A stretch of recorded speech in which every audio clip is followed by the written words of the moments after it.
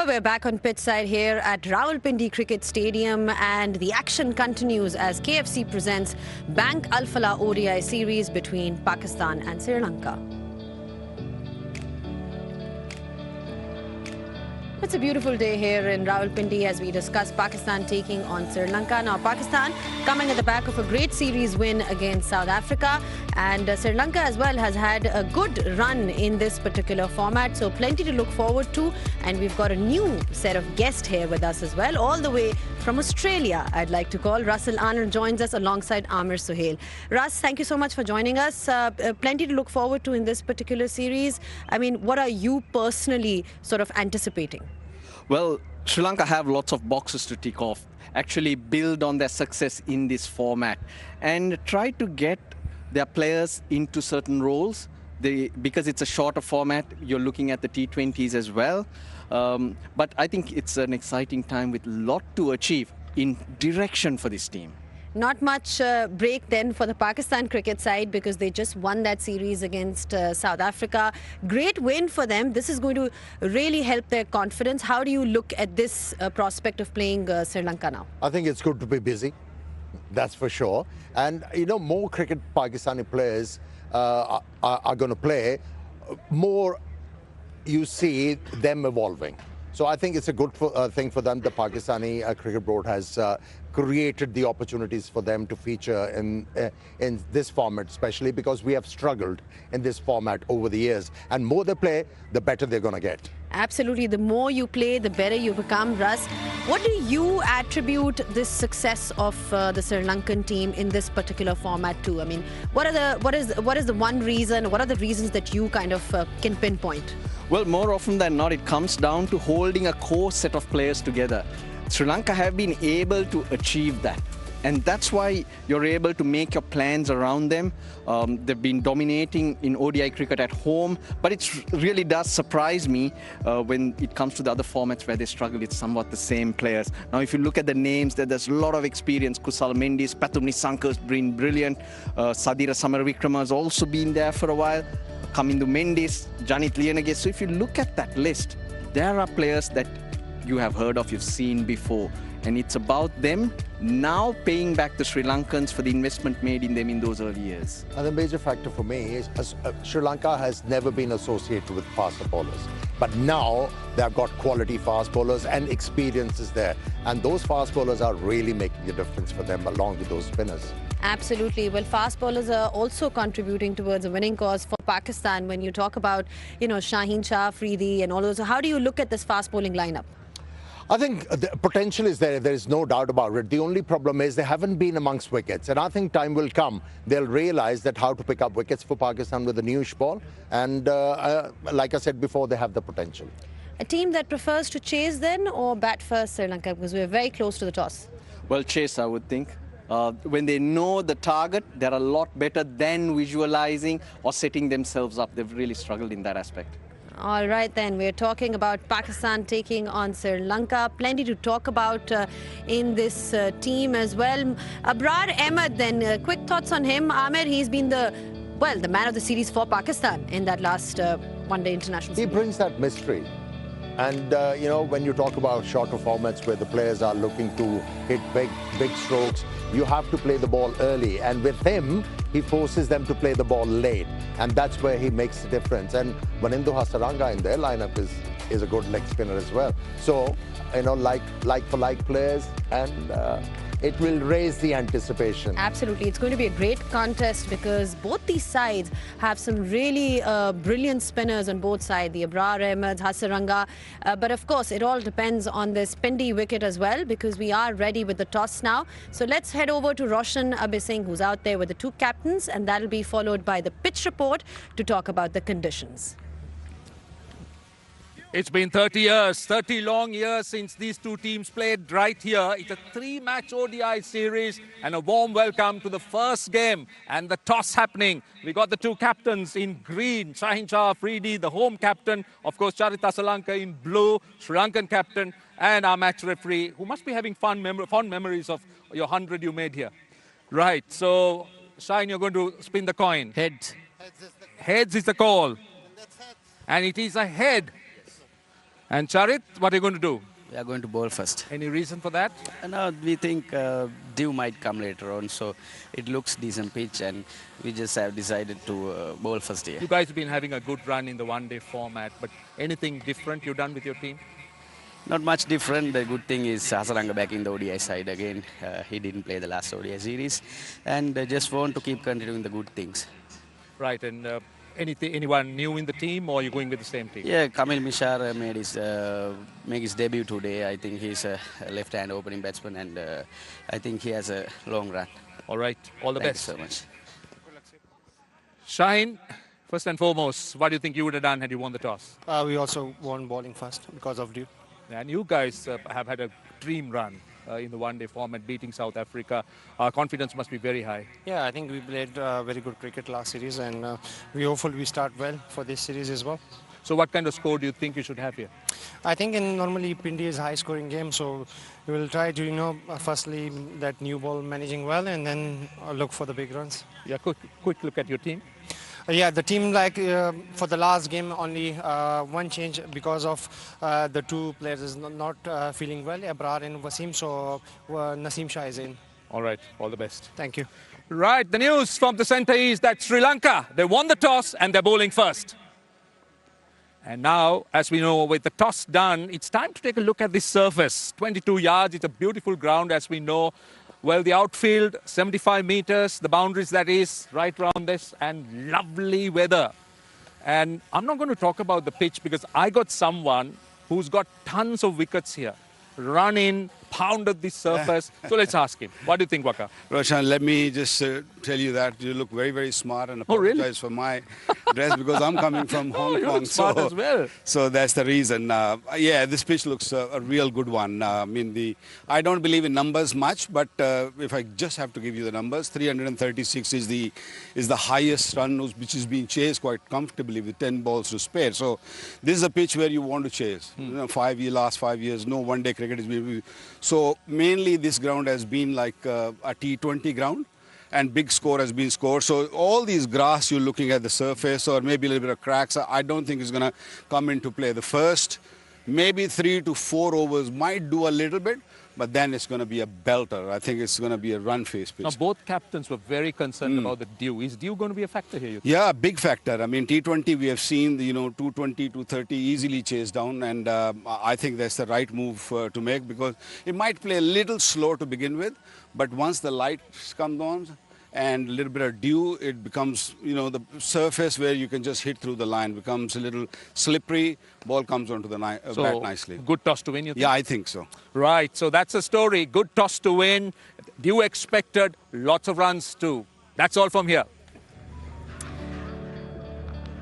Well, no surprises there about the conditions here in Pindi, always favouring the teams that are chasing. Then looking at Sri Lanka up first. Russ, what do you make of this side for these conditions? I like it. It's a well-balanced team. Pathum Nissanka has been in wonderful form across all formats, so has Kusal Mendis. But Kamil Mishara, he excites me. Debut for him, a 24-year-old, played T20 cricket, but this is his big opportunity. This middle order is also strong with Asalanka and Janit Liyanage. They are coming to Mendis, another player who's been very consistent and making an impact for the team. Then the bowlers, the two seamers in Chamira and Asita Fernando. They are effective with the new ball and also the older ball, and Theekshana and Hasaranga, and a little bit of mystery, if you may like. Absolutely. We love a bit of mystery, but that mystery option for us is missing today, Amer, because Abrar sits out because he's not feeling well. We've got Naseem Shah back in this lineup. How do you look at this overall combination? Still, the formation of the team is quite good. Given the conditions, given the state of the surface, I think Fahim Ashraf will be bowling more on a surface like this. And I think they have the resources to be able to defend a certain total. And batting-wise, I think Shaheen made a good point that we have to survive the new ball. And from there on, we'll try and put a big total in the board. That's the right thinking. All right, then we have to survive the new ball. You heard it from Shaheen Shah Afridi. We've seen quite a lot that the power play has been crucial in that last ODI series as well. So that's going to be key for both the sides. Who gets on top first? Who gets to dominate? We'll take a short breather here on pitch side. And when we do come back, we'll have a closer look at both these sides. So don't go anywhere.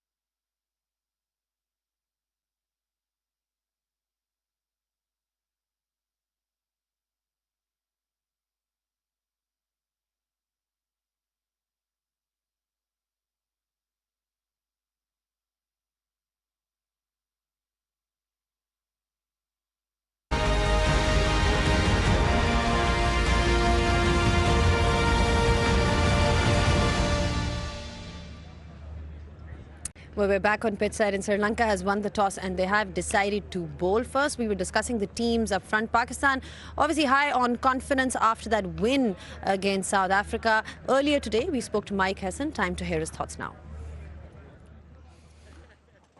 Thank you very much for your time. Pakistani fans are very happy and buoyed with the recent results. Are you happy or you are relieved? Oh, I'm sort of one of those coaches that are always looking for a little bit more. But I'm pleased. I mean, we always talk about winning series. And, although we haven't been perfect, we've fronted up at the right times. And winning series is something we haven't done for a while. So really pleased with that. But I still know there's work to do. Going with your answer, there should be some change in the strategy to keep on carrying on with this winning streak. Look, we're always trying to evolve, no doubt about that. And I think we're trying to get, one-day cricket is something we haven't really mastered, the last sort of year or so. After the series win in Australia and South Africa, we sort of went missing a bit. So we're back to a bit more discipline with the ball. And from a batting point of view, is just taking a little bit more ownership. You trance South Africa with spinning tracks. Sri Lankans, they play spin very well. Is there a tweak in the strategy or are you going along with that? No, I mean, very different in terms of T20 wickets. Obviously, with the World Cup in mind, we're happy to play on spinning surfaces. But in our bilateral ODIs, we'll play pitches that we think suit. So, we're back in Rawalpindi. You'll see the pitch today. It'll obviously have a little bit more pace and bounce in it. Thank you very much for your time. Well, Mike Hesson, always positive, and just talking about the evolution of the Pakistan cricket side, how they managed to win against South Africa and Australia last year, and then they lost their way a bit in the middle and now come back into form again. Ahmed, you spoke about, we heard it from Mike Hesson as well, that it's important to keep that positive attitude. Saim Ayub is definitely one player who's come up with the runs, which was expected of him. I mean, how do you see his evolution, the fact that he was struggling earlier on and had a good series against South Africa? He finally realized the importance of spending time at the crease. If you only learn if you play for the longest, if you stay at the crease, there is no point try to play your shots and get yourself out and sit in the dressing room. What we saw from Saim Ayub during that ODI series, he was willing to work hard for his runs. And he not only he was defending very well, he was leaving the ball very well.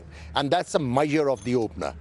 If an opener doesn't know how to leave the ball, he's not an opener. So that was refreshing for me when it comes to Saim Ayub. And his bowling is a great bonus for any side. He's a luxury. Where are we with the opening pair of Sri Lanka then? Because you do have somebody like Nasanka who's super talented, and we've seen what kind of skills he possesses. What about on the other end? There's been a couple of changes there. How are you looking at that particular spot? Well, a little confused at this stage because that partnership, getting an opening partnership together is really crucial, which allows the middle order to express themselves. That's how it generally works. You put the pressure on the opposition. Pathum Nissanka, well, there's no point talking about him because he's been absolutely brilliant. And he's one of those players who scores runs without taking risks, plays good cricketing shots. Now, Kamil Mishara, a youngster with heaps of first-class runs and runs in A-team cricket, gets that opportunity.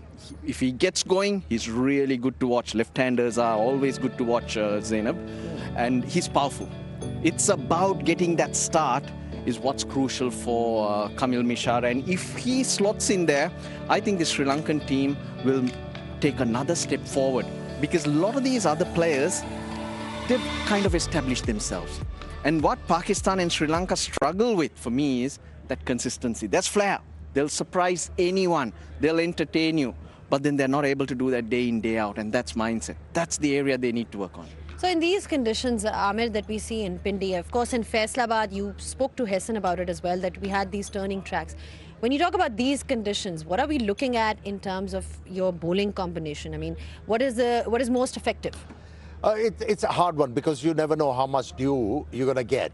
So I think when there is a chance of dew, you've got to have your lineup packed with fast bowlers because spinners, they won't have any control over the ball. So faster bowlers, they actually give you a chance to, bring something on the table. So that's where Pakistani captain has to look. Another thing Pakistan needs to improve upon, they have to find a way when they are batting first to get to 280 and 300 runs. I'm not saying they try to score 350 in this game.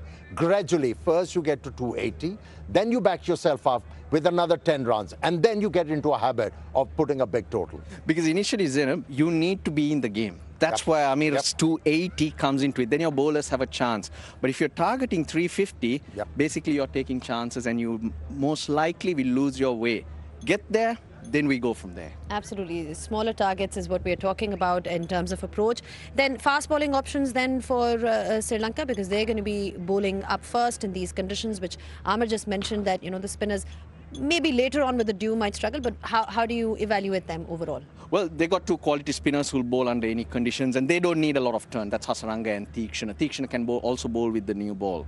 So that gives a bit of variety for Asalanka to use. But Dushmantha Chamira, he's got extra pace. He has been playing consistently, and that has allowed him to improve his game. He'll bowl in short spells right throughout.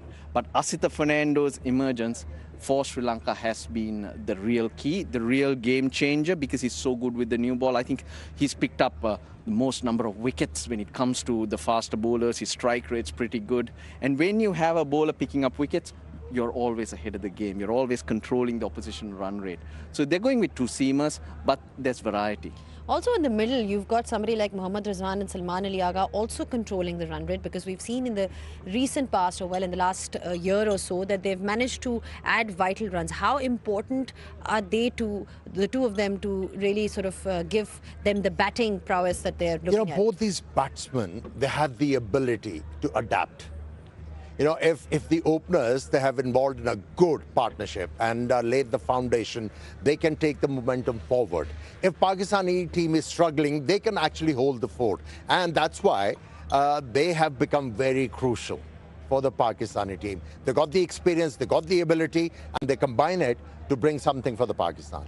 Okay, Sri Lanka is bowling first. What kind of target are we looking at where they feel comfortable, that this is something that we can this is achievable? I think 275, 280 is a pass score on this pitch. But as a team, you'd like to cut that down a little bit more. I think 250, 260 is what they'll be really comfortable with.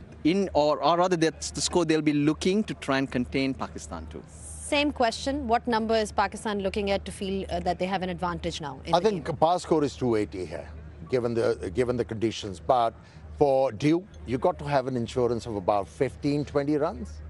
And then Abrar is not there. That's a big factor. That is going to be a huge factor, because he got 4 wickets in the last game against South Africa. Different conditions, obviously, but he is somebody that Pakistan has been relying in the recent past to give them those breakthroughs in the middle. The crowd, well, it's building up right now here in Rawalpindi. We had some great crowds in Faisabad. We'll take a short break.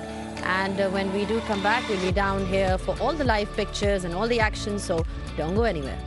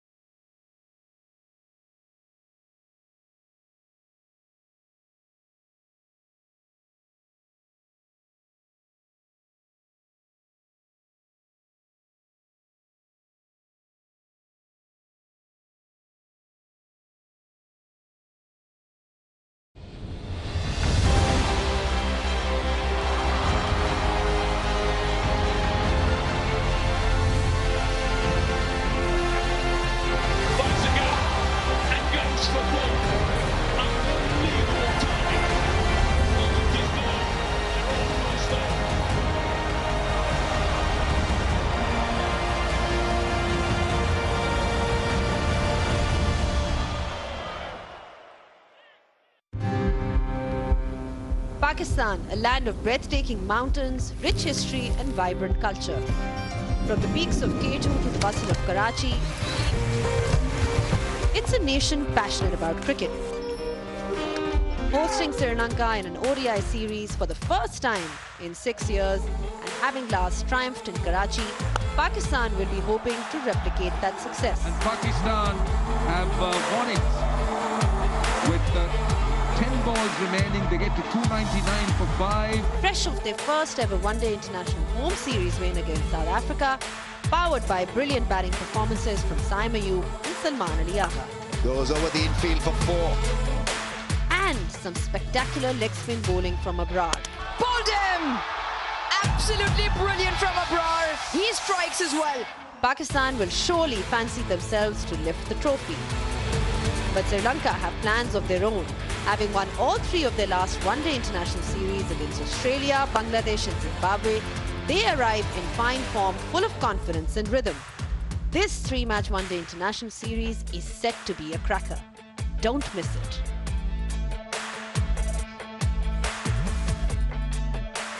A very warm welcome to everybody joining us on this 3-match ODI series. We are live at the Rawalpindi Cricket Stadium. And it is the Bank Al Falah 3-match ODI series between Pakistan and Sri Lanka. Right, let's try and show you what the schedule is like. It's a 3-match ODI series and all games will be played here 11th, 13th and 15th of November. And interestingly, a one-day game between Sri Lanka and Pakistan happening after 30 years. So that's been a long time waiting.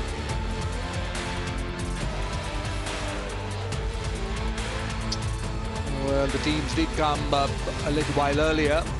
Pawan Ratnayaka, a very promising young man. Sri Lanka team full of confidence, experience. So are them. The Pakistanis led by Shaheen Shah Afridi after that grand win over South Africa, beating them in that ODI series. So both teams will be very confident going into the series. And quick look at the surface, looked a good one actually, and lots of runs on it. But the dew was always a factor, and the teams were concerned about it. And well, I can tell you that the toss was going to be very interesting. That looks quite flawless, isn't it? And the toss was quite interesting, and the Sri Lankan captain had no hesitation. He had absolutely no hesitation because he thought it was due, and Sri Lanka decided to bowl first. Right, let's show you the team sheets. Wakayun is with me. Waka, your thoughts on the Pakistan team? Hello, Roshan. Welcome. And Pakistan made one change from the last game Pakistan played against South Africa.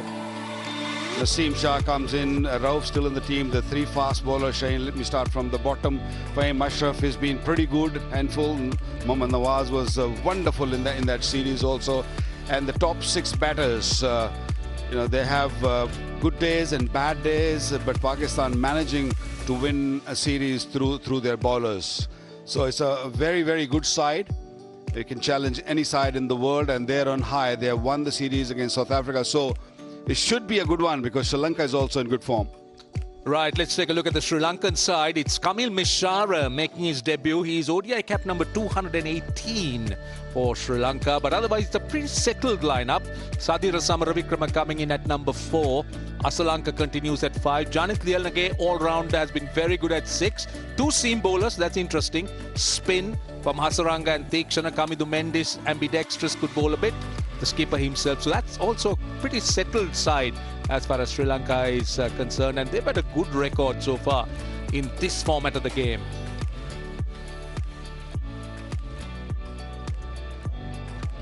Right, they're coming out. So as it happens, the anthems are played and the players are lining up for the national anthems. That's the Sri Lankan squad and contingent. The coaches and the players, they're just settling in. They're quickly coming in. And we will have the anthems very soon. Right, we're all ready for the anthems. And let's listen to them.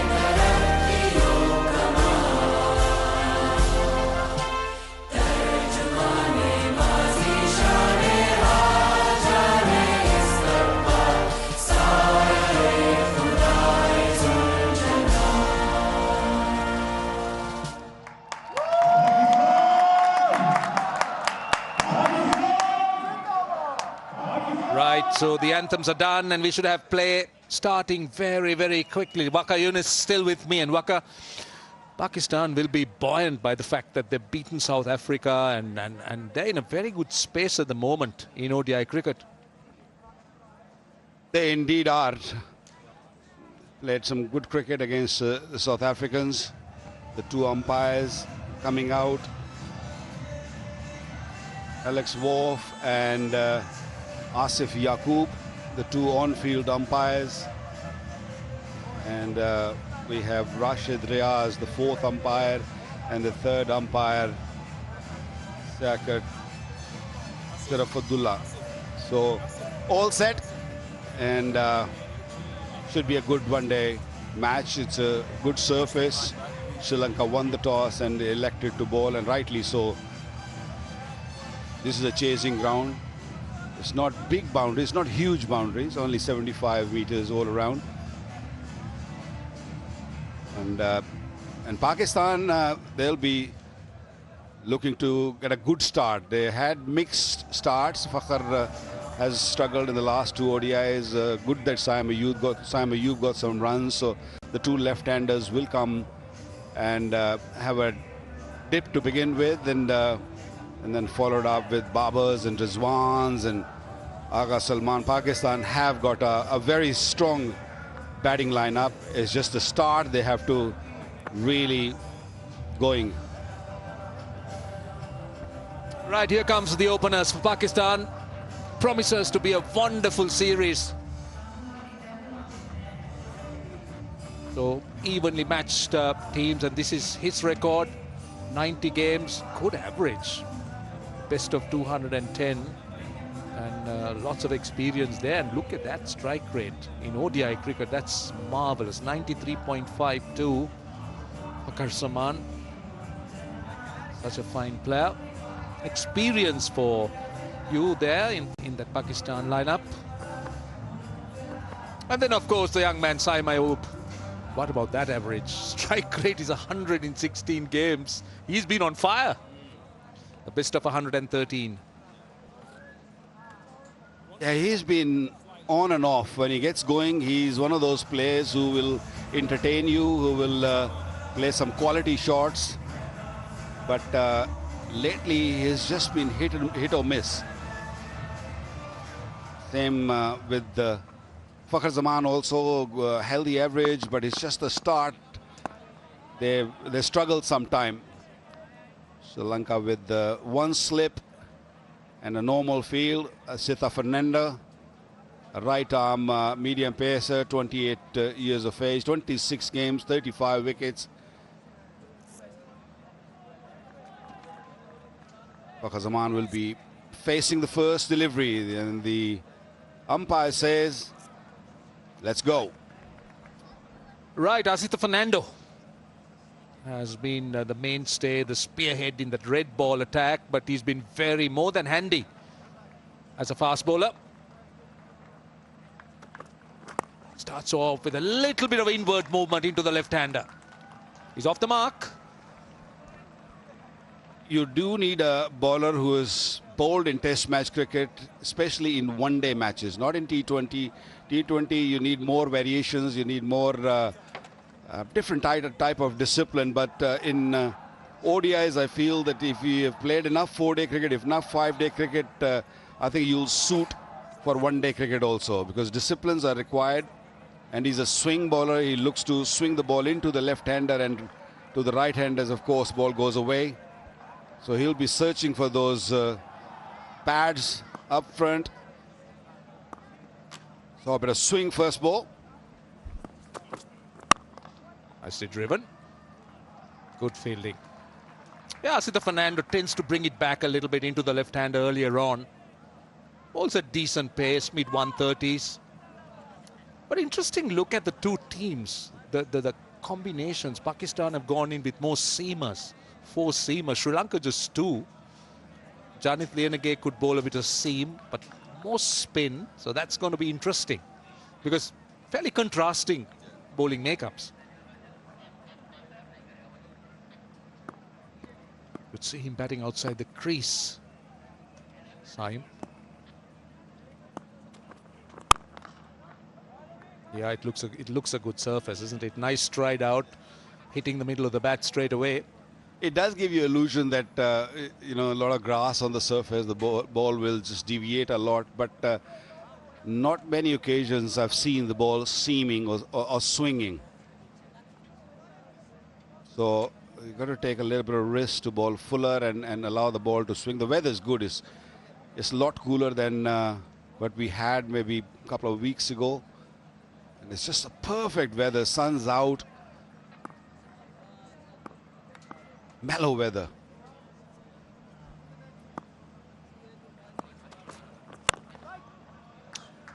Look at the ball wicket to wicket, and we've seen him bringing the ball back into the left-hander. That's his general stock delivery, that he takes it away from the right-hander, Asita Fernando. But he will keep attacking the stumps all the time. Yeah, talking about the weather, it's lovely, isn't it? It's beautiful. Excellent, excellent for cricket. When was the last time, Roshan, you visited Pakistan? It's been a while, isn't it? It's been a while, but I always come when the weather is fine. Yeah. We always welcome you in a good weather. Not a rainy weather. Yeah, it's very mellow. The sun is blazing down. It hits you, that sun, but because there's a little cooler weather there. Oh, this one close. Maybe just slipping down. Got to be very watchful when you're playing with the angle bat. You got to look to play straight. I think it might have just pitched outside the leg stump also. Yeah, that's what I thought. Looked outside the leg stump to me. Sri Lankans were just half-hearted. No, in fact, pitched in line, maybe.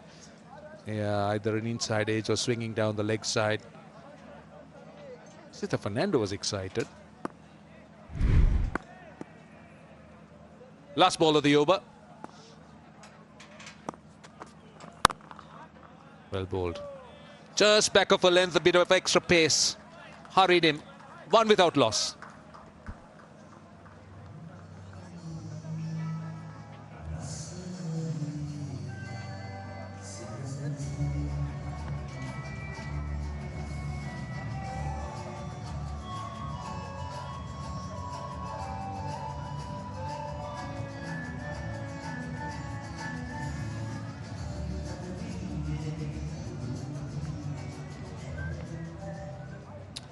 One without loss. Put into bat. Pakistan. Another look at that LBW. Ah, there you are. You could see that that's an inside edge. So that's why umpire Alex Wolff wasn't too interested in that appeal. But otherwise, it looked a good shout. Dushman Chamira. He's been good. He's managed to keep himself fit. That has been one of his problems. He's been kind of in and out. But he's now played more regularly for Sri Lanka in the white ball format. Yeah, this should be a good matchup. Chamira against Fakhar. Fakhar likes a bit of pace. Yeah, good start. Very good start. Good delivery and very good batting. Just made sure that you run those singles, hit it in the gaps. Just keep the scoreboard ticking. Just keep rotating the strikes if you're not getting loose deliveries. 50 over cricket, you don't have to rush. You can take your time a little bit and then maybe just go on. But Fakhar, with the nature of the beast, is he likes to get on. Soon you will see that he'll come out with a shot which you will not expect. But that's the way he plays. Saim has been very good. Young man, I think he's already made a mark for himself on strike. See, one thing good about these two Sri Lankan opening bowlers so far is that they have been at the wickets. They've always been challenging the stumps. Asita has swung it back. The first two deliveries have been wicket to wicket. Sri Lanka obviously going with that plan.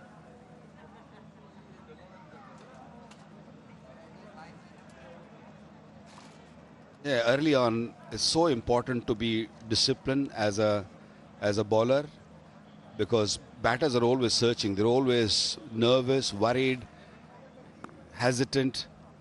So the crucial bit is to just hit those lengths. Just don't give them easy, loose deliveries. That's a good delivery once again. Just the inside part of the bat will fetch Saim too. But not a bad delivery. He's pushing it up there. Yeah, the lengths are so important, isn't it? There's very little movement for the faster bowlers. We've spoken about how good this surface is. So whenever or whatever they could get out of this newish ball is what the Sri Lankan fast bowlers are after. So they're going to go full. They're going to bowl wicket to wicket.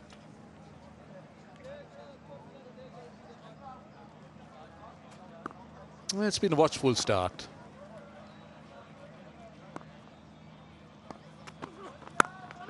Oh, lucky. That time went off the outside edge. For a moment I thought it was uppish, but very much in the gap. Was pushing at it. That ball left the left-hander. Sri Lanka very conservative. They didn't put a second slip in. Yeah, very, very fine delivery. It wasn't there to be driven. Saim was pushing at it. Only one slip. I would have put two slips there. Because you got to pick up wickets. This is the surface. If you don't pick up wickets early on, you know, you might just struggle later.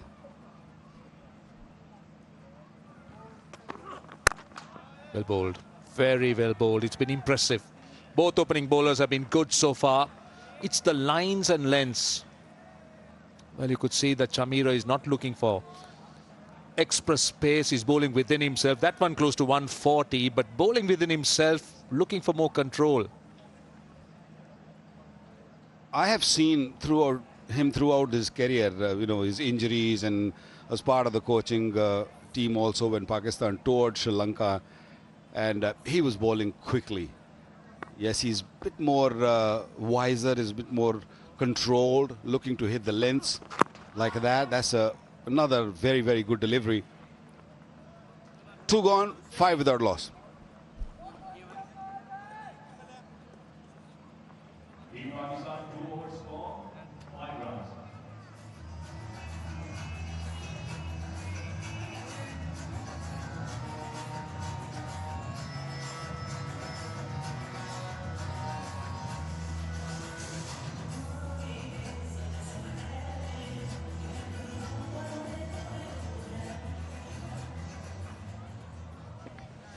Let's look at the two teams. Sri Lanka going in with Kamil Mishara, giving him his ODI debut.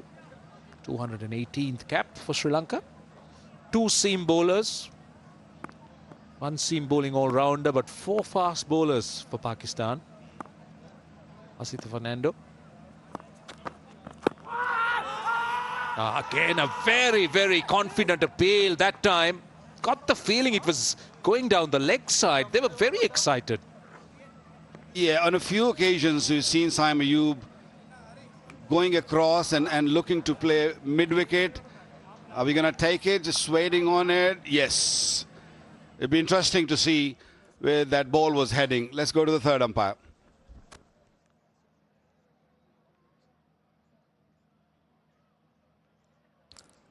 TV umpire to director, we have a player review for LBW. On-field decision is not out. I've checked the feet placement and it's a fair delivery. Let's start with front run, please.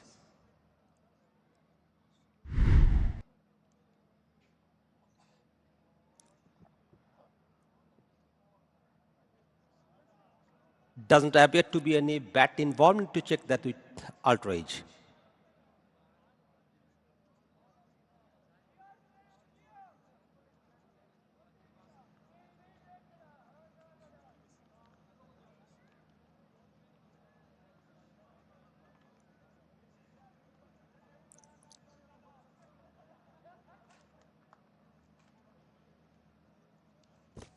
Alex Altroid is building. Stand by.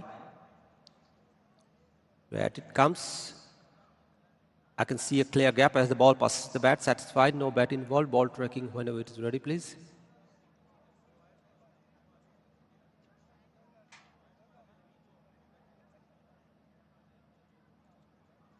Original decision is not out and the ball pitching outside leg.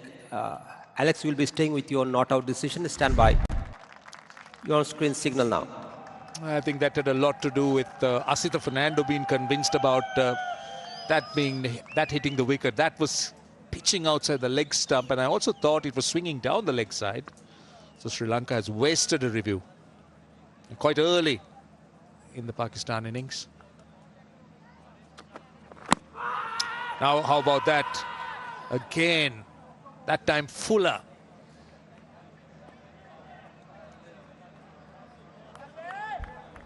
Straight away, the wicketkeeper says, no, not this time. We have already wasted 1 review, cannot afford another one. He's just straight away saying, taking his right hand out, suggesting to the captain and the bowler that this is going to slip down, it's not going to hit the stump, so no point taking another review. But he's bowling really well. Pakistani batters living dangerously. Planting their front foot across and looking to hit through mid-wicket. I think when the ball is swinging, the best way to go is to just play with full face of the bat and just wait. Don't have to rush. He's getting movement, but he's going down the leg side. He's bowling more middle stump. That delivery outside the leg stump and just kept swinging. I think he's got the right idea that he's looking to target the stumps, looking to go full. But just outside the leg stump that time.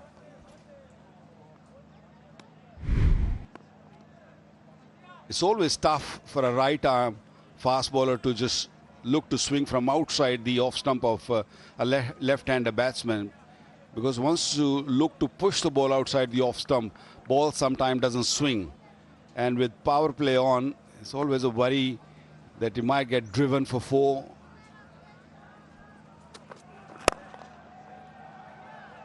Very lucky, very lucky. This was the first ordinary delivery from Asitha, and Fakhar couldn't take advantage of that. I thought that was 4 written all over it. Really friendly delivery on the pads, and there was nobody behind mid-wicket. There is a man at square leg, so get it into the gap. That's a boundary. The problem is when the ball is swinging, you're not worried about the gaps. You're worried about just keeping your pads out of the line, and then you forget sometimes that you have to pick up the gap also if you get a loose delivery. It plays in your mind when this sort of swing's going on. Oh, good delivery, very good delivery, very fine delivery. Using the bouncer very nicely, although the fine leg was inside the circle, but really surprised Fakhar. I think it's a good change-up. He was looking to go full. He was seeing that Fakhar was looking to come forward, and then immediately pushed him back with that short delivery. Yeah, rushed him as well. Surprised him with a bit of extra pace. Yeah, cramped him also, because Fakhar was in no position to play that. Could have easily taken his glove.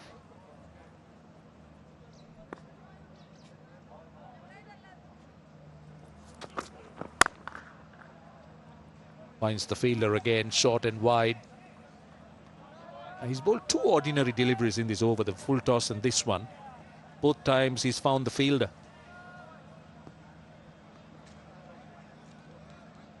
He's missed out twice in this over.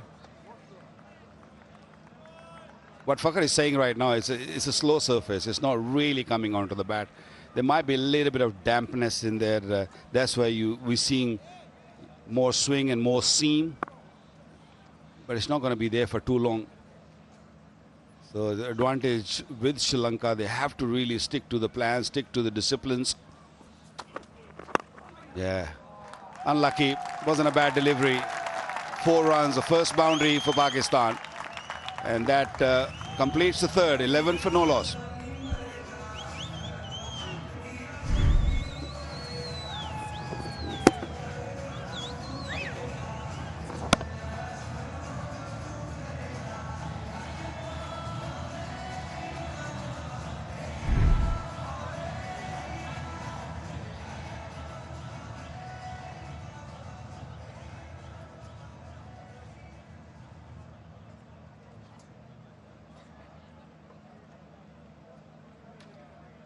Right, what do you think of that batting lineup? Babar Azam, Rizwan, there's Salman. It's a pretty strong batting lineup, isn't it? With the all-rounders coming in as well. Babar at 3. Was out of the side for a while, but back in, Babar Azam.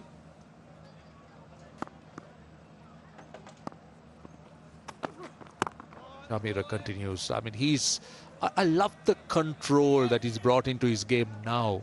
As you were speaking about him a little while earlier, or at least earlier on in his career, where he was more out and out pace, but now he's bowling at a good pace around the high 130s to 140.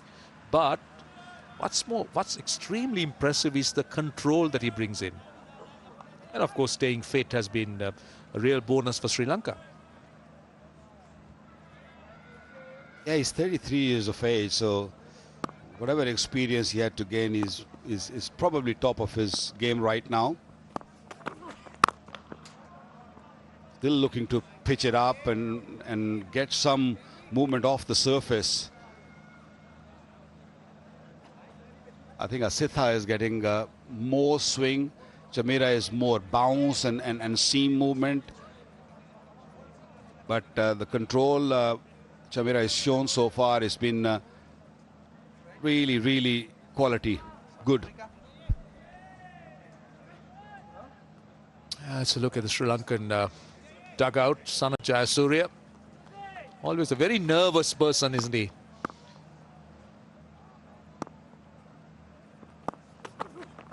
Oh, well bowled, well bowled. Lovely length. And that delivery held its line. Went past that outside edge. This is brilliant bowling. When you're a seam bowler, it becomes harder for the batters because you don't know which way the ball's gonna go. He played it inside, ball landed on the seam and just moved away from Salman Ali Agha. And this is the hardest delivery to face for any batter. Bowling in limits, is not really pushing too hard. Bowling round about that 135, 138 margin line. Bowling beautifully.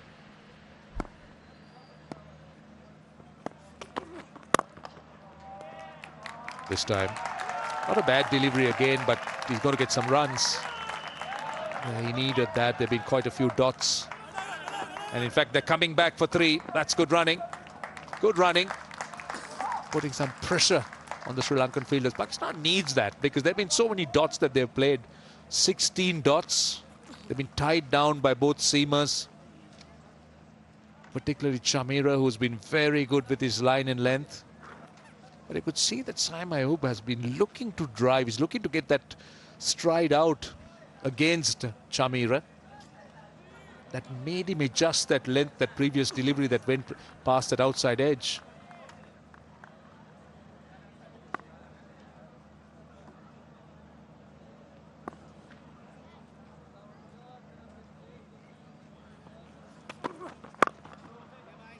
You see that his line has been impressive. Absolutely impressive, the lines and lengths. Pakistani batters are in no rush. We've seen it in the South African series also. Salman Ali Agha has been looking to take more time. 68% dot deliveries he's played against South Africa. In the power play, 65 runs he's only scored. Strike rate 84, so it's not great going. Got to be a little bit more aggressive. Use your feet at times. Take a bit of risk. Another good over. 4 done, 14 without loss.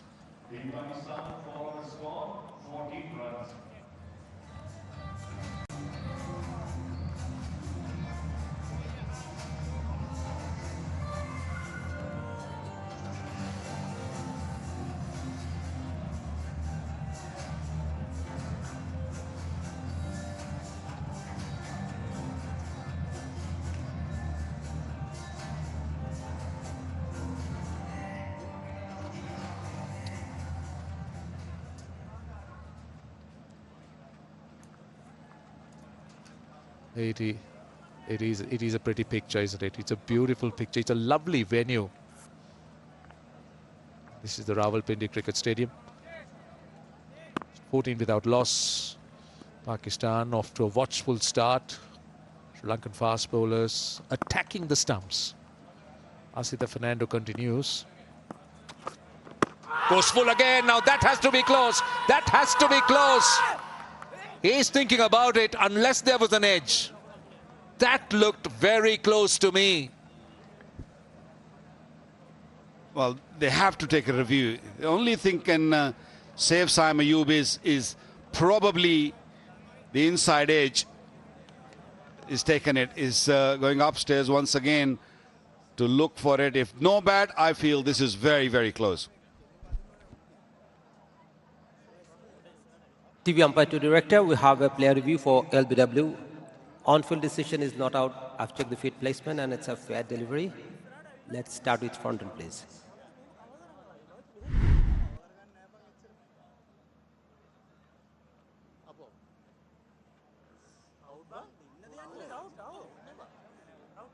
Just roll it once again.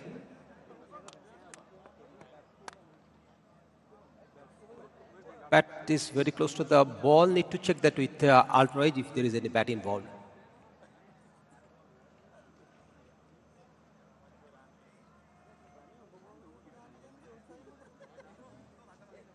Roll it through. Satisfied. Ball has hit the boot first. No bat involved. Need to check with ball tracking now.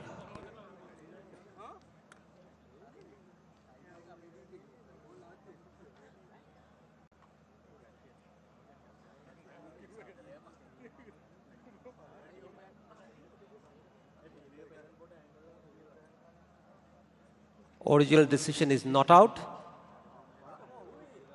Ball impact in line, wickets hitting. Alex, you need to change your decision. Stand by. Your screen signal now. I thought that was plumb. That looked very good, and the Sri Lankan review was justified. Very good review by Sri Lanka. Saimayu goes very early for 6. Pakistan 14 for 1.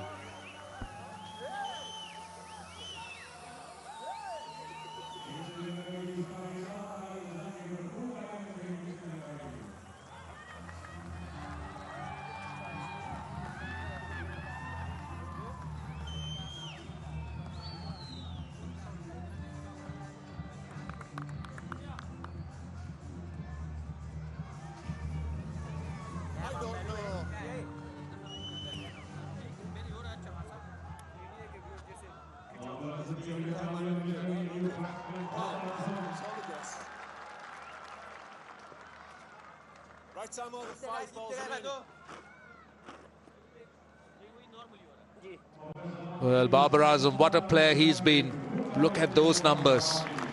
Strike rate just under 90, average over 50, over 6,000 runs.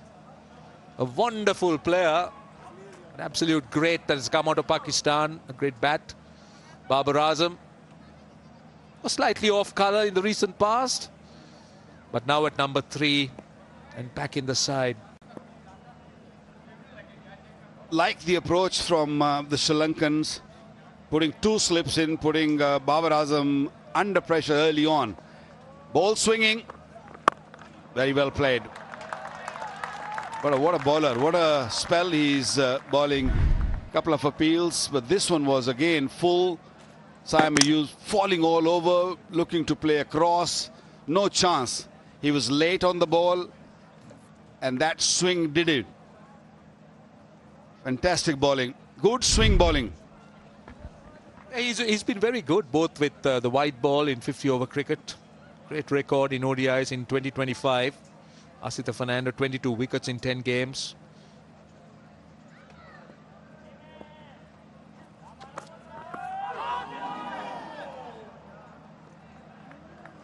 What happened there? Another very, very fine delivery. Did he hit the pad, or he just missed it completely, going wide of the crease? Great seam, because it just missed the outside edge. And that off stump also.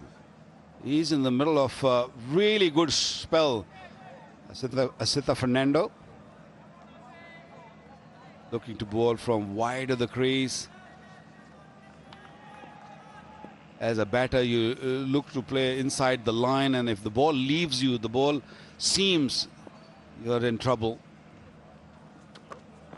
Another fantastic delivery. Babar Azam very watchful, very careful.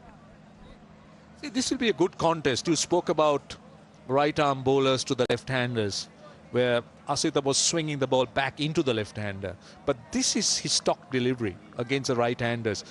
Keep challenging the outside edge, and the odd delivery would hold its line just like that. But the previous one that you spoke about that missed everything was perfect, pitched and moved. So this will be a good contest. So I'm not surprised that those 2 slips are in for the right-hander.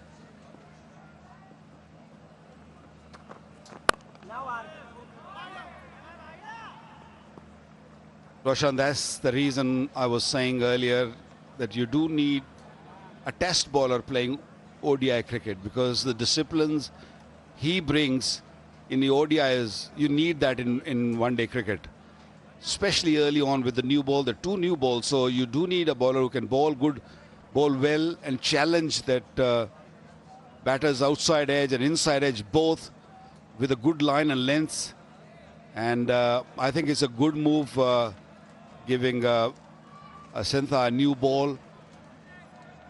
He's just in the middle of a very fine spell. Another very, very good delivery. He's just bowling that 4th stump, 5th stump line. 5 gone, 14 for 1 Pakistan.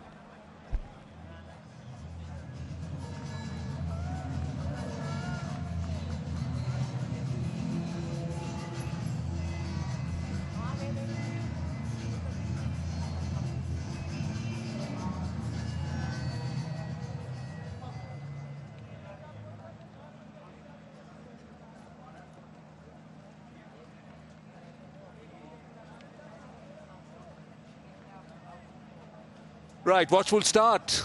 But Sri Lanka has struck first blood. Time the batter dismissed by Asita. Chamira.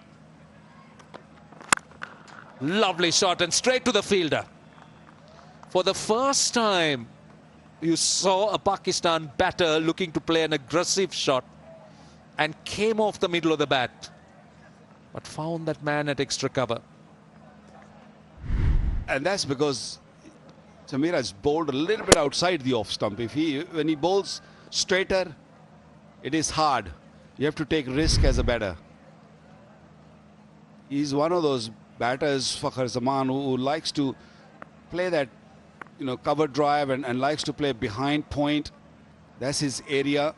So just keep it straight. Again, a little bit fuller, a little bit slower this time, I felt. Last 20 deliveries, 18 has been dot. Only 2 scoring shots Pakistani batters have played. So that clearly indicates and shows that how good these 2 new ball bowlers have bowled. I think it's quite clear what Sri Lanka is trying to do. They're looking to attack the stumps.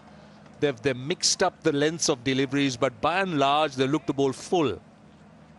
They found that seam movement, a bit of swing in the air to their liking. And there you are, you could see either full or just back of a length. And that tight line, either wicket to wicket or that 4th stump line, is always a challenge as a batter. I don't mind batters taking time in ODIs, but the only issue I have is that when you go in the shell and not really scoring runs or not rotating strike also, then you suddenly lose a wicket and the new batter comes in. There's more pressure on him. Like Babar now, he's faced 5 deliveries. He's been very careful, watchful, because it's been great bowling. So you have to find a way to counter-attack at times. Yeah, I think what you say makes a lot of sense about batters taking time at the top. But I also believe, again, as you say, the rotation of strike, looking for those singles, just making sure that there is some momentum, rather than just going one way about just playing dots and looking to survive only. And as you correctly said, you lose a wicket, then the newcomer, he's under a lot of pressure because the bowlers are already controlling things out there.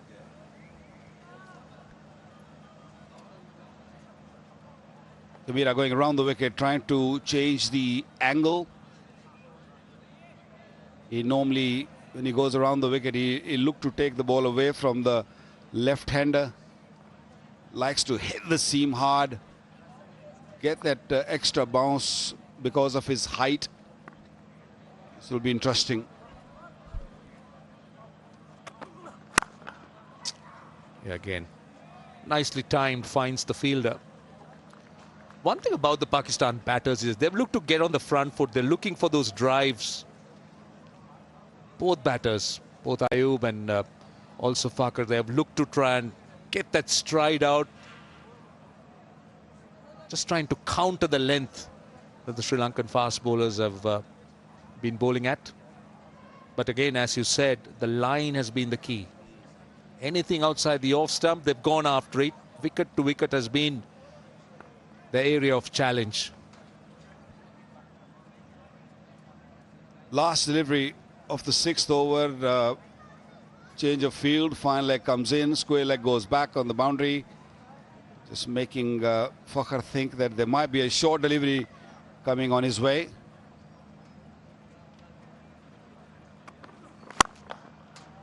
Again hitting the fielder, maiden over, 14 for 1 Pakistan after 6.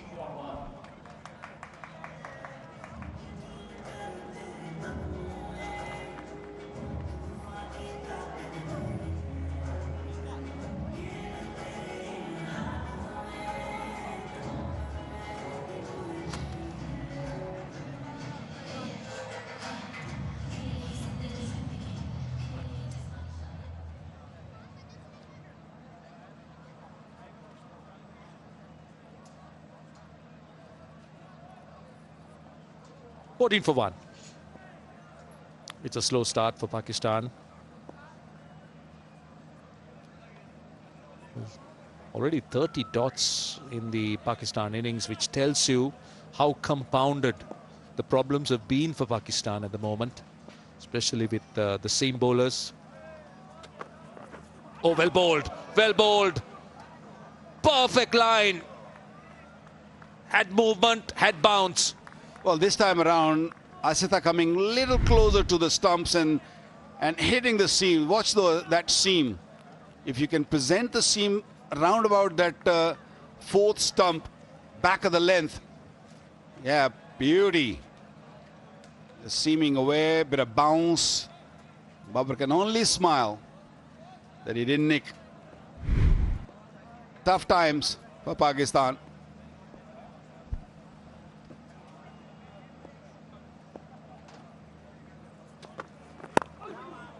You spoke about the surface and you spoke about how good it will get as you go in.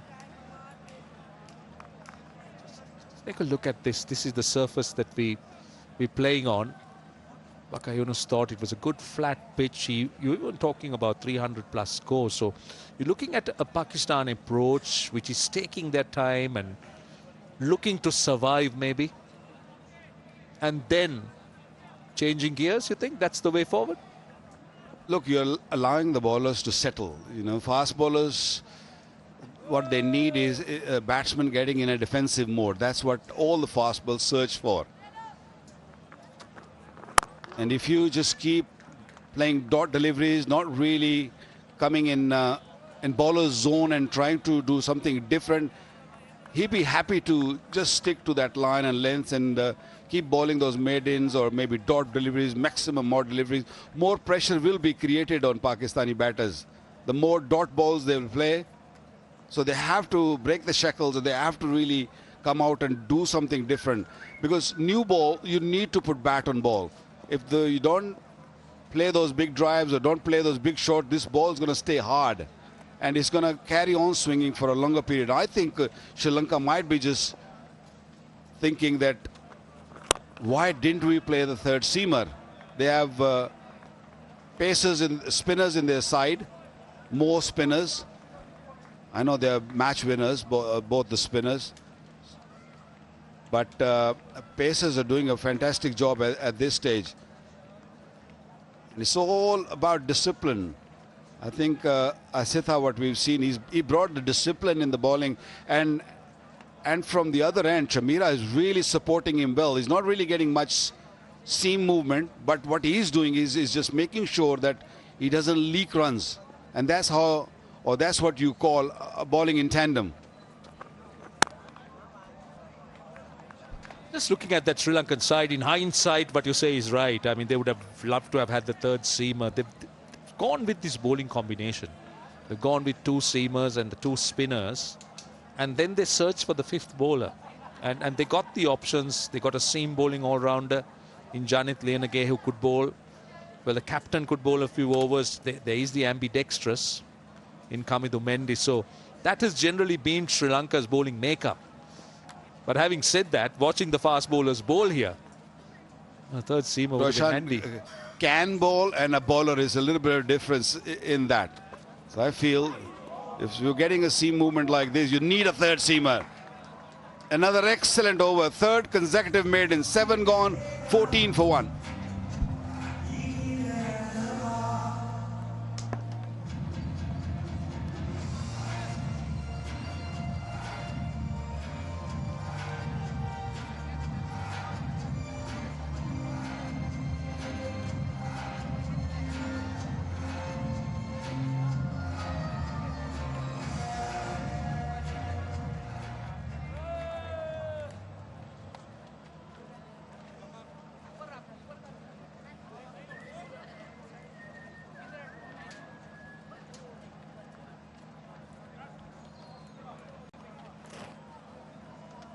A bowling change. Mahesh Tikshana replaces Dushmanta Chamira. Wonderful start by the two seamers from Sri Lanka's point of view. Charita Salanka won the toss. Sri Lanka preferred to chase. And the conditions here also dictate that you do look to chase. Last 20 balls, Amir, that's since the wicket fell, or just before, no runs have been scored. Yeah, it shouldn't perturb both the batters because this surface is good, and when you talk about Babar Azam's ability, he can easily make it up. Yes, they've been tethered because of some good bowling. There is no doubt about it. The new ball has been bowled with ultimate control. Didn't offer anything to the Pakistani batters. Slip in place. A run after 21 balls for Pakistan. Doesn't look like there's too many demons in this pitch. As Waqar did point out, just a little bit of seam movement. Yeah, but there is inconsistent bounce. The bounce is not true, and that's what has worried Pakistani batters. That's why they've been very watchful. Now Babar is looking to establish himself out there in the middle, and we all know once he establishes himself, he's mighty dangerous. But anyway, it's good to have you in Pakistan, Russell. Good to be back after a while. Lots of memories here in Pakistan in the past, in our playing days. Don't talk about that 6 you hit me. 1 6 in my career in Peshawar. And Pakistan's always been a place Sri Lanka loved to come and play cricket. 1996 World Cup final. Won out here with all of Pakistan cheering Sri Lanka on. And hence it's always been a special place. You guys reciprocate as well. Traveling to Sri Lanka, all the Pakistanis.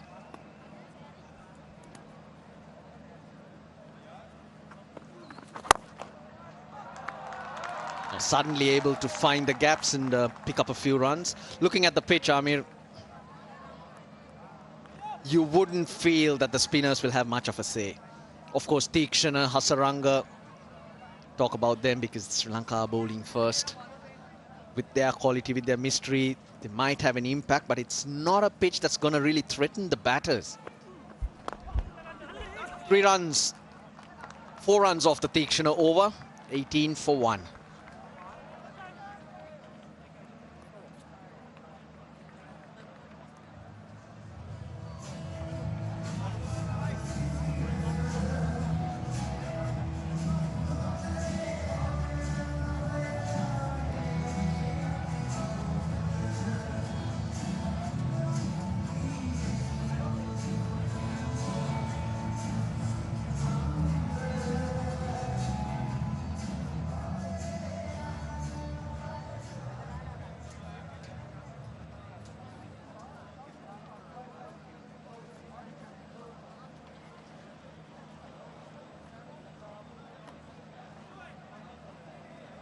ICT. We are in Islamabad capital territory. Rawalpindi in the outskirts of Islamabad, the capital of Pakistan. Asita Fernando gets a 5th over. 2 slips away. Just the right move. He's been getting that ball to go past Babar Azam's outside edge. Little too straight this time.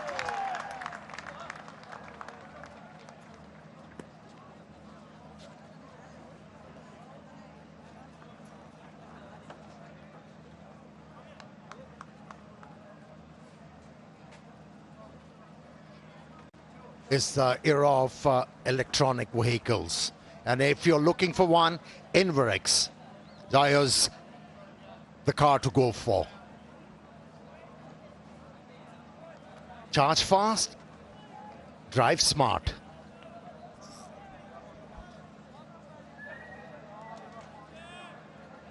Yeah, to further your point, on a pitch like this, as a spinner, you do need to do a lot of things, variations and all that to invigorate a batsman, not like a turning track.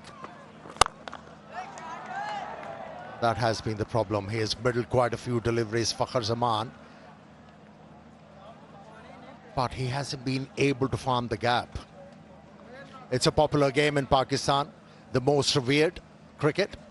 And look at those posts in the distance. Australian footy, AFL. Two large sticks and the side sticks, you got to try and get the ball in between. 6 through the 2 centre poles. Very popular sport. Only in Australia though. Getting popular in Pakistan. We are a supporting nation, yeah. So. Kidding me, aren't you? No, I'm not. You're very athletic.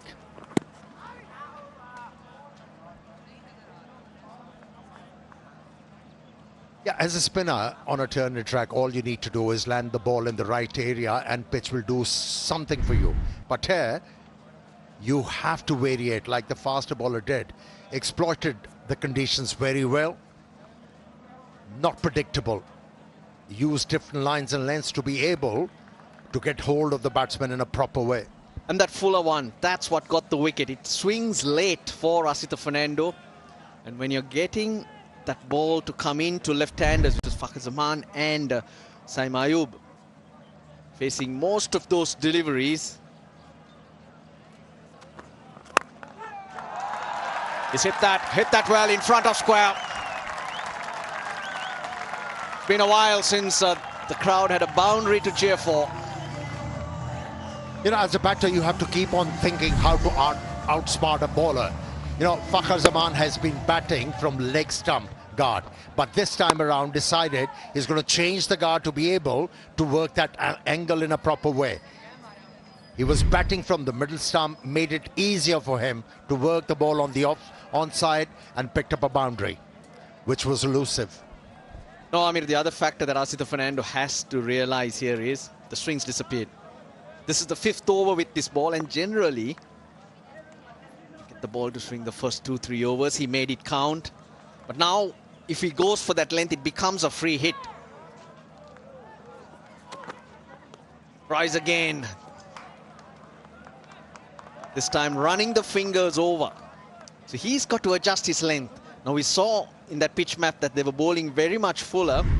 It's got to become slightly shorter to adjust to the lack of swing now. Yeah, that's a problem with faster bowlers who are diminutive in their height. To land the ball back of the length. One thing you associate with them is to float the ball up to the batter to be able to get some swing. But I think that'll be a big ask from Asita to bowl back of the length and still trouble batters.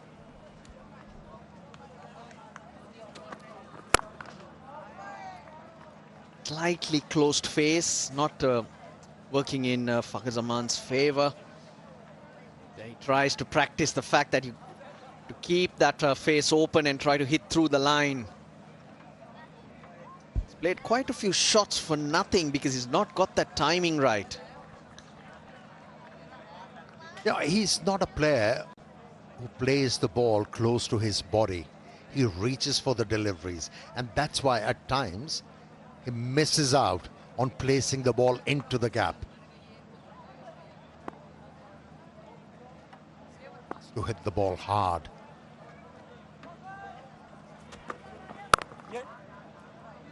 Six runs off the 9th. Pakistan are 24 for 1.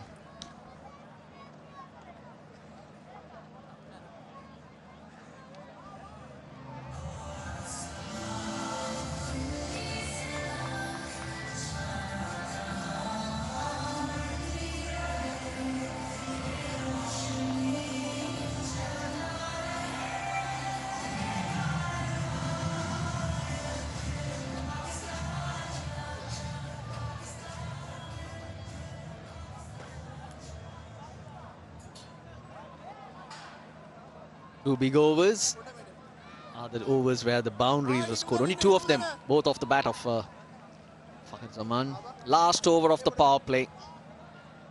Sri Lanka will feel his bowlers have done a very good job for him. Usually Sri Lanka go on to pick up 2 wickets at an average in the power play. Only 1. Now, as these 2 batters have now taken time play themselves in. Babar Azam 12 of 25. Babar's faced 16. 4. Slightly short, and Babar carves it through the offside. Yeah, at times as a batter, you have to bide your time to be able to warm up for the job and wait for an opportunity and then pounce. From there on, as a batter, you need to pressurize more by improvising, by taking a bit of chance. And you also have to look up and plan your innings. There's another 40 overs to come. You also look up and see what Sri Lanka have to offer. That fifth bowling option, part-timers in good batting conditions, you can really take to them. So these two playing themselves in, gaining a bit of momentum will be to Pakistan's advantage, because Asita Fernando's bowled 5, Chamira 3. So Sri Lanka will struggle to go back there. Now he's got Hasaranga to come in, and then 10 overs, at least 10 overs between Kamindu Mendis, Janith Lienage and himself. Now that's a situation or opportunity for Pakistan to catch up and put pressure on the Sri Lankans. Now calculations are the must. If you want to meet success, regardless whether you're a bowler or a batter. You need to be one step ahead of the opposition. End of the power play 1. Pakistan 28 for 1. Well, Sri Lankan captain won the toss and decided to insert Pakistan in. It was all about the fast bowlers, bowled with a lot of control, and then Asitha was rewarded for his hard work. He removed Salman Ali, but Babar Azam and Babar Azam has shown a lot of defiance.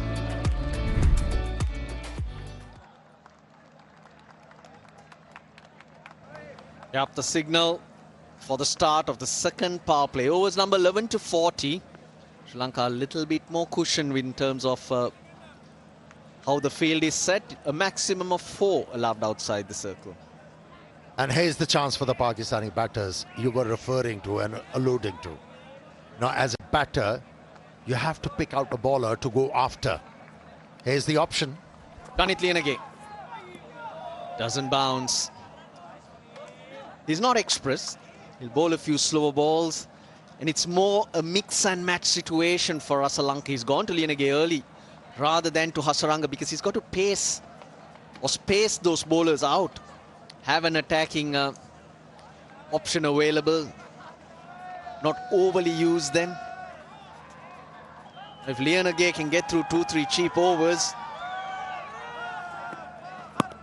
Oh, big shout, big shout. Nothing from Worf. Just the one review remaining.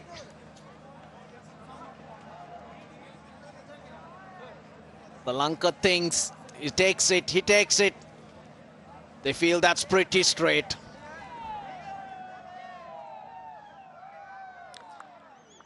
TV umpire to director, we have a player review for LBW. On-field decision is not out. I've checked the feet placement, and it's a fair delivery. Let's start with front row, please.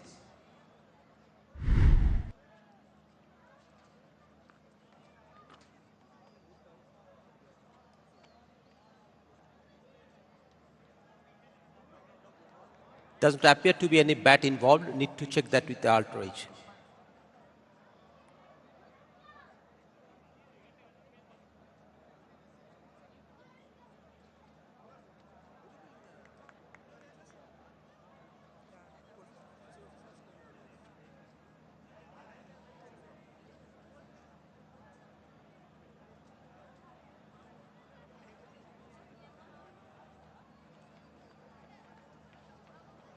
Outrage is building, Alex.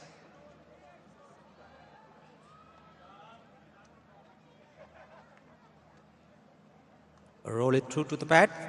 Clear gap as the ball passes the bat. Satisfied, no bat involved. Ball tracking whenever it is ready, please. Original decision is not out and ball pitching outside leg.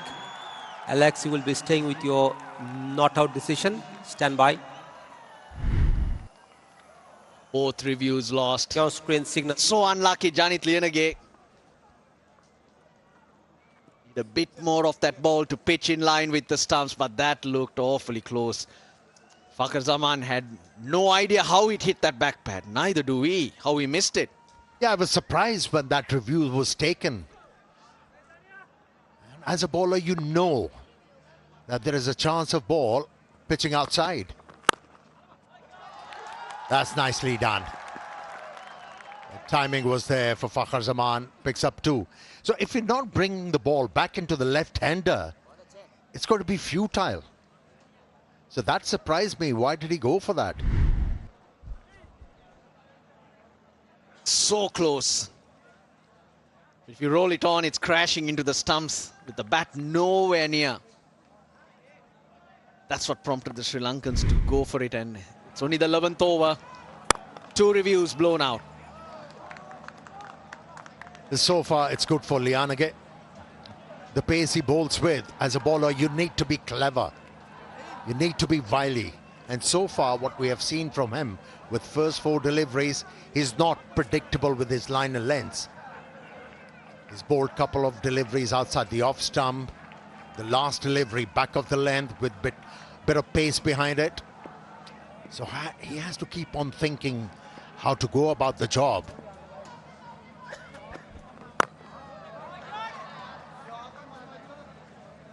Look, it just doesn't seem it's easy to hit through the line. The ball seems to be holding up a bit. Some skidding through, variable pace and bounce on offer. That's what Babar seems to be telling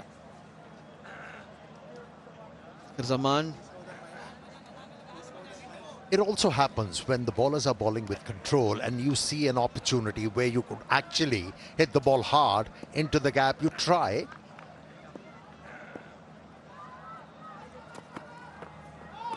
You actually try to hit the ball very hard and you miss out. It's 31 for 1.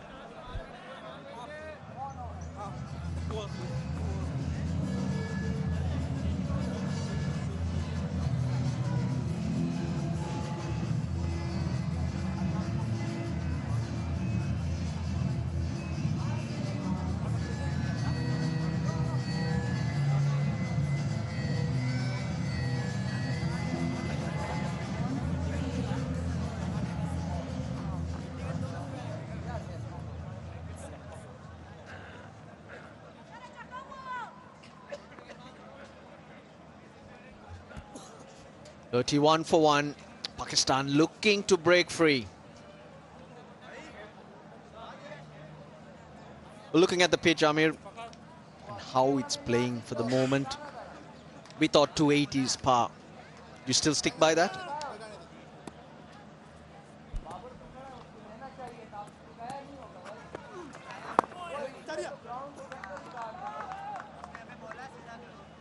Yes. Because we haven't seen the ball turning a lot, and Pakistani batters, they are so attuned to play on such surfaces where there is inconsistent bounce. It's a flicker-free moment. At the moment, Sri Lankans are enjoying it. Download the app now and get the insurance you need on your fingertips. The ball is coming onto the bat quite nicely. The reason why at times we see batsmen mistiming the ball, because they're trying to hit the ball very hard rather than timing it. And that happens when you are under pressure. You have played so many dot deliveries. The only disadvantage for Pakistan at the moment, Amir, is that the batters can't use their app. They got to only rely on their timing. Phones are not allowed out there.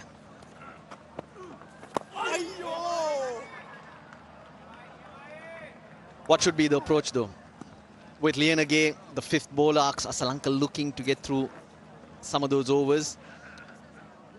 Do you take a chance? Is it the moment you seize to put some pressure and give Arslan something to think of? Or do you just keep going like this?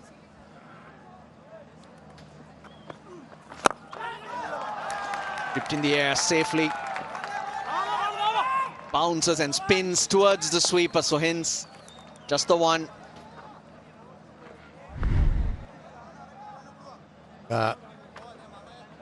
Two reviews taken, both exhausted because the ball clearly pitched outside the leg stump. That first one was an awful review, but I can understand why they went for that second one. Okay, tell me why. It was a lot closer. I did think that probably it was in line, so I was wrong there, but by millimeters, Amir. You're getting old, Russell. One thing's for sure, I will not be overtaking you. I will always be much younger, Amir. Yeah, you will always be a kid. Runs are flowing now for Pakistan. Another boundary. Second boundary for Babar Azam against Tikshana. Good way to end the over, 38 for 1.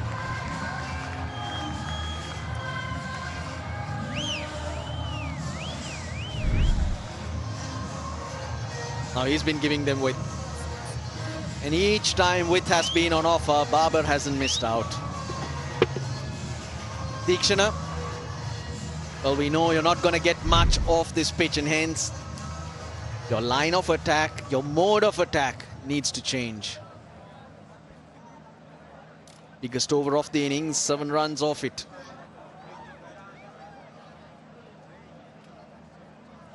A with his second.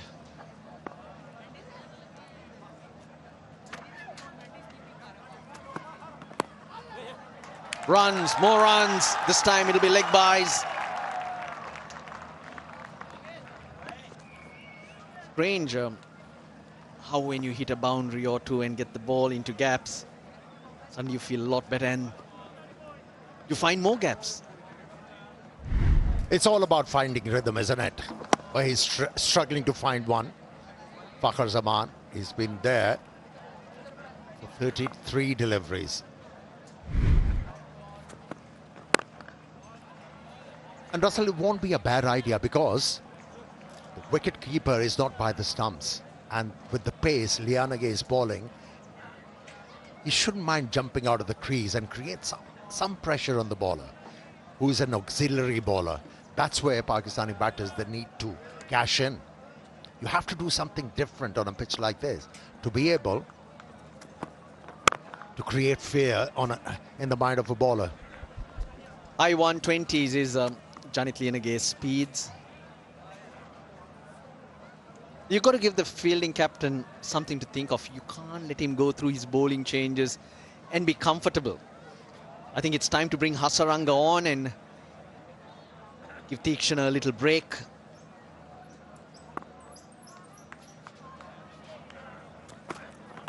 There we go. Just what you were talking about.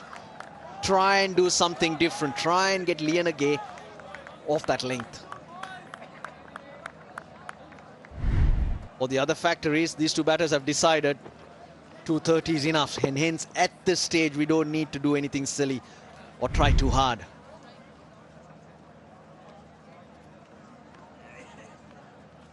But a lot of talk of both captains at the toss mentioned the due, and hence 230. You would think under such conditions will not be enough because the ball will slide on. Yeah, when you talk about contemporary cricket, 6 and over is easy. Batters are so attuned to achieve that. Almost 40 overs are left for Pakistan. At 37. If you score with a rate of 6 and over, you still have a chance to get to 280. So it's all about being intelligent.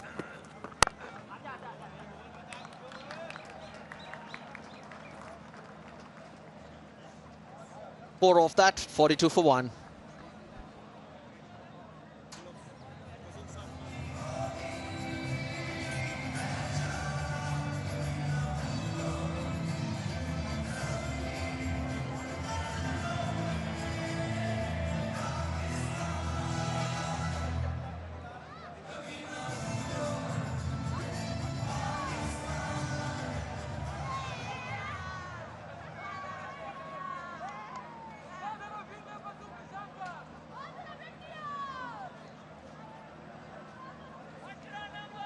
Four bowlers used. Teekshana the most expensive. No surprises. He's not going to be an attacking weapon in these conditions. Got to get him in. Wanindu Hasaranga didn't feature in Sri Lanka's last ODI series due to injury. Good to have him back.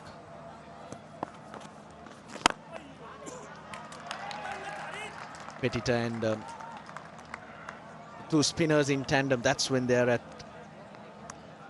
their potent best.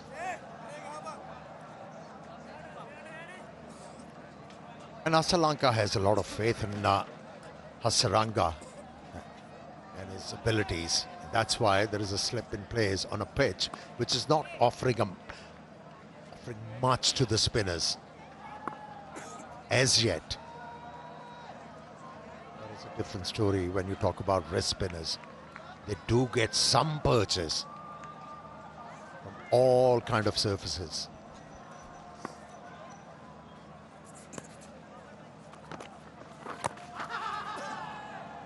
Loves that wrong one. That's his go-to delivery. That's his stock delivery from Hasaranga. He's got a lowish release point. He falls somewhat on that front knee and hence doesn't get that height. Very difficult to decipher. Good use of the feet. But no timing again. Yeah, the intentions were to hit the ball aerial. Since it got too close to the pitch of the delivery, he had to play the ball all along the ground.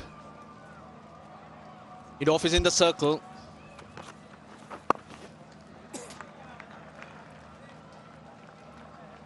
This is more the role the spinners will have to play. Try and get through overs for 4 runs, maybe 5, rather than search and search. That's where Sri Lanka might, at this particular moment, feel another frontline seamer might have been handy when you watched Asita Fernando and Dushmantha Chamira operate. And the situation is such, as a bowler, you don't have to vary it a lot because batters are under pressure. They have to force the issue, not you as a bowler. So all you need to do is land the ball in right areas. Ask the batters to make play.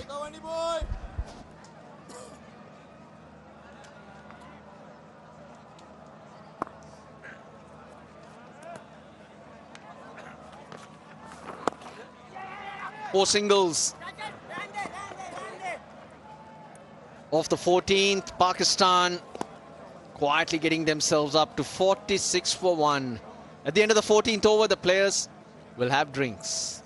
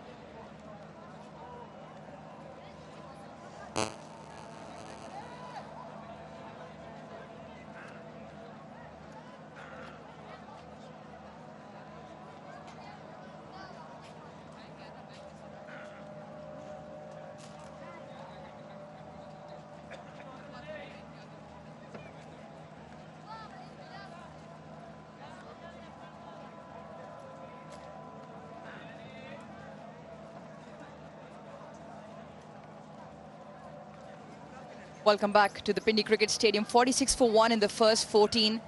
If you've just joined us, remember Sri Lanka won the toss and elected to bowl first. Saim Ayub, the only wicket to fall to a phenomenal spell by Asitha Fernando. Great run of form in 2025 and a beautiful setup as well to bring up that wicket. Yeah, excellent bowling both by Fernando and Chamira. They're both asking questions, just bowling nice and straight, attacking the stumps. Saim Ayub was in all sorts of problem, falling all over, head falling all over, and then looking to just play it on the onside.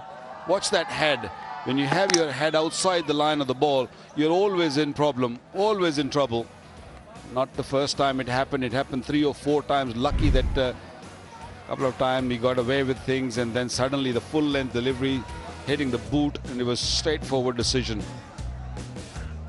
So far well controlled by the Sri Lankan bowlers. New ball bowled beautifully. Layange now has bowled 2 overs for 5 runs.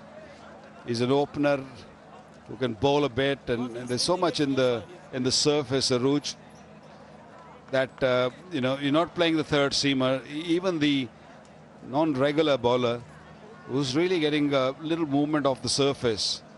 The pitch looked a little damp, but I wasn't expecting the ball to swing that much.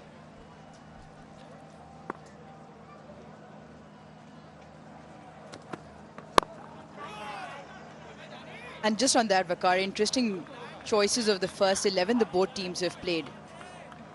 Lianange, he makes up their third seamers for Sri Lanka to go along with the spinners in Tikshana and Hasaranga. But Pakistan going with 4 out-and-out seamers. Throw Hussain Talat in there as well. So they've got 5 options. They've left Abrar out, but you've still got Salman Ali Agha and Saim Ayub in the mix with Mohammad Nawaz. So given the surface and given what we've seen so far, yes, still a long way in this game. Pakistan probably have a little bit more options available to them. They've played 4 seamers with, as you said, Hussain Talat also can roll his arm. So they have got plenty of options. With Mohammad Nawaz with the left arm spin, Salman Ali Agha. So there's plenty of options when you talk of the bowling. But Pakistan do need runs on the board. So far it's been slow going, but both these batters have taken their time. I guess time to kick on very soon. A very first time in the game we've seen a little sloppy fielding from the Sri Lankans. Samara Vikrama over there just allowing for that single to go through. They're brilliant in the first 10. Pakistan very watchful. We put that down to some extremely good swing bowling. Targeted the stumps throughout. Both Chamira and Fernando.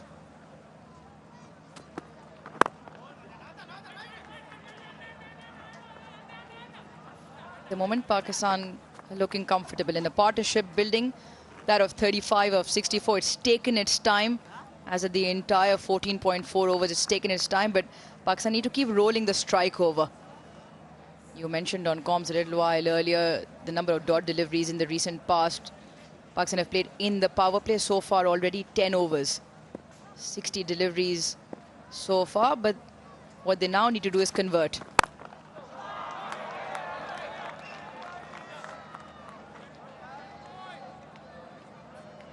Captaincy has been really good, putting the fielders in the right area, right slot.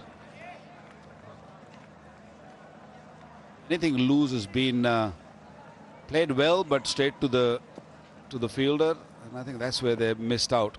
Just keep rotating the strike. Very, very good bowling, finding the right length. 15 gone, 49 for 1 Pakistan.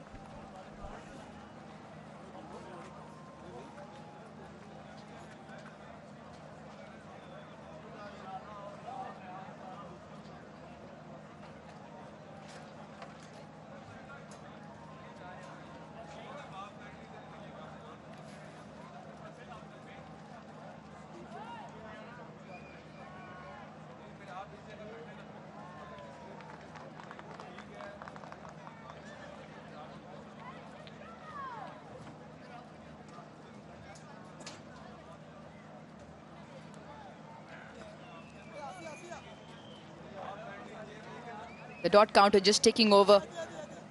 Pakistan will want to turn over the ones and twos. Boundaries have been hard to come by as well. Just the 4 fours so far in the first 15 overs here in Pindi.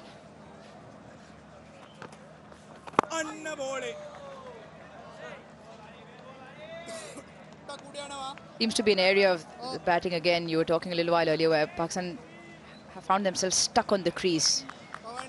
Haven't found that intent so far to skip down the track, belt the ball past the bowler.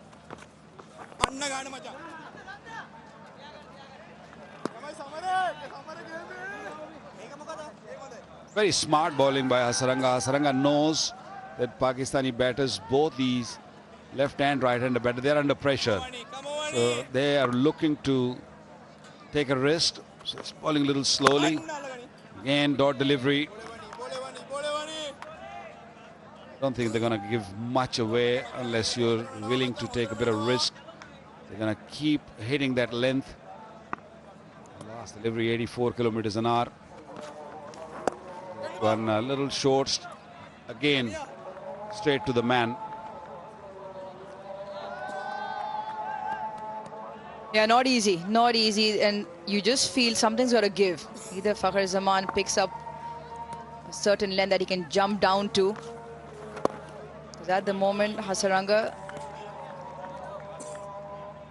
along with the other Sri Lankan bowlers, has just dried the rungs up.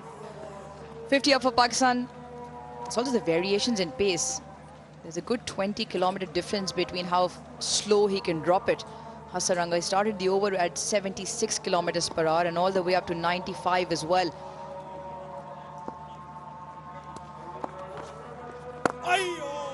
Top stuff once again from Hasaranga. Just the one of the over. 50 for 1.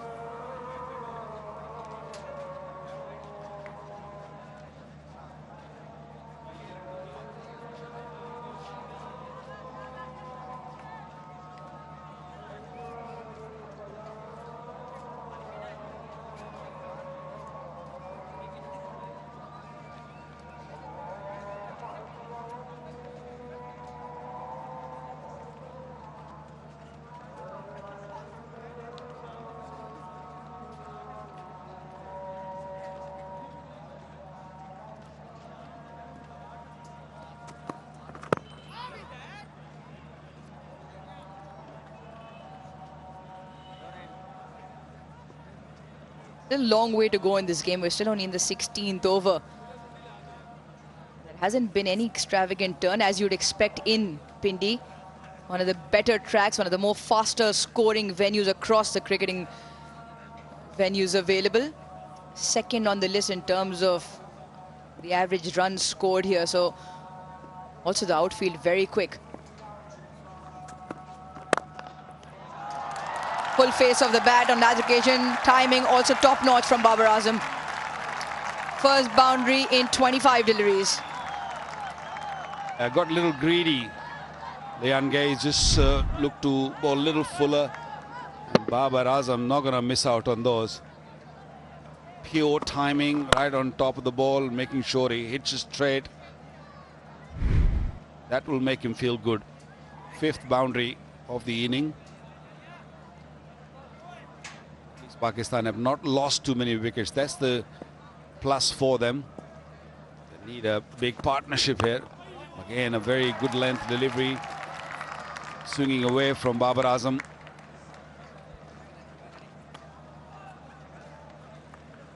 I really like about the Sri Lankan bowling is even though when they got hit for boundary, they're not really moving from the region they're looking to bowl. Not trying too many things, they're keeping it simple. And that's what Fernando did. Chamira bowled with a bit of pace also. 3 overs for 7 runs is given. Bit of a loosener, a little bit of width, but straight to the sweeper.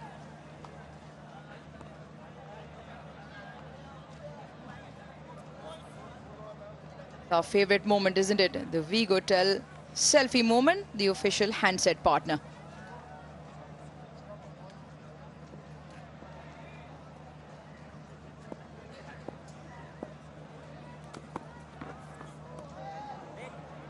Just losing the radar here. Previous occasion as well, short and wide to the left-hander. This time, similar line, but to the right-hander.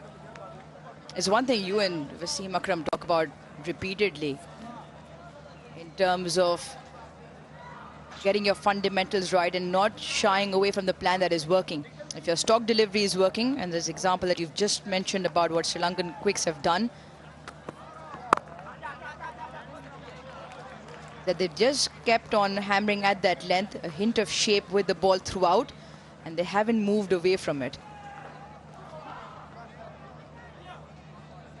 What batters need to do is, if a bowler is set and bowling a certain length, if you're not willing to take risk, if you're not really looking to use your feet, at least have gaps in mind and push the ball in the gap and look for rotating the strike, which not seen enough. This one punched toward mid-wicket for only single. 60 for 1.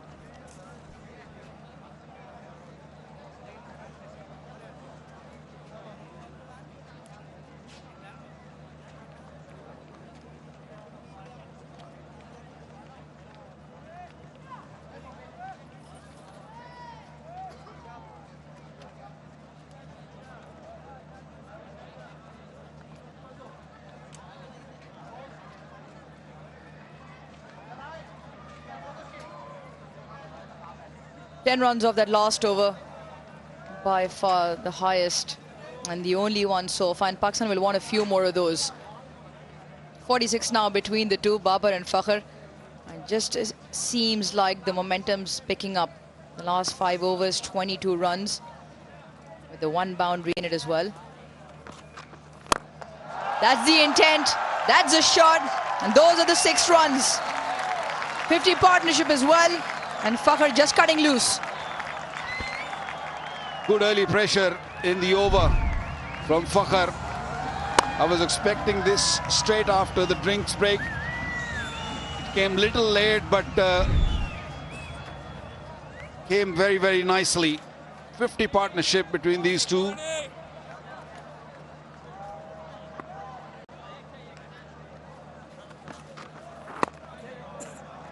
For the first time in the 17 overs, 17.2 overs, we just seen the Pakistani batters do something to throw the Sri Lankan bowling line off their plans.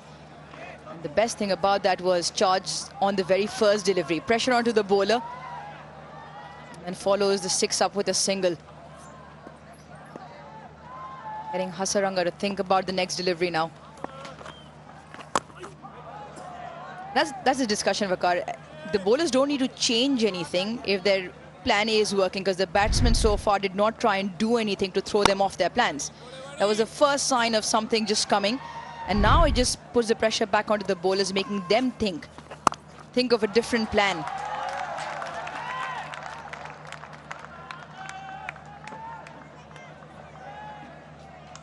Hasaranga will be worried in this over. First ball gone for 6, is given 8 in first 4 deliveries. He'll be very watchful, careful where he's going to land the ball. Oh, missed it completely. It wasn't there. It seemed like Hasaranga knew what Babar Azam was thinking. Easy stumping. Yeah, you almost feel it's the amalgamation of the pressure. Babar been out there since the start. It's the wrong one that he just pushes through. Babar come down the wrong line. Touch slower in the air as well. No chance for him to return. Simple take behind the stumps. Hasaranga has 1. Coach really likes it as well. Sanat Jayasuriya for Sri Lanka. Babar Azam goes for 32. Pakistan 68 for 2.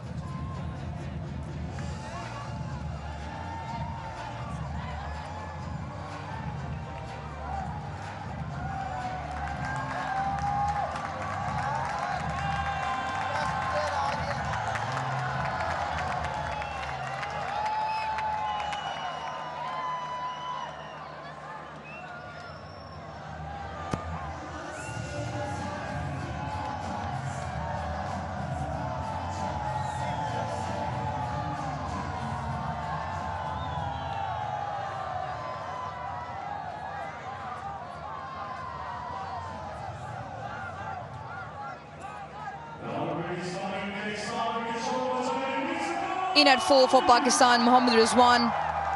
Another experienced campaigner, plenty of runs, nearing the 3,000 run mark in the ODI format. Good average as well at 40.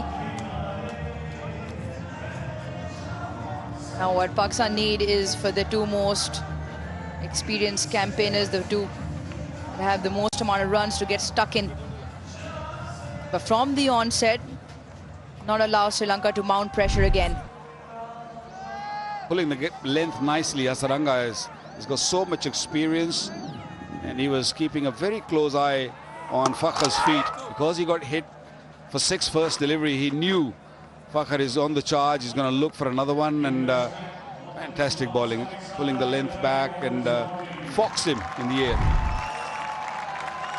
Lankan flag flying really high at the moment. Done a great job so far.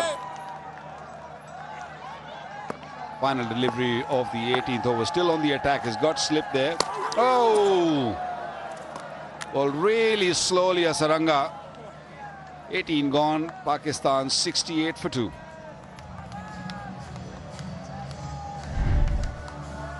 Another great delivery. A wrong one. Not quite sure where Mohammad Rizwan was trying. The ball turning just marginally. There's a beautiful display of leg spin bowling, the control he has over length and the subtle variations in pace. Nothing out of the hand. The arm speed remains the same for Hasaranga. He has won so far, Babar and Rizwan together now.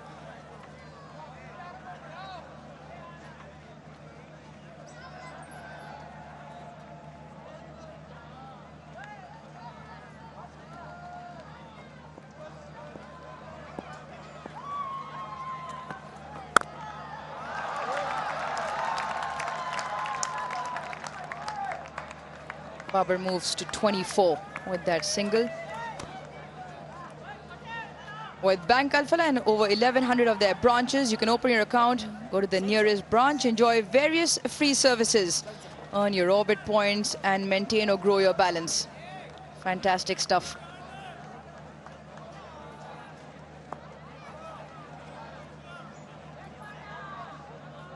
Yange is doing a real good job for his team. Coming in, would have missed the stumps completely. I think Rizwan was expecting the ball to move away from him. He'd been watching from the other end, so seeing the ball going away. Just premeditated, just planting the front leg. There you go. Came back nicely. 2 deliveries he's faced so far. Not looking that great.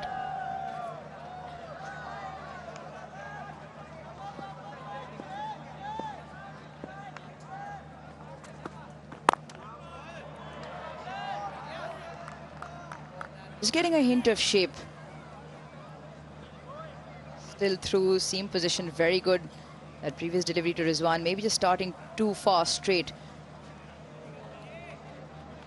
Sri Lanka have already burnt 1. Apologies, both reviews.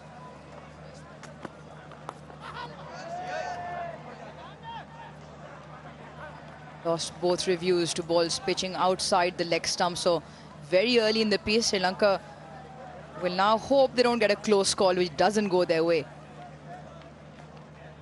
Ball nipping around and them targeting the stumps, you feel decisions just have to be referred, but won't be the case for Sri Lanka. 1 of 3 ODIs here in Pindi.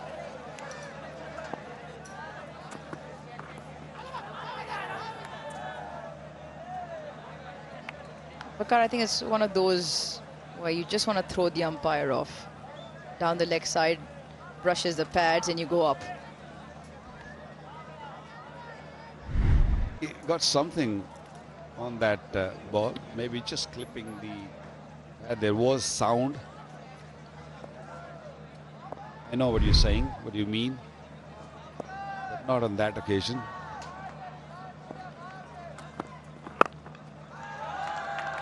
Another very good over Comes to an end, 19 gone, 72 for 2 Pakistan.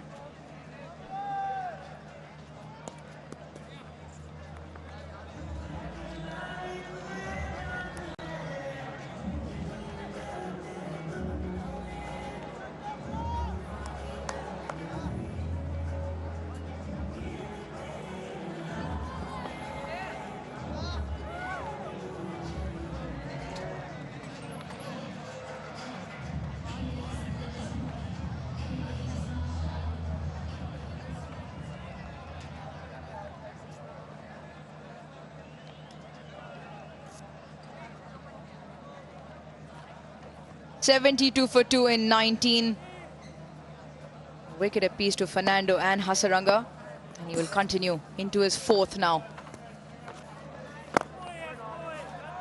This will be a very interesting matchup. Rizwan, who doesn't like to be tied on the crease, can sometimes get into awkward positions. And more importantly, likes the sweep shot as well.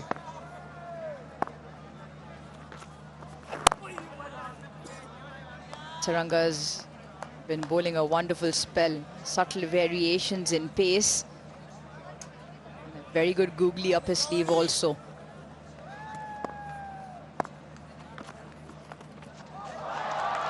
Gets it fine. And the sweeper cut it off. Rizwan with his first 4 of his innings. Rizwan will play those funky shots. That's how he operates. Very quick on his knee and just tapped it down to fine leg for a boundary. He's one of those players who will keep himself busy. He will keep looking for runs, and Pakistan do need runs at this stage. Going is really, really slow at this stage. Straight! Absolutely straight, wrapped on the back foot. Rizwan has to go. What a bowler. What a delivery. Complete misjudgment of the length by Mohammad Rizwan. Went back on the delivery which was coming in, and I think he was expecting the ball to spin away. Got very late on it, and it was bullseye. Watch that. He had no clue, just looking to play on the onside at the last second, and by that time it was too late. Hasaranga, another wicket for him, another breakthrough for Sri Lanka. Rizwan gone for 5, 76 for 3.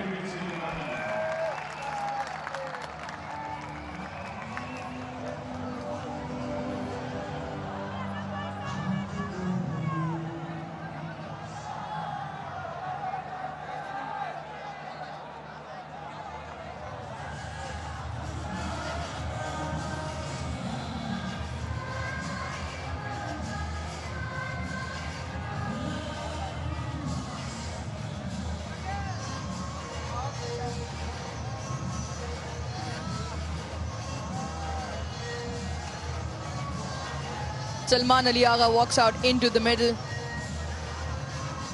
Babar Azam is bringing up to speed with what's happening.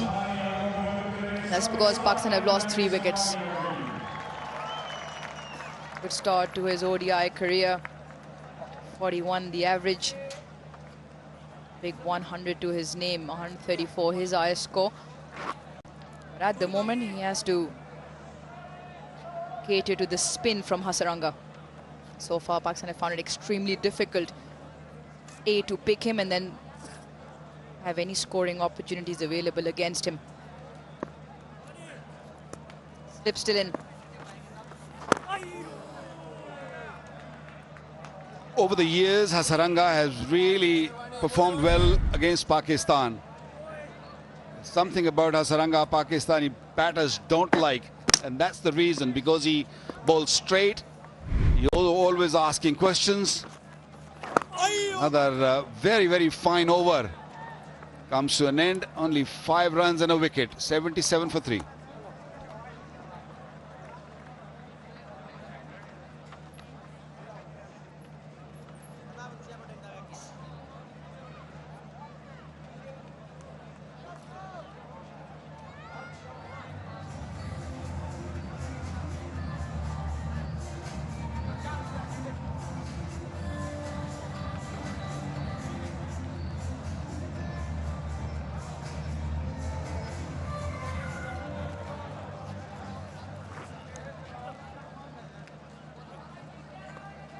3 wickets down for Pakistan.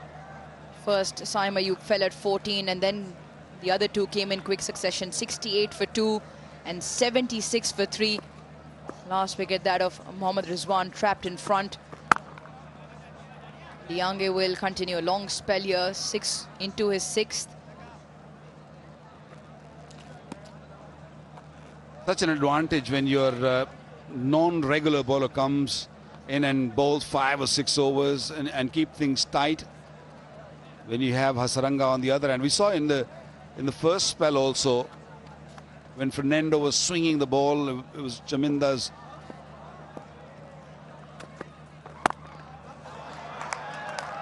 job to sort of keep things really tight. So they have bowled together really well so far. Hasaranga is on the attack, he's looking for wickets, he's picked up 2. And Lanka, who's not regular when you talk of bowling, is into his 6th over. He's only given 21 runs. So the plans are really working for Sri Lanka.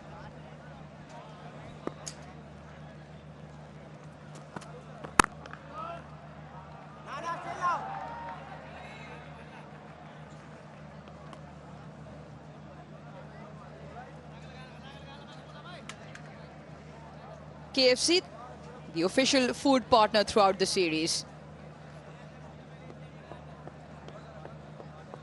Bakar, I've just been told by Azim, our stats guy, who's provided a pretty stark stat, as he so often does. He just told me that Lanka at an average only bowls 3 overs. Just goes to show you how well he's fit in and how well he's done to be given the 6th on a trot. 16 bowling innings, he's played 28 games, but in 16 times that he's bowled in one international cricket, at an average has just bowled the 3. So far doing a fantastic job for the skipper.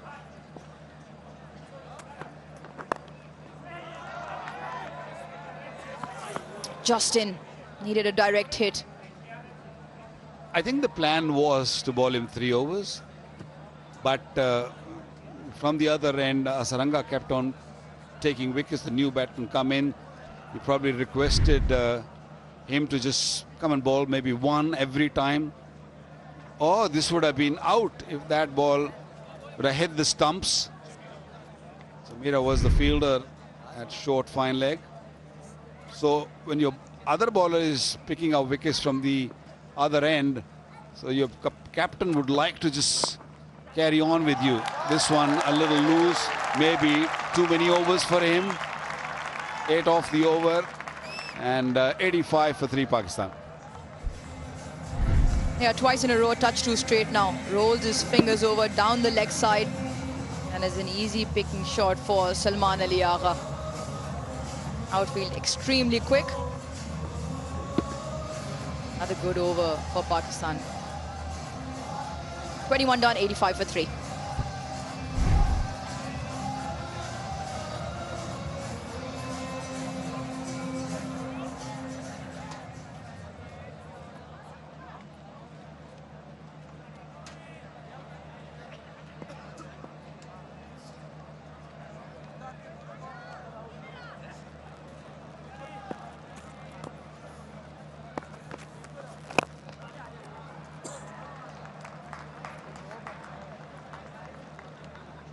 Been good. Janit Lianage just expensive in that last over, which spoils his figures somewhat. But from Sri Lanka's point of view, Hasaranga managed to get through 6 overs of that 5th bowler. That's a massive bonus, but it's time to go back to Theekshana. Have Hasaranga and Theekshana bowling in tandem for a bit, because another wicket here will really put Pakistan under pressure. Tremendous pressure, in fact. Yeah, it's a battle for Pakistan. They've lost wickets. They haven't been able to dominate. Sri Lanka has been able to keep them in check. Some fine bowling at the top by the seamers. Now Hasaranga doing his bit into his 5th over. Well bowled. Getting a bit of turn. Just not there. Trying. to get a move on, trying to keep that scoreboard ticking. That's where Sri Lanka can try and pick up those wickets. So get your best two bowlers on for the moment. It's a time to squeeze, because if you let these two batters bat for a while, 6 and over, 7 and over gets you still to that 260, 270. Runs on the board, always crucial.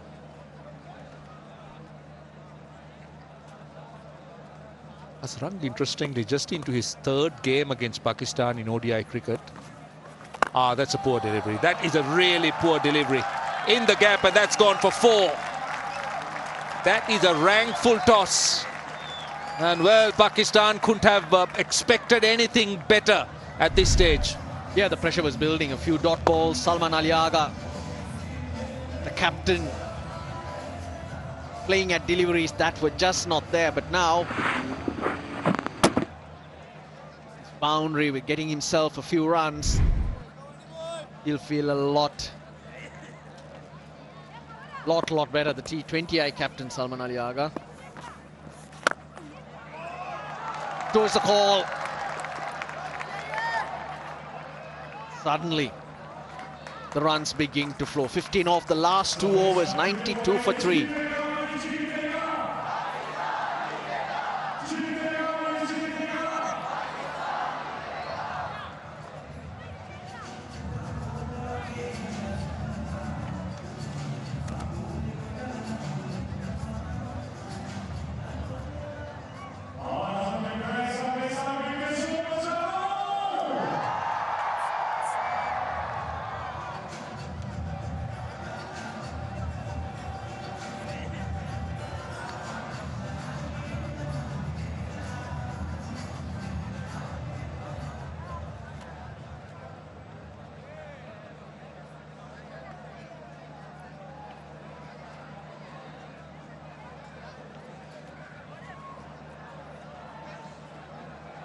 .92 for 3. Well, a partnership, 16 of 14.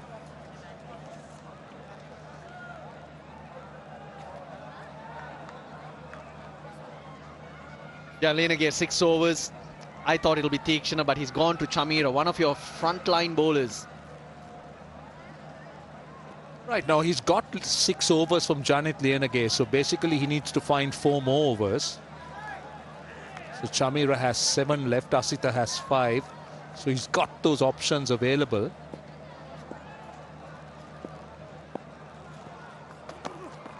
Chamira obviously will be here for a short burst, and then will come back and bowl at the death.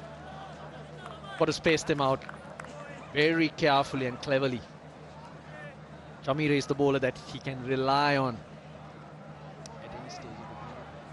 More than likely bring Asita Fernando much later. Russell, about the new Chamira we see. I mean, from someone who would run in, bend his back and bowl really quickly, to a far more controlled Dushmantha Chamira. Punched into the gap. He'll want 2 here. And he'll get 2. But you could see that maturity that has crept into Chamira's game. He's far more controlled. Bowls within himself sometimes. Right, just to remind you, Hello Hair Shampoo. You can have 100% confidence, particularly with dandruff-free hair. So make sure Hello Hair Shampoo. I think you need some. I have no dandruff. I'm fine. But if I do, I know what to take. If I do, I will use Hello Hair Shampoo.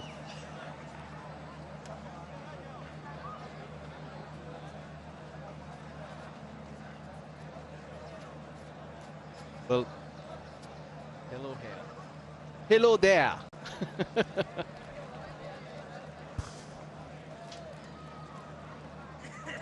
You're naughty, Russell.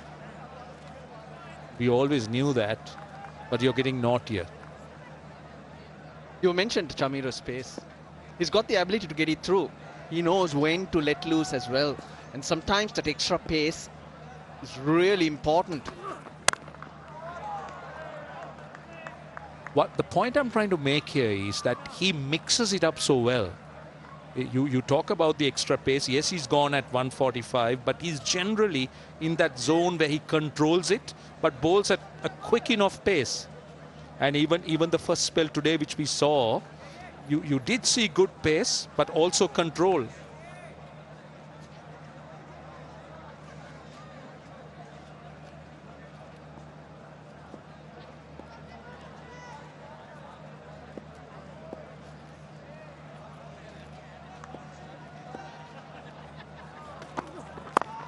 See, and the other thing about him is the accuracy. He's been at the stumps, at the batter all the time. Brilliant lines and lengths. And the lines have been outstanding. I know quite a few bowlers around the world who, with maturity, have hauled themselves back in and bowled within themselves to a draw. Used to do that. You pick your moments when you bend that back. But otherwise, it's about control. It's about those subtle variations and changes, angles to deceive the batter.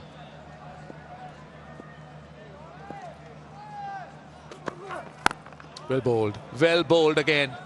Excellent over from Chamira, just 2 runs off it. 94 for 3.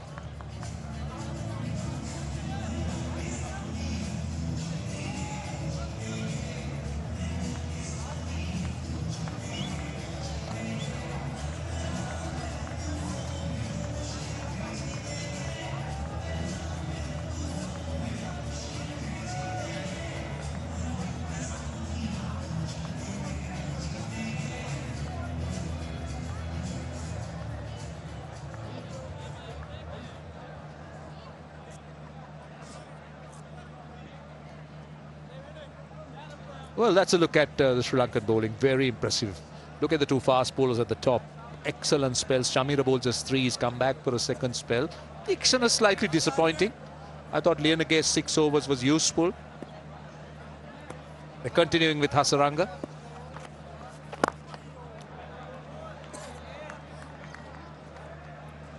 Hasaranga bowling in the low 80s, looking to bowl slower, searching for something off this track. There's really nothing in this for the spinners.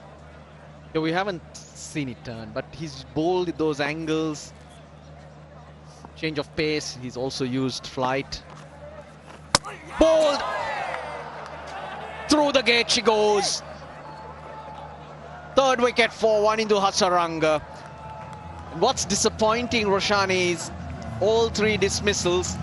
It's been off the wrong and you know it. That's what he will keep bowling.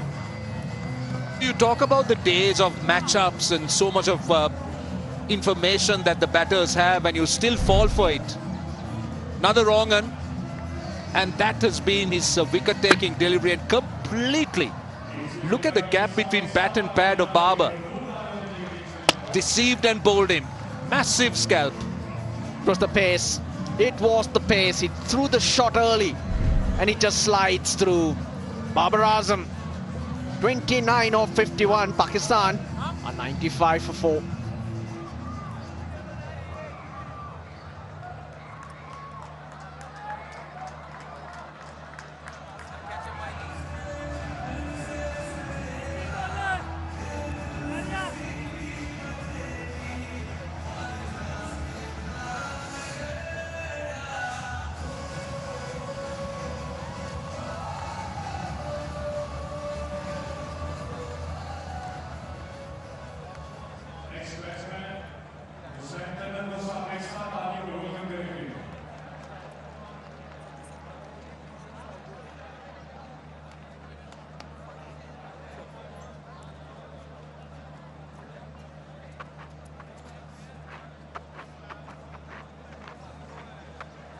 Right, Pakistan in a spot of bother here. Hussain Talat is the new batter.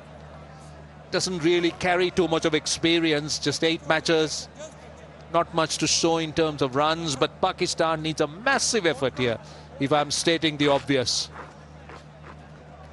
Good position now, Sri Lanka. Won't be happy. Mike Hesson very pleased with the series win against South Africa. But was the first was the first to admit that there's a lot more work to be done. We all know that.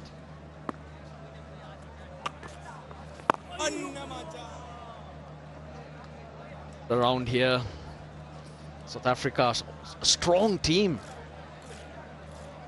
Very good in white ball cricket. Indeed, I thought so.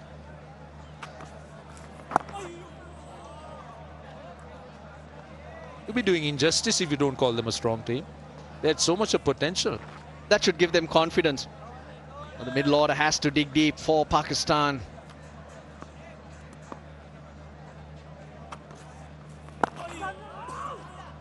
Dot to it.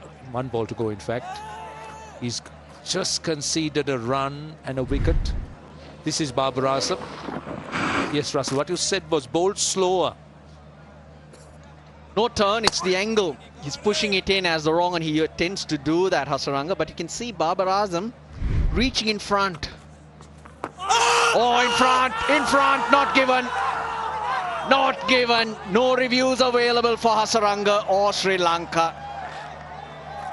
Now, was that slightly outside the line of off stump? Sri Lanka cannot believe it. Hussain Talat, he survives, 95 for 4.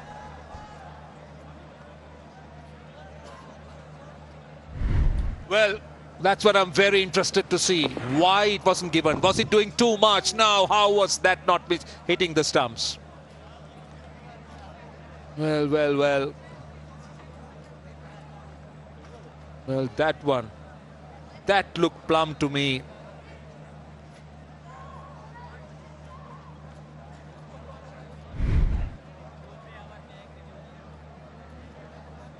Uh, 95 for 4. I thought Hussain Talat was very lucky that last delivery. Well, that looked plumb to me because his foot went nowhere. It was planted in front of the stumps. The only question, the only thing could be, we'll come to that. Was it doing too much? But I don't think so. Not believe it. Let's have a look. Oh dear, oh dear. Blow the candles out. Plumb out it was. Hawkeye confirms it. But it's a happy birthday to Asif Yaqub, who turns 52 today. So blow the candles out. 52 candles. But that looked dead. That certainly looked dead.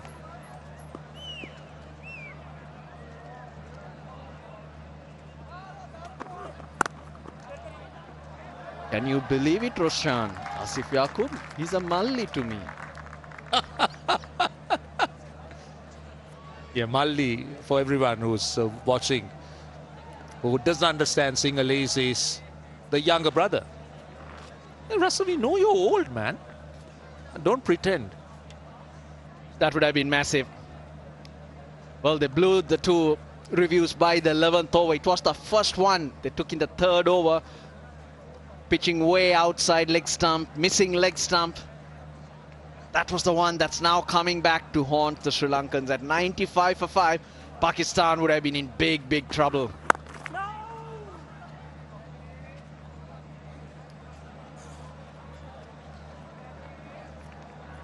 Pakistan will be hoping for a partnership here now that they've got a massive let-off. Alat Hussain and Salman Ali Agha. So much of repair work to be done. Put into bat. That has to come, of course. Mohammad Nawaz, Fahim Ashraf. They're very useful. They got depth in the batting, there's no doubt about it. They're all-rounders, but it's the pressure that Sri Lanka has created.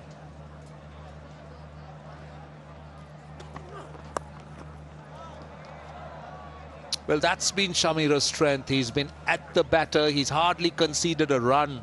Going into the 5th over, bowled at good pace, asking questions. Mahesh Deekshana is off the field, and Pakistan's leading home appliances brand, automatic washing machines. Magic of one touch. We're talking about Super Asia. Super Asia for you. The automatic washing machine. Magic of one touch. One touch.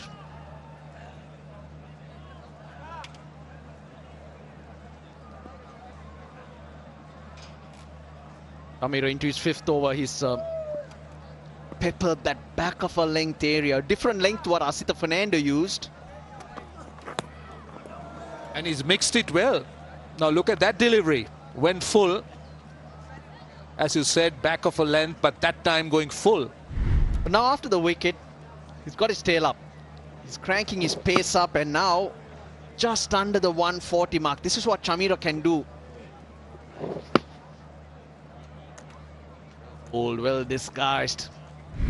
Sentala just feeling the pressure at the moment. Nothing working for him.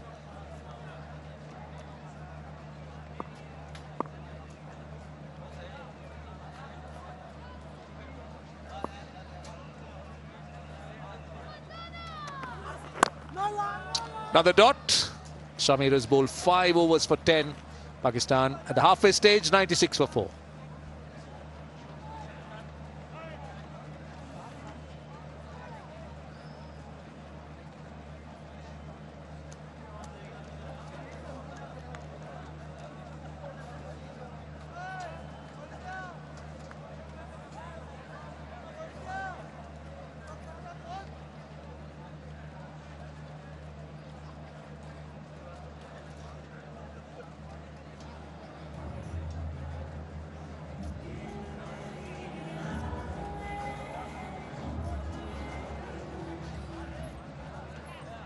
That's a look at the batting to come. Mohammad Nawaz, Fahim Ashraf, then of course the skipper. But this is where they need that big partnership. They really need something special from this pair. Yeah, but then again, you can't take your time as well. 25 overs to go. Still feel 280 was that pass score. But now with the situation, maybe 260.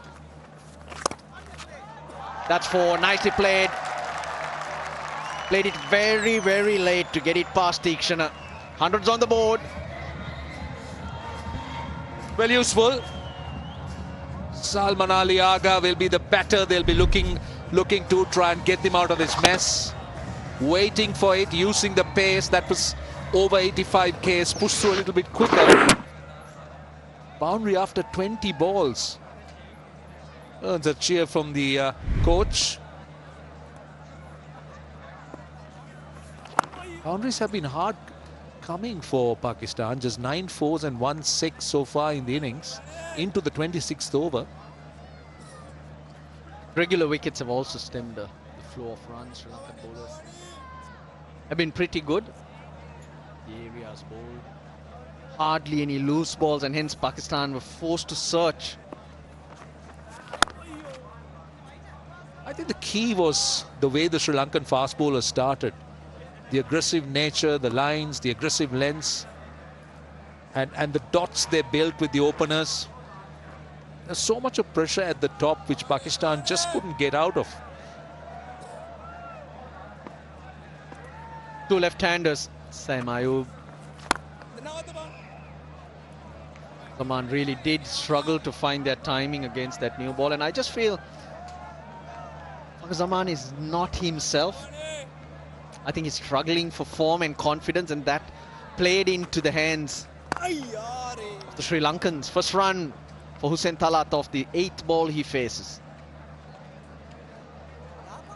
26 ball, 102 for 4.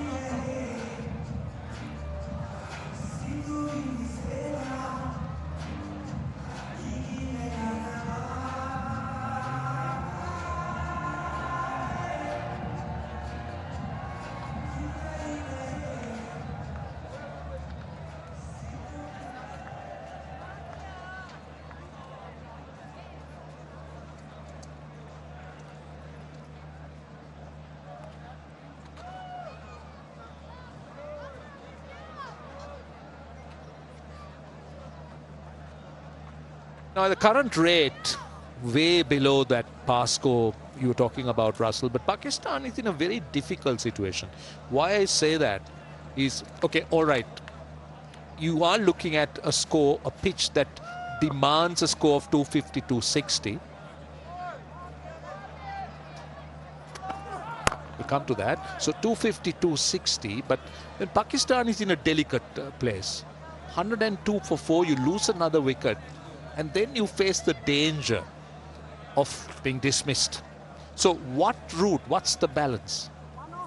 Balance is one of these players has to play a blinder.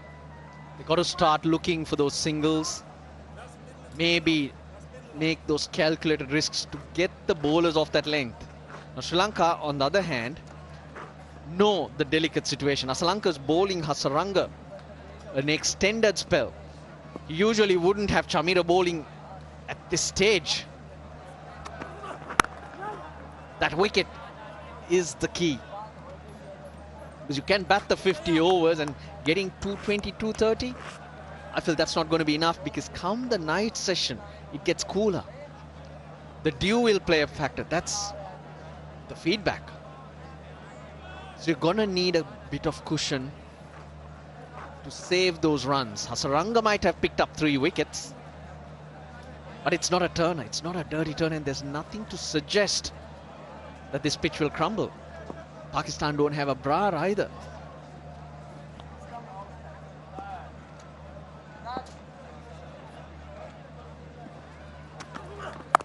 Just tells you how critical wickets are, and especially I believe 11 to the 40th over, always critical. What Sri Lanka has done well is they just kept knocking over, not just in the power play, in the first power play, but in the second power play too. So instead of looking to dominate, Pakistan is trying to salvage something out of this situation, get into a position. Salman Ali Agha's faced 20. He's going at a runner ball. Hussain Salat still to get going. There were lots of dots faced by the batters who have been dismissed. Babar Azam 64%, Babar 63% of the deliveries he faced. Rizwan didn't last long, but 75% dots. That's high, that's high.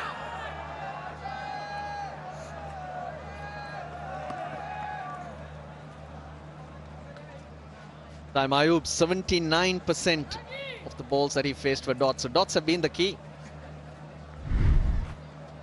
That's another look that certainly was bouncing, but good pace, cutting back. Now we've seen that happen on a few occasions. Just feels variable paced, this pitch. Some sliding through. Now that looked like it got on to Salman Ali Agha a lot quicker than he thought. The same happened with Babar Azam. Sri Lanka lost a review on that occasion. It was against Janit Lienage. So it's just not easy for you to find your timing from a batter's point of view. That's what has held Pakistan back.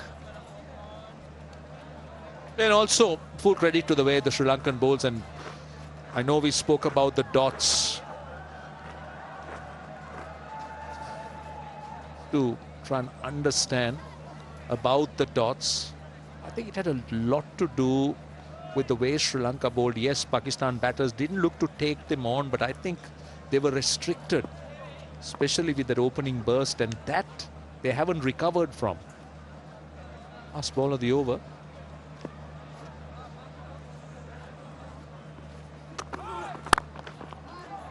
Doesn't get a run. Another dot. 27 done, 104 for 4. Could have been a lot worse for Pakistan though, if Sri Lanka had their reviews. Come the 11th over, they had blown both. Oh, that was awful. Way outside leg stump. Now you look at that one. Very close, I don't mind that. And then this happened. Hussain Salat caught in front. No review available. I think that was a big mistake.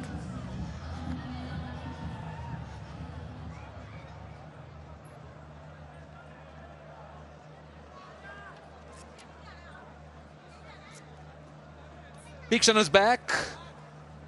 Went for 15 in his 3 overs. Well, I don't think we'll be showing that review again. The missed one, in fact, it's the umpire's birthday.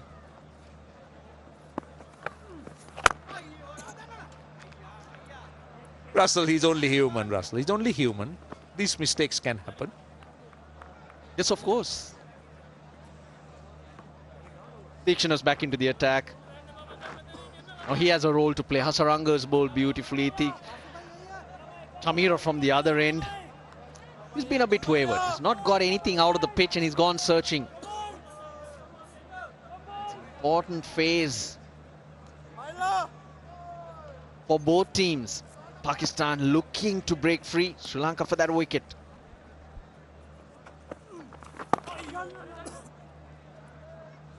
Yeah, Tikshana has a role to play, but he generally enjoys bowling with a newish ball, a harder ball.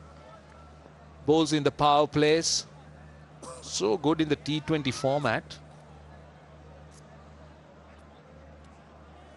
Hasaranga's so different, isn't it? The style he bowls, obviously.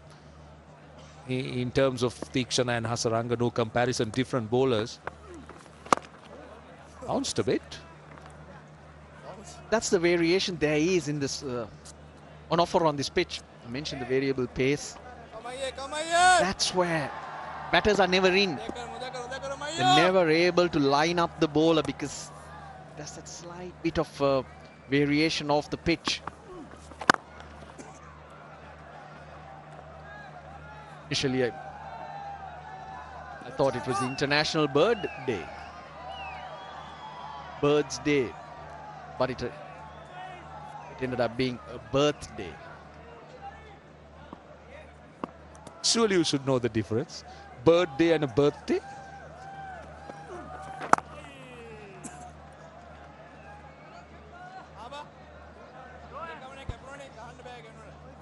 Tikshana has conceded 3 runs, 2 dots. Last ball of the over, slip in.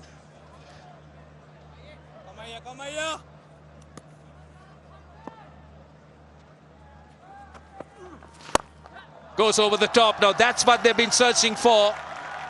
That's a welcome boundary. They need a few of those. Tikshana concedes 7. It's 111 for 4.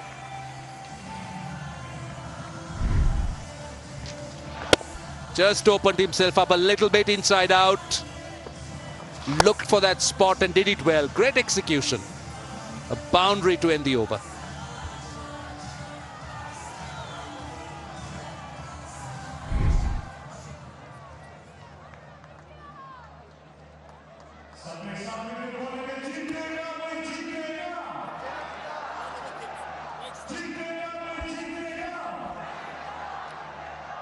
Run scoring has been stifled through some good bowling and captaincy. I'm very impressed with Asalanka's captaincy, the way he used his bowlers. Now he feels it's time for him to rotate his arm. He's a competent off spinner, can pick up wickets as well.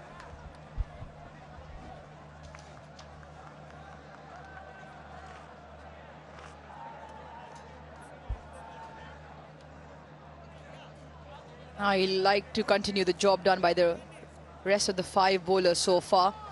Middle period of the game where Pakistan normally find it slightly difficult to get it gone, but at the moment they've put 17 together, Salman and Hussain Talat. They're playing with 4 frontline bowlers, Sri Lanka, and they're going to get 10 overs from Lianaga and Asalanka.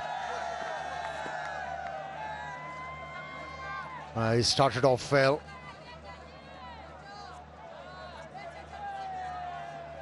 He's got another option in Mendes, who's ambidextrous, ball with both arms.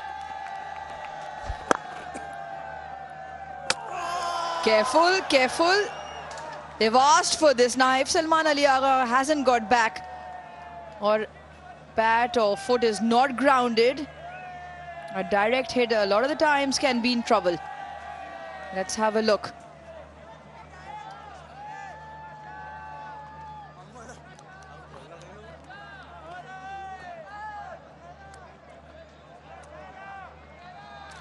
Just a review for run out. Can I have the side replay, please?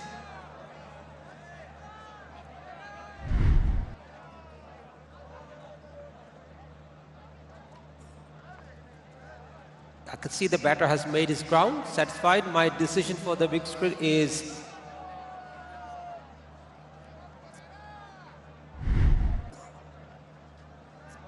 made the bat ground just in time, Salman Ali Agha. In evasive action on the throwback from the bowler. Extremely top stuff from Sri Lanka.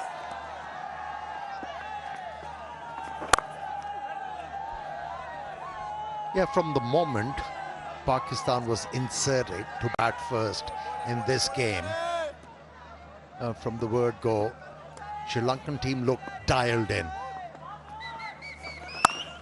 Usage of the new ball was excellent. Faster bowlers managed to swing the ball in the air, kept the pressure on. Actually, it was ramped up. And from there on, job for the spinners was made easier. And how well Hasaranga has bowled this afternoon.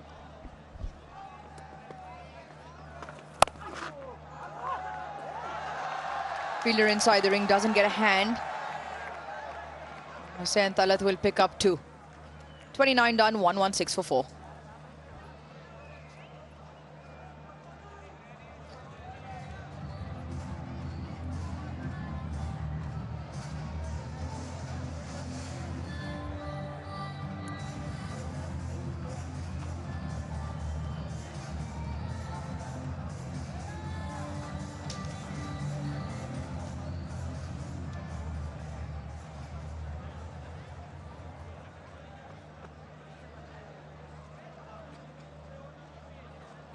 Three to Hasaranga. Could have very well been 4.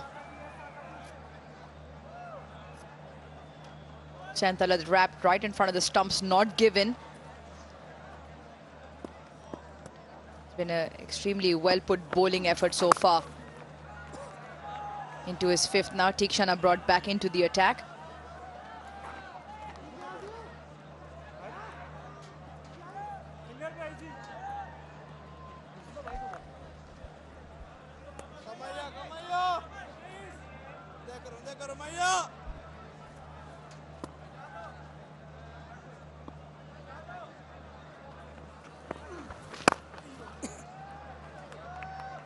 Amar, you had a look at the surface earlier on, and in fact we all did.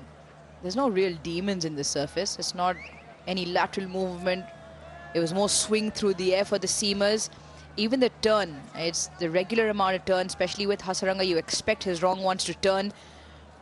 But it's just been a very good disciplined bowling lineup. It's kind of a tired pitch. The ball is not coming onto the bat, that's for sure. And then indifferent bounce hasn't helped the cause of batters. But on a surface like this, if you're not finding boundaries, as a batter you have to make sure you keep on ticking the scoreboard by running hard, keeping the opposition under pressure. But it hasn't happened because the bowlers have responded to the captain's call brilliantly and intelligently. And you have to give it to Asalanka. He has used his bowlers in shorter spells. He hasn't persisted with one bowler for more than 4 overs or 5 overs. I kept on asking Pakistani batters to adjust, and has become a challenge.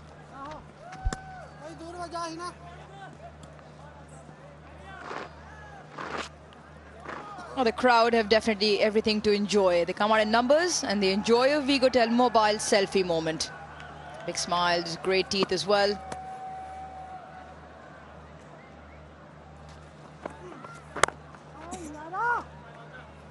I'm just a touch frustrated with himself, Hussain Talat.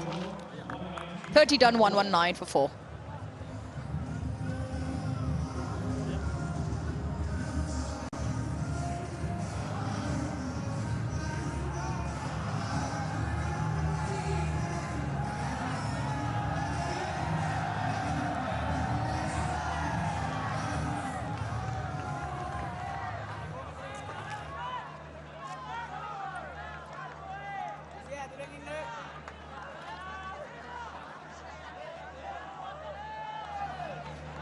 At the current rate of 3.97, Pakistan 198.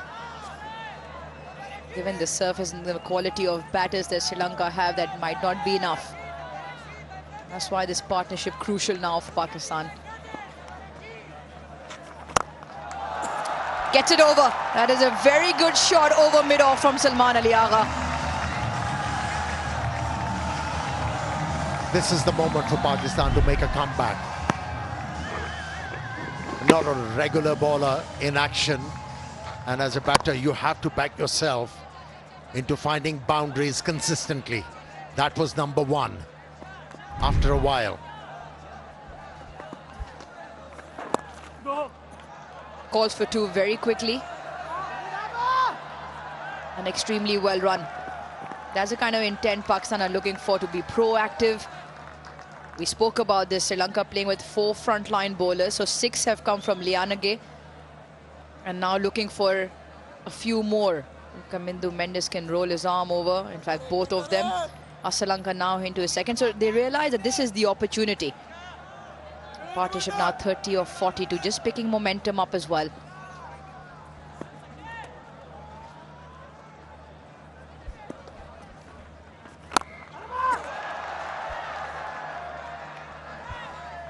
Yeah, all eyes on Salman Ali Agha. He's a very competent batsman when it comes to dealing with spinners.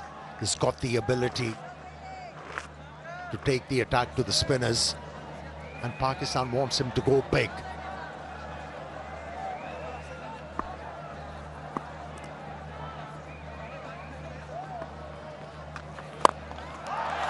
Hossain Talat tries his hand as well, and he also executes perfectly.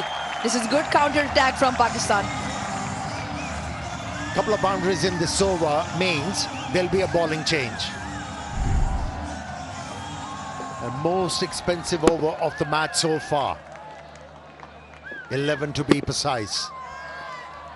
More of this Pakistan requires to make a comeback into this game. Yeah, the huge plus arose for Sri Lanka was Lianage's spell of 6 overs for 27. Up until that point, it was a figure-free moment for Sri Lanka, as it is for the crowd. Download the figure-free app now and get the insurance you need on your fingertips. Stays a touch low, and third does well to get a hand to that. Great over for Pakistan, 13 off it, 132 for 4.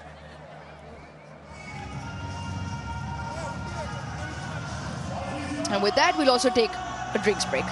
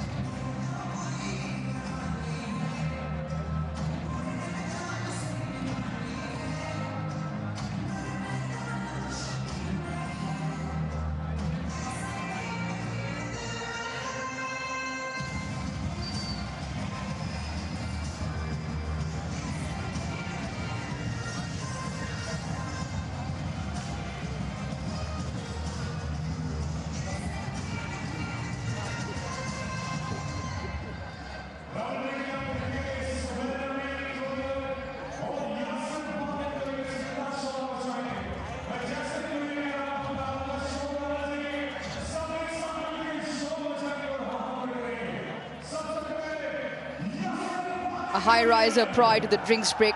13 runs from that over. 31 overs in this first innings so far. Sri Lanka opting to bowl first, have Pakistan at 132 for 4 here in Pindi. The wickets have fallen. First one was that of Saim Ayub on review given. Fakhar Zaman with a wild swipe. Was stumped to Hasaranga. It was a Hasaranga show after that. Yeah, that is the peril. He bowls with low trajectory, and if as a batsman you commit yourself on the back foot, you're in trouble. And he just carried on from what the fast bowlers did. Bowled really well, bowled immaculate lines and lengths, picked up 3 wickets as the Pakistani innings in a strife.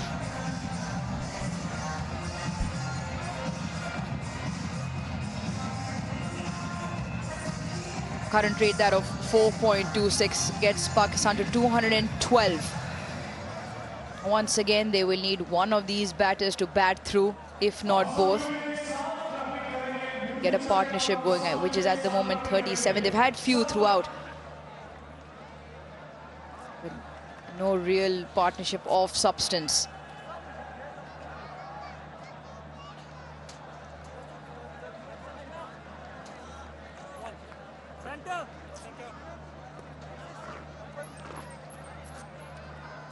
For the first time in the game, maybe Charit Asalanga might just have to think about rotation of his bowlers. At the moment, Tikshana will bowl his 6th.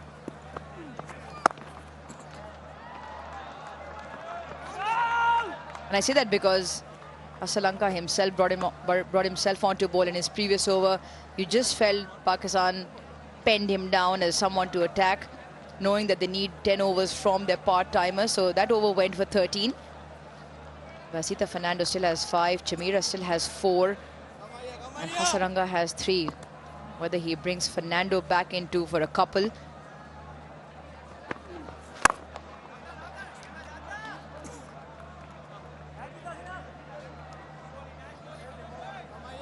The name of the game for these Pakistani batters at the moment is to avoid dot deliveries. Just make sure, keep on hitting the ball into the gaps. Oh, that was a swipe.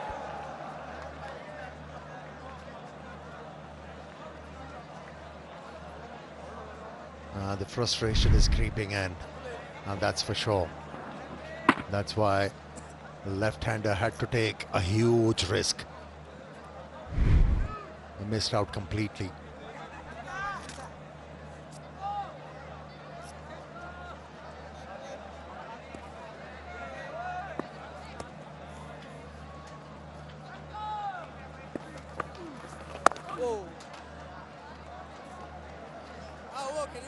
This is clever stuff from Tikshana. He knows Salman Ali Agha plays spinners very well. That's why he's been relying on in-cutters back of the length, not allowing any freedom to Salman Ali Agha to free his arms like he did in the previous over. Good contest.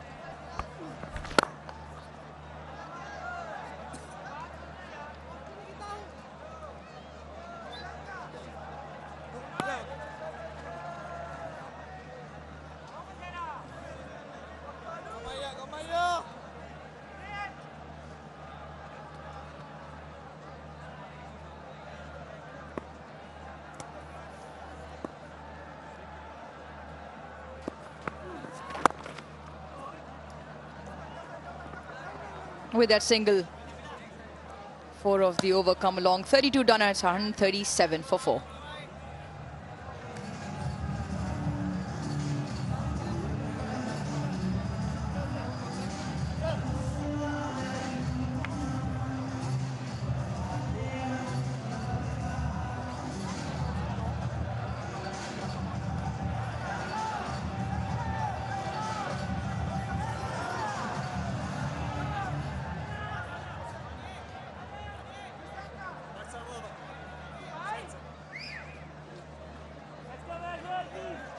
making headlines again is Vanindu Hasaranga, 3 for 32. And still has 3 overs up his sleeve. A change of bowling. Asita Fernando was able to pick up the very first wicket off the game, that of Saim Ayub. Now back into the attack. Got the brand new ball to swing and shape away from the right-handers.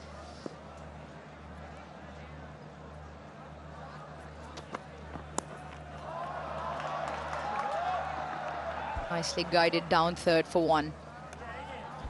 Yeah, the reason why it was exceptional to see these two faster bowlers using the new ball.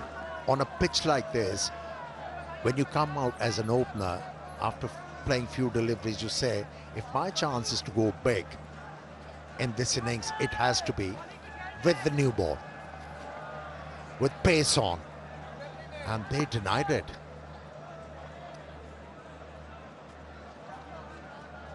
Bowled miserly on immaculate lines and lengths.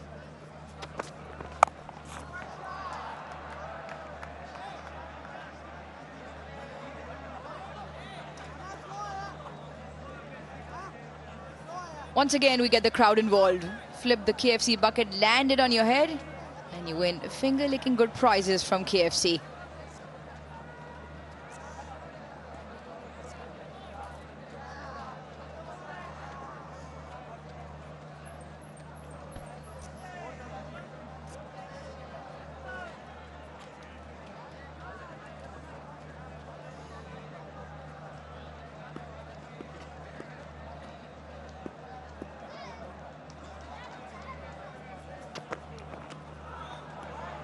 Maybe a touch too high. Alex Wolf signals wide. I mean, coming back to the point of where, yes, Sri Lanka bowled immaculate lines, didn't allow Pakistan to really get away. It was not very quick. It was medium pace, but off a certain length, and they got the ball to shape. Now, from Pakistan's point of view, what can you look at doing in terms of maximizing or increasing your scoring opportunities or moving around in the crease? I'll come with an answer after this delivery.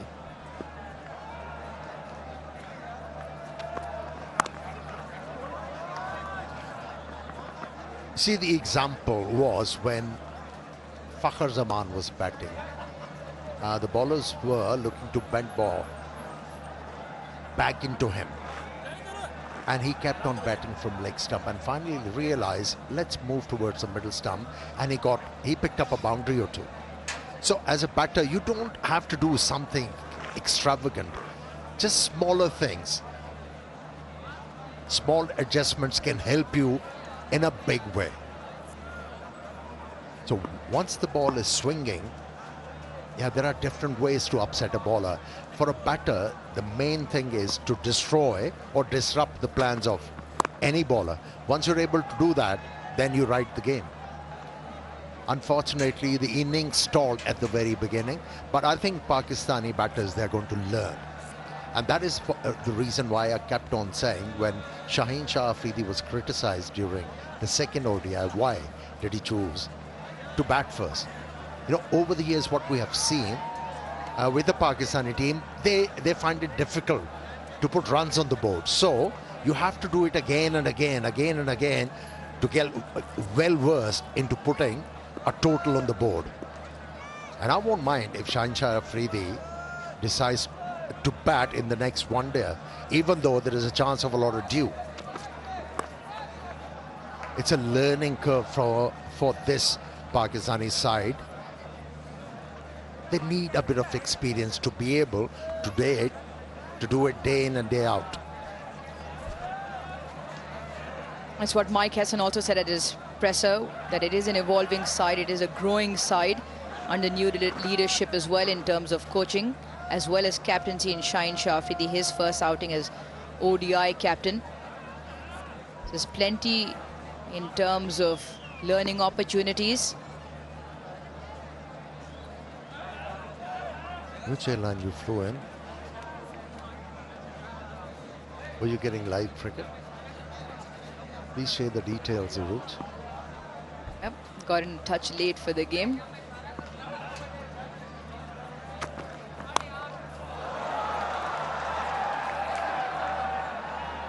looking for the big shot. 180 degrees, picks up a single in the other direction. A 144 for 4.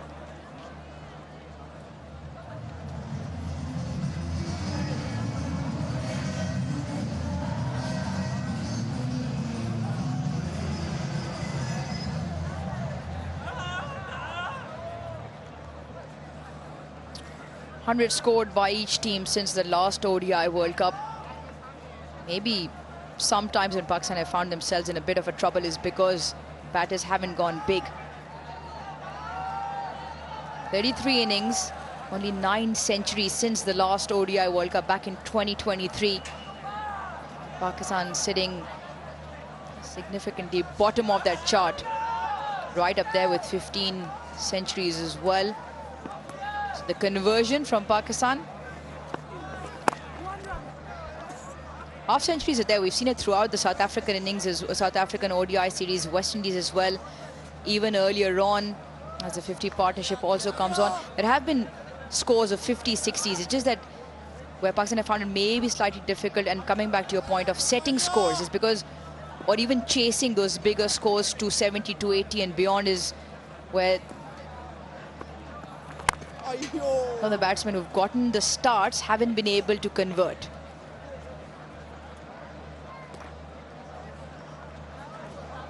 It'll happen eventually.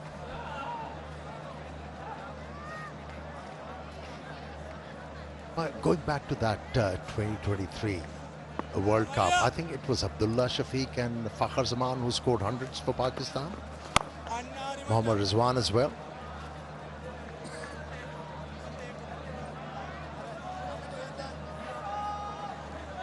A time for the fans to enjoy Pakistan's finest. #1 tea brand, Tapal tea, in the lounge.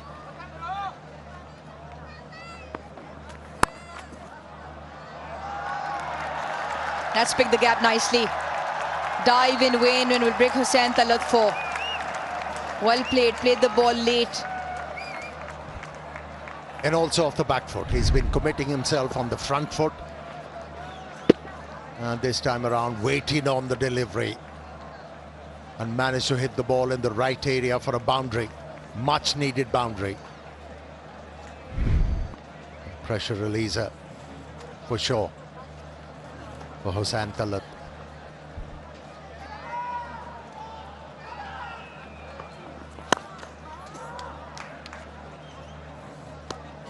You just hear the anguish from Hussain Talat because what he wants to do is follow up with a single. You might have also just picked up from stump mic Salman Ali Agha telling him that we've got 6 from the over.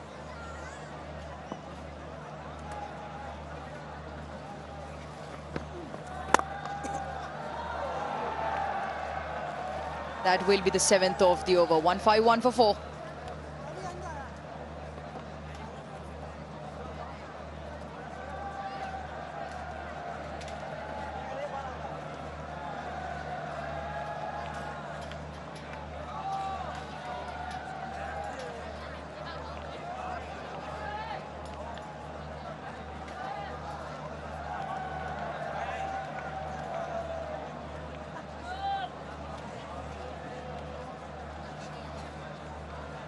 Couple of 50 partnerships, and this one in quickest time, 56 of 65, and it holds a key here for Pakistan with Hussain Talat and Salman Ali Agha at the crease. The run rate also just picking up 4.4. With that, it gets Pakistan to 222. They'll want to look north of that. Salman Ali Agha once again playing a great hand, 41 of 43. And more importantly, he's kept the rate going.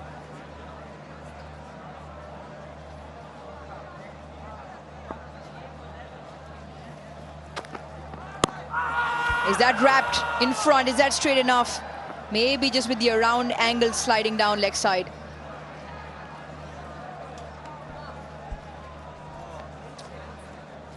Reviews are exhausted. Couple of them took the pace off, maybe the bounce, and also the angle. You're talking about Asitha. He's not a very tall fast bowler. And with his height, he's forced to pitch the ball up. Why not come out of the crease? Try and upset him.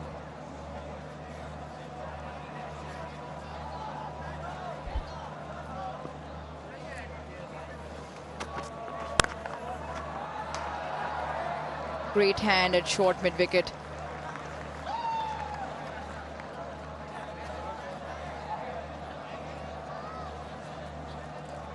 We were having a discussion earlier whereby the entire Pakistan setup is a new look, with Mike Hesson as coach, Shaheen Shah Afridi as one-day captain. They're looking to rebuild, and that's also the message that has been. It's about giving players those opportunities, and then the onus is on the players to grab those opportunities, stake a claim and be a consistent member, a reliable member of that side.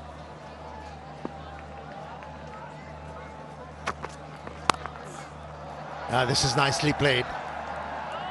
Well find a fielder. Yeah, Pakistan has enhanced their situation in this game. The 15 overs are left. If they're able to eke out this partnership till the 40th over, they still have a chance to get close to 270.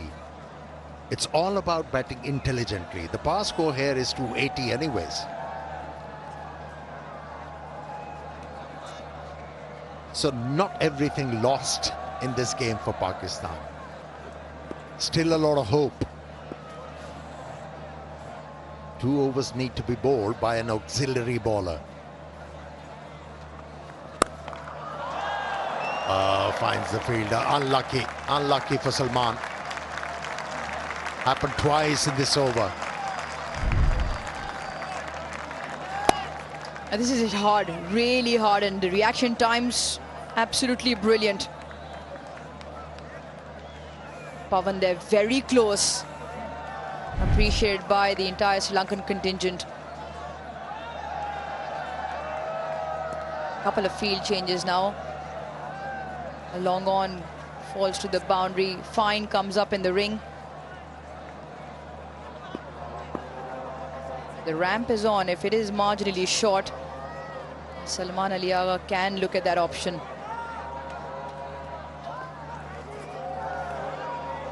Great delivery to end the over.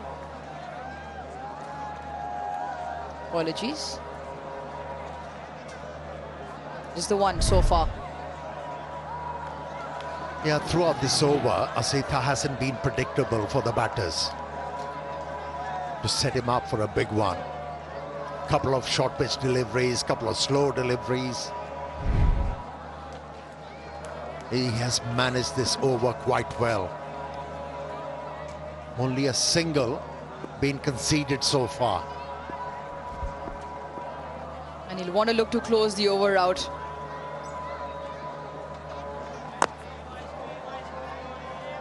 Great stuff from Asitha, 152 for 4.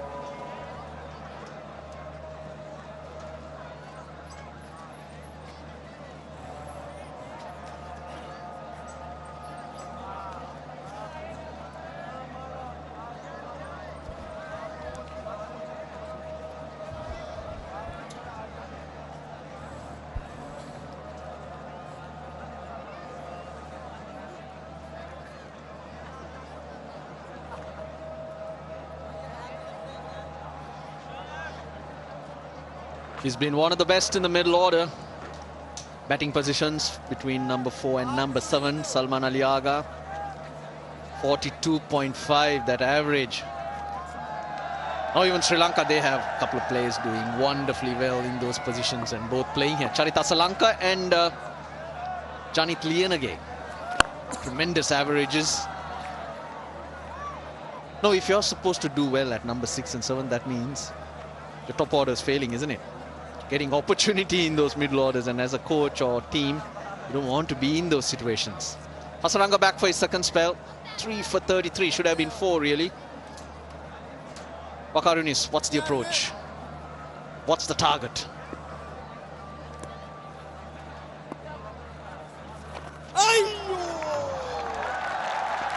Last second, got a little bat on it. Might just run away, but good fielding at the end. Yeah, I mean, anything around 270, 280 is in the radar now, because Pakistan put up a good partnership here, 61 of 73 between these two. So anything around 270, which is very much gettable. Maybe just getting a little greasy now. Oh, beautiful shot. Mid-off up in the circle and played it nicely. It was a loopy delivery in the arc. He's searching. Tosses that up right underneath the eyes of Hussain Talat. Didn't need to do much. But Chamira at mid-off probably should have done better. Dives over it.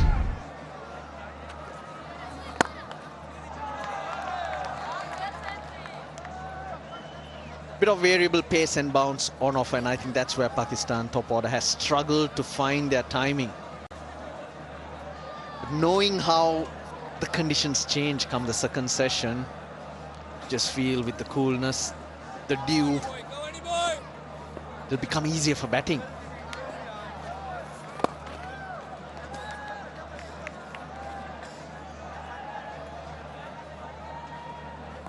I think we'll still get a little bit of seam movement or swing early in the piece for Pakistan also, because you know, sun was soft and the light have come on early, so the pitch is not really dried up much. Yeah, lovely end of the over. 36 gone, 162 for 4.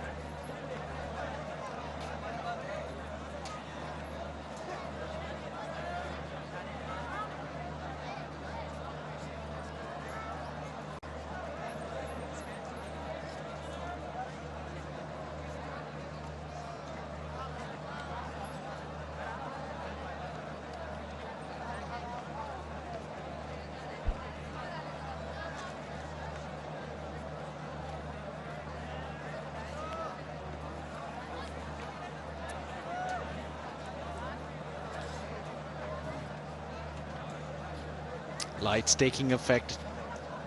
Nice cool afternoon it has been. Still to come, Mohammad Nawaz, Fahim Ashraf, the two left-handers. Oh, actually all three left-handers, and they have capability to hit big balls. So Pakistan in a decent position. Run rate still under 5. So these two, I feel, gonna still stay out there maybe for another 6 overs or more if they can. That's when those players you mentioned become effective. You don't want them coming in early and be forced to build an innings.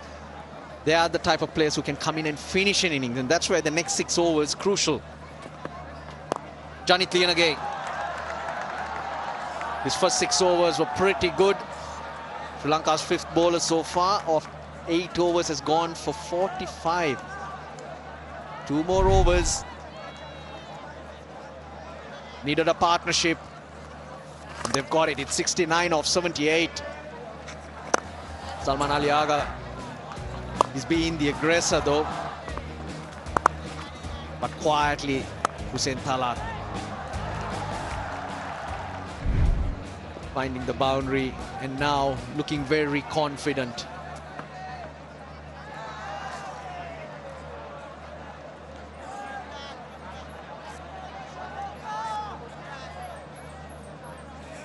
Partnership came in good time.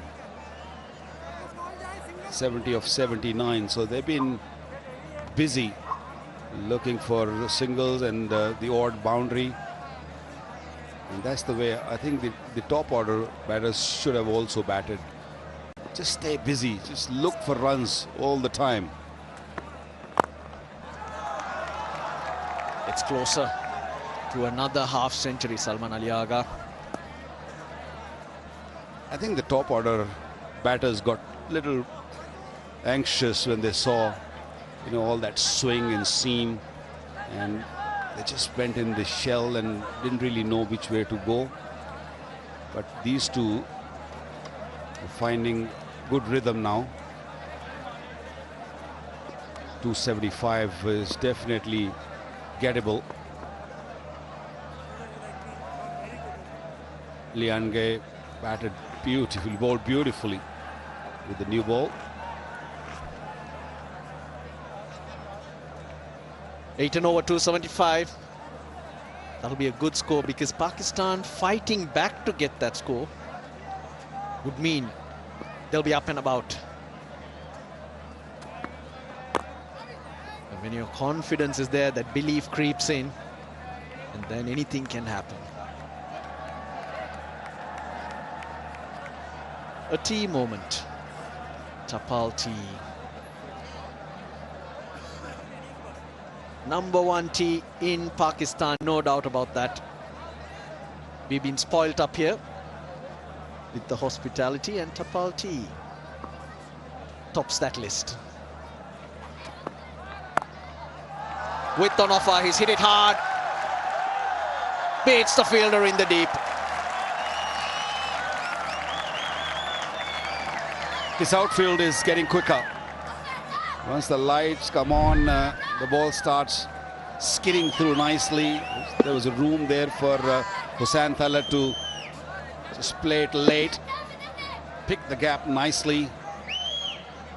Fielder gave it his best, but it was hit so beautifully.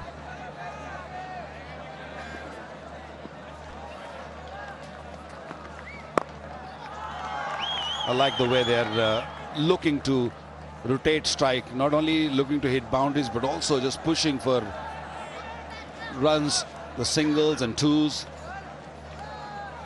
9 of the over so far. It's been a good over for Pakistan. Salman Ali Agha approaching his 50 at a good rate, and that's what Pakistan were looking for someone to not only score run but score run quickly.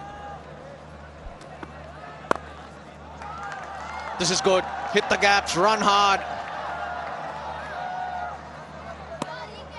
Well, 10 off that over. 37 ball, 172 for 4.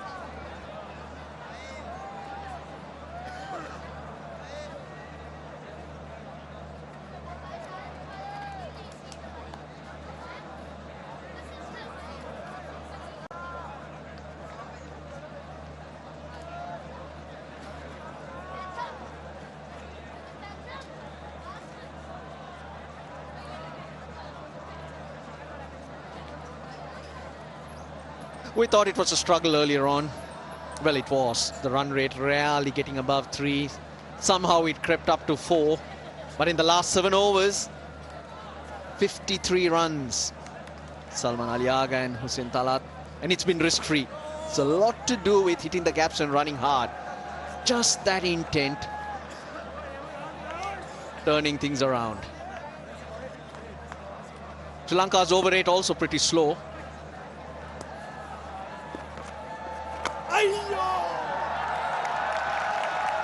Half century, really well played, under pressure. Salman Ali Agha, his 19 ODIs, first against Sri Lanka and a crucial one.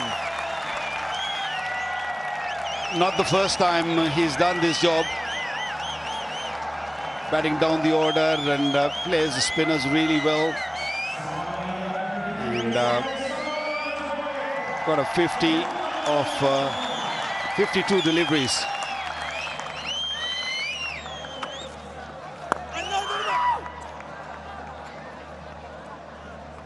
This is a crucial period for Sri Lanka. One must say Hasaranga, who's picked up 3 wickets, and the skipper would like him to break this partnership. Partnership's getting dangerous for Sri Lanka. Useful edge, but well fielded by Kamindu Mendis. Didn't carry, he made sure he didn't get through.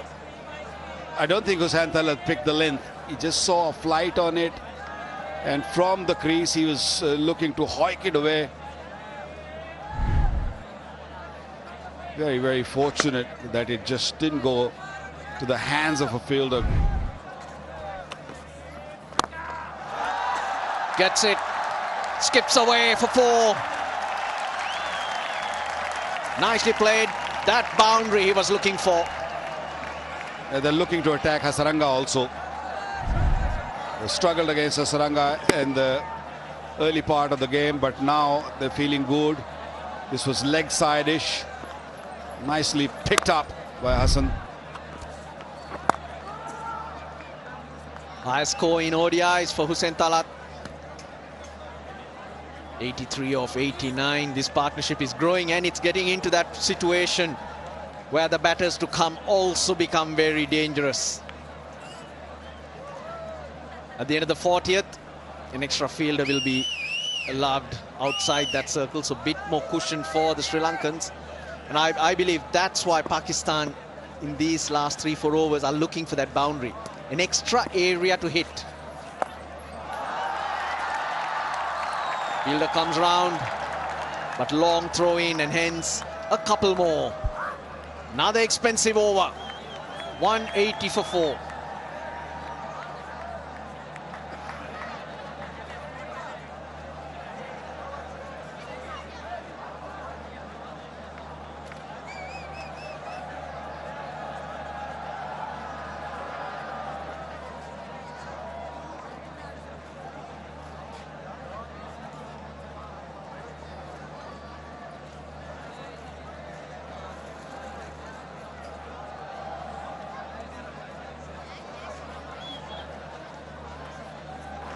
Ayub, LBW early. It was that period where Sri Lanka got on top.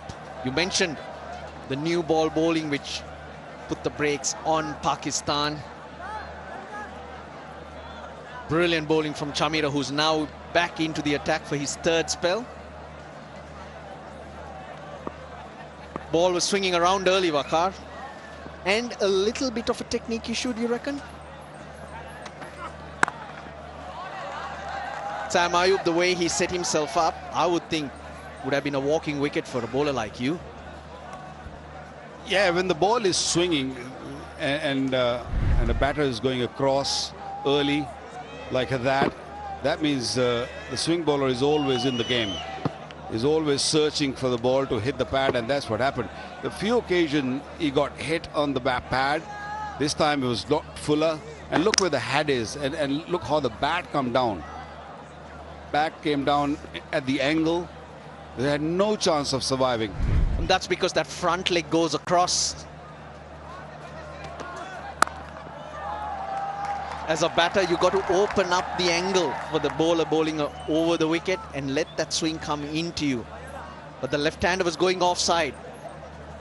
Yeah, I remember Sanath Jayasuriya back in the days when he early played for Sri Lanka. He used to do the same. He used to plant his front foot, and I got him out a couple of times because I used to swing the ball, a new ball, but he got me a few times. Once he just sort of managed that period, first 3-4 overs, then he becomes really dangerous. Then he'll hit you from that length, that middle stump line and length. And then he was such a devastating batsman when he gets used to of the surface, get used to of the swing. Yeah, he was an amazing player, but early on he had similar issue. You're going across and then looking to either play sort of straight. If he plays straight, then it's fine, but sometime he used to play across, and then LBW bold comes into play. And the problem is when that front foot goes across, not only is your head going across, to access the ball, you got to pull your front leg out of the way, and that's where the delay happens. Jayasuriya, tremendous record. Runs, more runs. Got a bit of glove, enough to get it away from the keeper. Salman Ali Agha on the roll. He's looking for boundaries now. Going deep in the crease. And it just went away from the wicketkeeper. I think he got a little glove on it.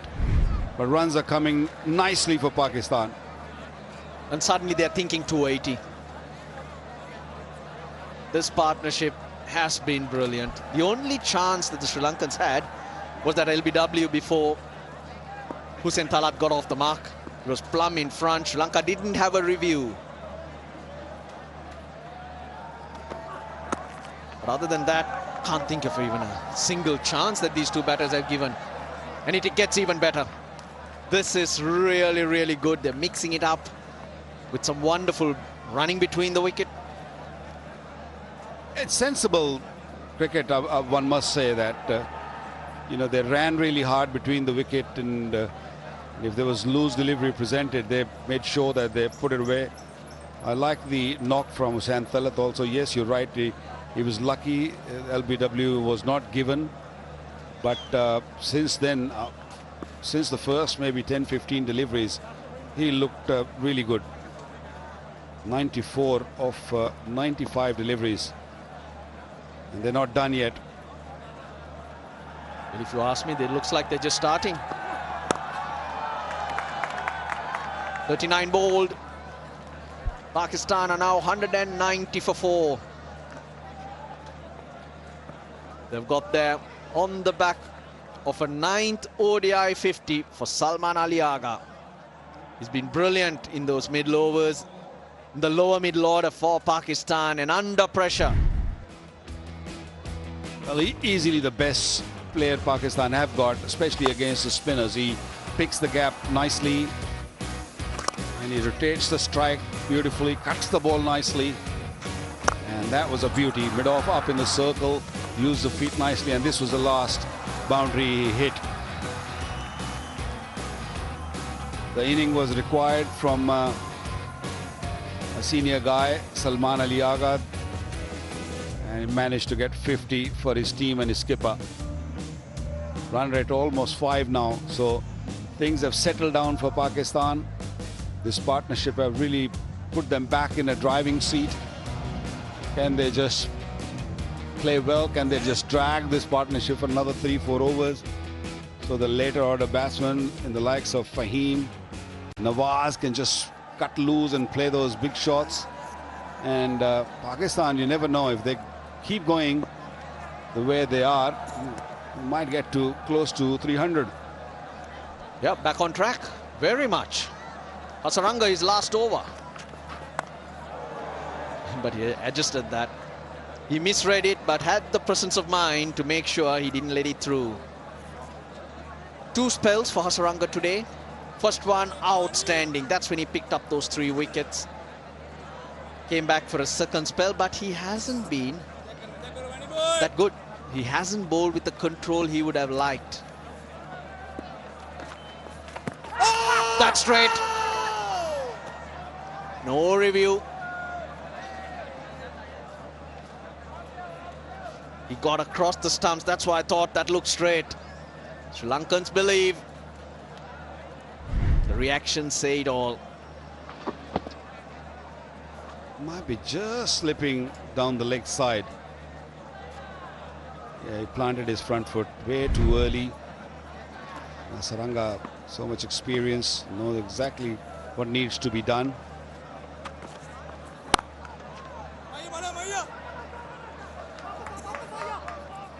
Getting closer to a maiden ODI half century. Hussain Talat.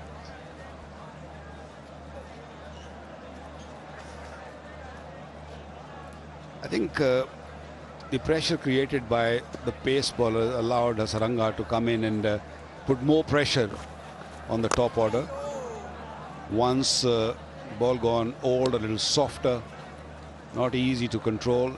And it's not the first time we see. In several occasions I've seen Hasaranga in his first spell, a true match winner. But when it comes to bowling his last few overs, he has struggled in the past.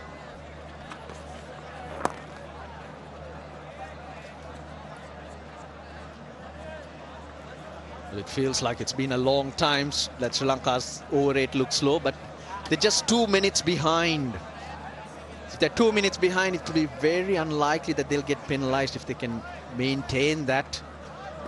They've had the habit of being slow, getting through their overs, penalized on many occasions. Partnership 100, Pakistan at the end of 40, 195 for 4.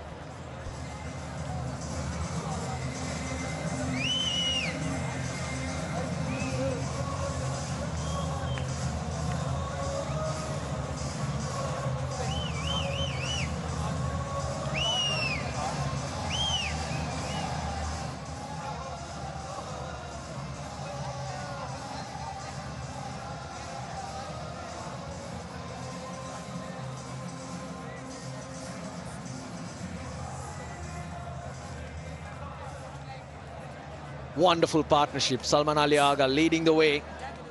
Great support from Hussain Talat. Just under a runner ball. 7th time Pakistan batters have put on 100 runs against Sri Lanka for the 5th wicket. Dushmantha Chamira about to start the 3rd power play. 5 fielders will be allowed outside the circle. There used to be a time that he didn't know how to do it, or what his expression should be. Alex Wolff, in making that signal, he used to grin.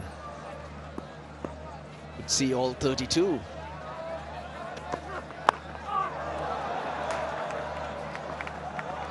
They'll get two. They'll get two. Very effective from Pakistan's point of view.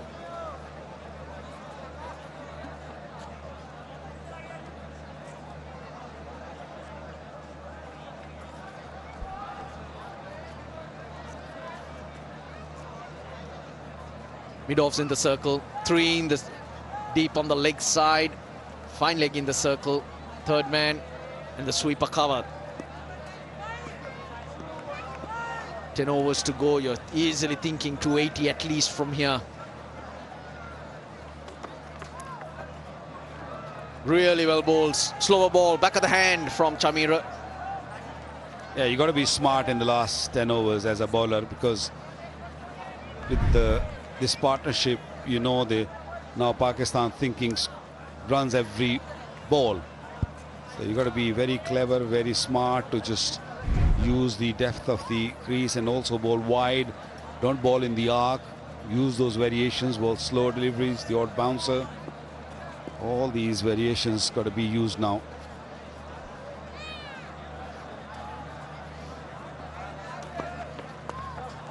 Nicely played. Well, might look clumsy, but he intended it to go in that direction. 200s on the board for Pakistan. They've got to giddy up. Yeah, thinking was very clear from Salman Ali Agha. Fine leg was up in the circle. He knew all he needed was a little bat on the ball, and the ball will run away. It was a slow delivery, but just waited on it. 18 boundaries. Boundaries were rare in the first maybe 10 to 15 overs, but since these two have come at the crease, things are just moving nicely for Pakistan. Field changes, fine leg goes out, mid wickets in the circle.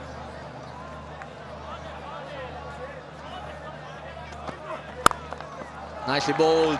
He digs it out. That'll be a couple. Sri Lanka does well. Manages to keep it down to 1.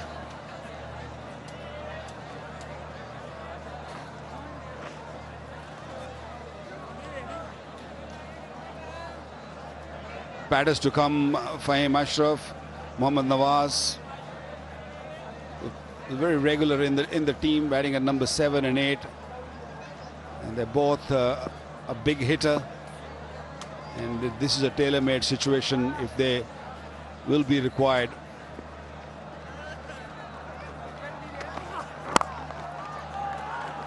Nicely bowled, but good running once again. The scoreboard ticking over nicely for Pakistan. Run rate almost up to 5 now. But this is where they'd like to have been from the start, but somehow or other, hook or by crook, they got themselves back there. Superb from these two. Yeah, thanks to these two who've not only scored but also scored quickly at a very, very good rate, bringing Pakistan back in the game, looking to score big now. Superb. 1 bounce for 4. Expensive over comes to an end. 12 off it. 207 for 4.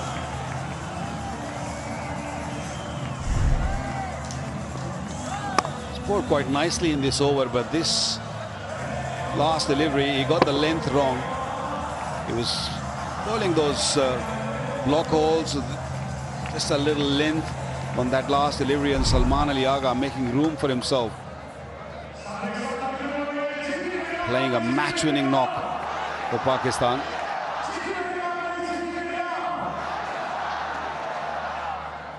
Deekshana back. He's been wicketless. It's been expensive as well. What I liked about Salman Ali Agha is there's been a purpose. He's known where the field is, where the gaps are, and he's picked his spots when he's looking for that boundary. Now even that last boundary, mid-off in the circle, extra cover in the circle, 2 runs, real good running. Takes him to a half-century. Hussain Talat, maiden ODI half-century. The dressing room's up. This partnership was required, this inning was required, and Hussain Talat showed his class. Struggled early on in his inning, but once he gets going, he found the rhythm. Well, now to finish off. 53 balls remaining in the innings. There we go. He's got to a half-century. Now open those broad shoulders. That's a 6. The umpires will have a look, but if I saw it right, it will hit the boundary cushions on the full. I think he got good eyes, Russ. This was in the slot. He plays that shot really well. This time he made sure that he hits it straight. Did he hit on the full? Yep, clearly hitting the top of the skirting. Well done, Russ. Eye for few things, certain things.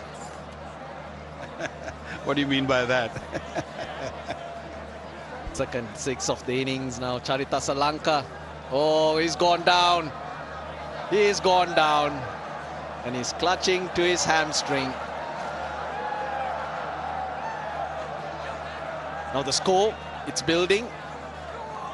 They're gonna need to bat really well to chase this down, which is going to be in the region of 280 to 300 for sure.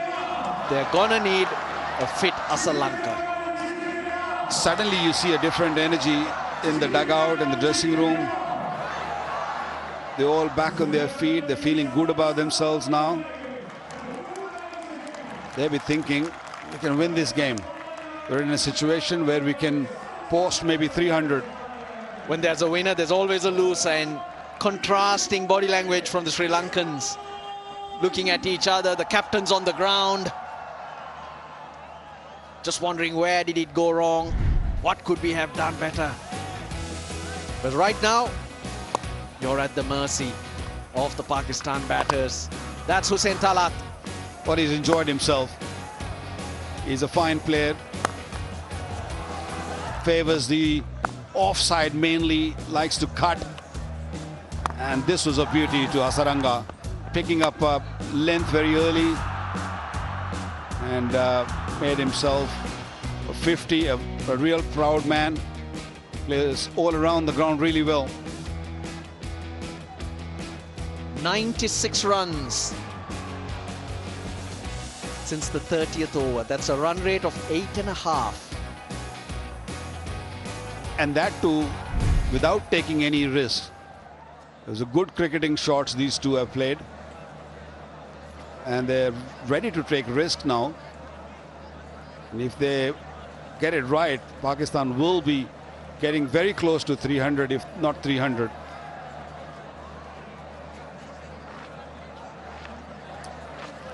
$120, the partnership, it's growing. Lanka need to look for a wicket. Oh, obviously they will be. They need something to give. They need a break. Rubber the green, as sometimes we say it. But if not, chin up. Chin up, because this pitch is very good, and hence even 300 is chaseable. But it's all about belief. Yeah, it's just a new ball, I think. Even when the Pakistani bowler is going to come on, I feel that there will be a little bit of swing for them.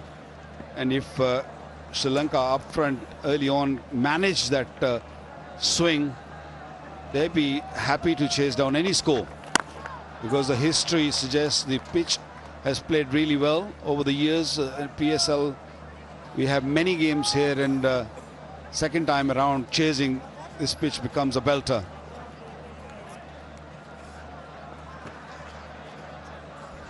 Sri Lanka's fifth bowler, which is generally a liability. It's a mixed match between Janith, Lienage, Asalanka, and maybe coming to Mendis. They're bowled 9. They're gone for 63.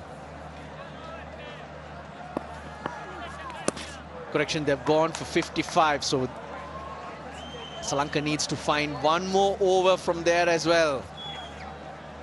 Dictioner's been expensive and wicketless. Usually you do find a bowler having an off day. The way the Sri Lankan bowling lineup is put together, none of those top 4 bowlers can have an off day. They can't afford that. Good running. Great awareness of where the gaps are. Modern day cricket, you cannot have 4 bowlers, Russ. You have to have your 5th bowler in the side, a regular bowler. You cannot rely on your batters to give you 10 overs or a bit more than that.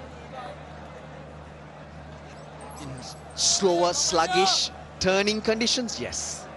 But not in good conditions.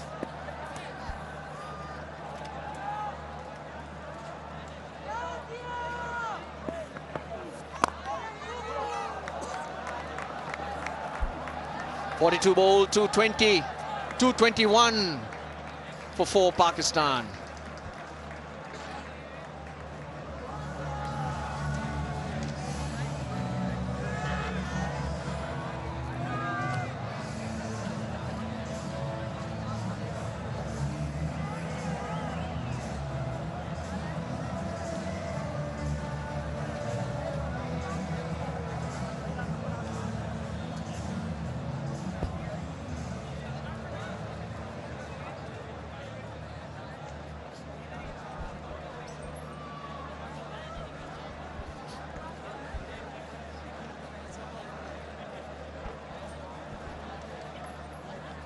Yeah, the reason why the situation has enhanced for Pakistan, batters haven't been eating too many deliveries, not many dot deliveries. Been busy, these two. Lianage, opportunity for Pakistan to go big in this over. Now the left-hander who batted well for his 50 starts off the over with a couple. This is brilliant counter-punching by this pair of batters. Look at where Talat has scored his runs. He started off slowly, but then he's really started to find his range. At the current rate, 264, but I think they'll get much more with wickets in hand in the last 10 overs, always. Slower delivery with that. I think that, oh yes, it's called a wide, but I think, did it brush the pad? I think Kusal Mendis thought it brushed the pad. Yeah, the umpire took his time. Checked with his mental list and then called it a wide. But what an effort. What an effort from the youngster, Hussain Talat. A novice at this level, but he handled the pressure quite well.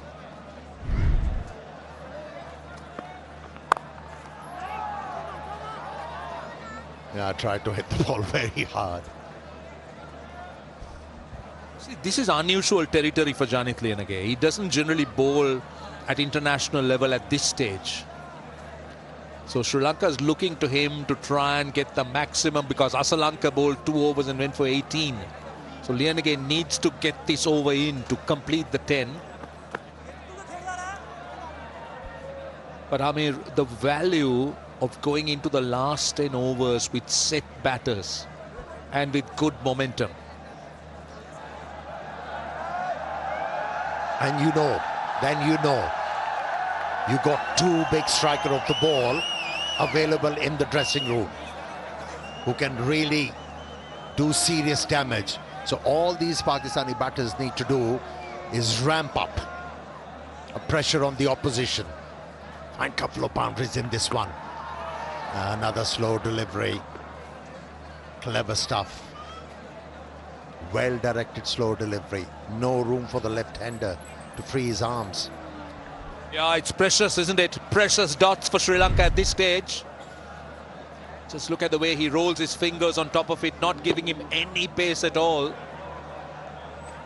Well, Janit Nayan again needs to complete this over. He has 3 more deliveries.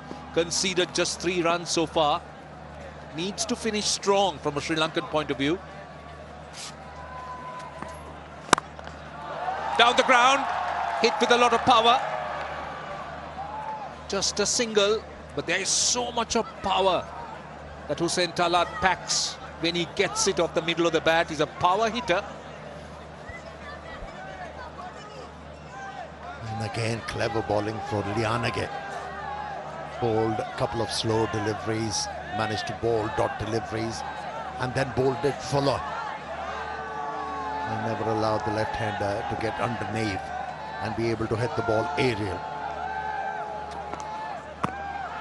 Has been a very good over.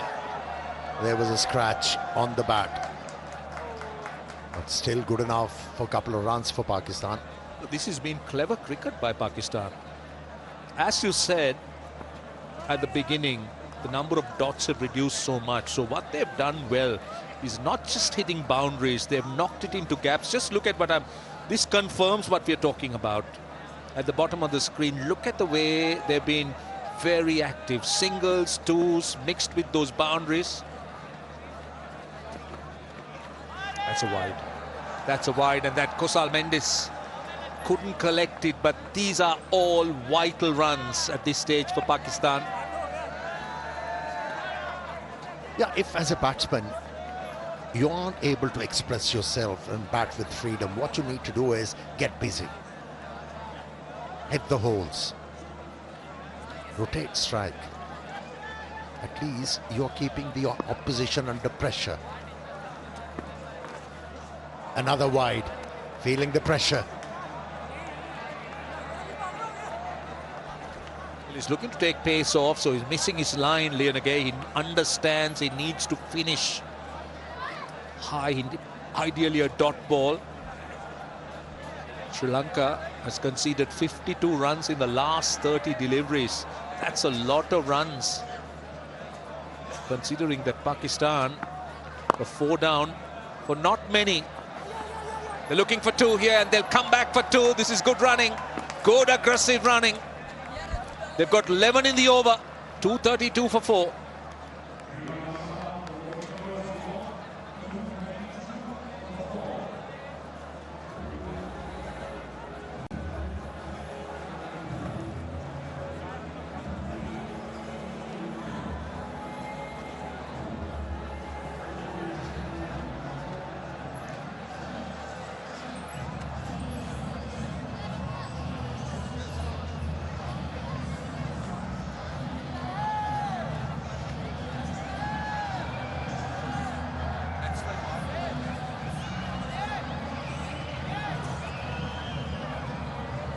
Right, the last 3 overs, Pakistan have got 7 twos. So they have now not looked at only boundaries.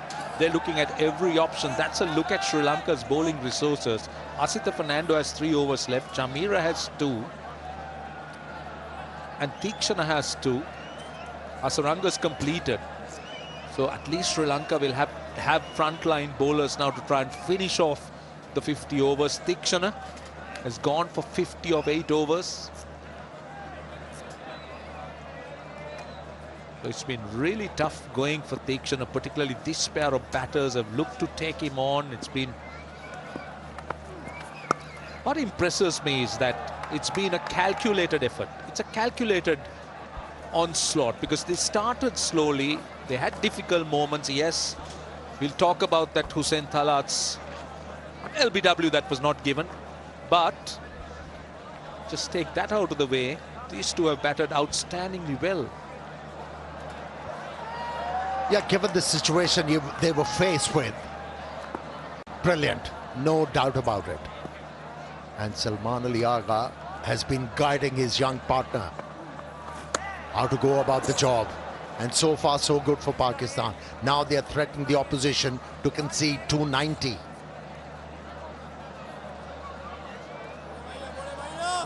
But lesson to be learned for Sri Lankan captain.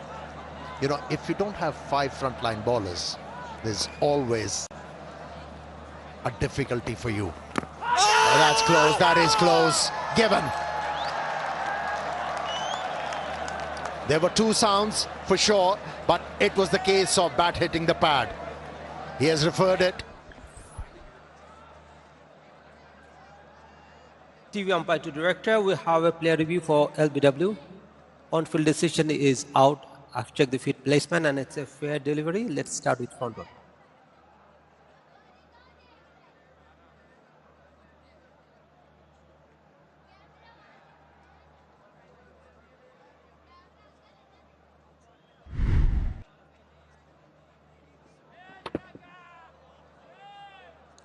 See the ball passes close to the bat. Need to check that with ultra edge.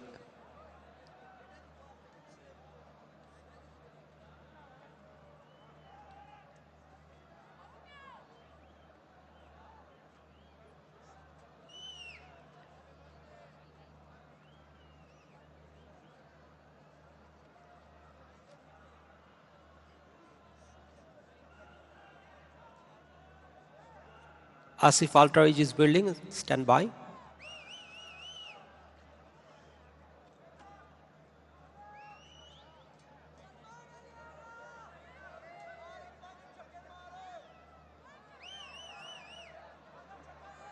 Rolling slowly. Yeah. Clear gap as the ball passes the bat. Satisfied. No bat involved. Ball tracking whenever it is ready, please.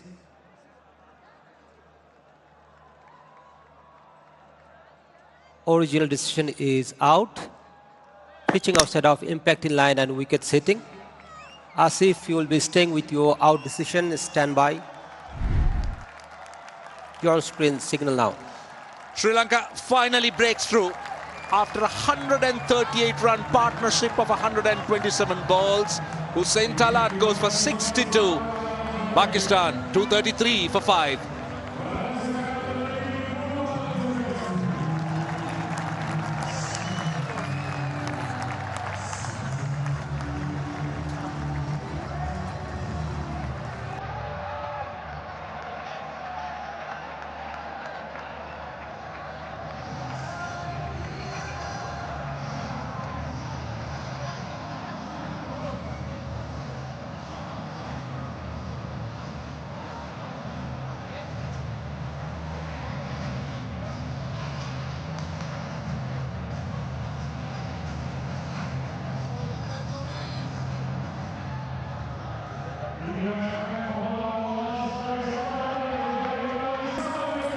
Right, Mohammad Nawaz, he could have asked for a better time to come in. Well, he's been in very good form since he came back. And fresh legs, Amir. I'm not in any way suggesting that Hussain Talat was tired, but then it's always good to have somebody new, fresh, striker of the ball.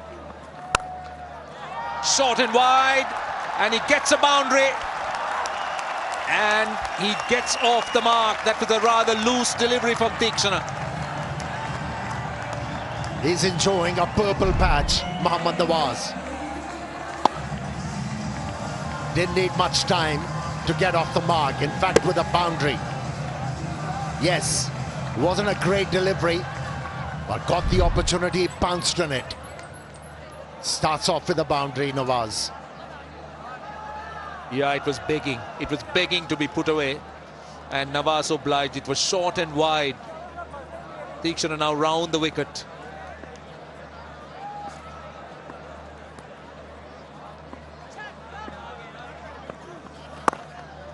Well, fresh from a very fine innings of 59 against South Africa. Nawaz in his last outing. So already moved to 5 with the boundary. He's having the right idea.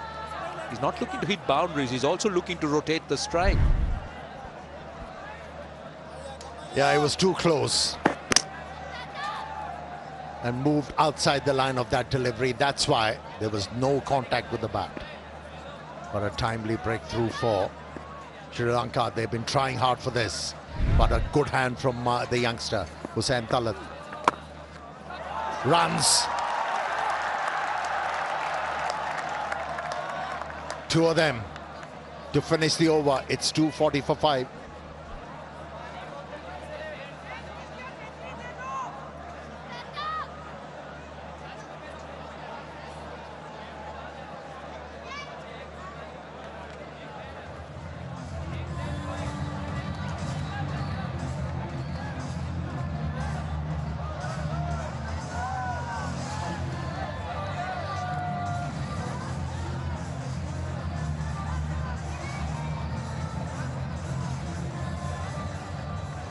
Well, he's been the go-to as far as Pakistan is concerned. 82 of 71.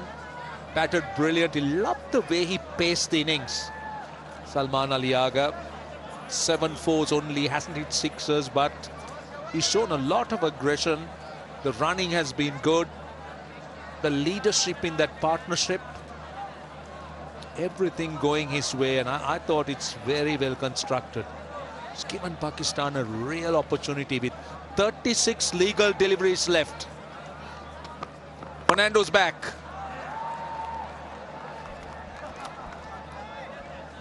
Yeah, you're right. Salman Ali Agha has got that intuitive grasp of the situations and goes accordingly, and that's why he's been prolific. Yes, there was a struggle for him in T20 cricket, but he'll come along. He's got the talent.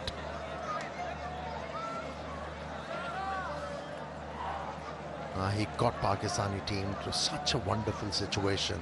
He has to make sure he's there for Pakistan to the last moment. That will ensure that Pakistan will get to 300 runs. And there'll be 20 more runs from the power score. He's running hard. For Sri Lanka at this stage, it's about saving boundaries. I mean, they wouldn't mind singles at all. They'll take the singles. Honestly, when I saw the final 11, the formation of the 11 for this match, I thought there's one bowler missing. You need to have 5 frontline bowlers on a pitch like this, which is true. Yes, there was indifferent bounce, but not a lot of spin. But there was a situation where Sri Lanka could have seized the game in their favour if they had carried on with Hasaranga. But the captain had to take him off to fill in as an auxiliary bowler. From there on, Pakistani innings started to get momentum and never looked back. So the formation of the side has to be apt to be able to compete at this level, but turned out to be very good for Pakistan. Well, I hear you. Well, I mean, in hindsight, after the 2 fast bowlers, well, a third seamer would have been ideal, and the point you make about Hasaranga is absolutely right. He had to manage his bowling resources. Charita Salanka. But what they have been doing, Amir, is that this is the combination they've played. They've always relied on 4 frontline bowlers and looked to go with the 5th bowler. I'm not saying that it should be applied across the board, but this is the combination that has won them games so far, most of the games. So they're trusting that, and they're giving a little bit more beef in the batting. But that makes you a side reliant on conditions. If you want to be a well-rounded side, you've got to have bowling resources nowadays. Slow one picked up nicely by Salman. Hits the ball into the gap, and easy 2 runs for him. Yeah, you're right in terms of horses for courses. I mean, you'll be looking at that option, but then being the first game, Sri Lanka has carried on with this. They won in Zimbabwe, won away, so it's a similar combination they played. So they're just trusting them, and they're trusting their batting a lot, trusting themselves to chase down a score. That's what Asalanka said at the toss. When he opted to bowl, he was looking for the dew. Well bowled, very well bowled. He's been clever. He's taken pace off. He's varied his length. And by and large, he's looked very impressive, Asita. 246 for 5.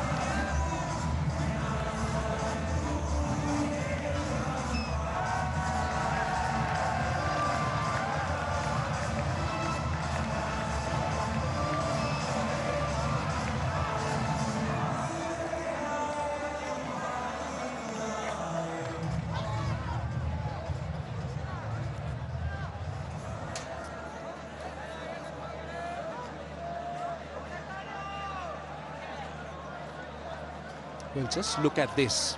Look at what Pakistan has done. These are the power plays. The first power play was a struggle, but the second power play was outstanding. Dixon into the last over. Wide. Well done, Kusal Mendes. That's brilliant keeping. The umpire has to check whether it's a wide or a no ball. Yes, you're right. You're right. You got to see whether it was outside that area, designated area of the playing surface, but brilliant stuff by the keeper. This is what they're going to take a look at. Oh, yes. Yes, yes, yes, yes. That's gone well wide, well outside the playing surface. So let's see.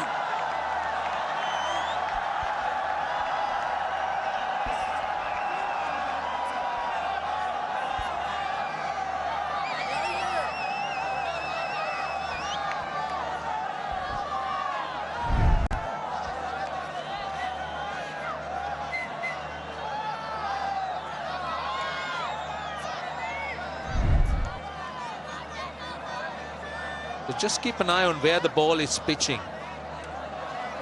Is it in line or is it outside?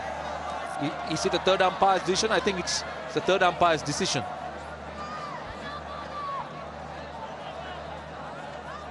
So that's what he's checking, just to make sure that whether it's a no ball. In fact, it is confirmed as a no ball. Help yourself, Salman Ali Agha.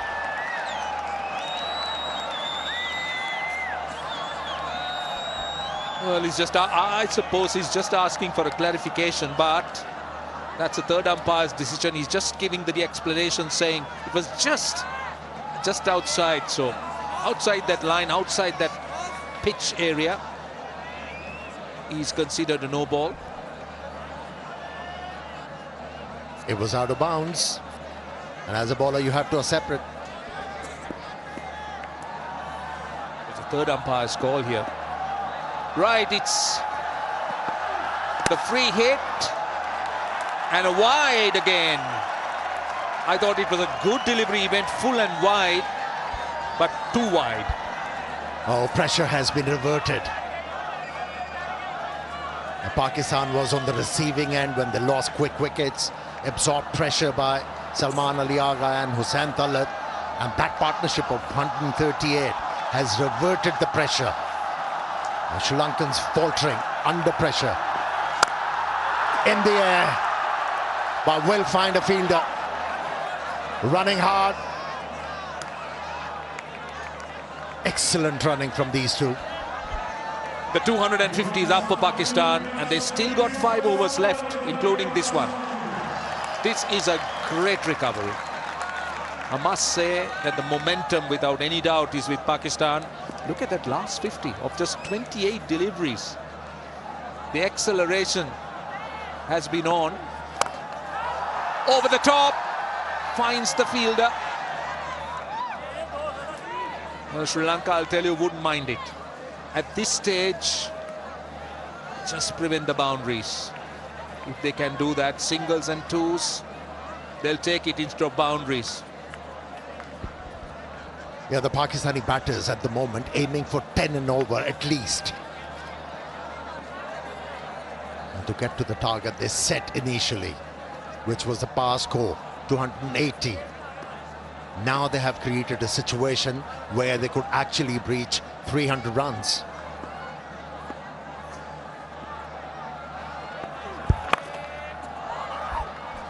Well bowled. That is very well bowled. A precious dot at this stage.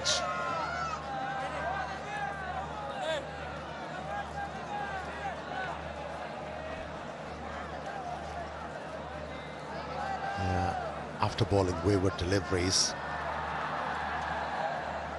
he has been able to gather his thoughts, Tikshana, and bowling in the right areas. The last 3 deliveries been excellent from him. Slower ball, cleverly bowled, cleverly bowled. Pace off, slower, wider. Just not letting Nawaz reach. That is clever bowling at this stage from Tikshana. Needs to finish strong from a Sri Lankan point of view. He still has 2 balls left in the over. With the no ball, with the wide, he's just conceded 5.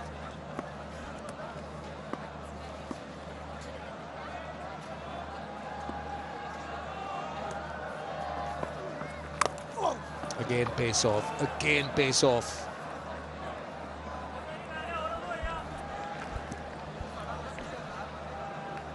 At times, it's the right idea to bowl away from a batter.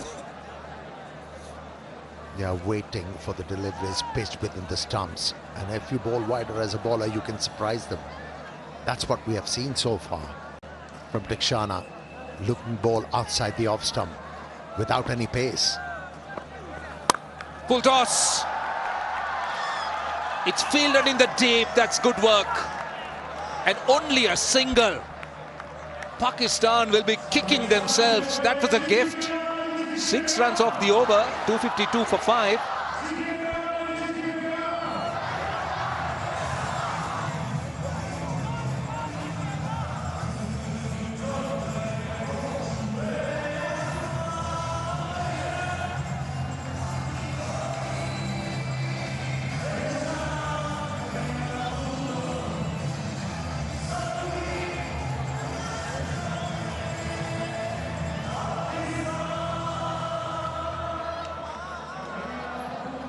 Right, we're down to the last 4 overs. Asita Fernando and Dushmantha Chameera. They'll be finishing things off. Asita Fernando's figures, just look at that. Going at 3.25.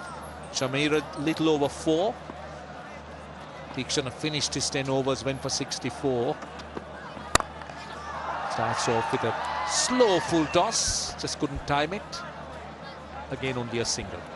Our last couple of overs been good for Sri Lanka. Just 12 runs where Pakistan aiming for at least 10 and over. He's been phenomenal, Asita.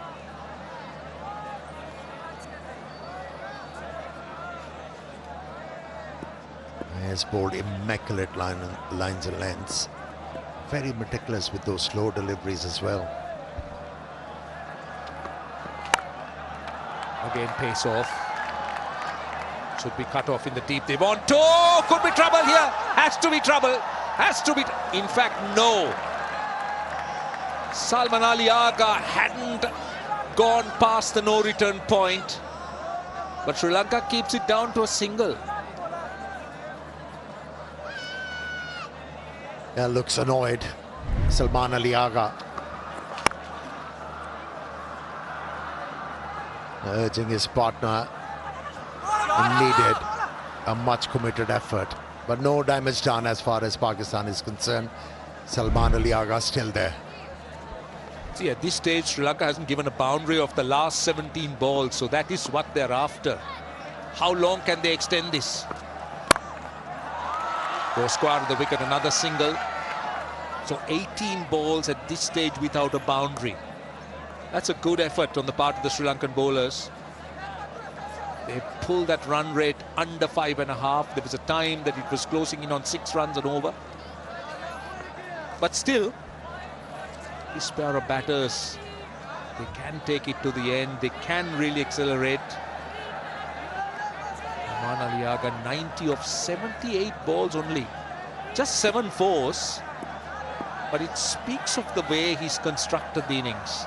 Not relied on boundary hitting, but more skill. On strike, short third in, short fine leg. Pace off. He wants a wide, but it's not a wide. That's clever bowling.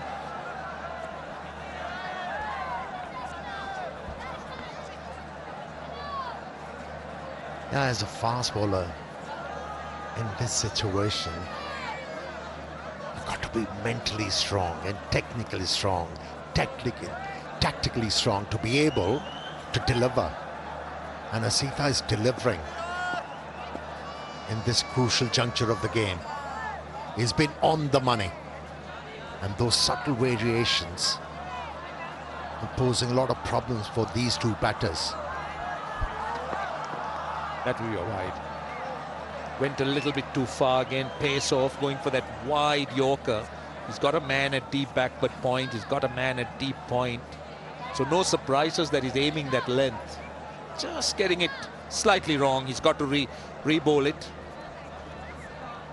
We are talking about the last 3 overs where Sri Lankans have been very good, not conceding a boundary.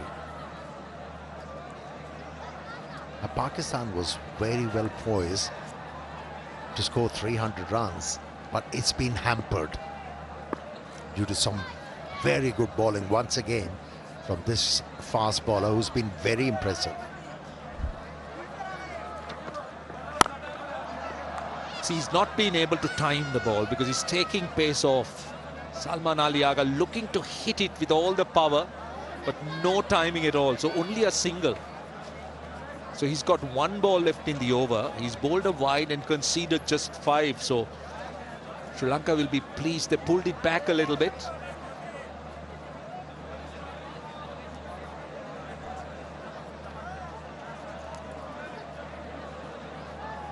The last ball of the over. Asita Fernando's pace has been very impressive. He's gone in the mid-130s. He's dropped it below 110. That's how he's mixed it up and proving to be more than effective at this stage. Last ball of the over. Can he finish strong? And it's a full toss.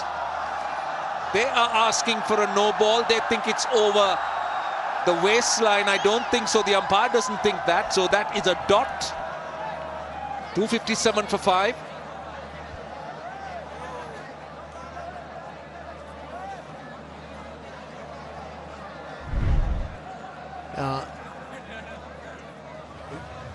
Very lucky, one has to say.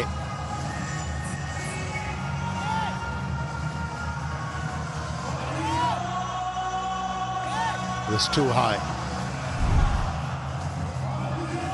It was above waistline.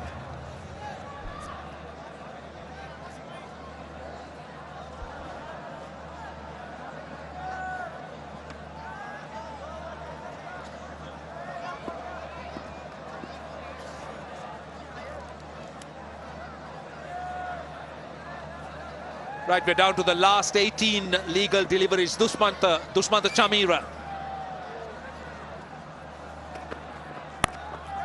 takes it from outside the off stump. Samara Vikrama cannot get it. It's a welcome boundary for Pakistan. Its first boundary after 21 deliveries. And there was a bad collusion. Salman Ali Agha and Chamira.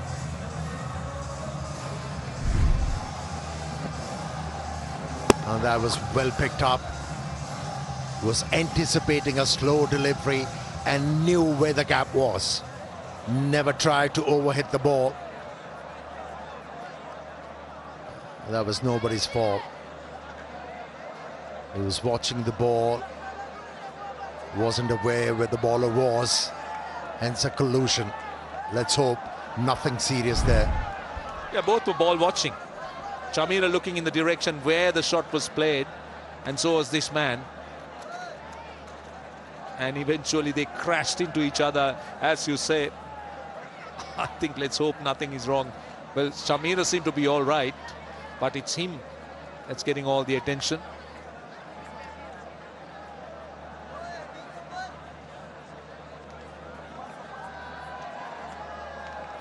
I'm just wondering whether it's the concussion protocol, because yes, I think so, because they crashed into each other, so they're not taking any chances.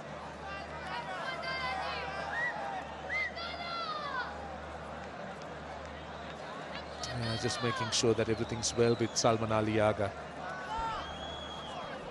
So good start to the over, boundary off the first ball. That's what Pakistan are after, especially after they went through a little phase without a boundary with lots of singles, run a ball. Right, thankfully all is well. Yeah, problem addressed by the physio.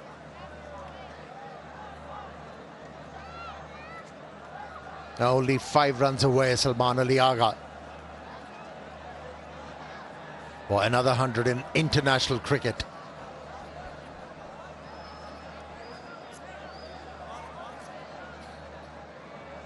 Salman Ali Agha on 95 of 81 deliveries, on course to reach his second ODI 100. His 38th innings, and what an innings it has turned out to be. Chamira. Oh, clever, very clever. That is great improvisation on the part of the batter. Gets another boundary, back-to-back boundaries. They are compensating for those dots and singles. Yeah, it seems like he's psyching out the bowler. The previous delivery was a slow one. He knew the bowler is going to change the length and also change the pace, ready for it. Went really low in order to form that gap. This is brilliant batting. 1 run away now. He's on 99. Outstanding. It has been a magnificent innings. Great effort on the part of this man on strike. 1 short of his second ODI 100 in his 38th innings. And what an innings he's played.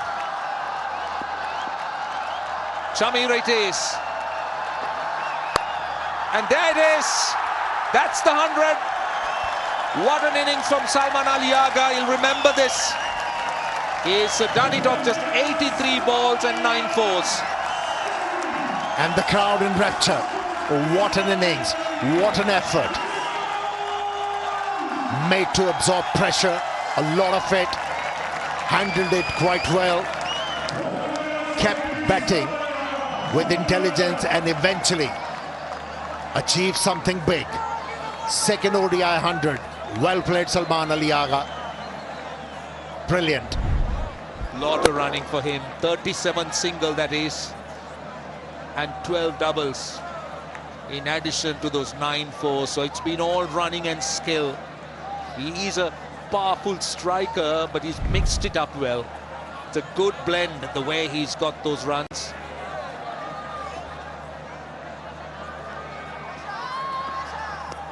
That's a wide. That would be called a wide, going full that time from Dushmantha Chamira. He's conceded 10 runs off the first 3 deliveries. Yeah.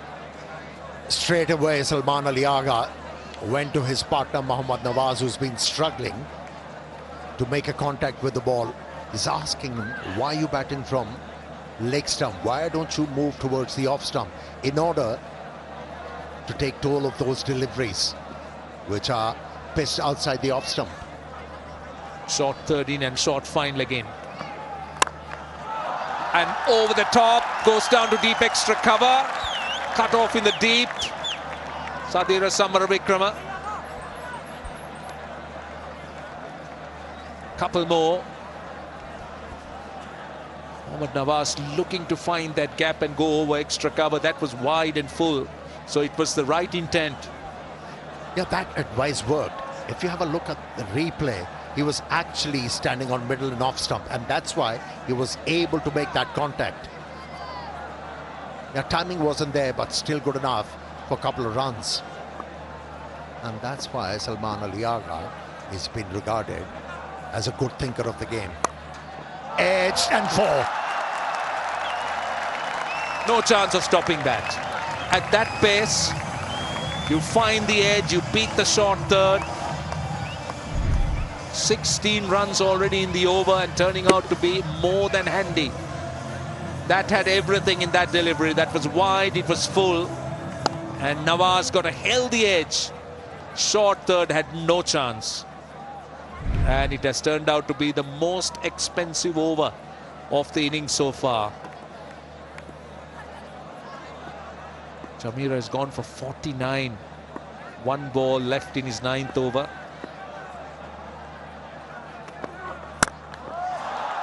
Goes down to deep cover. 1 bounce for 4. It's 20 runs off that over.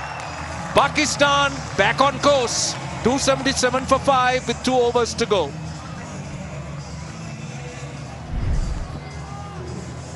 The connection actually told you about the result, that no fielder will be able to stop that one. It went like a trace of bullet.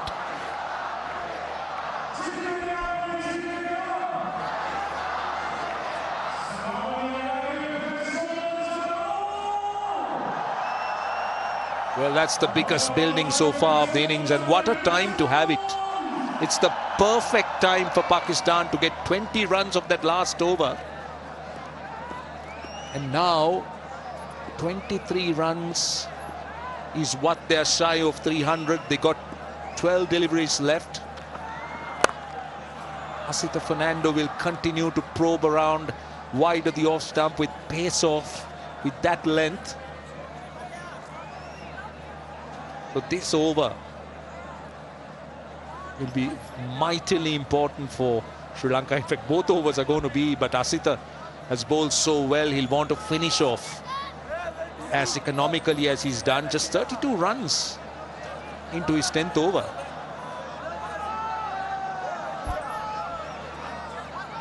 Now really nagging for the Pakistani batters, Asita. Immaculate control.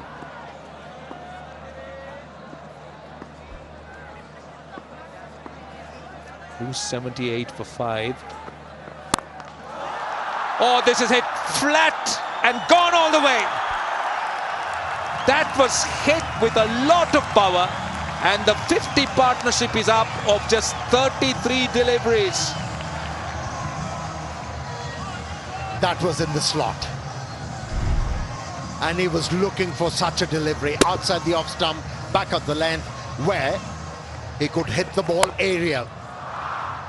Didn't miss the opportunity. And he's gathering important runs for his side now. Mohammad Nawaz looking to finish off the innings strongly. That was flat battered. This time over cover. Down to the man at deep cover. He's annoyed with himself.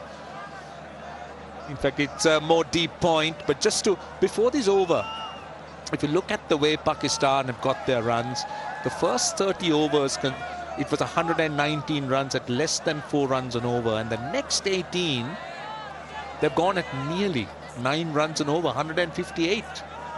So virtually an innings of 2 halves, the way they've accelerated, the way they have controlled things, especially in the second half. They're still left with 9 deliveries, 285 for 5. Pace off that time, only a single. Yeah, let me tell you, this effort of the Pakistani batters is going to instill a lot of confidence in them.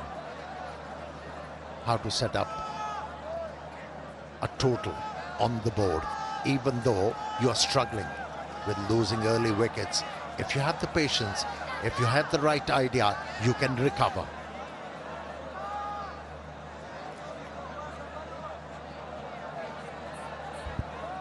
From a hopeless and helpless situation, they have come back strongly, Pakistani side. When you looked at the way the top order batted, I mean, this was a team that was coming on the back of a great victory over South Africa. So you would have expected a lot of confidence, strong body language, looking to assert themselves, looking to kind of dominate the opponents. But instead, what we did see was a rather tentative kind of approach. But now this approach is very different. It is refreshing, isn't it? You know, when you talk about South African series, Pakistani bowlers, they managed to set it up for the batters, curtailing the opposition on a very low total, made it easier for the batters. But when it comes to setting up totals, Pakistan has been struggling. But I think this innings, like I said before, this will instill a lot of confidence in them. And they will find a method to put runs on the board. Yeah, but what's impressive is the way they have paced it. The partnership, the way they started, last ball of the over. Looking to improvise. They'll want to and they'll get to. So they get 12 runs off that over. And they're down to the last over on 289 for 5.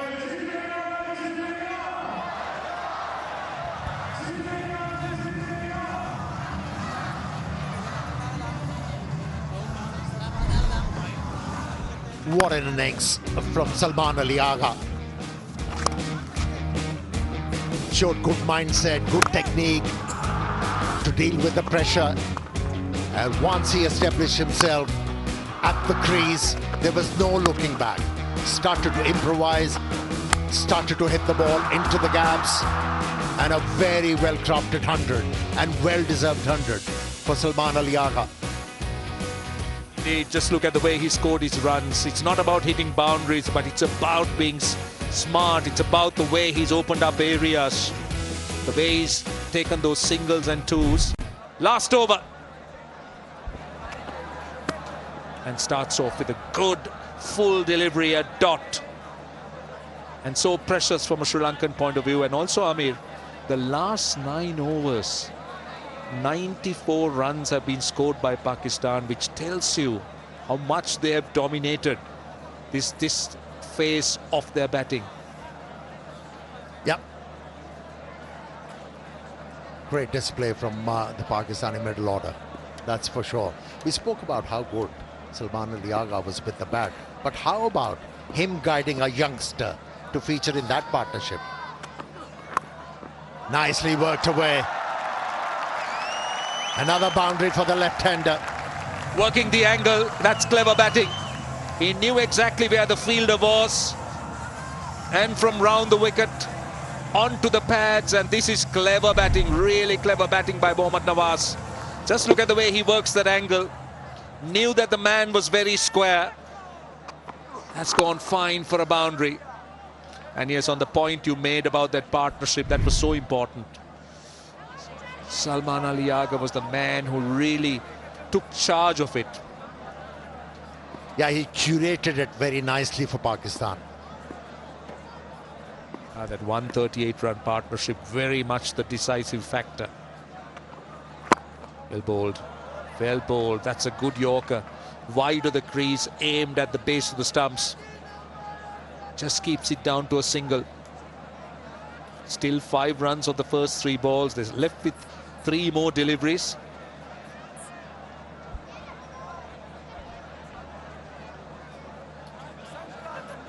Yeah, he's man of crisis as far as Pakistan team is concerned.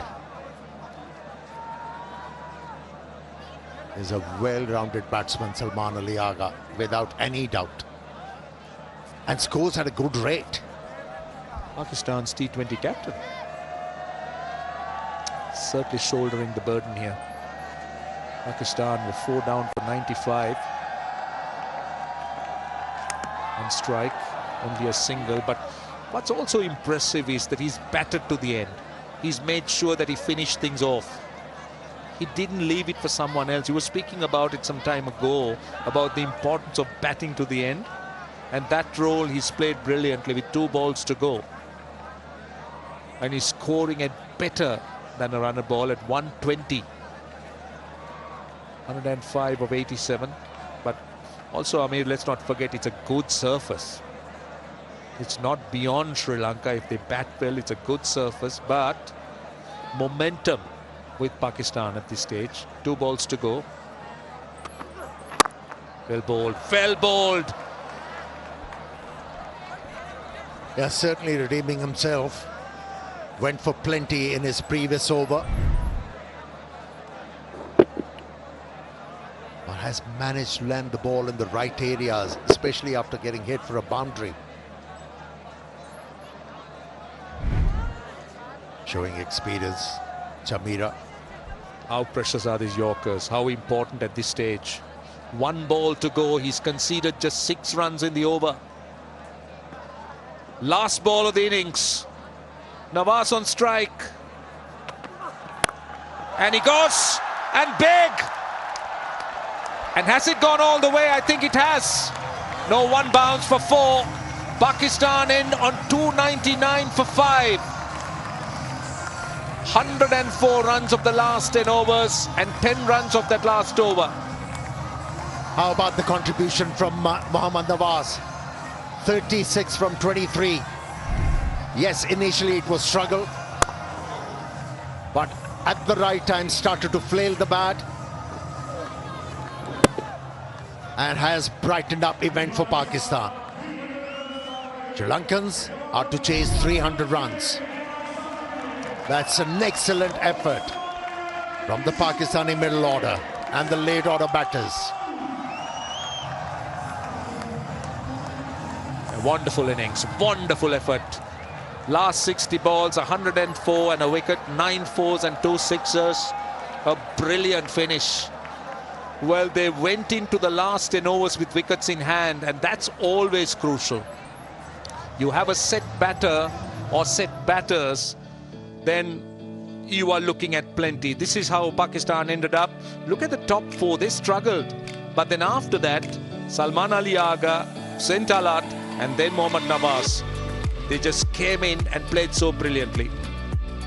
Yeah, at the end of 30th over, Pakistan was 120.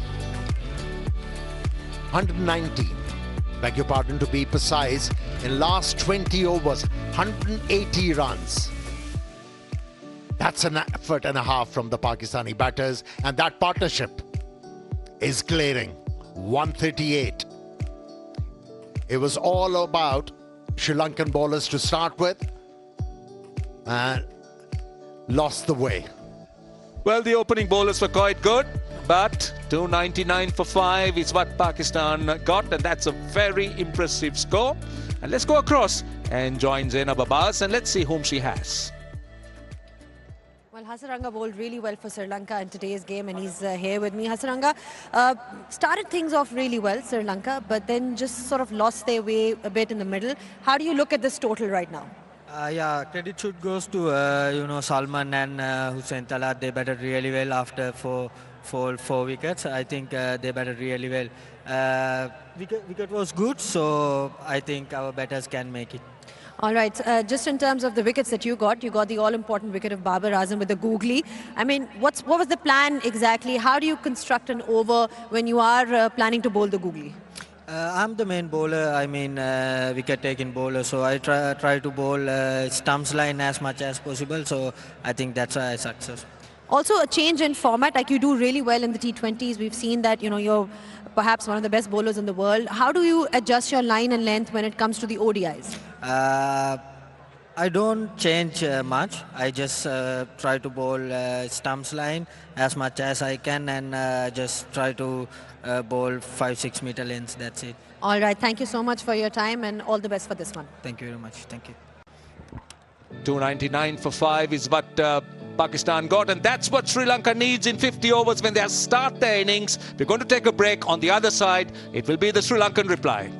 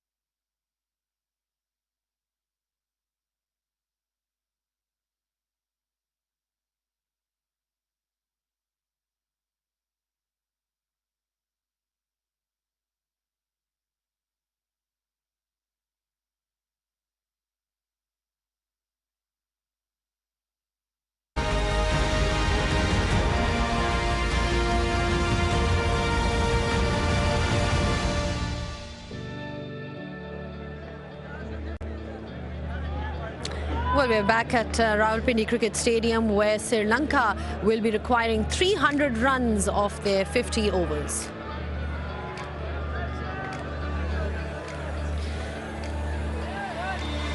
All right, then this thing started off well for Sri Lanka because they bowled particularly well, kept it really neat in the beginning, and some really good bowling by Asita Fernando. We saw that from the paces that they were effective in the power play, but then Pakistan sort of losing their way at the top, but then kind of gaining control back in the middle and at the back end of things. And Salman Ali Agha, what a performance by him, scoring that 100.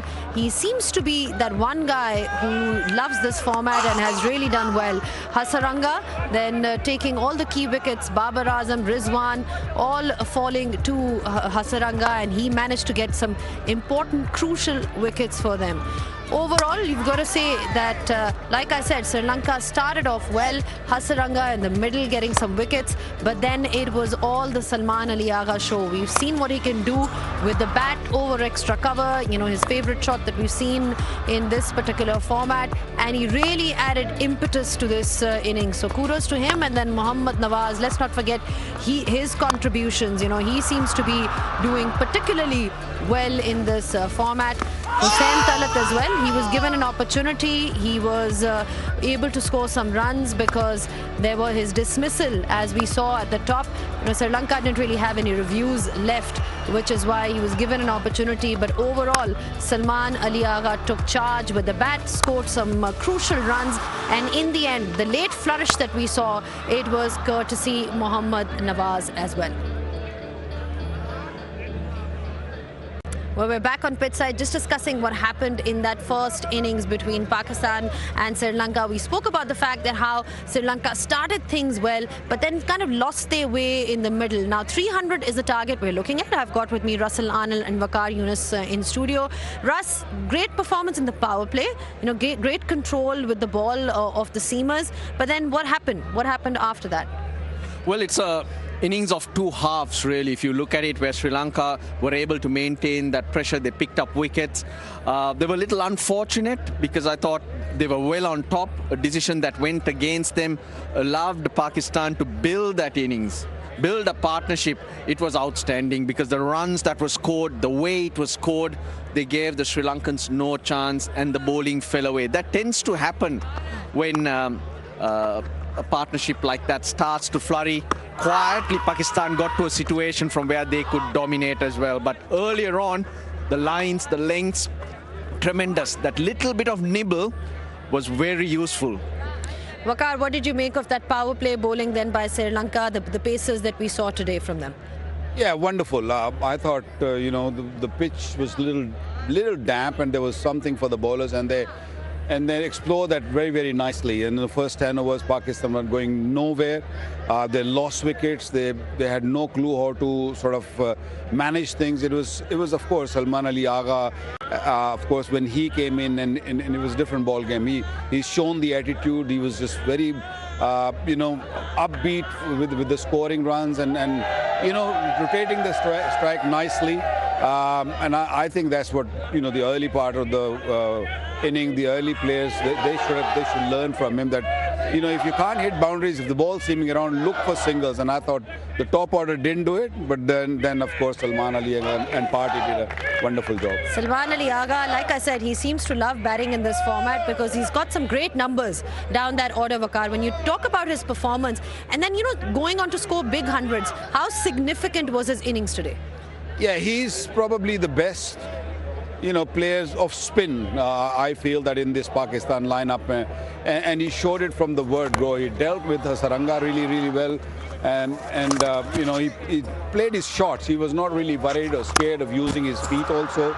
So that's really, really plus, and that momentum which Pakistan were looking for, he was the one who provided, and then of course Hussain Talat, little lucky in the beginning, but came really, really good. What stands out for me with Salman Ali Agha is he's in a great zone. He's placed the field really well. Yeah. Because when there's a short finding in place, he's not shy to try to work those areas. If mid-on's in the circle, his target area is over extra cover mid-off. Hence, that awareness and confidence with him, which is allowing him to flourish. So you said that it was a game of two halves. Talking about that second half, where did Sri Lanka sort of lose their way in terms of, was it a case of just poor bowling or Pakistan batted really well? Pakistan batted really well. When you are able to score runs like that and you start dominating, bowlers do tend to fall away. They try things. The pitch didn't have much. There was no turn at all. Hence, it showed. We were talking 280 pass score. Pakistan have got a little bit more than that. It's tremendous that where they've ended up, because it's about resilience and fighting back, and there was plenty of it. But when the game pans out like that, it's hard to find fault with the bowlers. That's what good partnerships and good batsmanship does to you. Also, just in terms of the reviews that were taken up by Sri Lanka, I mean, it's an interesting one when teams sort of go for the review or don't go for the review. I'm talking about taking that call of whether going for it or not. I mean, how do you look at it? Because Sri Lanka lost out today. One was a shocker. That very first one in the third over, pitching way outside leg stump. This is the one we are talking about. But this one was a little closer. You can understand why they went for that one.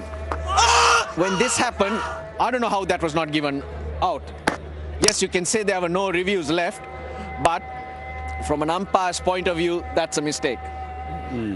All right, then there you heard it. Of course, mistakes are made. We see that in cricket, but it's also about how you use your, reviews that you have at your disposal. Mohammad Nawaz, Bakar, again, he seems to be in a really good patch, with the bat and the ball. We're talking about his general form. Yeah. He seems to be giving Pakistan those great finishes.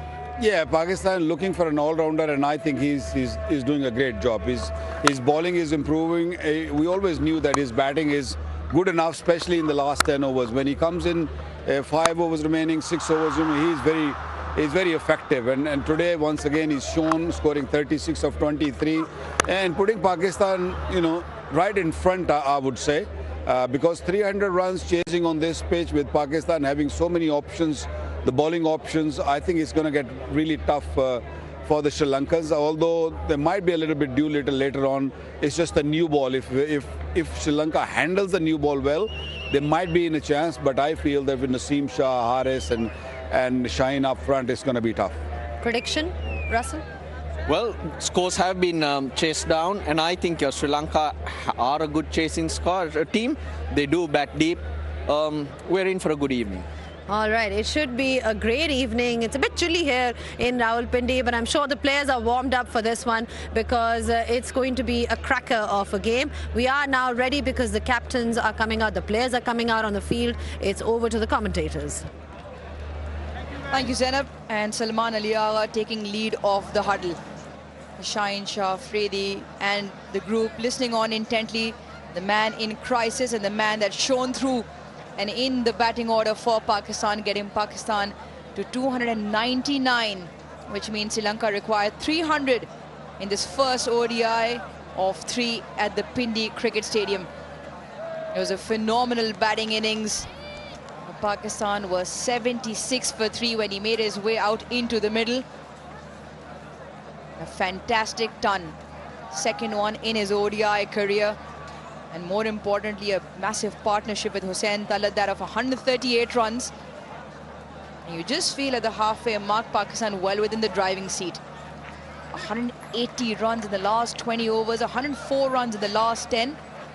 So in the last 20, they went at just under 10 runs an over. But Sri Lanka, they have their work cut out. They need to go at 6 runs an over throughout their innings. The opening pair for Sri Lanka. On debut, Kamil Mishara, his List A careers, he's got the numbers. And that's why he's been given this opportunity. 24 years old, 40, a decent average as well, and 3 big hundreds. On the other end, Pathum Nissanka. What a phenomenal talent he is. In a purple patch as well in both ODI and T20 cricket. And the numbers speak from themselves. Still got a long way to go in his career and has got that big 200 as well. More importantly, 700s, 41 his average, and a good healthy strike rate as well.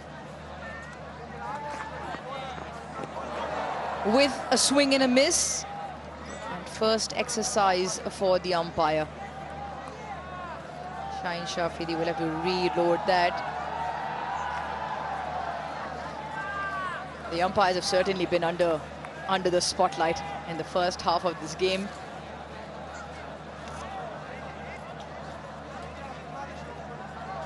Sri Lanka having burnt their reviews, how they wish they would have kept one in the hands.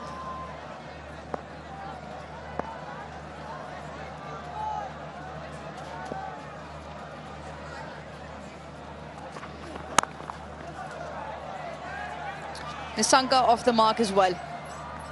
1 done, 5 for no loss. He was absolutely brilliant. Second ODI 100. Came in when he had found his team in a spot of bother. And took his time, manufactured all areas of the ground. Excellent with using his feet and very proactive throughout his innings. And once he got a measure of the surface, he didn't look back. 105 of 87 deliveries.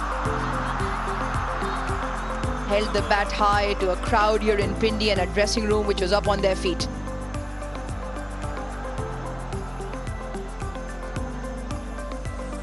Truly an all-dimensional player and one that holds a key in that middle order for Pakistan on numerous occasions.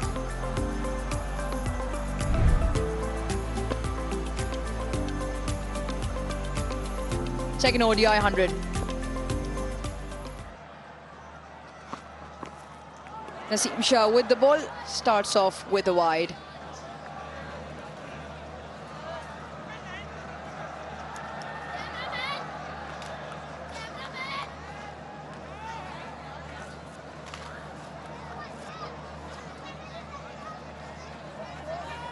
A very happy birthday to the umpire, Asif Yaqub. I think he spotted himself on the big screen as well. A nice wave. 52 today.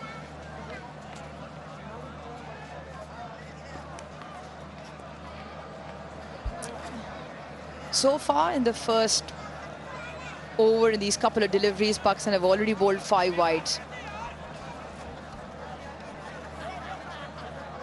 They are making the ball to wobble in the air, finding it very difficult to land it on the right spot.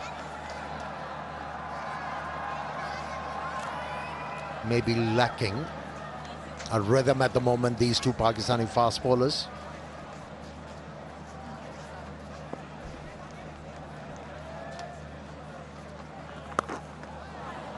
Touch 2 straight, and those will be the first runs in boundaries for Sri Lanka.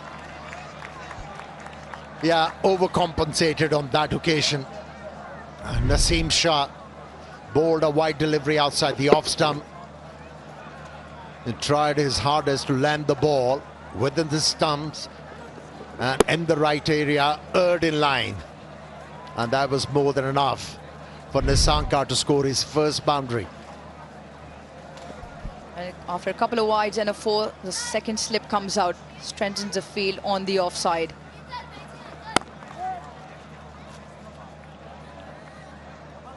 Sri Lanka were fantastic in that first 10 overs. Pakistan were 28 for 1. And what Sri Lanka did really well, Amir, you've just made the point as well, why they kept it tight in line with the stumps. Can we have Pathum Nissanka as opener since 2023 in ODIs. He's right up there. Most runs as an opener. Fantastic average of 46 as well. 2,169 runs.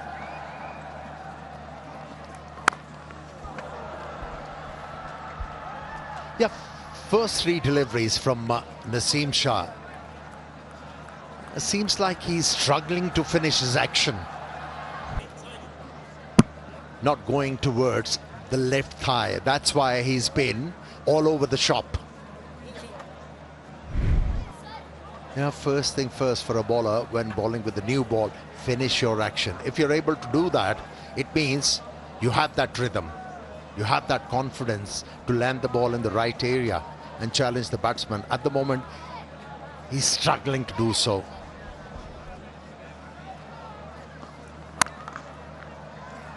Punched off the back foot, made a really good sound off the bat. In contrast, we were talking about the Sri Lanka seamers and Fernando and Chamira. What lines they've kept. This is what you're talking about, Amir, in terms of Naseem Shah and whether he manages to finish his action.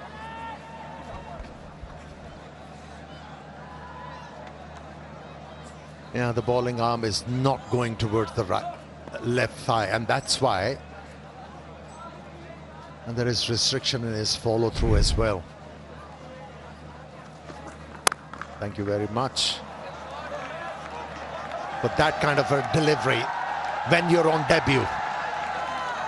Back of the length, outside the off stump for a left-hander, a may push. Couple of runs for the left-hander.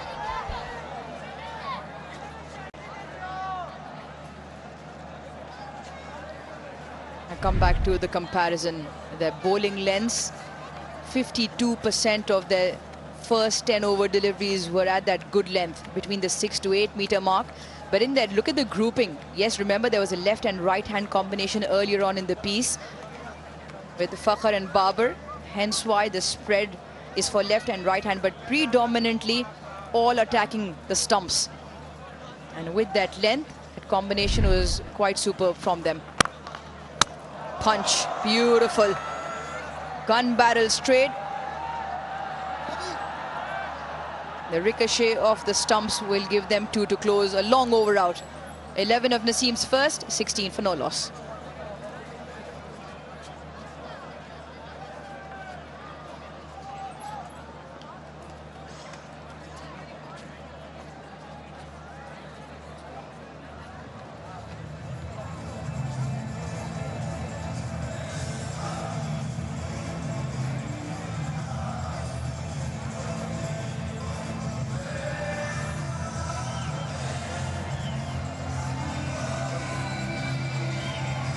Pretty healthy middle order there for Sri Lanka, batting all the way down to Hasaranga also.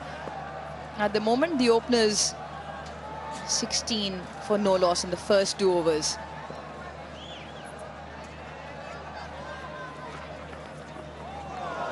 Wide one, far too wide with a swing in the air, evades Rizwan, adding more to the wides tally.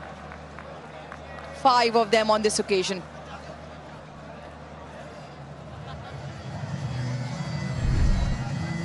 That one swung in the air a long way. No chance for the wicketkeeper, none whatsoever. Sped away towards the boundary line for 4 wides. 5 to be precise. They're contrasting, isn't it?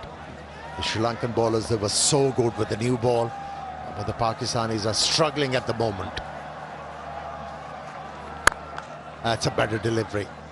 That's the line he should be bowling at. You're talking about the Sri Lankan bowlers. They were so good in the first 10 overs. They were on the money, challenged Pakistani batters because they were allowed to remain in their comfort zone. But when you talk about the last 10 overs, they were pressurized by some aggressive batting by the Pakistanis, and they faltered. They were pushed out of their comfort zone. Yep, that is scattered in terms of length and line both. Much better from Shaheen Shafi. He's getting the ball to swing. He's just been a touch too straight, maybe a touch too full on that occasion. And him, of all people now, obviously under the captaincy responsibility as well, will want to make inroads in that power play. It is his biggest asset and his weapon. The new ball that swings into the right-hander.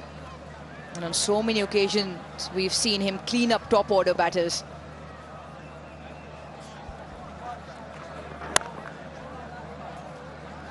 You mentioned they were unable to pick up wickets with the new ball during that South African series, and that's why they are trying desperately hard.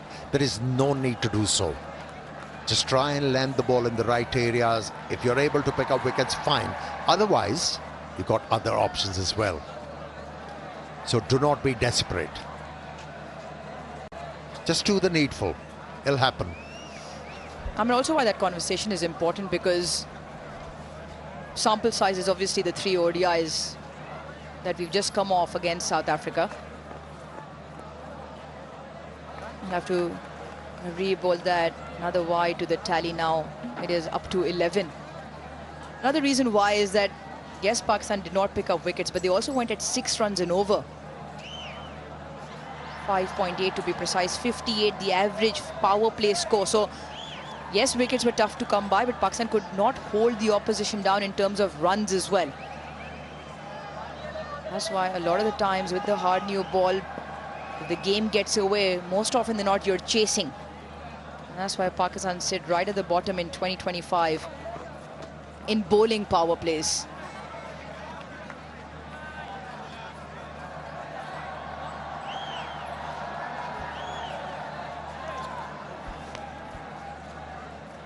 Look at those numbers. Will tell you we take a wicket after just about 9 overs in the power play. This is all 2025, so all ODIs, 14 of them. Previously we were talking about precisely the numbers versus South Africa. Over here also the economy touch over 5. That amalgamated with the lack of wicket taking ability. This allows for the opposition to get off to a very good start. Well, Aruj, when you talk about contemporary cricket and how the batting has evolved, 5.22 is not bad. I think the wicket column has the question mark, but these bowlers got the ability to correct it. Now, one thing they have made sure that if they are not picking up wickets, they have kept the batter quiet.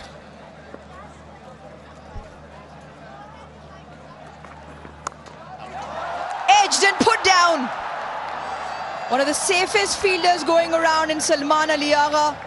A phenomenal first half with the bat. Puts one down. 23 for no loss.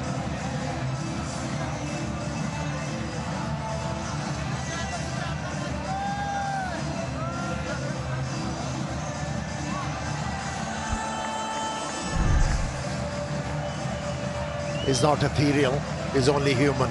Salman Ali Agha. The standards he set was too easy for him. At a very good height. I think the ball dipped at the last moment.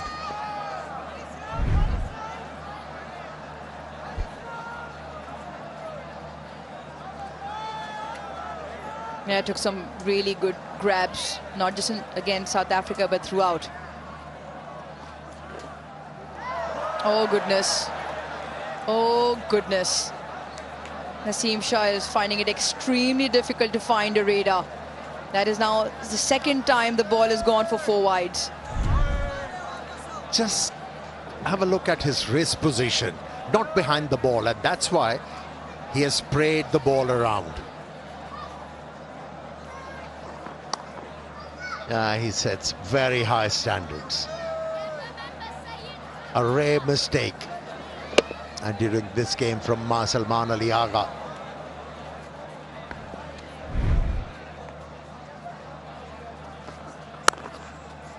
That's much better. His natural angle is the one that comes in off the surface. That length also very good. You still feel there's something in the surface. Swing through the air for Shaheen. Good carry through. A hint of lateral movement off the seam when the seam has pitched it well. So what Pakistan want to do is string together good overs in partnerships. A string of dot deliveries, a string of pressure deliveries. Because at the moment, every now and then, because of the wides being bowled, the pressure not quite there for Sri Lanka. That is again a good follow-up. That's what you want. Provide each other the support, bowl well in partnerships. At the moment, Sri Lanka going at over 9 runs and over. That has to do with the 16 wides that have also been bowled so far.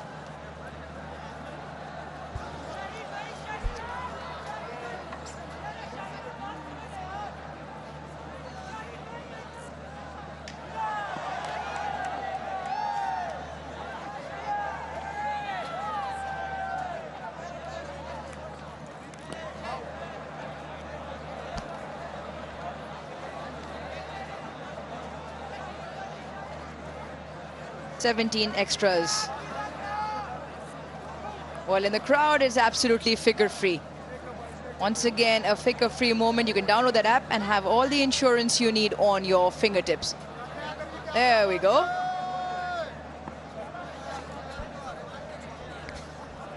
Both the bowlers struggling to land the ball in the right areas, and then left-right combination doesn't help. Showing his talent. Good footwork shown by the left-hander so far. Opening for the first time for Sri Lanka in this format.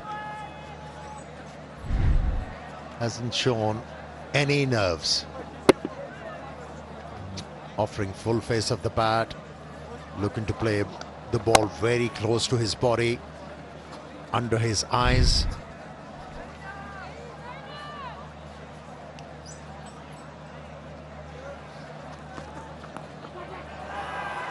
Probably off the pads.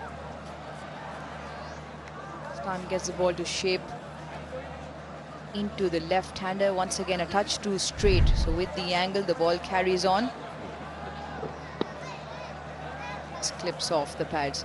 Amir, what do you make of the surface? Because Pakistan in that last 20 overs got 180 runs on the board. It has firmed up. The ball is coming onto the bat quite nicely now. Actually, it's sliding onto the bat quite nicely. And I think if both the bowlers are struggling to land the ball in the right area, the option of Fahim Ashraf, why not try him? He has bowled with a new ball for Pakistan. Remember that final of Asia Cup when he removed a dangerous opener in his first over? He can be tried. He's almost become a mainstay for Pakistan, used extremely regularly. The combination of the Pakistan 11 ever so frequently now made up of all-rounders. Salman Ali Agha, Mohammad Nawaz, Fahim Ashraf, Saim Ayub. Hussain Talat also, if required, bowled quite a lot when he got his chance in that Asia Cup as well. Short and wide, slashed away for 4. Timing spot on as well from Mishara. 36 for no loss. Yeah, if you bowl to a left-hander in that area, they'll hit the ball with disdain and with a lot of contempt. He's driven the ball quite nicely without any effect, but this time around was into the gap.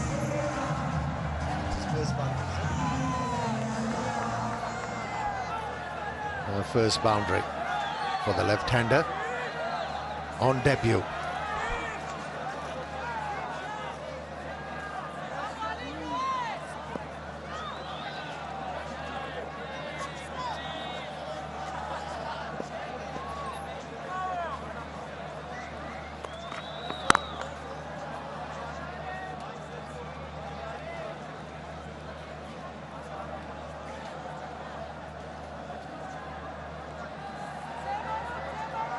A 100% confidence with dandruff-free hair. Hello, hair. Shampoo. Why are you looking at me?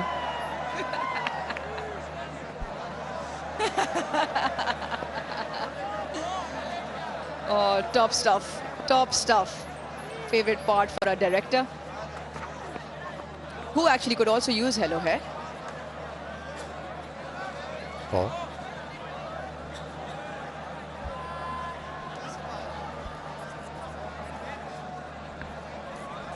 And we had a great run with two extremes of hairstyles during the South African series.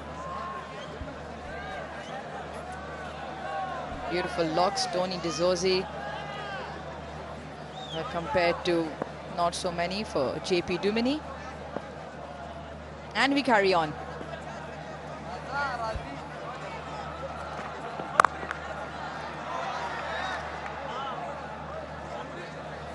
Also, when batters come on,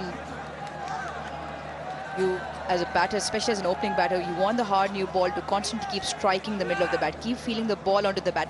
Does it normally throw you off where there are periods of inconsistent bowling? Can that actually throw you off between the wides that you actually chase after a wide one or play a rash shot because you aren't getting that strike in terms of feeling the bat on ball.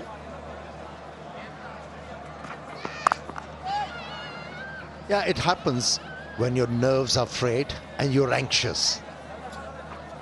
But if the runs are coming thick and fast, like Sri Lankans are getting at the moment, it's an excellent beginning actually. But then as a batter, you stay calm.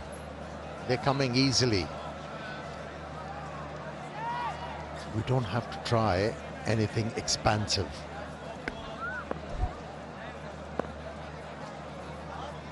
Sri Lanka chasing 300, already turned over 37 of those. Beautiful, exquisite timing, brilliant placement. That is a gloriously timed 4 from Nissanka. He tried similar kind of a stroke in the previous over where he edged that one.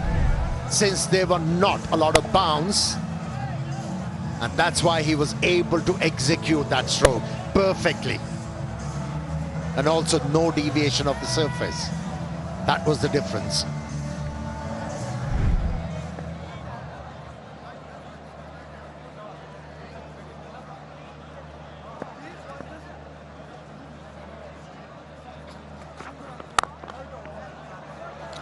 This time through the onside.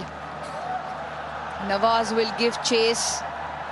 Nissanka will pick up a couple.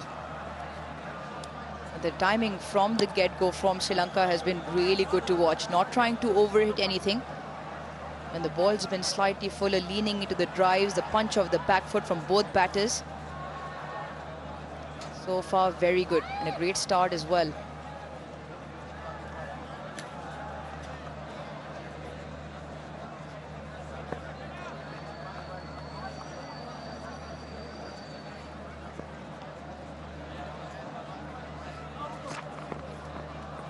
Watchful to close the over out. 5 done, 43 for no loss.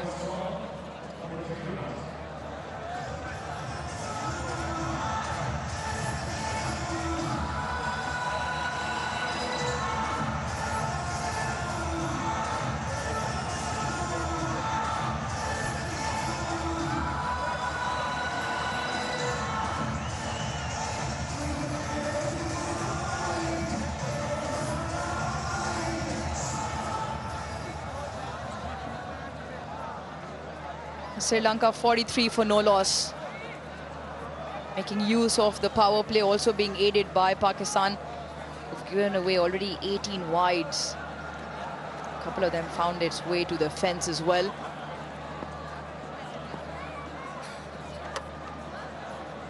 Change of bowling. Haris Rauf into the attack.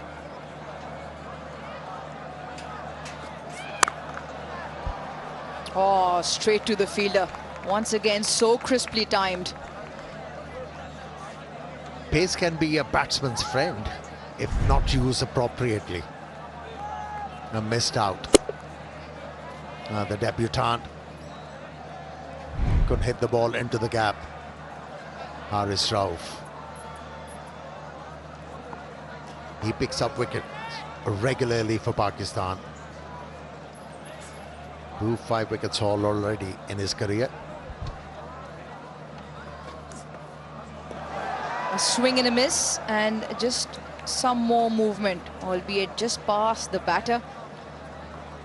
There is still something in there with this new ball. A deviation off the surface. And since he managed to hit the ball straight to the fielder present at covers, this time around he tried to stay inside the line of the delivery, anticipating a ball bending back. Missed out completely. Good thinking from Haris Rauf.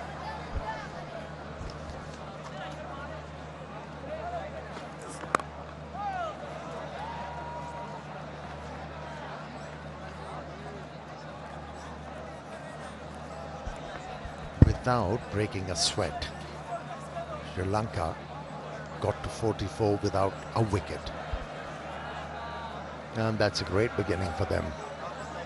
Looking to chase down 300 runs.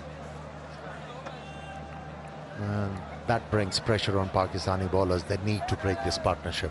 And that's why Haris Rauf has been introduced into the attack because Naseem Shah was slightly off colour.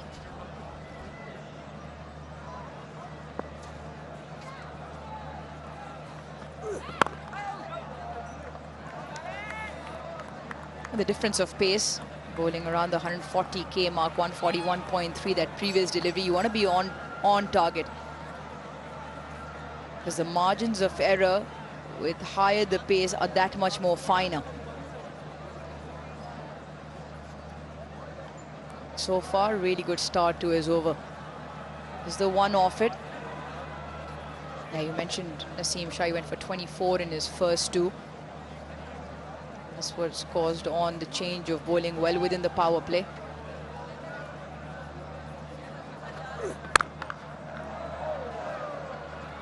This will help Sri Lanka, beg your pardon, because with a target of 300, still a decent surface. Yes, they will have pace throughout because Pakistan's gone in with 4 frontline pacers. Fahim Ashraf yet to bowl. Pace will be on throughout, but this start will definitely help. 256 more runs, and the asking rate just a few notches below 6.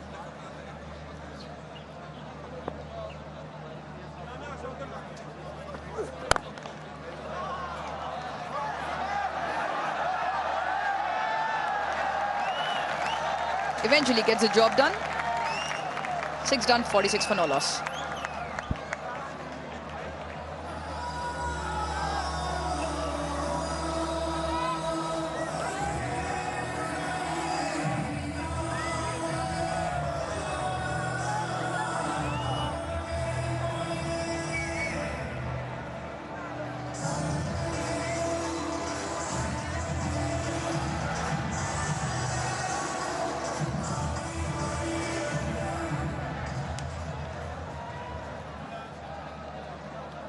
Sri Lanka require another 254 in 44 overs. Having chosen to bowl first, Pakistan made good use of their 50.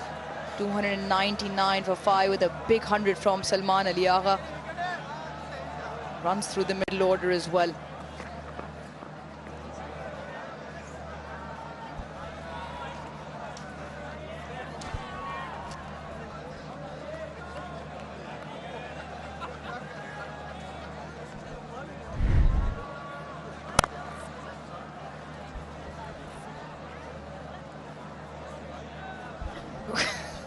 Amir, care to explain? He can be a good defender in soccer, that's for sure.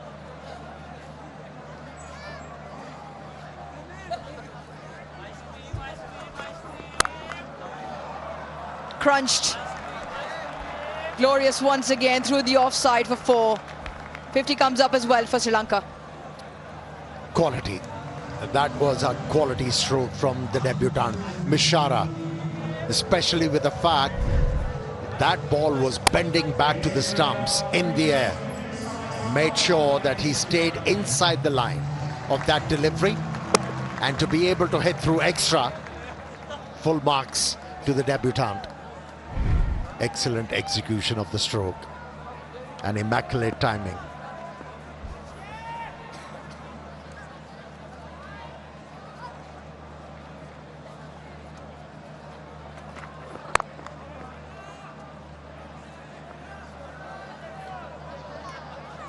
Great start so far on debut from Mishara. Coach will be extremely pleased with the start so far. And in particular, the timing of the ball has been quite aesthetically pleasing to watch. Partnership up in no time as well.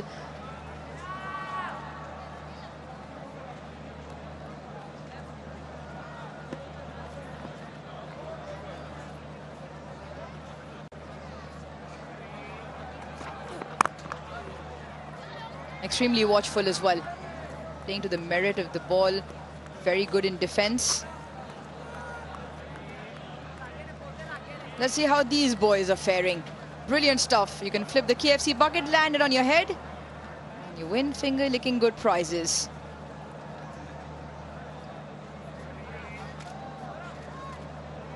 Yeah, ever since Shaheen Shah Afridi has sacrificed some pace. He's been able to pitch the ball in the right areas.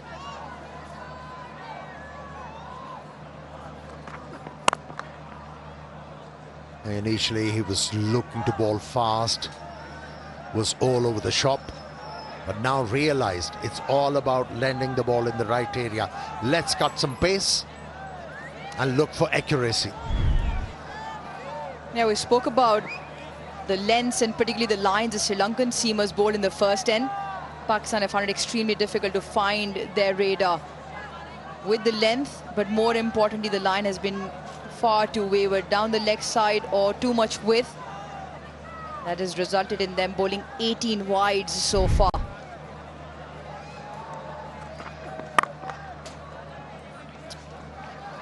Seven done, 50 for no loss.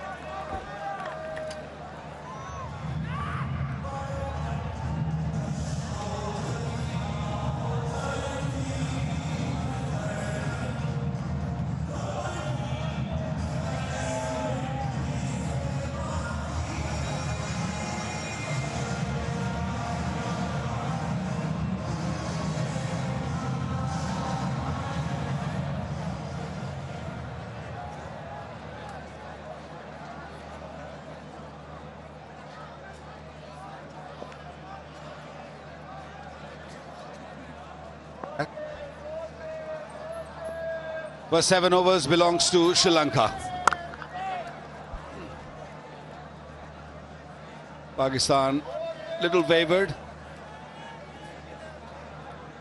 They need to control things. There was an opportunity created by Shaheen, put down in the slip. This pitch is playing really well now. Whatever the seam movement was available, there was more in the first inning. Second inning, yes, the ball swung a little bit, but Pakistani bowlers were all over the place, Roshan.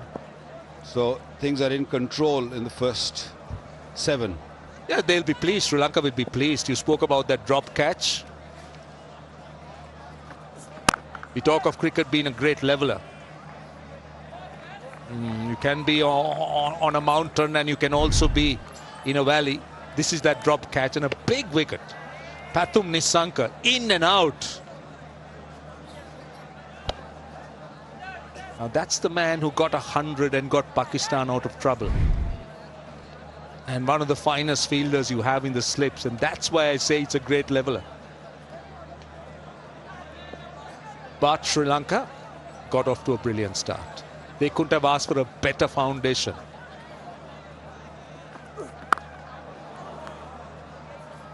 And Pathum Nissanka to me is going to be the key, though Kamil Mishara on debut has looked equally impressive.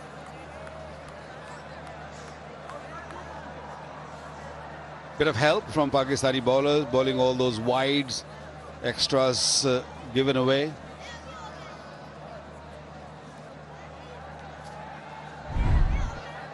Making his debut, what a proud evening, morning for him.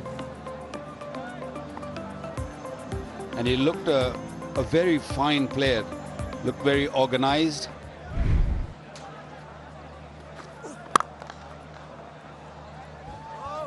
Comes with a reputation. I can tell you that he's been thought of very highly. He's one of the young cricketers that is earmarked. Another one who's missed out is Nonidu Fernando, who's on that rising stars with Dunitwel Lalage captaining the side. Another player in this side is Pawan Ratnayaka. Remember the name, Pawan Ratnayaka. He's been scoring a lot of runs in domestic cricket in whatever opportunity he's got. Lovely drive. Right-handed batter. And seen him play at A level, first class level, and he's been very impressive. And just look at this, the setup and the drive by the left-hander. So there are quite a few young cricketers coming through for Sri Lanka, and which is very healthy. And this is Pawan Ratnayaka for you, his List A record. That's quite good for someone who is trying hard to break through. into the side. That's 4. Hit with a lot of power and timing. Ends the over, 55 without loss.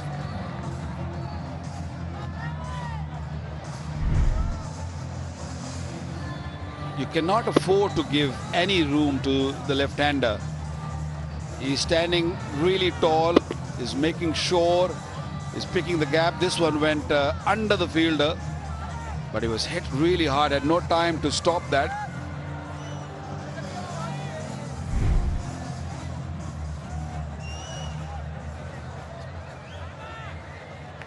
.55 without loss, 8 overs.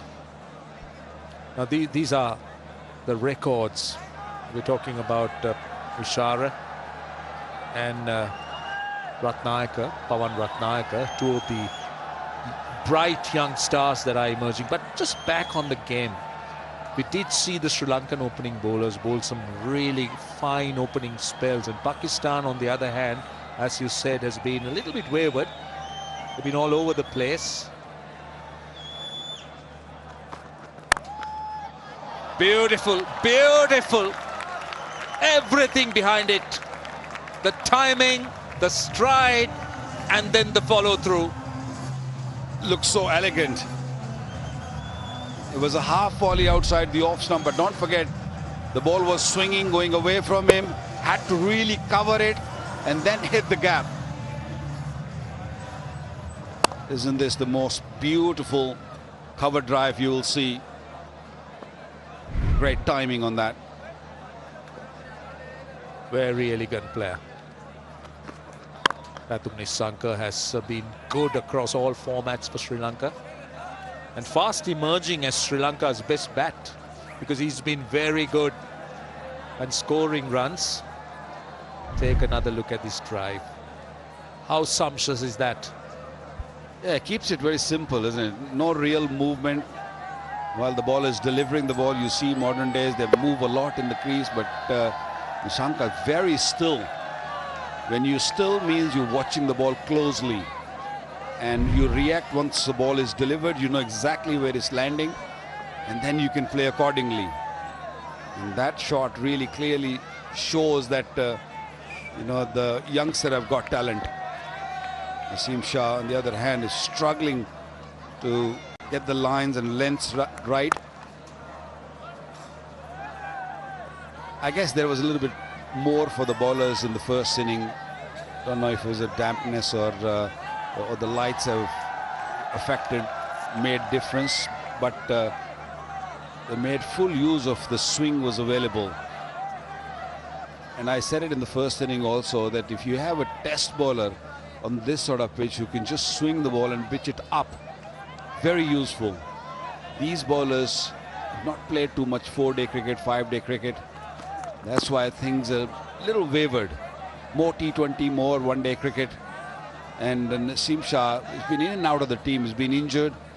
And when you don't play enough, the rhythm goes away, and then it takes a couple of games to just get back in the rhythm. He's such a talented bowler. Got a great action, you know, got a great wrist position, swings the ball, especially to the right-hander. He's very lethal when he takes the ball away from the right-hander. But not the case. He's not finding the momentum, the rhythm.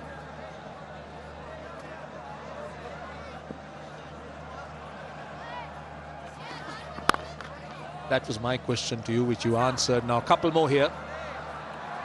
But just on the subject, we've got one ball to go, but we'll continue the conversation. But let me pose the question. But just on the subject of, you say, where these bowlers don't really play too much cricket. But what about the domestic first-class game?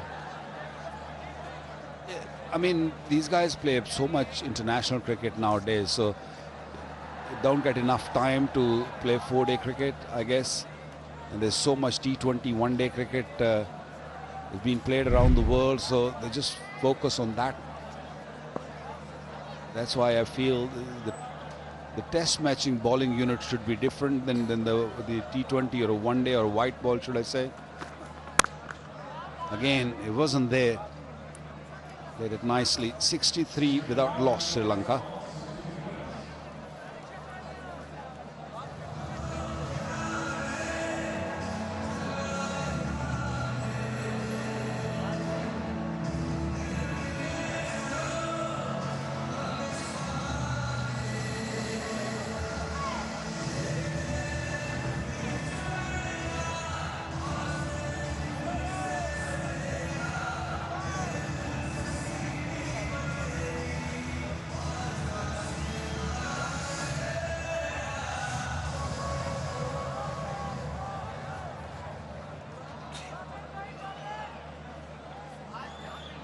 63 without loss. That's a look at the Pakistan team for this Bank Lanka ODI series. Go square. That will race away for 4. There's so much width that the Pakistan fast bowlers have offered, and the Sri Lankan batters have pounced on it. They've made use of this power play, the field restrictions. That's another example of it. Yeah, with that foot movement, you can clearly see that is aiming to hit offside. Because Haris coming around the wicket, that means he's going to come from outside the off stump. So he's not really taking his front pad across. He's just waiting. Because Haris has got pace, so he's going to come onto the bat quite nicely if he gets it right. And on a few occasions we have seen Mishara getting it right. Again, might be wide. Maybe just got away with it. But yeah, so far what I've seen in the 9.2 overs, the lines and lengths are missing. And modern day batters, if you keep giving them, you know, ball deliveries outside the off stump, you asking trouble for not only yourself but for the team also. Yeah, it's been quite contrasting, the way the Sri Lankan bowlers bowled and the way the Pakistan fast bowlers have been bowling. You spoke about that little bit the pitch offered. No, not in control, not in control. Lucky, very lucky. Haris Rauf got a bit of pace and bounce, rushed the batter. And I must say that Kamil Mishara was very lucky. Yeah, it was a tough opportunity because the momentum Haris was bowling with was taking him more toward the batter, and then had to really turn around and just get back to catch that. Although the ball was looped, he had the opportunity, but ball was maybe a foot away from him. Good effort though. Yeah, not an easy one, not an easy one at all. Short and wide, 4. Don't bowl there. Just don't bowl there, because you are leaking so much of runs as we see. I'm not sure why he's bowling around the wicket, and that too bowling from wide of the crease. That means he's giving a batter an opportunity playing off outside the off stump. We should have learned this by now, that he is just eyeing to hit offside. So just don't give him there, just come over the wicket. And that's the right way to go. Put a slip in. Pakistan need wicket now. If you don't break this partnership, they will run away with the game. Now from over the wicket. More runs here, more runs. Timing. And good work by the captain, but lovely timing again. Kamil Mishara has looked so impressive on his debut. Of course, he's played for Sri Lanka at T20 level, but still, this is his first game. And just look at how beautifully he caresses it. Doesn't overhit it. All timing. Great fielding. Shaheen will give everything to stop every run. But again, although he's just changed the angle going over the wicket, but bowling again outside the off stump. Got to bowl straighter. Got to bowl at stump. You don't bowl at stumps, you're asking trouble. Last ball of the power play. Oh, almost cut him in half. That came back a long, long way. And completely beat Pathum Nissanka for movement and pace. They'll get a couple of, in fact, only a single. The power play is done, 75 without loss.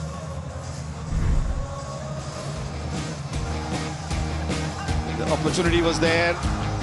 Agha spilled it, and then it was all Sri Lanka. Both left-hander, right-hander, they played some beautiful shots. Few half volleys were presented, room were given, and they didn't hold back. Great flow of the bat. Once again wide, again short. This was kind of an opportunity, but ball is sailing over him. So far, it's a treat to watch what we have seen from the Sri Lankan batters. They started really, really well. 225 more required of 40 overs. got all wickets in hand. Signaled the second power play. When you have all wickets in hand, 220 shouldn't be an issue for Sri Lanka. Pakistan's sake, they need wickets. They not need one, they might need more than that.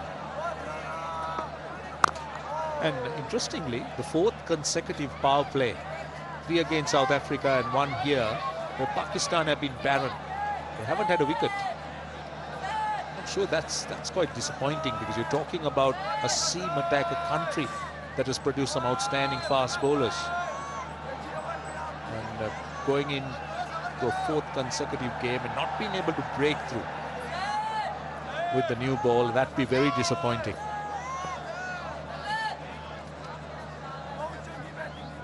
That's 40 overs without a wicket in 4 games at the power play. And especially when you're so used to of Shaheen picking up early wicket, Naseem Shah bowling really well with the new ball. This is the last ball, previous over. How good was that delivery? And it just actually took Rizwan by surprise. He wasn't expecting that. There was plenty of pace on it.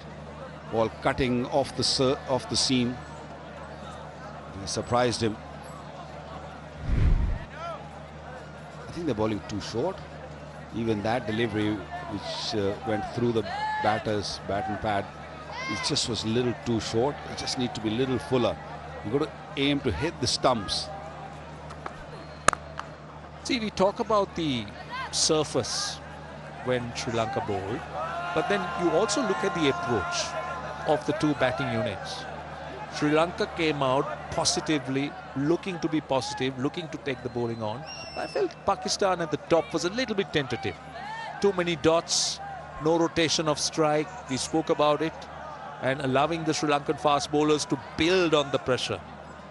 And they just continued to dictate. So that to me is also a fairly big difference.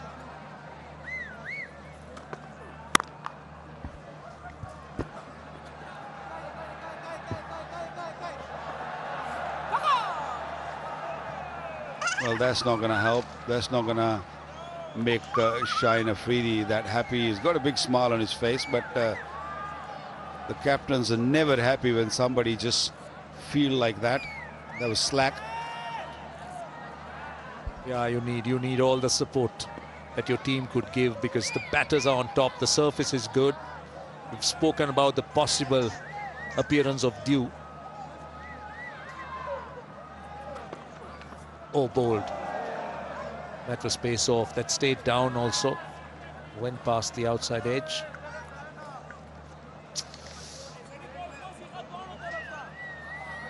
Right, we're talking about Pakistan's leading home appliances brand. Automatic washing machines, magic of one touch, and that is Super Asia for you. Where are you from?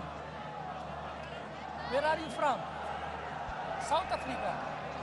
All the cameras are South Africa. Cameramen are South Africa. All cameramen are. Been a good over so far. Only given 3 runs. Another excellent delivery to end the 11th. 78 without loss.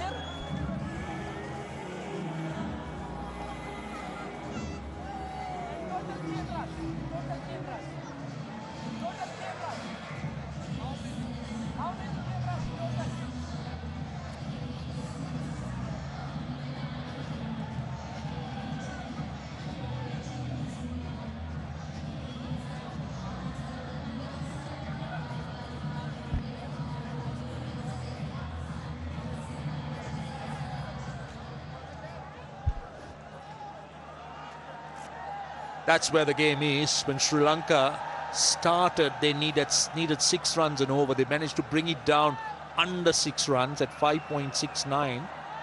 The biggest bonus they have is they got all wickets in hand and a good foundation. So they need to build on that. Rauf will continue from over the wicket. Again on the pads, just a single. Well, the previous over, last delivery,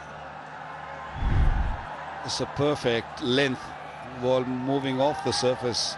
And Roshana, I feel if you ball a little slower and maybe give more backspin on the ball, you'll get more out of the surface. If you're pushing hard, like the top three bowlers have done, they're bowling into 140s or 145s. They're not really getting anything out of surface. It comes onto the bat better than if you have less space. We saw it in the first inning also. It's interesting to look at it now. Now, it was Kamil Mishara who was beaten twice when Ashraf bowled, but it was just back of a length, the pace you were talking about, mid 120s to high 120s. But let's see what he does. Yeah, so now he is much quicker coming on to the bat. That's 141 plus, like you two. Kind of compare the two.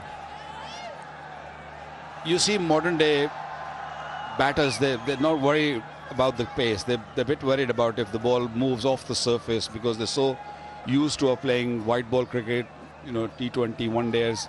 And they like to, you know, have a bit of pace coming at them so they can use that. When there's no pace, they have to make the pace, and then with that slowness of the ball deviates also off the surface. Oops, it might go all the way. Yes, it does. Might be a little top edge-ish, but he was in control while just hitting that shot. But again, look at the line outside the leg stump. So if you're talking about the control, now he did swing. You did say top edge might be in play. Yes, it appeared top edge, but then he had the space to play it because it was outside the leg stump. It was not at his body. And he also didn't hold back. He wasn't really tapping it. He just made sure that he swings his bat hard. And that is the reason why the top edge went all the way for 69 meters. Pakistan need to arrest this very quickly. 85 without loss into the 12th. Now this should be taken. And finally they get a wicket. And it is Haris Rauf and the debutant Kamil Mishara looking to flat bat it. A bit of extra pace and bounce. And Sri Lanka have lost their first wicket. Yes, a wicket was very important for Pakistan, provided by Haris Rauf. Good catch taken by Shaheen Afridi. He was trying to force the ball to go over mid-off. Couldn't really have control over that shot, but excellent knock of 38 comes to an end. 85 for 1.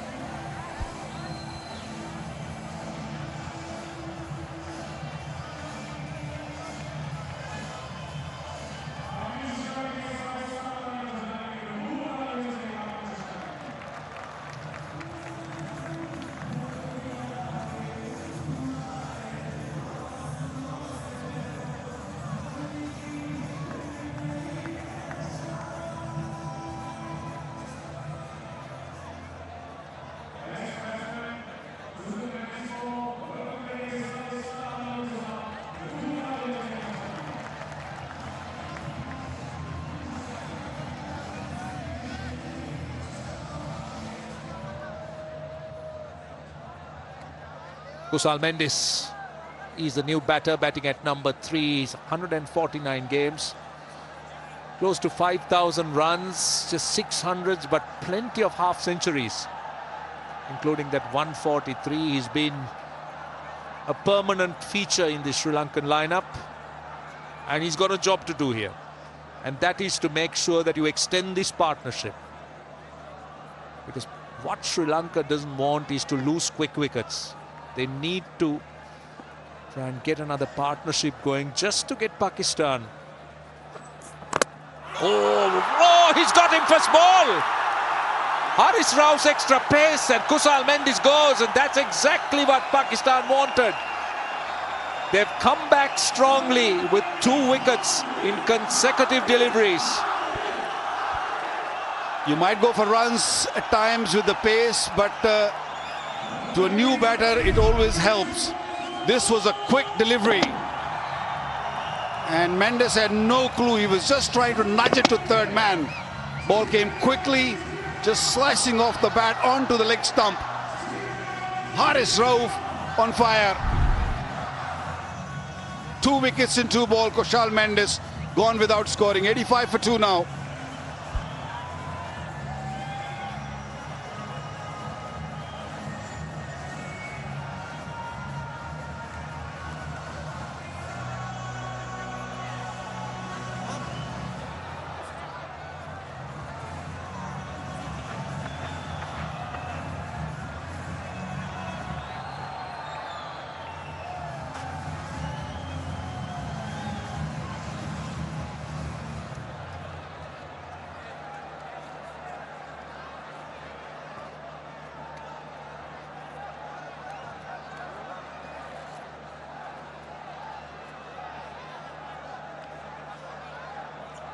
Sadira Samaravikrama comes in on a hat-trick. And Haris Rauf, he's got his tail up. These are Sadira's stats, 850s and 100. And just take a look at these 2 wickets. Kamil Mishara was the first to go. Bit of extra pace and bounce. Was done off the pitch, was beaten for a bit of extra pace. And then Kushal Mendes had a really quick delivery. That was quick. And beat him for pace. That came back under edge. Right, he's on a hat-trick. He's got 2 slips in. The fielders inside the 30-yard circle have crept in as well. Sadira Samaravikrama on strike. And oh, he keeps it out. He had the right idea. That was a beauty. Perfect delivery and a hat-trick. 12 gone, 85 for 2.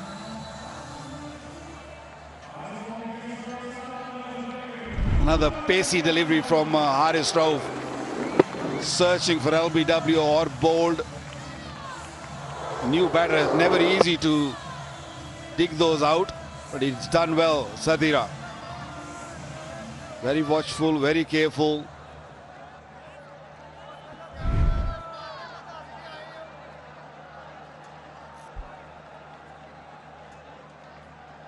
Well, Sri Lanka have lost wickets back-to-back, 85 and 85. Pathum Nissanka, 28, to me is going to be the key in this next phase. It's such an important phase for Sri Lanka because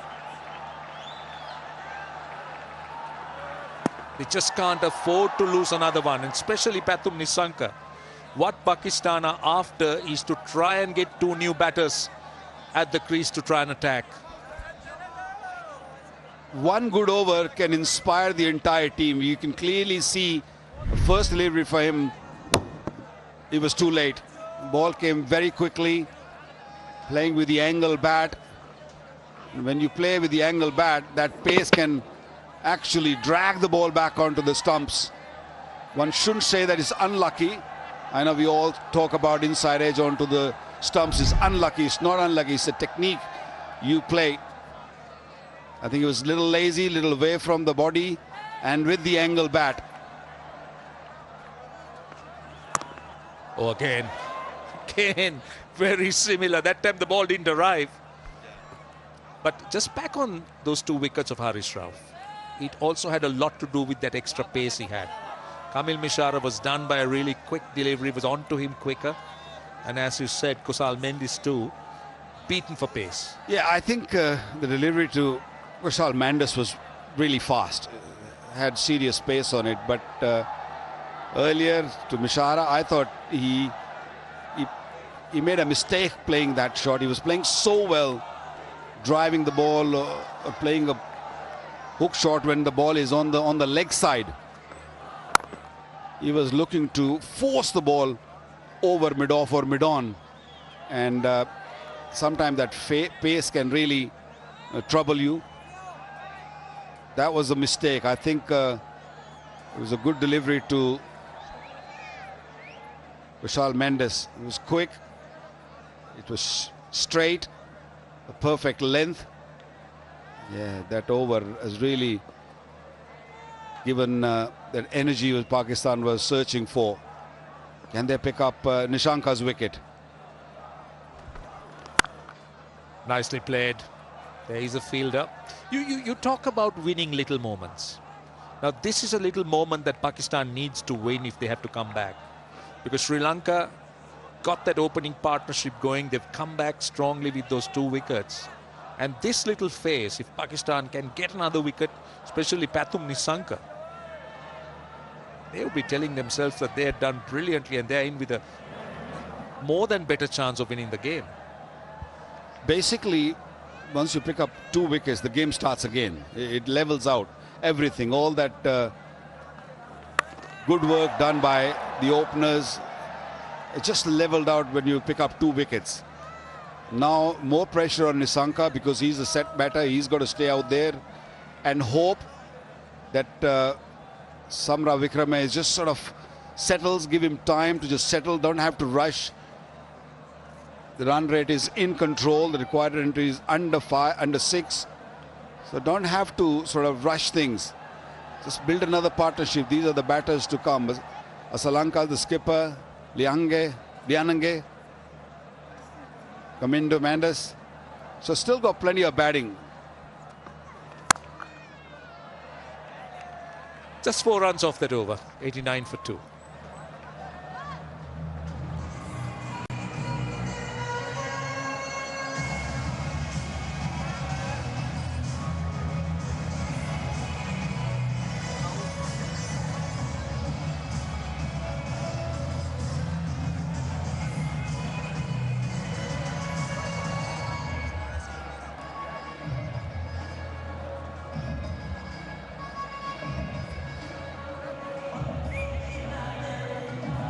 .211 of 37 overs is what Sri Lanka requires, but Pakistan will breathe a little bit easier with those 2 wickets.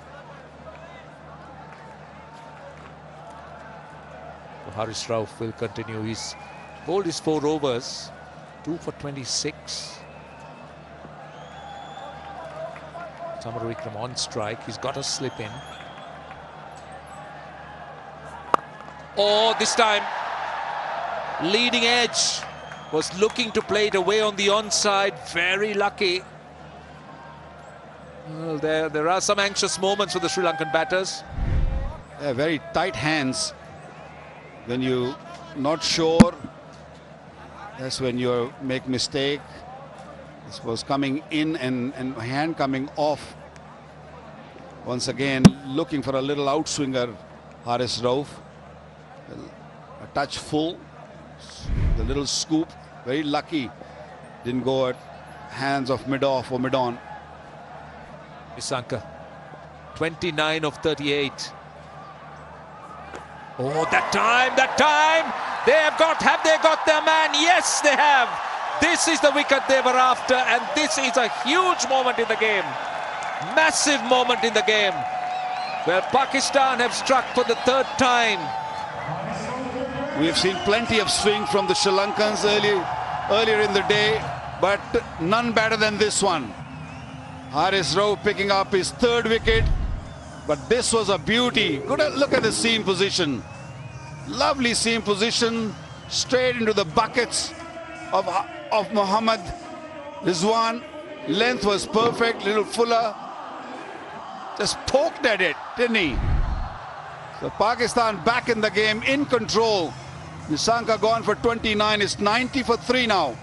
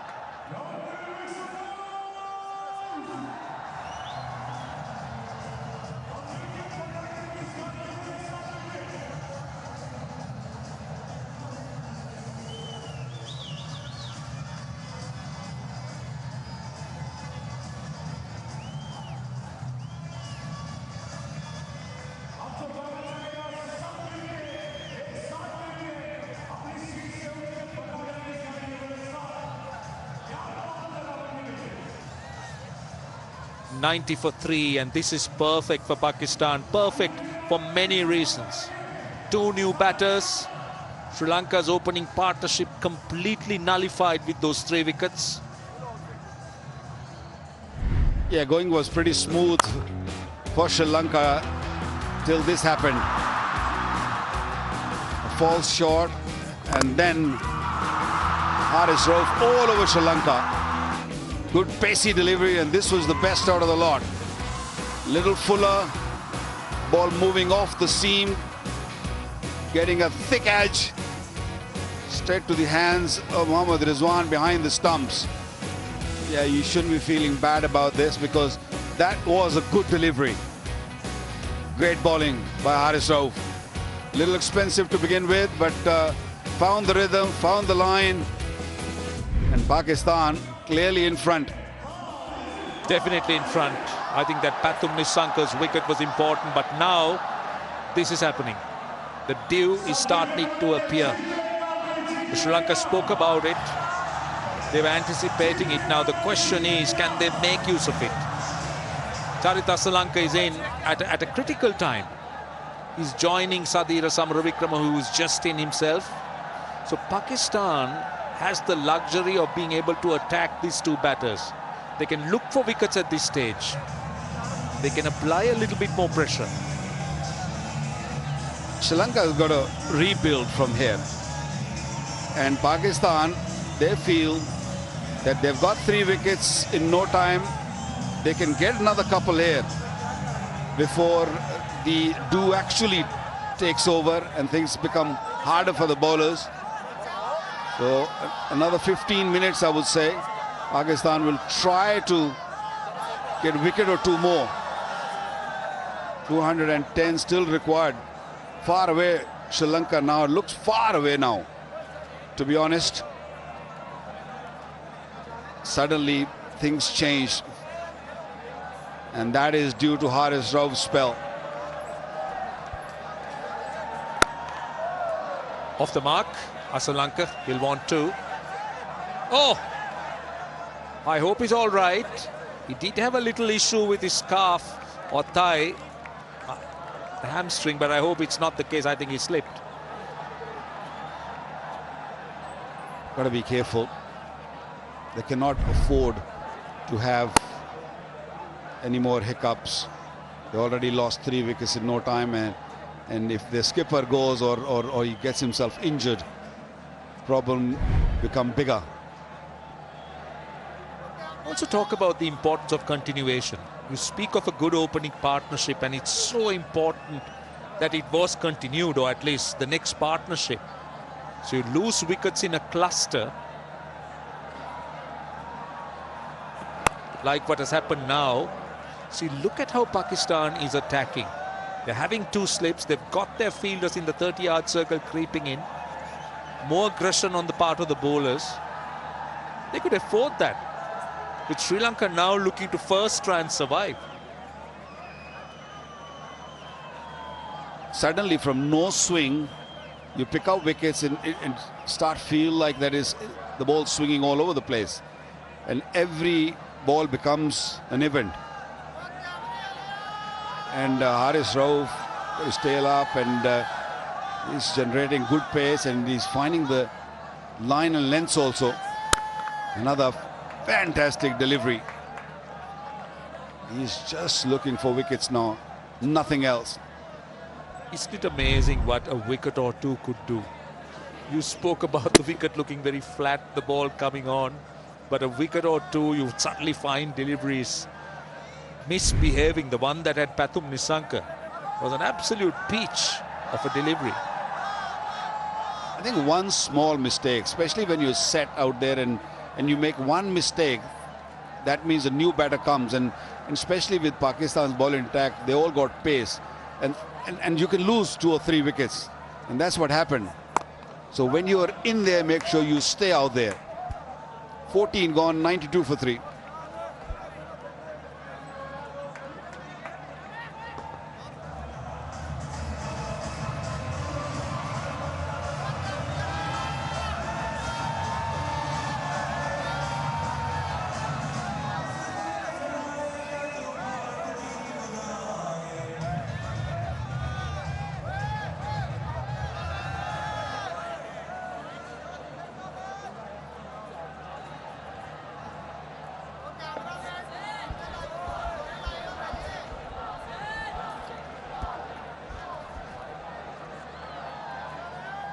Haris Rauf with all 3 wickets, 92 for 3. Sri Lanka were away to a flyer, 85 for no loss, and now 90 for 3. Fahim Ashraf will continue.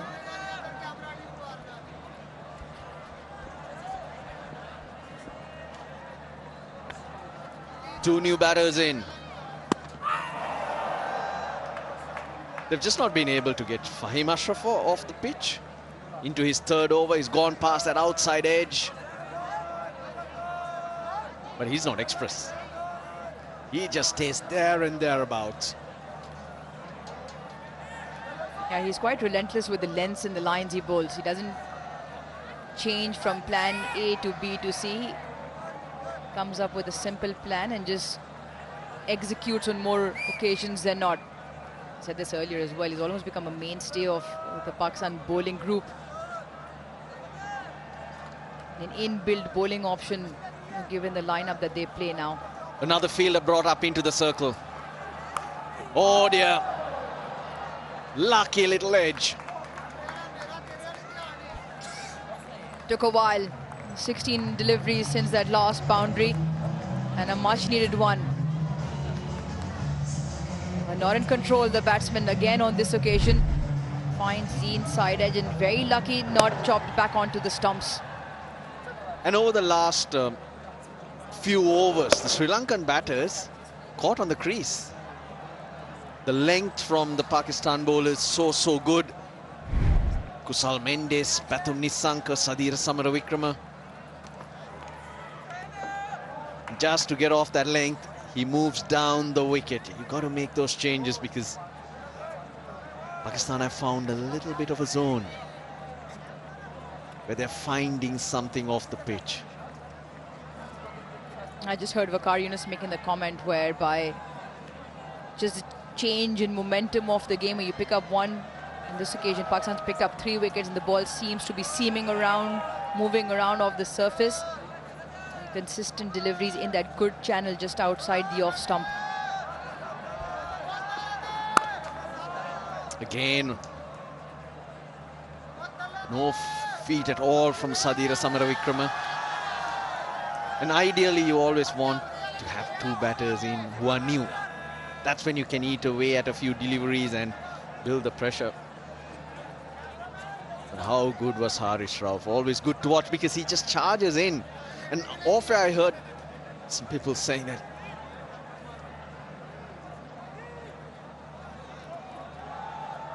Haris Rauf hasn't been in good form and shouldn't be making the team. I was just overhearing it. It's a bit of gossip out there. Now I wonder if they've changed their mind, Uruj.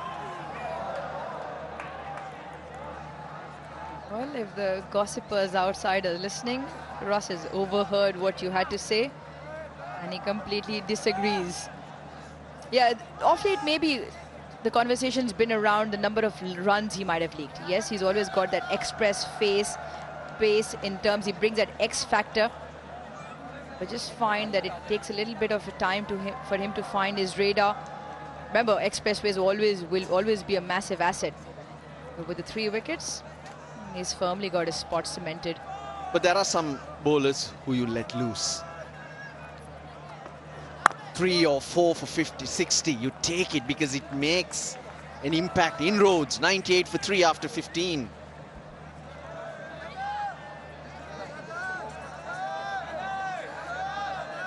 The advantage you get with Haris Rauf as well, like today, was used with the new ball within the power play. Normally will come out of the power play to hold or provide that enforcer's role in the middle period, but effective with his change of pace, in particular slower bouncer, and the full pace steaming in Yorker at the back end. This is numbers towards the back end, giving a bit too many runs. Was the conversation that you might have overheard. Your so-called gossipers, Russell Arnold. Nasim Shah.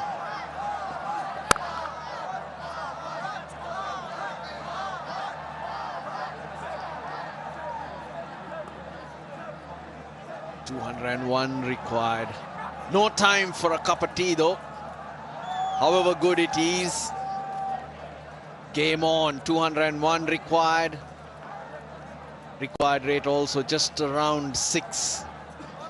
But a tough ulti. It's refreshing, I must tell you. Oh, it's brilliant. Well, no time for a cup of tea for us because we're very hard-working individuals. But you look into the green room next to us, Roshan, Vakar, Amir. Relaxing, some of them even snoozing. Snoring. You find them in all sorts, don't you? Like the teams are made up with all sorts of characters, different personalities. So are we in the commentary box. And these personalities, when they're out in the middle, also need to stand up. It's about absorbing pressure from Sri Lanka's point of view. Whereas Pakistan, up and about all of a sudden. Fielders in the circle, the slip back in. Haris Rauf, 5 superb overs, and now Nasim Shah charging in, looking for that extra wicket. The pace is also up in the 140s. 100 on the board for Sri Lanka. They got to 75 for no loss at the end of the 10th. And since then, it's just fallen in a bit of a heap. They've got to rebuild, and it can be done because we saw how the Pakistan innings panned out. A tale of two halves, really. The last 20 overs, 180 runs. And you can only think that with the ball softening up, it becomes easier for stroke play. The dew taking effect, it should skid on. Hence, this partnership, they need to play themselves in. Yeah, so we saw a couple of overs ago, the rope around the drinks break, which was being run around the outfield. The buggy tires were glistening, so there is a tad bit of dew around. But so far, the Pakistan bowlers not allowing for that to creep in, have kept it really tight. 8:30 in the evening, it's this time that it starts forming. It's also, you more often than not tend to look at the flags around, because if there's any wind, normally the dew is sort of just flies over and doesn't really settle or condense on the grass blades. But on that occasion, definitely some dew creeping in. You can say the gentleman's hands becoming moist. So Pakistan going with the 4 seamers, no spinner in terms of Abrar. They do, however, have Salman Ali Agha and Mohammad Nawaz, and so far the seamers have done well. 16 done, 100 for 3.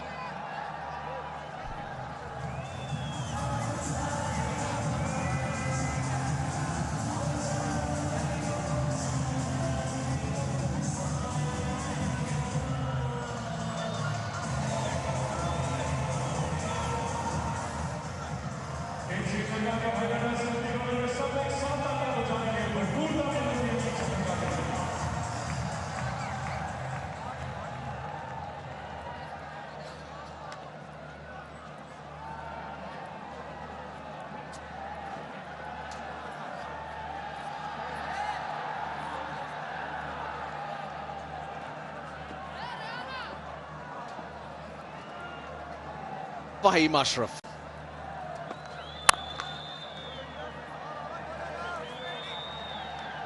It's all about staying disciplined.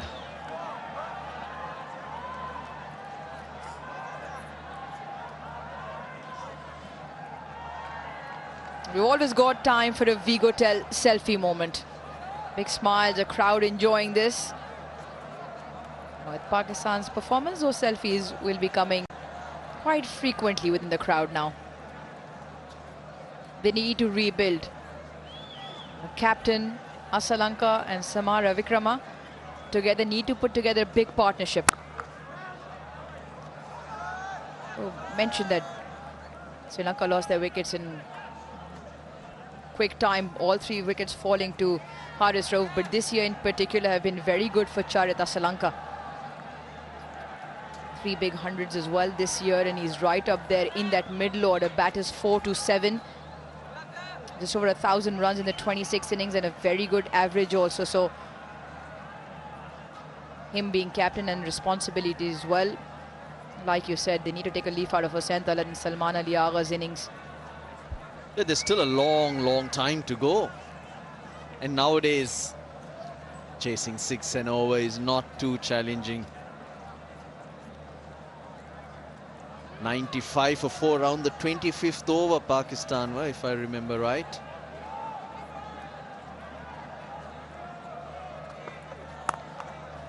You mentioned how good he was, or he has been this year, Asalanka.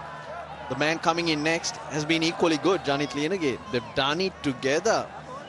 So that confidence will be there. Kamindu Mendis is another tremendous player who's been wonderful for Sri Lanka. So they do have those batters. But you don't want to leave it for anyone else to do. You want to take that responsibility. 85 when the first wicket fell, 85, the second, 90 when the third. So now you need a bit of calmness. A slip and a gully await. Oh, he's picked that up. Deep square leg though. Getting underneath it. Oh, he's missed it. Had all the time in the world. Didn't really need to move, but then at the last moment, it fell short. Charit Asalanka looking to break free. Gets a reprieve. Yeah, huge opportunity here for Pakistan to really strive Sri Lanka. Yeah, he really never gets to the ball. You see, doesn't even get fingertips to it. He was under the ball for a very long time, but really never got the trajectory of it. We'll need to get ultra edge on that. If there was a nick. Nicked his fingers. Didn't look like it though. Yeah, we've all played the game. We all come up with gestures after where we just shake our hands if it has clipped our fingernails, or when we don't sight the ball in the sun, we always pretend like we didn't see it. Now here's a question for you. Now, does that go down as a drop? Because he didn't touch it. That's how a stats guy look at it. The grey area, right? Once again. Yeah.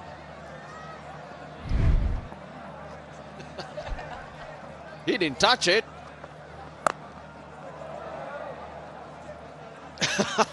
We'll think about that and come back to you. 102 for 3.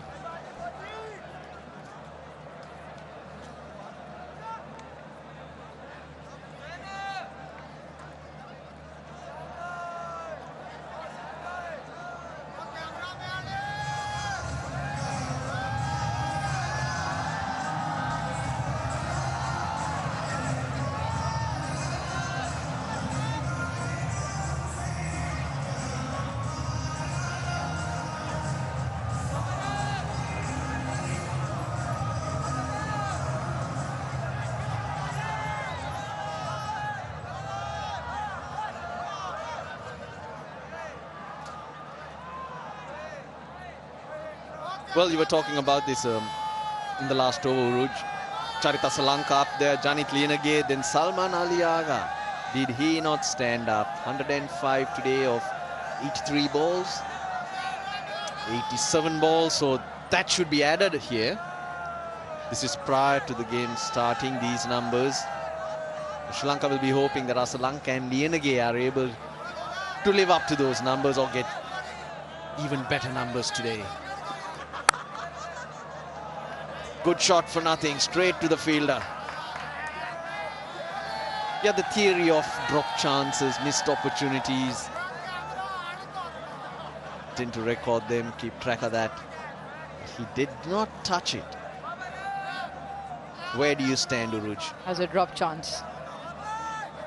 Right, you're the captain of the side. Your fielder puts that down in the manner that Fakhr did. What are you saying to him?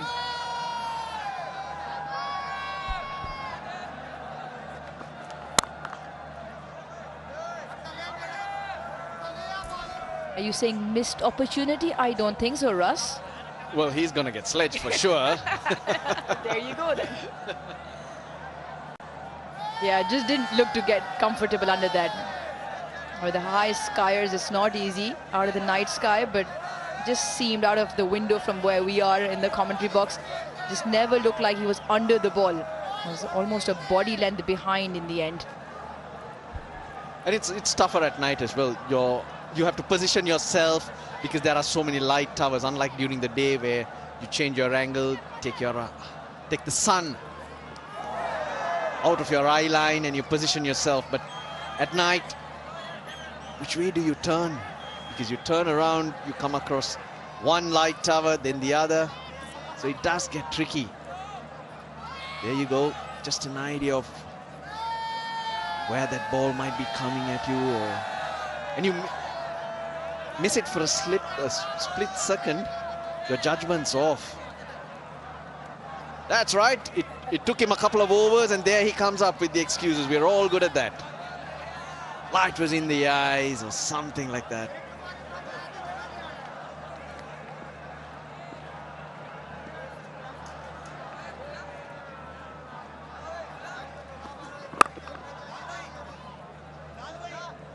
Ten overs, 75 for none. And 8 overs since, almost 8 overs since. 29 for 3, Sri Lanka. What a change it's been. He likes to play that to break free, Arslan Lanka. There you go. Initially it looked like he didn't need to move and then it was dropping on him.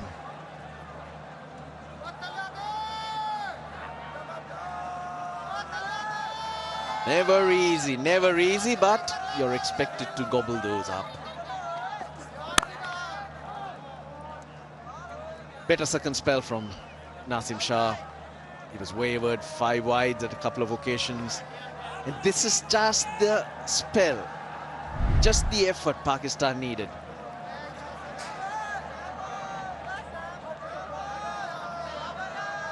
Yeah, it doesn't look that good, especially now that he can see it onto the big screen as well. Even if you had to take it reverse, you had to get under the wall first, and that's where he basically missed out. Really never got there in the end.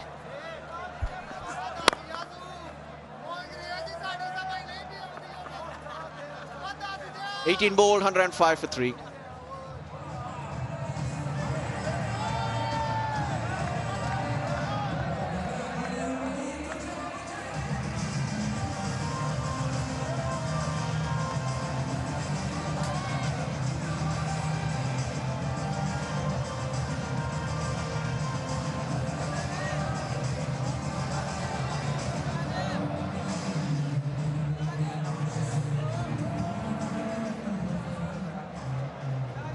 Pakistan 28 for 1.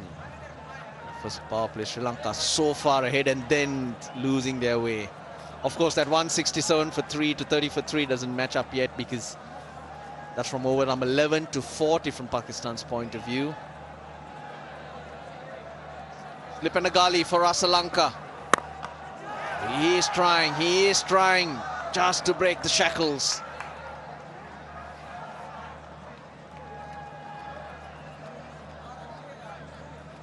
Yeah, for Fahim Ashraf, more often than not, he'll just either roll his fingers over, but he's difficult to get away because he maintains that length.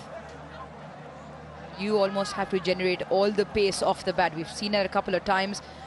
It's been difficult to get the timing right when they've been facing up against Fahim. Just the 15 runs now into his 5th over.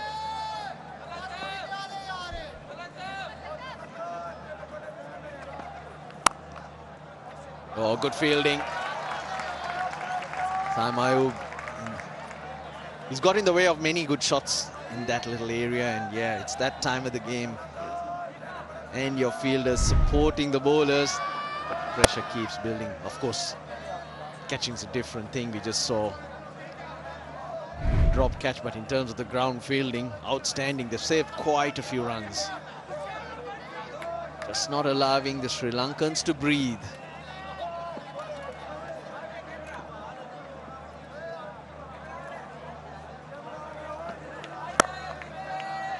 Shot, bit of width. Nicely played. He got on top of the bounce, Samara Wickrama. It's taken 4 overs for this boundary to come across. A short and wide, and more importantly, Samara Wickrama has played it late, which meant he bisects those 2 fielders, sweeper on the offside and third, which was also a bit square. Much needed boundary as well. Nicely timed stroke also. He's a quality player, Sadira Samara Wickrama. Looks like he has a lot of time. Sometimes he makes me feel he gets a little too lazy. These things seem to come easy for him. But that was probably the first loose ball from Fahim Ashraf. The second boundary he'd conceded. But the first one was an inside edge that just could have easily gone onto the stumps. That was also off Samara Wickrama.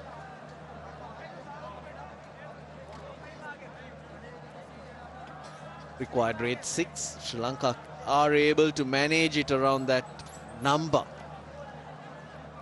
Till around the 35th, 40th over, they'll be very, very happy.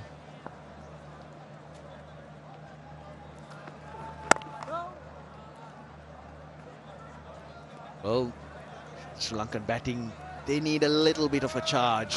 Inverex. Hatchback. EV0, Pakistan's smartest hatchback. Taken a cue off Salman Ali Agha and his approach to batting, I'd reckon. Very smart today. Smart and fast. That was important. That was the key that Pakistan went to 299. Faster than Harish Rao today. They're breaking the speed limit for sure. 120, isn't it, on the highway? 110 for 3. Yeah, by some distance. Raz nearing 148. His fastest delivery so far. So pushing the 150 mark. 3 wicket that fell in a cluster. Since then, rebuilding is on. 20 of 34, the partnership. Sri Lanka requiring another 190 runs. 110 for 3 at the moment. Pakistan operating with the outright seam attack so far.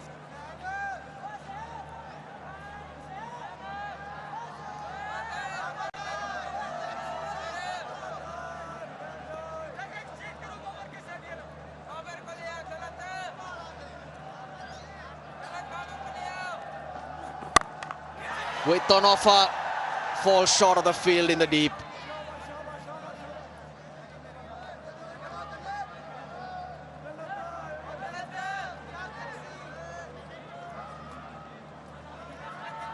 Well, Charita Salanka,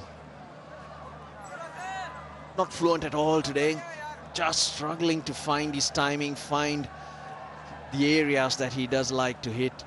But it's the time of the game that you need to hang in there. There are days like that where you're scratchy, but then suddenly you find that zone. Spending time out there is key. Oh, hit hard in front of square. Superb shot from Samara Wickrama. Has been absolutely hammered in the leg side. The short one and dealt with disdain. He's almost risen with the bounce and still managed to roll his wrists over. Top strike. The other end for the captain will give him a lot of confidence. Yes, he hasn't found the timing of the bat yet. Maybe one chance already down That Fakhar Zaman put down. But on the other end, Samara Vikrama is playing a good hand.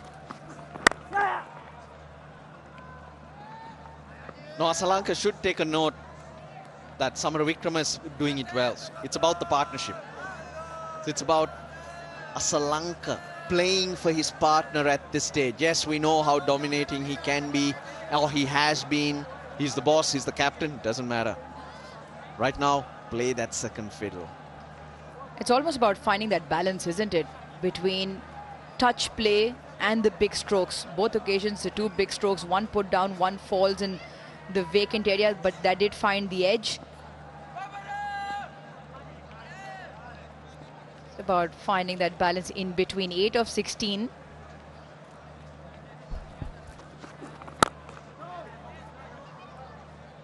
First 10 overs though, Pakistan was so wayward. And that's been the trend. The 3 ODIs prior to this against South Africa, first 10 overs Pakistan were wicketless. Trend continued here today. Lots of deliveries that were short, wide. 18 wides. Shaheen Shah Afridi and Nasim Shah were the two culprits, if you may like. Haris Rauf, he went off the bat. But after the 10th over, the areas were very different, and suddenly we saw some seam movement as well. First 10 overs. Please, they just couldn't get it right. These are quality bowlers we're talking about, and sometimes they tend to struggle as well. Then they bowls closer to the stumps, keep hitting the deck and that length, and the wickets.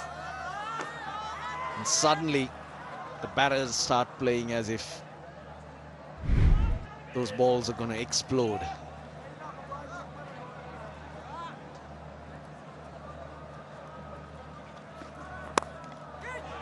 Off the edge, gets a single, so that's 7 off the 20th.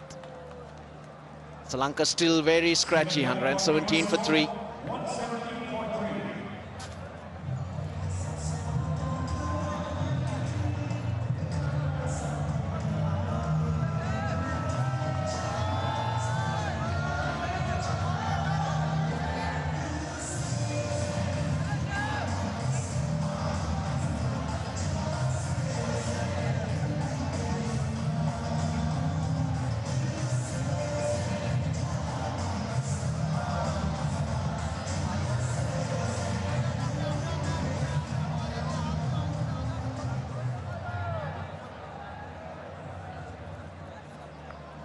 Sri Lanka need 183 runs off 30 overs. We're talking about Pakistan and how they changed their lengths. The lengths were so good. And at extra pace off Haris Rauf, batters caught on the crease. Either you get deep in your crease or you look to get forward. And at this length, there's doubt. Pathum Nissanka, who was batting beautifully, look, the feet go nowhere. It's all a poke. Just simply brilliant from Rauf at that stage, and bowling closer to that stump. That is the key. Good length we talk about all the time. The good length is the length where there's some doubt. Do I go forward or back? Around the 6 to 8 meter. And with the pace that Haris Rauf bowls, he's normally just back of that length, as you saw in the setup. But again, like you said, Russ, the line was extremely important. Both occasions, you can't leave those deliveries. You have to play at them because they're just around that off stump. Yeah, and any bowler getting it into the 140s consistently will have batters hopping into it. Their footwork will always be in question. That's why they're so useful. That extra pace. I hope they're listening. Extra pace.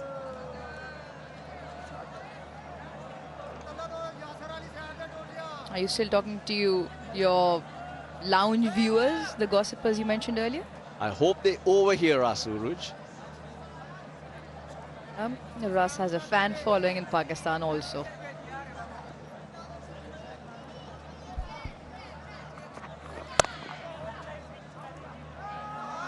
Nice early call. Really good, Sam Ayub. We've seen right throughout this innings at point. Partnership 29 of 43, now quietly looking to break free. Required rate 6.1. Very manageable. I think he was safe. Bounces up nicely, but attacking fielding. Yeah, good there as well for the batter to come in, because he had to run around Shaheen Shah Afridi. And in the end, touch too close. Talk about the beauty of the one-day game. There's so much time available. You talk about contrasting two halves. The first 10 overs, 75 for no loss. Sri Lanka were just running away with the game. And comes on Haris Rove, picks up 3 quick wickets. And suddenly, the pressure completely shifts to Sri Lanka, who are now rebuilding 30 of 44. Could have been worse, Uruj. Could have been worse if the catch was taken.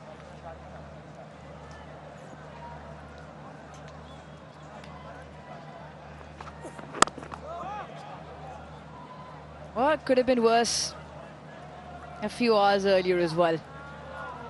So balances out. The variables in the sport, no matter where they come from. But it's about resilience. It's about belief. In other words, hanging in there, waiting for your opportunity.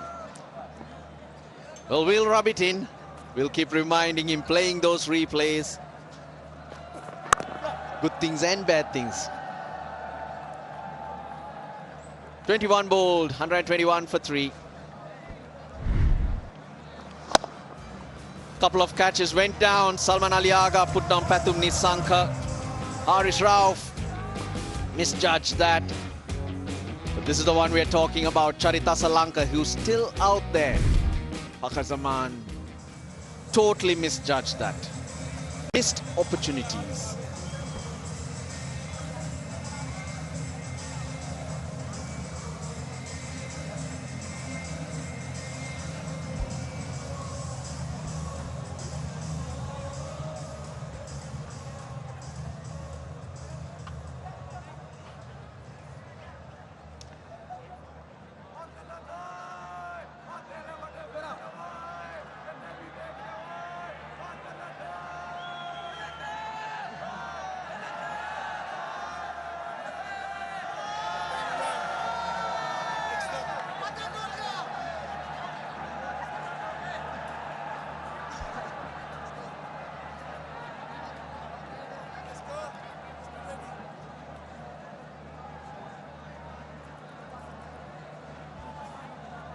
For 3, 179 of 29 overs. That's what's required.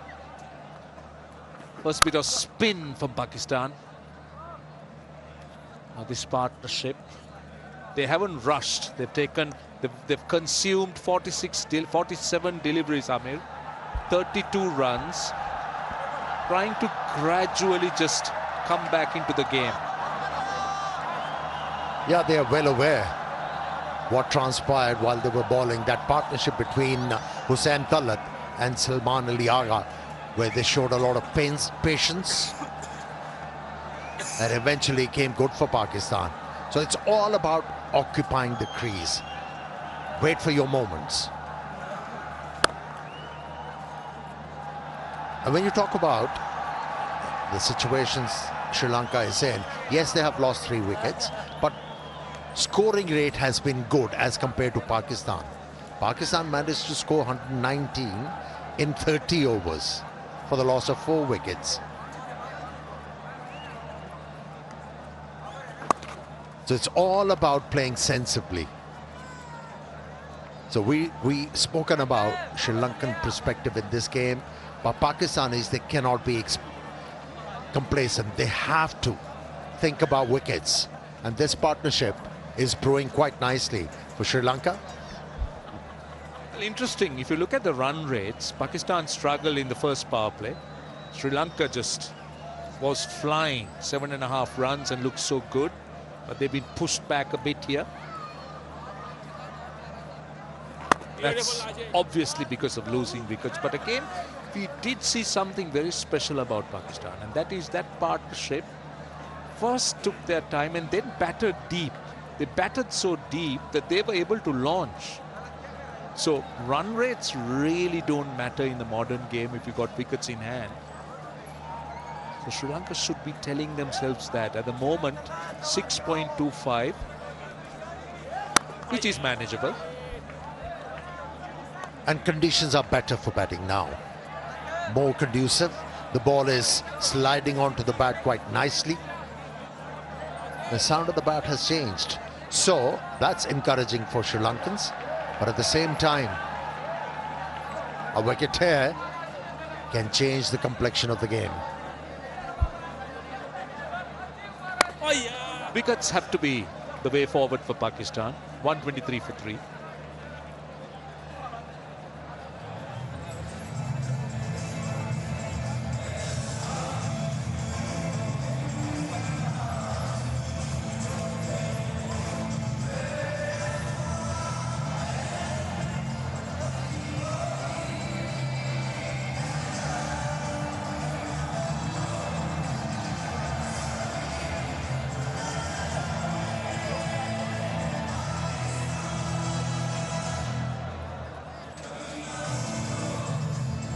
See, this is the model. This is the example that Sri Lanka needs to take a leaf out of. Salman and Hussain, 138 runs when Pakistan were 95 for 4. They first came out of trouble and then they started to dominate. So that was a great example of how to change gears and how to structure a partnership and an innings. That's well bowled. Very good line and length. Yeah, at one time that innings of Pakistan was meandering, or you could say it was in a state of inertia. But steadily, both the batters, they changed gears, but what a delivery that was. That's encouraging.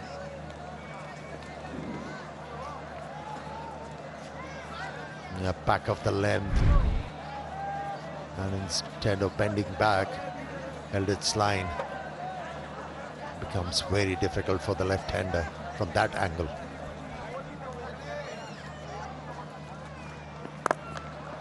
Upish, but it's safe. In the gap. Should be cut off. I like the approach of Sri Lanka. He's not looked to be playing all defensively, but he's looked to attack whenever the opportunity permits. Yes, he was lucky, looking to go over the top. Salman couldn't get underneath it, but he's shown intent. And that's, I think, very important because you don't let that run rate get out of hand. You're looking for runs. Yes, you're playing a little bit more cautiously, but it's not about playing dots. It's about pushing those singles and twos, pouncing on opportunities. And that's how the tide was turned for Pakistan when Hussain Talat and Salman Ali Agha got busy, looking for those singles, doubles, occasional boundary, and that reverted the pressure on opposition.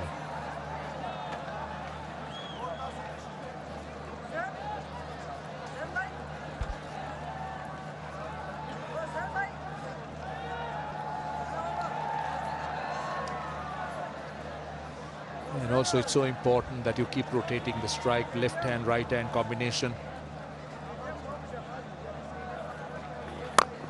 That just makes you keep changing your line and length.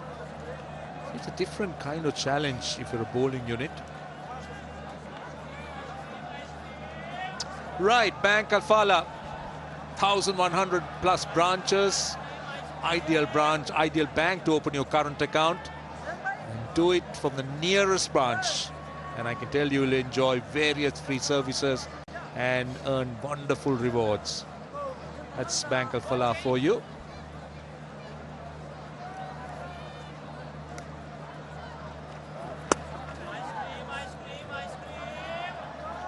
Talking about banking, it's all about accumulating, isn't it? And that's what these two batters need to do. Accumulate. Score runs with alacrity. Bank Alfala, if you accumulate, there are lots of rewards. And the reward here for Sri Lanka, of course, it's a win. So it's all to play for.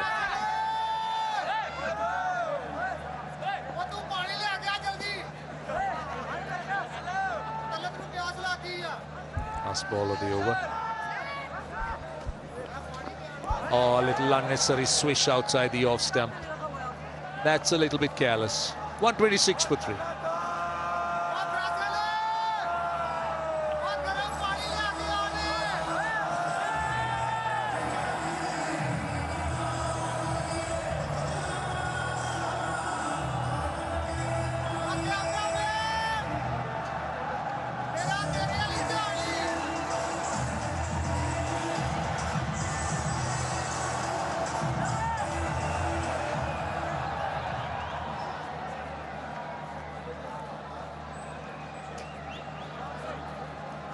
.126 for 3, which means Sri Lanka needs to go at little less than 6.5 runs from here. 7 wickets in hand. This partnership, 36 of 58. We haven't really seen too much of the due yet, Amir, but it's due. So Sri Lanka must be hoping that the dew that was due some time ago appears. But interesting stat about Sadira Samaravikrama. I've been told by Azim that his record in the second innings, that's when you chase, is better. He's averaging 37, close to 38, but batting first, it's under 30, 29.46. So that will encourage. It's so important if Sadira Samaravikrama can be consistent and living up to those numbers.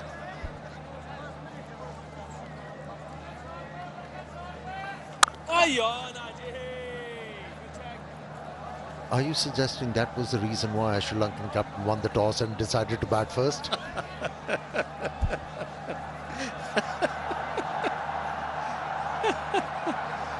Oh. Ball first, beg your pardon. That's all right.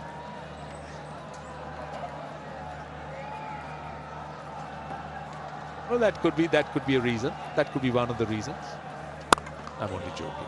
It was the dew. I think Shaheen Shah was also quite keen to bowl first. But dew was a factor, but where is it? I mean, we did see the rope, but the towels aren't out.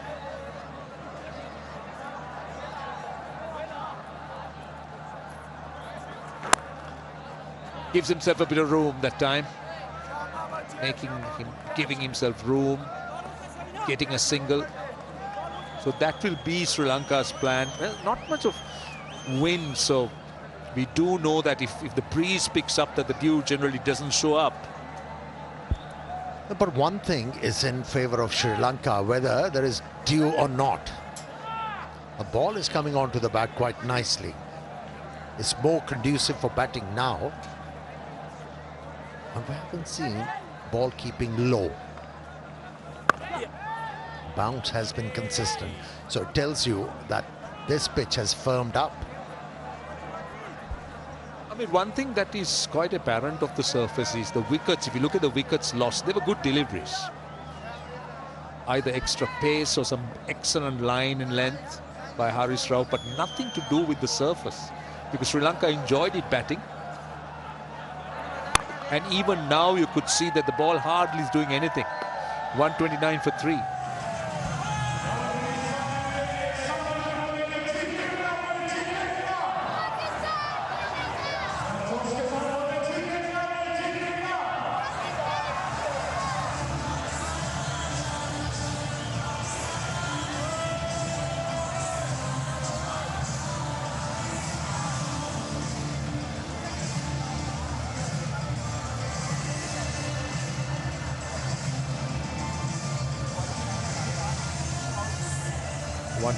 For 3, so it's a real battle out here.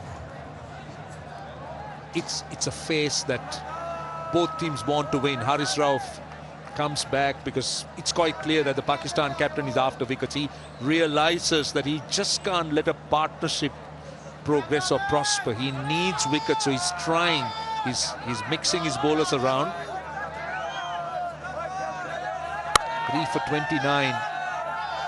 in his first 5 overs. And the Sri Lankan batters will obviously realize, as you said, that this surface is good. So you bat deep and bat and get close to the score, and then with wickets in hand, there's always the possibility of launching. And run rates in the modern game aren't too much of a factor if you have wickets in hand. Important phase of the game, this. Pakistani premier fast bowler this evening has been brought back into the attack. Edged. It's flying and it's a boundary. It's in fact the first boundary in 5 overs, but a welcome boundary for Sri Lanka. A bit of extra pace. Third man square, so that went fine to third for 4. Very useful runs at this stage. Sri Lanka will take it. Now 44 runs, this partnership. It's gradually settling in. Sri Lanka playing with far more of greater assuredness. Samara Wickrama 229 of 37.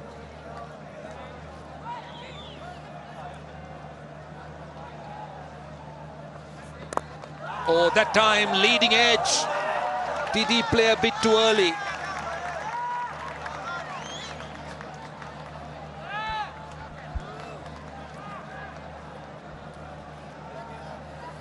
Yeah, with this action, if as a bowler you start to get the ball to hold this line or move the ball away, becomes very difficult for the batters. Turned the face of the bat a bit too early, very lucky. It did fly to Salman Ali Agha.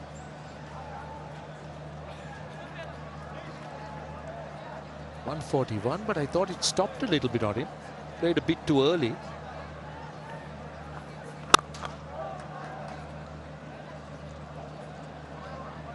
So 166 is what Sri Lanka needs at this stage.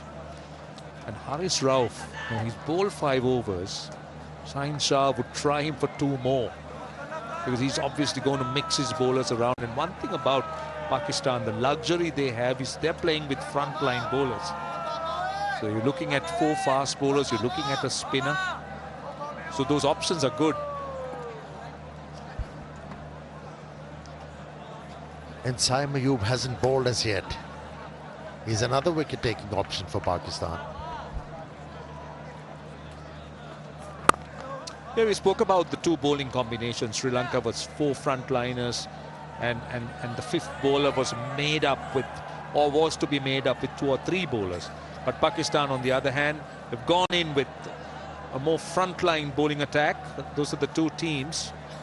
So Asitha Fernando, Mais Theekshana, Chamira, Hasaranga playing the role of the frontline bowlers. Pakistan, on the other hand, 4 fast bowlers. Mohammad Nawaz with spin. Saim Ayub could bowl. So bowling options are good.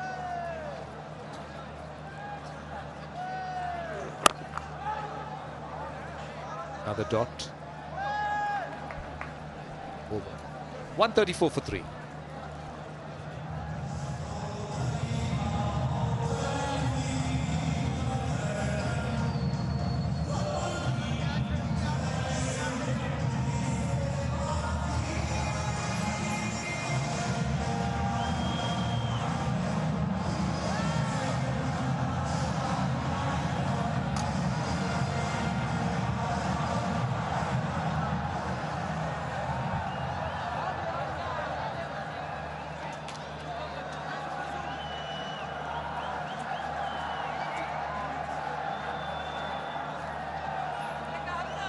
Right, those are the 2 worms.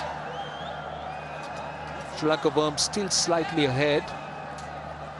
Left-hander on strike. With the left arm spinner on. But Nawaz has bowled quite well. He's bowled 2 overs for just 5 runs. That's very good. He's come in and virtually tried to close up one end and make it difficult, bowl more dots. But Amir, it's quite straightforward from a Sri Lankan point of view. I mean, you need to bat deep, you need to get a partnership and maybe try and get close and then look to launch, have wickets in hand. So that's straightforward. Now Pakistan, on the other hand, has pulled it back, but the surface is looking good. I mean, whom do you think? Oh, good use of the feet. Lovely shot. That is very good cricket. That was inside out. Love the intent and beautiful execution. That's Samra Vikrama's preferred stroke. He likes to go aerial over extra cover. I've seen him executing that stroke quite a few times. Most of the times he's in control. Couple of boundaries for Sri Lanka in last 2 overs.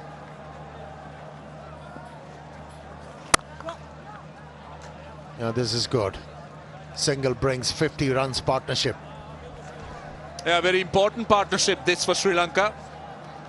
They have stabilized it, they have stemmed it a bit, but still a lot of work to be done. Samara Wickrama has been the dominating factor. Sri Lanka, quite rightly, playing a second fiddle here because he understands the importance of batting deep. They've taken their time as well.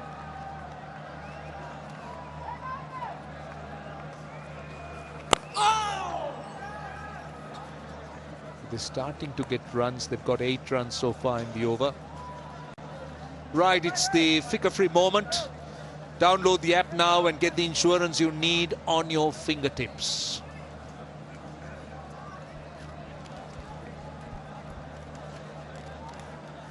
Still 2 balls to go in the over and they got 7 runs already.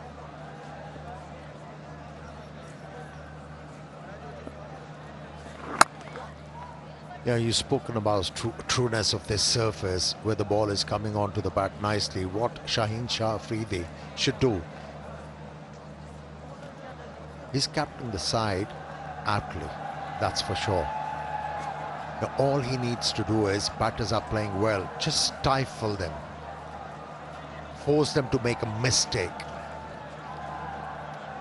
Keep on bowling miserly, keep on bringing right changes in the bowling attack.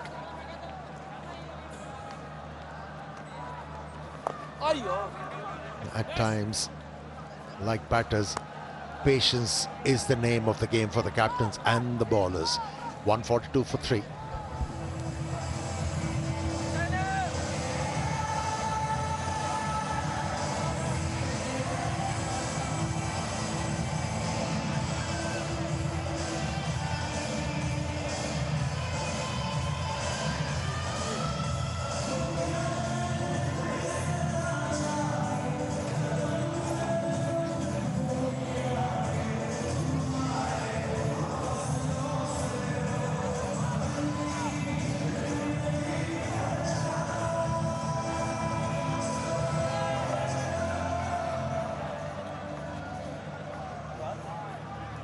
Right, 142 for 3. I certainly hear you about stifling bowling dots. Yeah, because 158 of 144 balls, that's not frightening. So this is a delicate situation because as a captain, you can't be too extravagant, look to attack too much. You might lose the grip. But on the other hand, you also got to be quite judicious. You've got to look for wickets. You can't, for the sake of trying to stifle, also let a partnership prosper so. That's why he's brought back Haris Rauf. The intention is to pick up a wicket. Yes, there is no slip in place, no catcher around the bat. But situation is such, you actually reliant on a batsman's mistake. So for that, you need to be patient. Yeah, this surface will determine a batsman's mistake as a real factor because the ball's coming onto the bat so nicely, and what Pakistan's doing is they have stepped back a little bit and they have looked to bowl, that's called a wide, they'll look to bowl with more discipline. So as you correctly said, try and build that asking rate. Doing that, if Sri Lanka can get a wicket or 2, or Pakistan, I beg your pardon, that will be a real bonus. Now that's the reason it's a wide, well over the shoulder. Some people might be of the opinion that this is the time for the captain to experiment, but such a true wicket, this one. If your experimentation goes wrong, you leak. Or edged. And 4 runs. See, runs like that won't help. So that's exactly what Pakistan doesn't want, and the experiment you're talking about can go wrong. So that's why that's well bowled. That's really well bowled. Found the outside edge. So at this stage, Pakistan doesn't have a slip. So that's a challenge as far as they're concerned.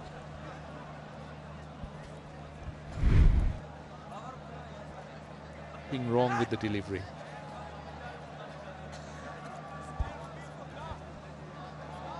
He's been red hot, and the captain of Pakistani team can afford to place a slip.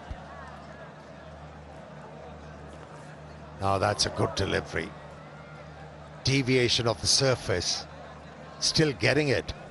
But I mean, now you spoke about bringing Haris Rauf back into the attack with the intention of getting wickets. So then, nothing wrong, no harm in having a slip, because you're looking to attack and looking for wickets, and that could have very nearly provided one. Yeah, especially with the fact he's picked up wickets by beating batters with the pace.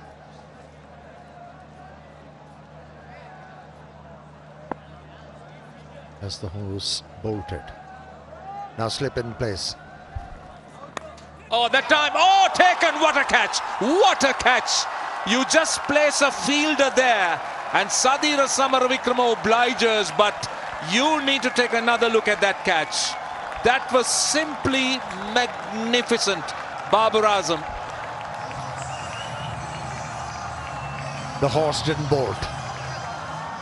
Timely fielder placed there and been rewarded. What a delivery. Again, deviation of the surface, and to match it. How about that catch? One-handed. He was flying. And a timely dive by Babar Azam.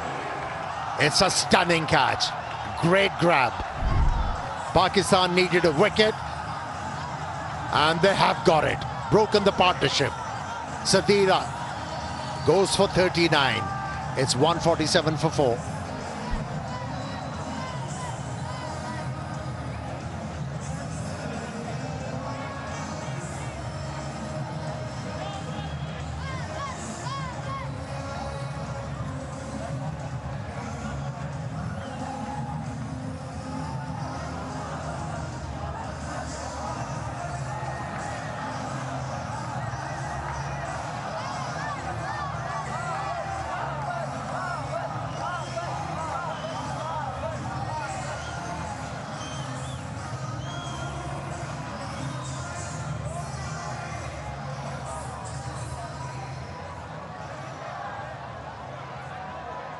Janit Liyanage is the new batter, and Pakistan have got a very, very important wicket. 48 the average, closing in on 1,000 runs.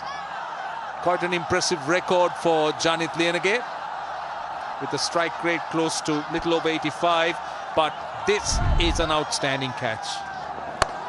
A combination of reflexes and athleticism. And combined, and a big wicket. And this partnership started to threaten. A rare mistake from Haris Rauf this evening, a wide delivery. He's been definitely red hot. Yeah, and now look at the slips. They've given him 2. So Shaheen Shah realizes that he's got another opportunity. Another look at that catch. Look at where Sadira Samaravikrama is going at it and then playing a bit away from his body. Outstanding catch. Really outstanding catch. That was past him. That was past him.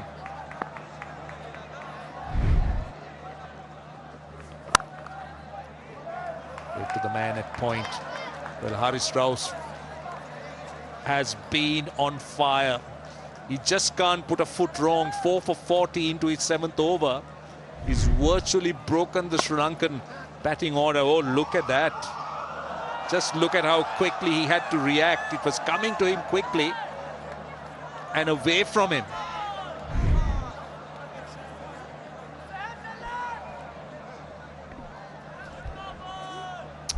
Right, it is a no ball, in fact, the last ball.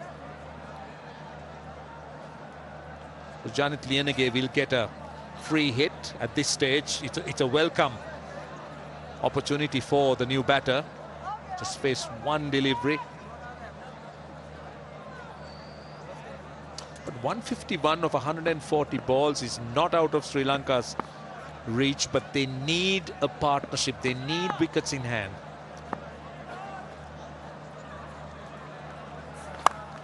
Or goes over the top. And it's gone away. And the 150 is up for Sri Lanka. Just swung Janit Lienege because that was a free hit.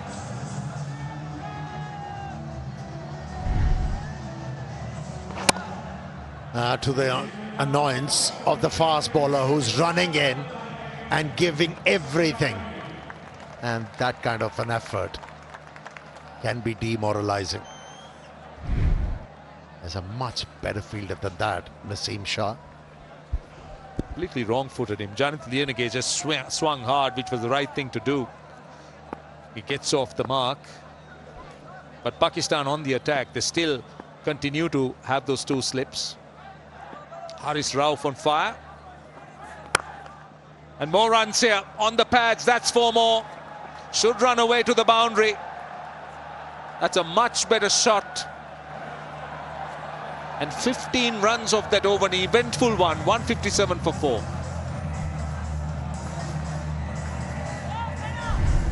If you want to be fast and furious, you're bound to offer something to the batter. And Lienege was ready for it. Immaculate timing. Just use the pace. Roll of the wrist and a sweet result.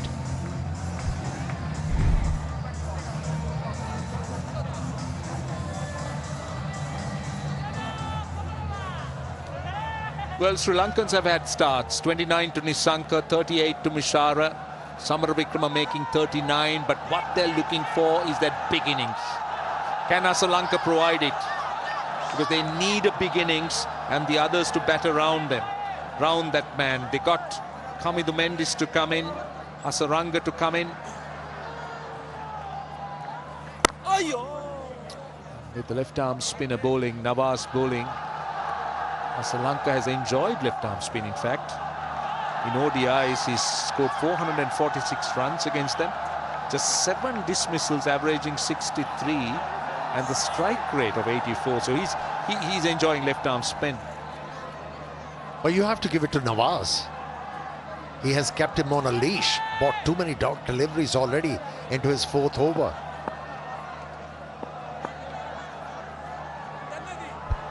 While still, I must say that Shaheen Shah is walking a very thin line here. He's got a wicket, but he still realizes that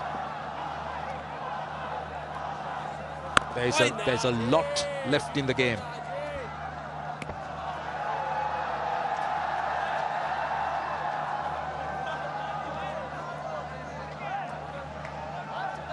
Janit Lienege has, in the recent past, has proved to be a very reliable player for Sri Lanka. He's rescued them quite a few times when in trouble.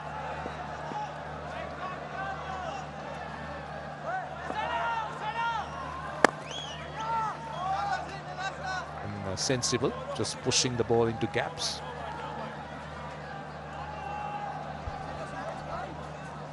Right, it is time to enjoy some tea, and nothing better than Tapal tea. Well, Pakistan fans, they love the Tapal Tea Lounge, the #1 tea brand of Pakistan.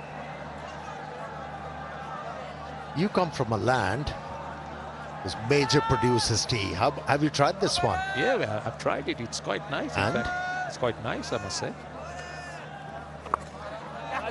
Now, that's the first time I've seen that shot attempted. We haven't seen the reverse. The Sri Lankans haven't looked to sweep too much as well, obviously, with so much of pace. Sri Lanka looking to open up that area with that reverse. And also, he attempted that stroke because he's not enjoying that line. He's been troubled. He's not getting anything. Sri Lanka, not even singles at his will.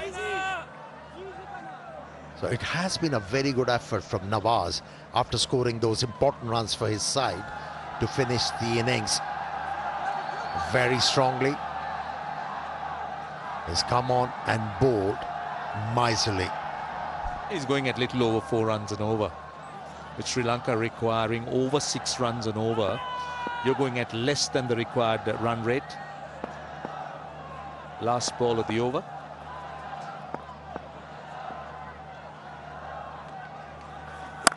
Oh, he goes big. He goes big. That's huge. That's into the crowd, Janit Lenage. What a shot to end the over. 9 runs off it. 166 for 4. Just look at this. That was dragged down, and look how he pounces. He was so quick onto it. Very, very quickly. His initial movement onto the front foot, but then the adjustment, and look at how far it went. 166 for 4 at the end of 28, and it's time for some drinks.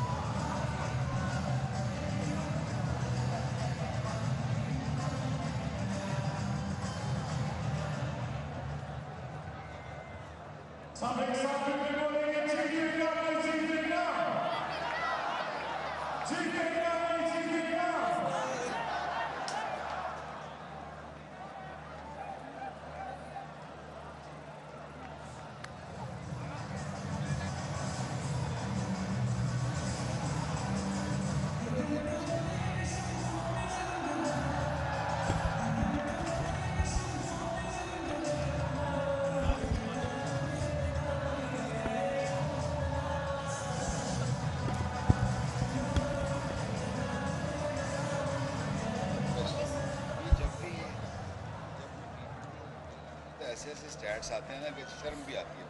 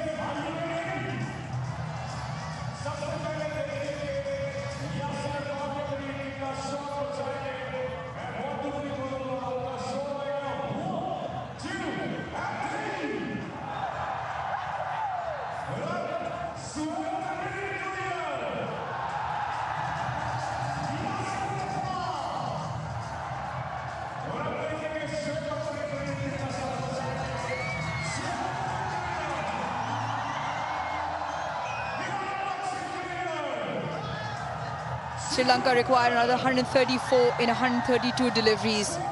The equation is they are 166 for 4. The last wicket to fall, that of Samara Vikrama.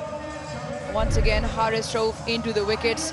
The setup here, just back of a length, then bangs one short, goes back again, just back of a length, getting that outside edge, slightly fuller, slightly wider, and then repeats it. Beautiful. Draws Samara Vikrama out of the crease of that length where he prods at it, and what a blinder. Simply exceptional. That is some take. He's caught it behind him, traveling at the rate of knots. Wow. That is a wow factor, isn't it, Vakar? Yes, it was. Magnificent catch. It was traveling, very little time to react, and fetched it behind him.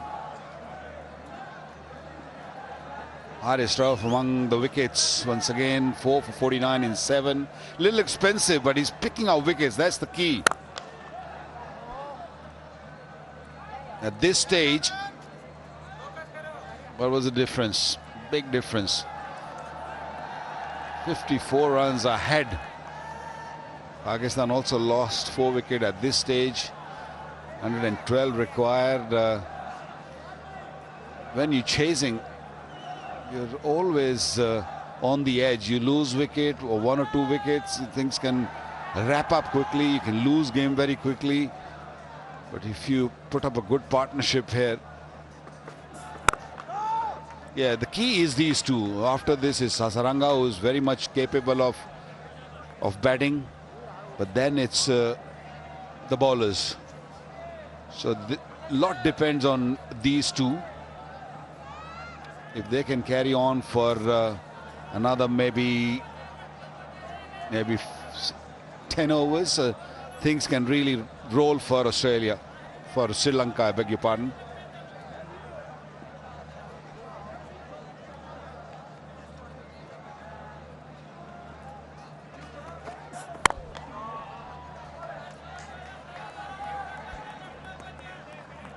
I love the way Haris Rauf operated today. Although he went for runs, but once he found the length, every delivery was asking questions. And just on that, how important is it in terms of a bowler to understand the lines he's bowling in a setup, and more importantly to have the fielders in the right position?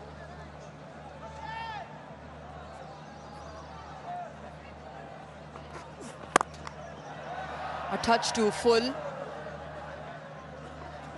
One bounce into the fielder at the sweeper boundary, Fahim Ashraf.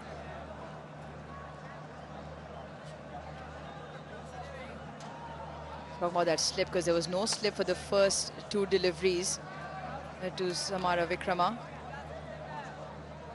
And then you just have a look at this. Watch this. There's that outside edge again. That's a second delivery. And then they have a conversation. Babar comes in to slip. But more importantly, it was important for Haris Rauf to follow up. And then a stunner, plucks it out of thin air. Isn't it amazing when a plan comes together?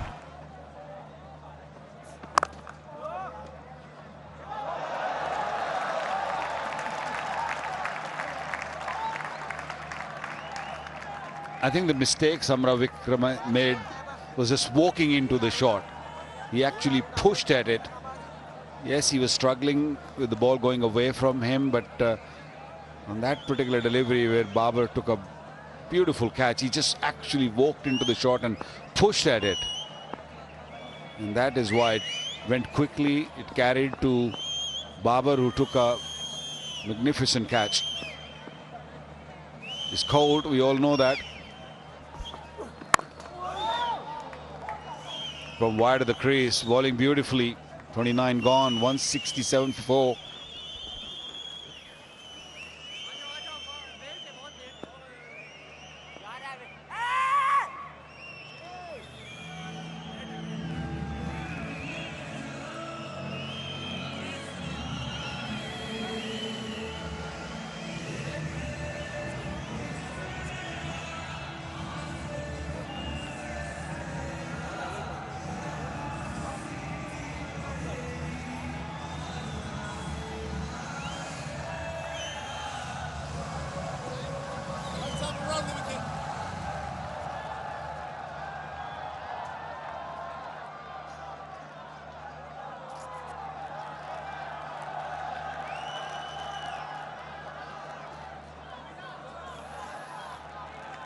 .133 required of 126. Saim Ayub into the attack. And out of the attack. One bounce into the fence. Little flight and delivery. Dealt beautifully. Greetings to Mr. Saim Ayub. of Charit Asalanga, who's found it difficult out there. And in his 26 runs, it's actually his first boundary. That's how difficult he's found it in terms of timing.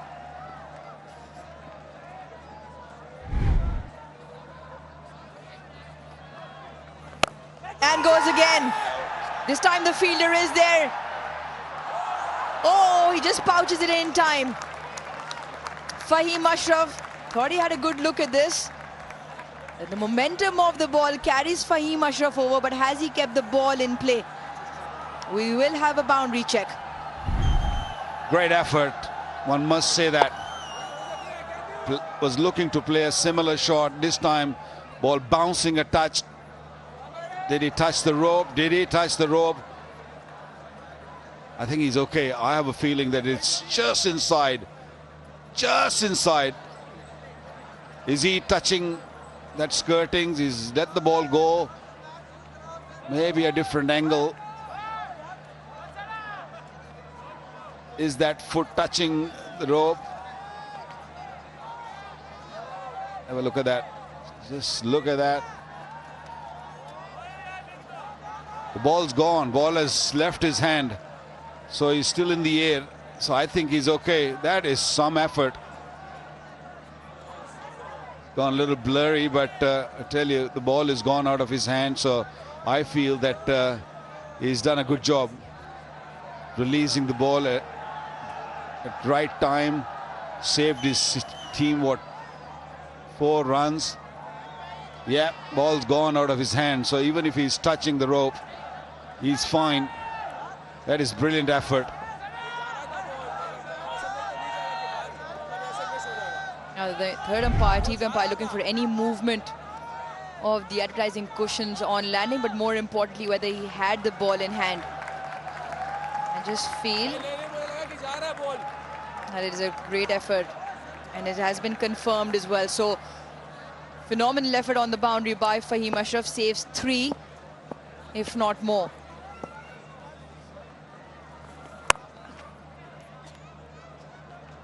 They've called for 2. That will run hard. Yeah, good running. It's a good over. Just felt like Asalanka was going to take down Saim Ayub in his first over. Could have been back-to-back boundaries. But so far, 7 of the first 3.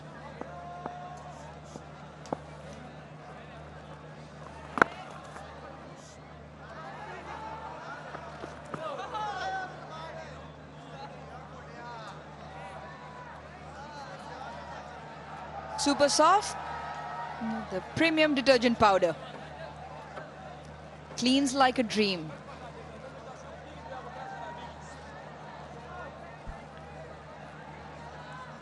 Asalanga back on strike.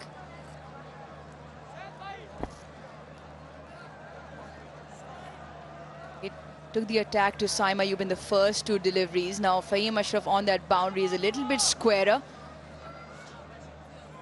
But there are runs available on the leg side.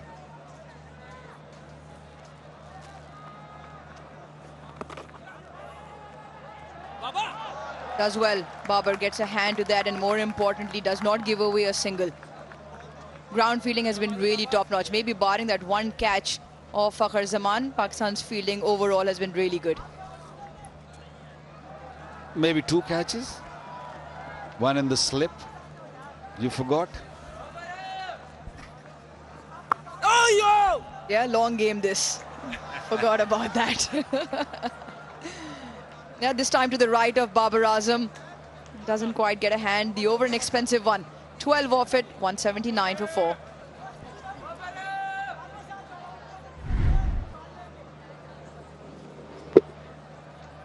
He made sure that he rolls his wrist, keep it down. Ball was going very quickly. Babar did try hard to stop that. It's neck to neck.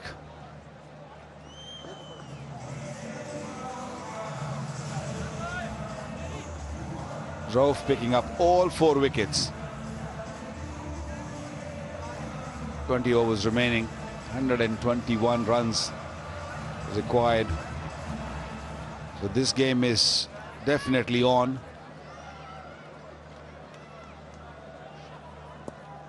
Shaheen still got 4 overs remaining. Naseem Shah also got 4.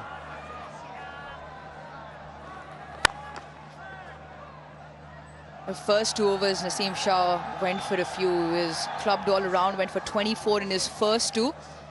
And since then, the other 4 overs he's bowled, he's only gone for 20. So since then, just seems to have found the length that he's been wanting to hit and has been more consistent at it.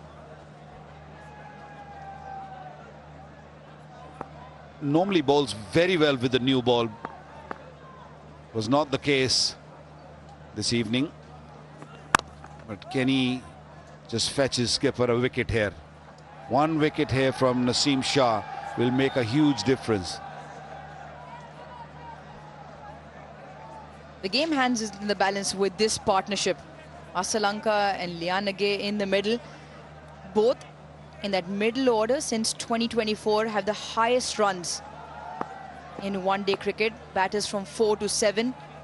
Charit Asalanka over 1,000 runs. Lianage second on that list with 824.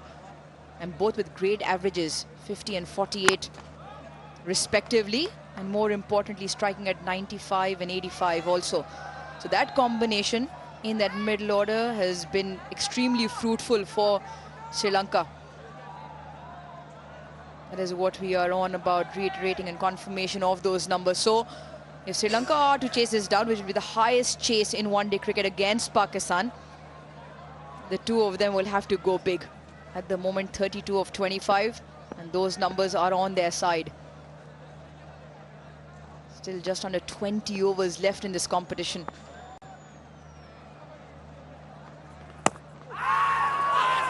Big appeal, big appeal. Felt like there was inside edge, then onto the pad. He's been under the spotlight on multiple occasions as Asif Yaqub, but Shaheen Shafii has the reviews. I doubt that Rizwan will support, but Shaheen said, no, I'm not listening to anyone. Let's go and check with the third umpire.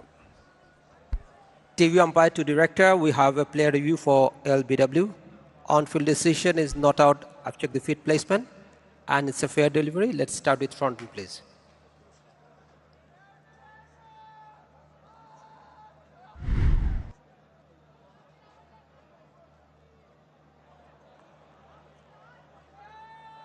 Ball passes very close to the bat. Need to check that with outrage.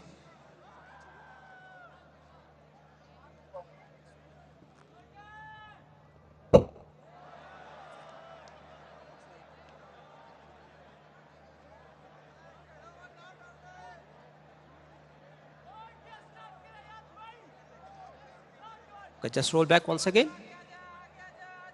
And roll as roll back and move 1 frame by frame, please. Slowly. Just roll back once again. Looks to me that the ball has hit the bat first. Do you have anything else to show me that the ball has hit the pad first? Okay, just roll back once again and roll back, little back, and roll it slowly, frame by frame from there. I can see the ball has hit the bat before hitting the pad. Satisfied. Asif will be staying with your not out decision. Stand by. You're on screen. Signal now. Great on-field call from Asif Yaqub. On confirmation, Pakistan also lose their review. It was almost at the face of the bat, pouching into the flap of the pad. I think Shaheen and Party were hoping that it will just clip the pad on the way, because if that would have hit the clip of the pad, then the ball was traveling toward the stumps, but it hit the bat first. The right decision made by third umpire. It's been a good over so far. No runs been given, and tight lines, tight lengths. I think that's what's required now. A couple of really good overs. Even if you don't pick up a wicket, that run rate can go up, and that will create pressure on Sri Lanka.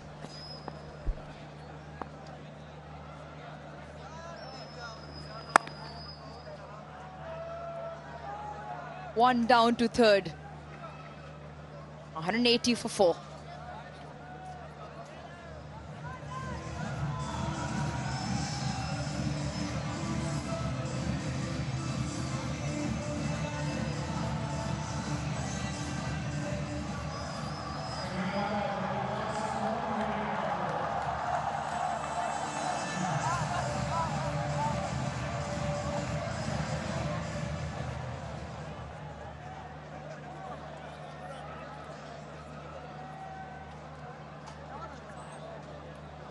.31 overs done in the chase. Sri Lanka 180 for 4. Required another 120. The required rate just a touch over 6 runs and over.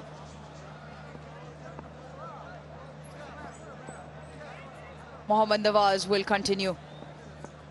Protection down the ground.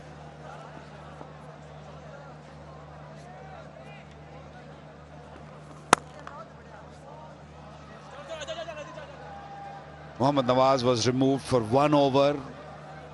Saim Ayub was given the ball and it didn't work. 12 runs of Saim Ayub's first over. And Shine decided to go back to Nawaz.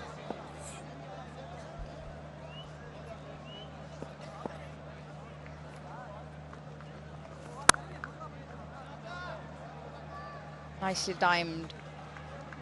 On both occasions, you just seen a bit of an intent with the forward press. Whether if Nawaz does give the ball a little bit of air, Lian again not afraid to jump down the track. 34 the partnership, and in quick time as well, just of the 30 deliveries. So they've kept up with the pace, Asalanka and Lianage. What they need is a partnership similar to that of Hussain Talat and Salman Ali Agha. Twisting the field to the left-hander. So there is deep mid-wicket on the fence where he picked up those couple of boundaries to Saim Ayub, did Asalanka. Careful with that sweep shot.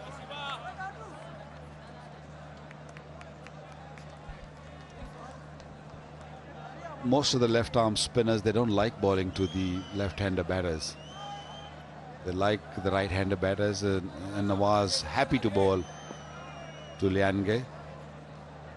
Asalanka is looking to sweep him, trying to unsettle him.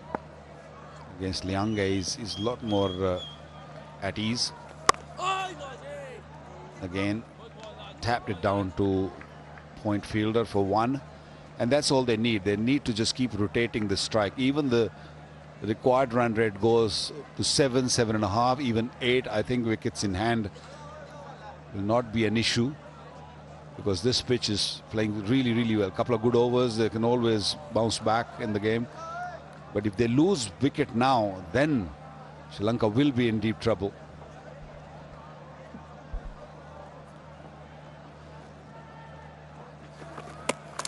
Cleans him up. Picks up the opposition captain. Rizwan does the clean-up job behind the stumps. Nawaz has his first and a much-needed breakthrough as well.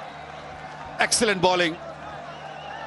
Because Asalanka was looking to sweep, Nawaz could have easily thought that he's going to go for sweep again. Extra bounce, extra kick. Ball didn't spin. He was expecting the ball to turn, and he played for spin, and a great work. Wonderful, great, superb stumping by Rizwan. And that's what I was talking about. Losing wicket at this stage could be a problem. Asalanka gone for 32, 183 for 5.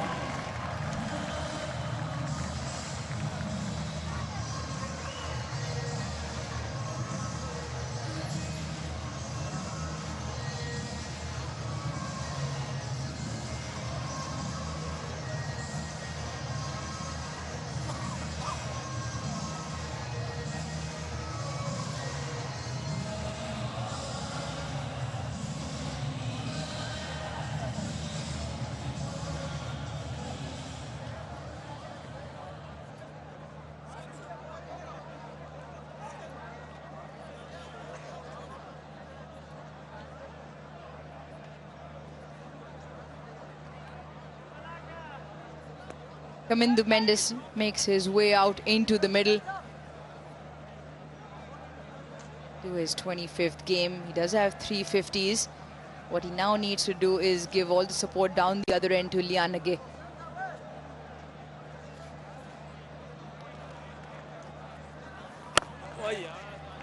Excellent over. The wicket with the 3 runs from Nawaz. 32 done. It's 183 for 5.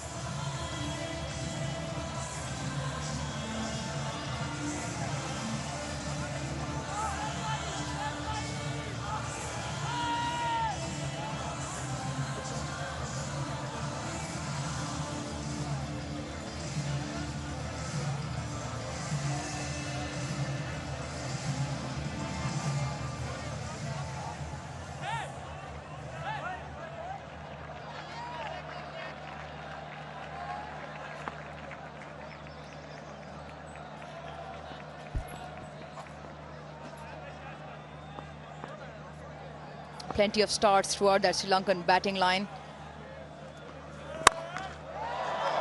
Tries the big shot and travels the distance. What a welcome to Naseem Shah. 6 to start the over. Zero fear. Lianage just lost his skipper from the other end previous over. No respect shown at all. A good length delivery. It's been really pondered for 6. Using the long handle. It's like a very good player, this youngster.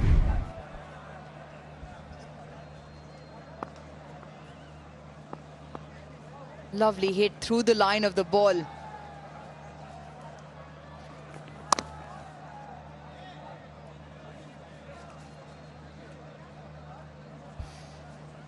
There was no need to play that shot from the skipper, Lanka.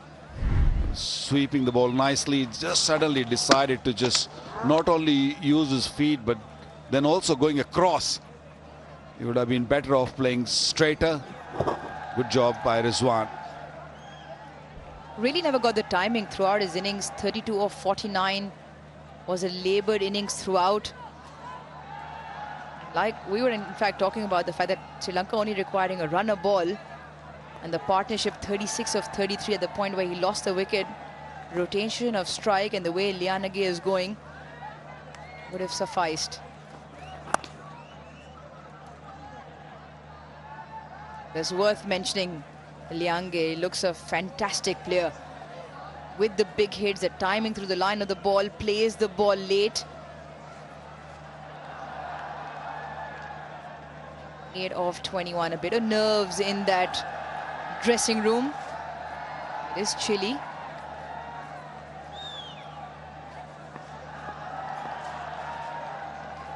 It's gone cold suddenly, you know. It was quite warm maybe a week and a half ago, but now the weather's changing. Winter's coming.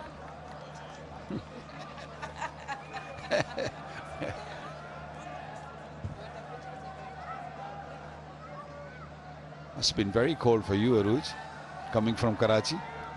Well, what I'm now trying to convince my producer is, he's got me for the post-match presentation. There might be a lot of chatter and not words coming out at that presentation. So if you fail to pick up what I'm saying, I apologize in advance.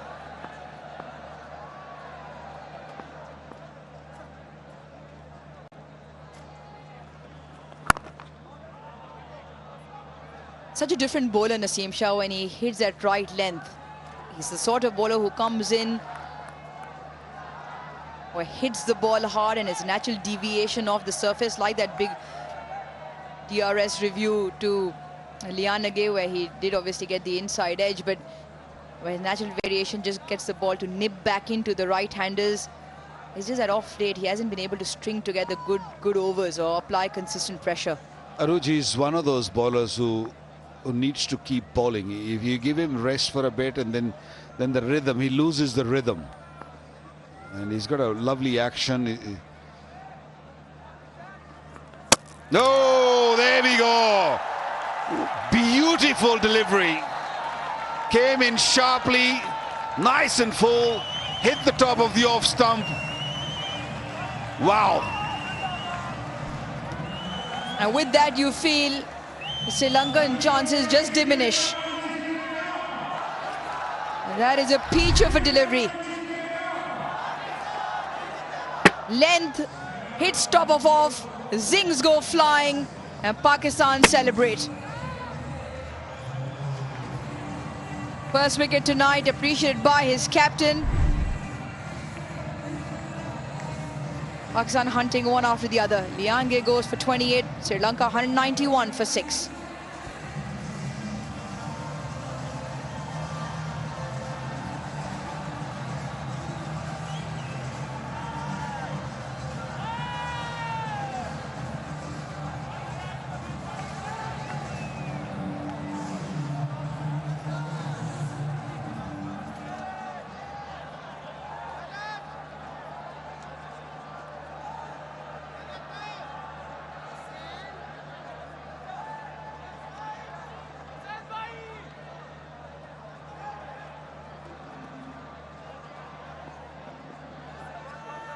Wanindu Hasaranga will face to Mohammad Nawaz.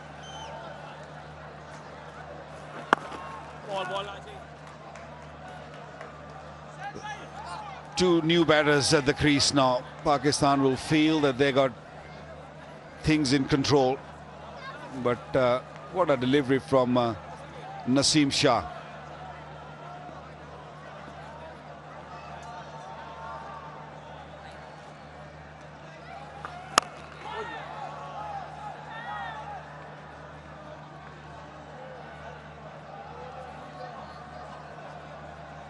Still struggling to understand what sort of shot was that, because it was a very good length delivery and he was just trying to chop at his bat coming from right to left rather than coming straight. Feet didn't move at all and the ball just sneaked through the gap.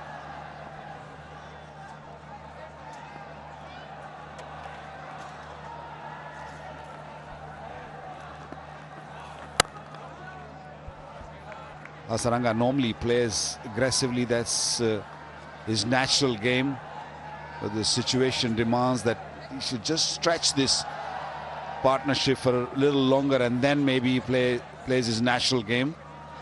We have to wait and see how he reacts.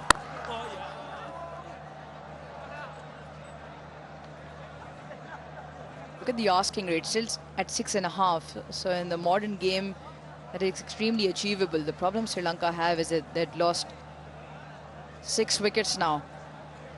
Few partnerships built. 85 was the first wicket stand and they suddenly lost 3 for 90. Then a 57-run partnership. Then a 37-run partnership. At the same time, you look at Pakistan, they were 150 for 4. It was a time where Salman and Hussain Talat were just trying to step on the gas. The partnership was brewing. Sri Lanka are far ahead, but because of the 2 wickets, that is a huge point of difference in the game. 2 new batters. Beautiful strike. That is class and timing all around it. 197 for 6. Bowled such a good over till this last delivery. More flight, bit of room, mid-off up in the circle. That was just a hit-me delivery.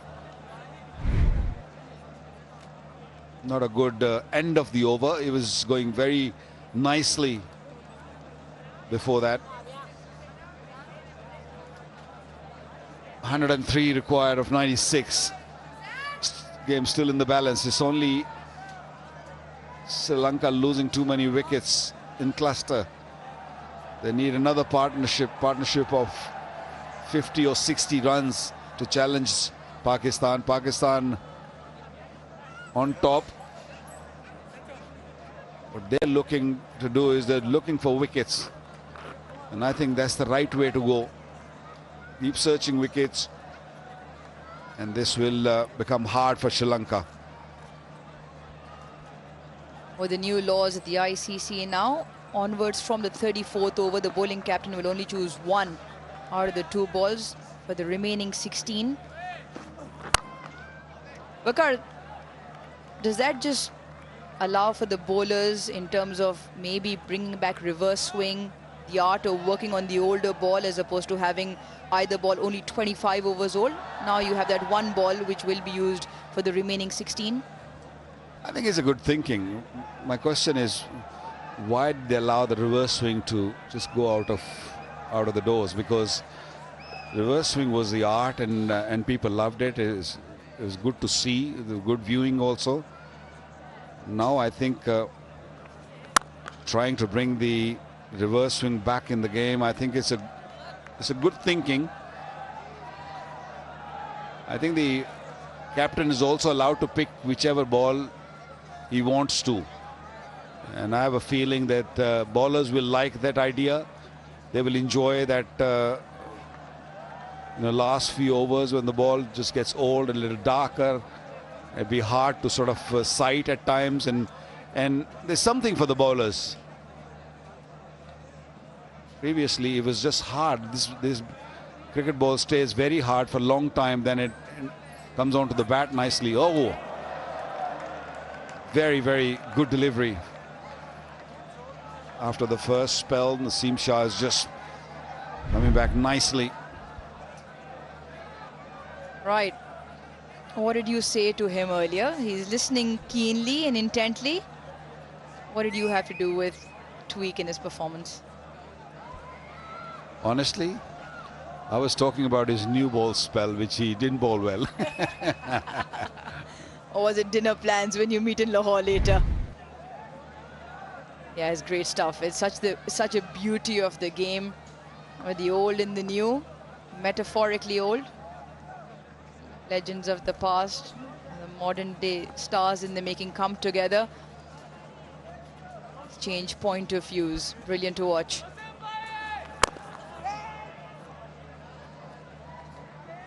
He's bowling much better. He's in control, hitting the lengths right.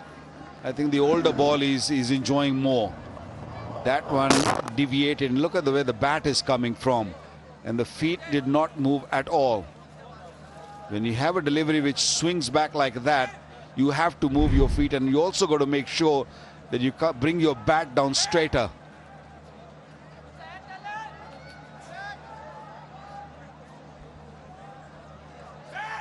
He's on his best form and rhythm.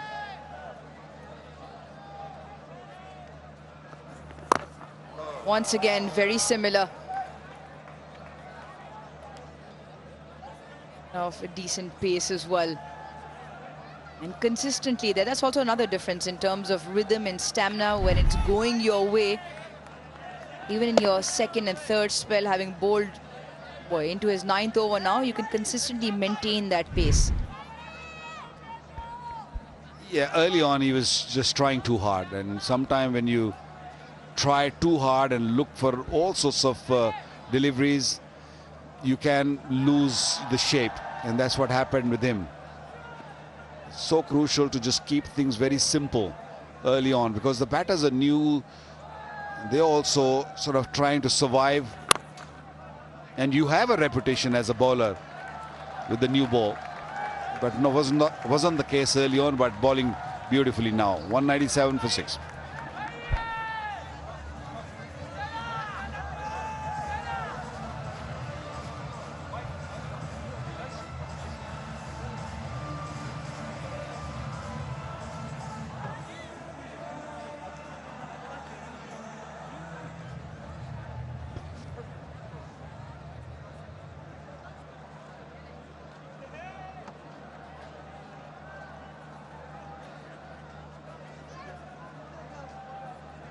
(103 of 90). That's what Sri Lanka need. Pakistan, well, at the moment, you'd feel that they got a hold on this game.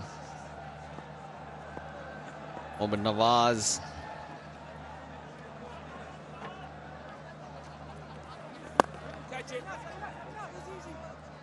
Yeah, starting his 7th over. It's this pair for Sri Lanka if they had to get close to this or challenge the score. Kamindu Mendes is good striker of the ball and reads situations well. But for me, the key is Hasaranga. His contribution how he manages this partnership will only determine where this game goes. Yeah, talking about Hasaranga, he looks out of sorts when he's facing Naseem Shah or any other pace bowler. Footwork is not there, hence no timing. But credit should be given to Mohammad Nawaz. Given the surface, he has really bowled well. Not a lot of turn available from this surface, but still bowled intelligently and picked up important wicket of Asalanka, captain of Sri Lanka. In the air, falls way short of the fielder. Mohammad Nawaz thought that Haris Rauf should have attacked that, but I didn't think he had any chance at all. Was not getting there at all.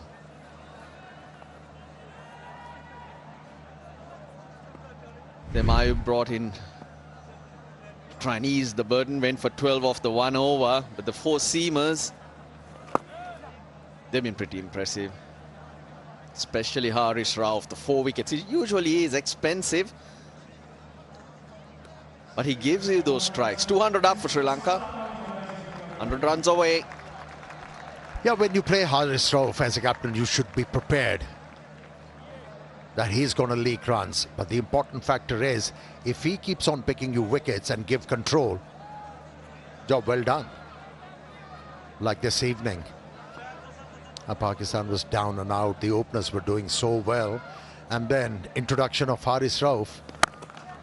Hit well. He's got the gap. Hasaranga going onside. You rarely see that.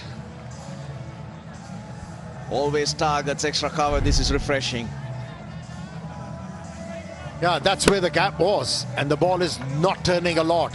And as a batter, you can afford to hit the ball against the turn. And also across the line. Yeah, that was a good hit. At times, bowlers, they need to admit that.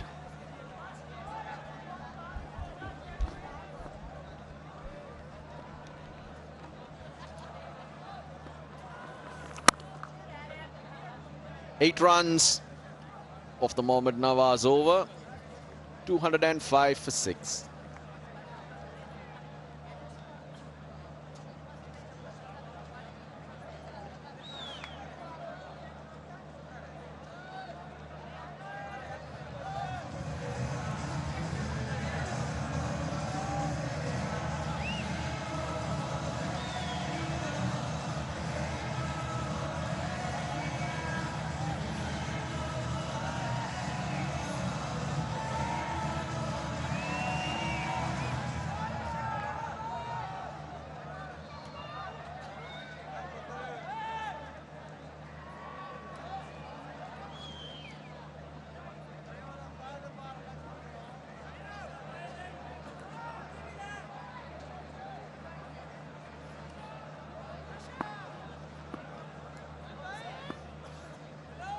Shine Shah Afridi back into the attack.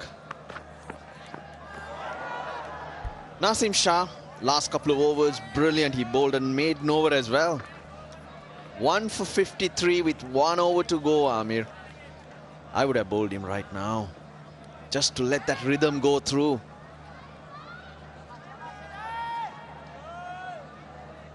And especially with the fact that Hasaranga was very uncomfortable against Naseem Shah. There was no footwork. He was trying to play the ball from the crease, was beaten quite a few times. Confidently played. Shine Shah around the wicket, trying to cramp Hasaranga. Just spoke about how he approaches spin as well. Favors that offside.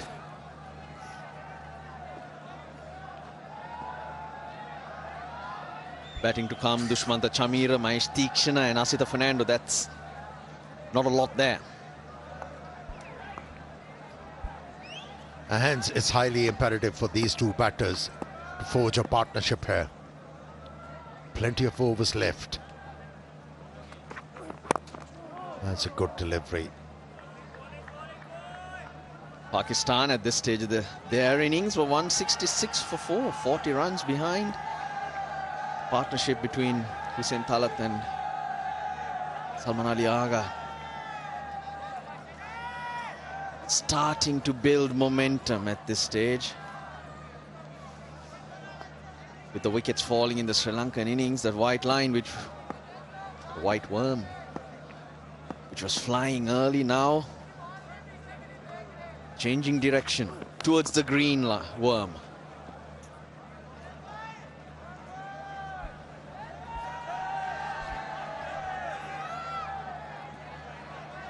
Yeah, surprisingly, we haven't seen a lot of control from Shaheen Shah Afridi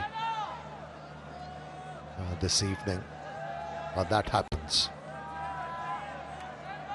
You don't fall into a good rhythm, and hence you start to spray the ball around. But his second spell was impressive.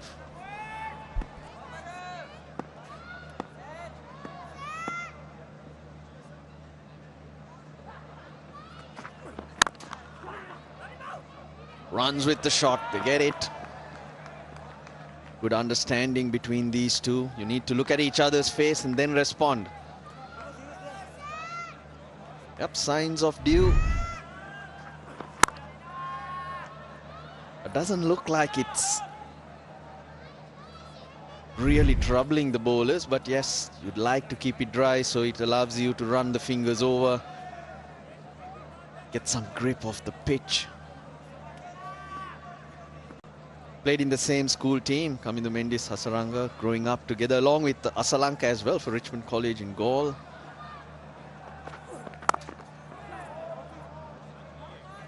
Just imagine what a strong school team that would have been.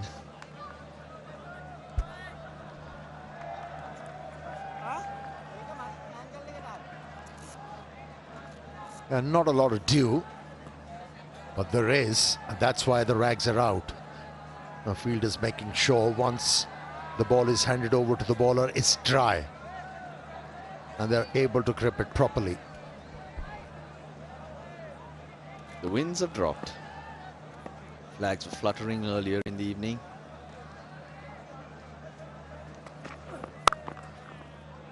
Oh, he saved a lot of runs, Sam Ayub, in that region. 209 for 6.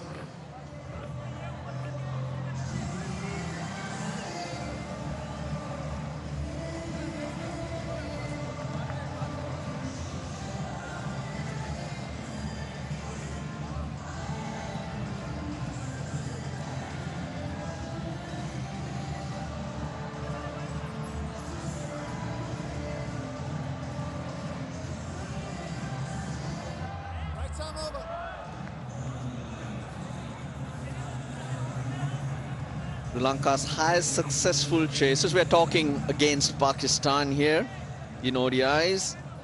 The highest 289 in Dambul in 2009. Here, they're chasing 300. 91 more required. 78 balls remaining. The required rate around 7. So all those numbers very much manageable. But just the 4 wickets in hand. Fahim Ashraf.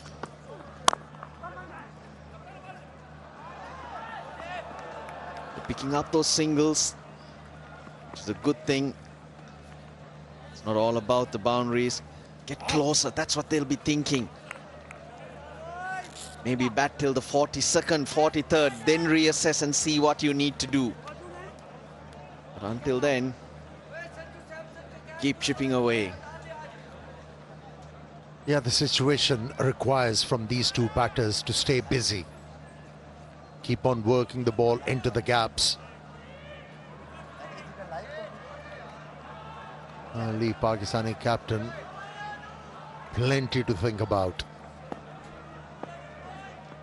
There have been some outstanding efforts here today. Bowled! Fahim Ashraf. Bottom edge on to the stumps, and it's the big wicket of Kamindu Mendis. He's an able exponent of those slow deliveries. And so many times we have seen him picking up wickets with those deliveries. And once again, breaks the partnership. Obliged the captain who brought him in to the attack for this. Break the partnership.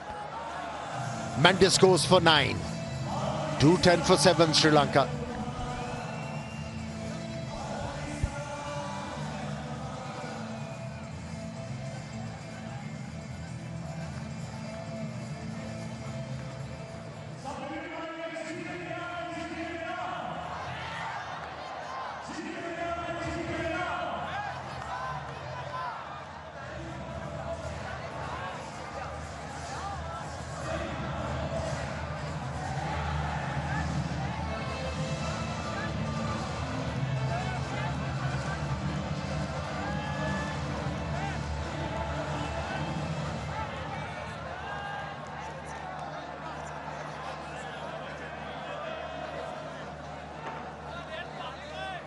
Usman Tatamira, an average of 12, his highest score 29. He's with 90 required. He's got Hasaranga at the other end. It's a steep mountain to climb.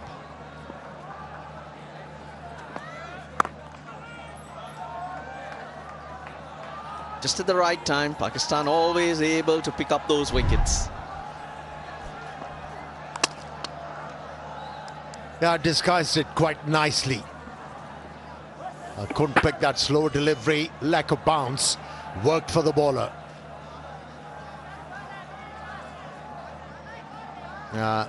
Is growing in confidence as a cricketer. Fahim Ashraf, he contributes with the bat and then picks up important wickets.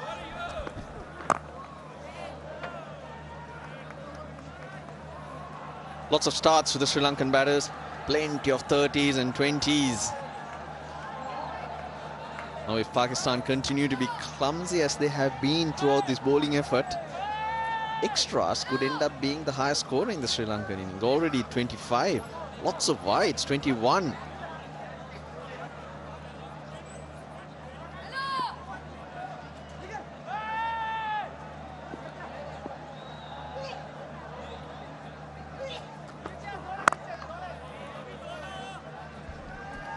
But there were situations, Russell, where Sri Lanka started to threaten Pakistan.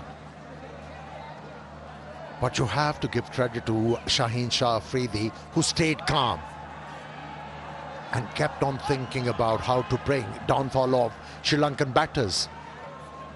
It's been good captaincy and the bowlers responding to captain's call. That's why no batsman was allowed to go big.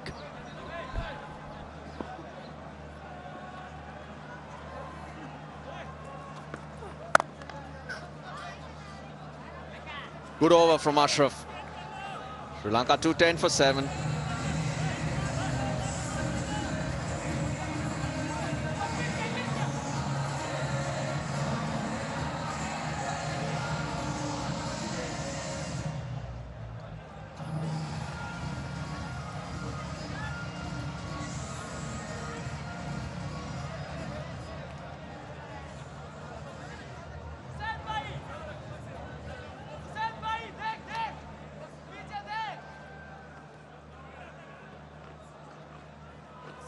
Harish Rauf, the standout. 4 wickets. The first 3 that he picked up. So important. Sri Lanka were running away with it. 85, the opening partnership.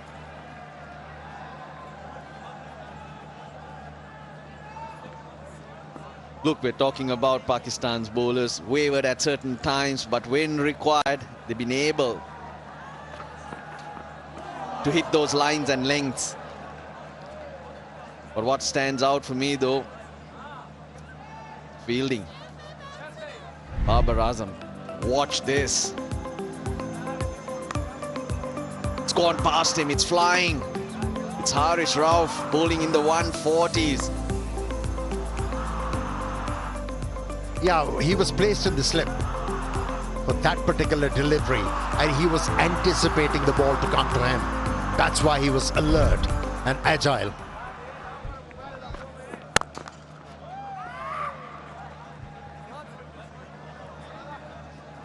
Hard to practice those though. Correct, instinctive. That was a reflex catch from Babar Azam. There must have been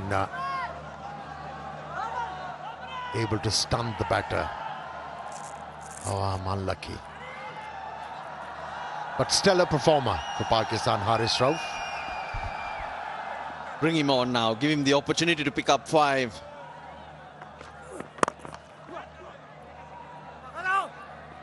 Runs have dried up.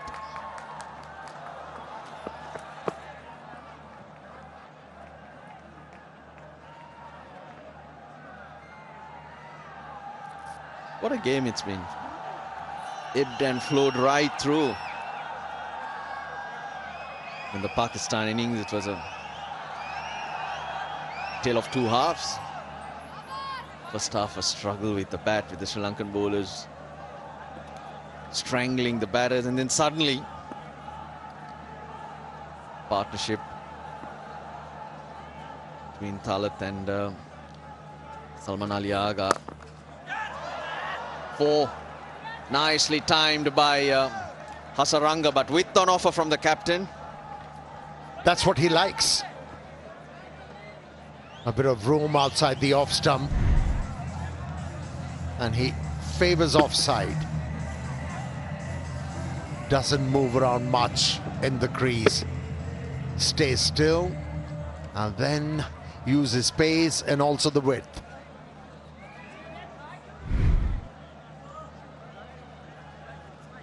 Yeah, throughout.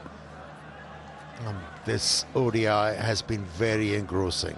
Like you said, it ebbed and flowed, scales tipped, but now Pakistan in charge. You could easily say they have the stranglehold of the game.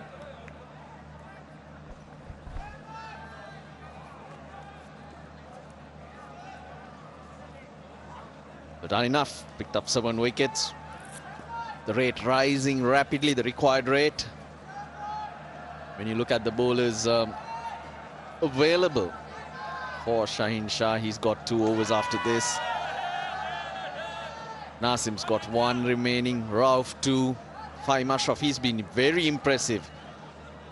Probably the least threatening out of the 4 seamers, but look at his figures, 1 for 20 off 6.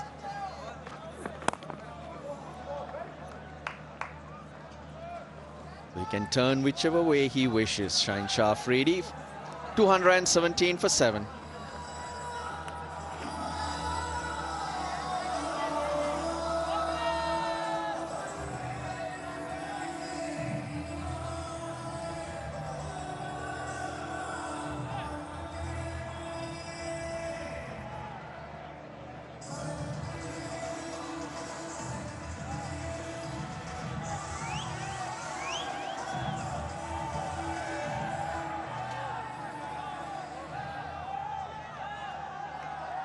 $299 for 5.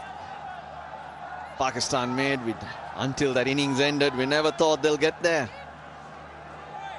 because it was somewhat a struggle that started the innings or the first 25 overs.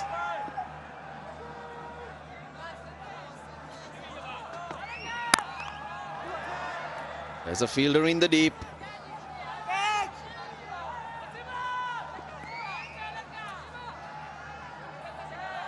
Well, this is the type of time that a player like Chamir can really even surprise himself. 29 is high score. We saw that. Face scores.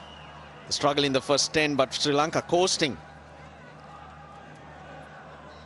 Number of wickets that have fallen. And power play too. The second phase of the innings is the problem that Sri Lanka faced.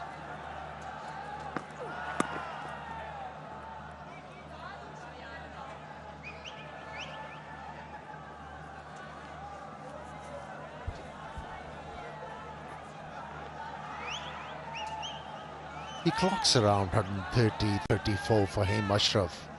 With that pace at this level, as a bowler, you need to be clever.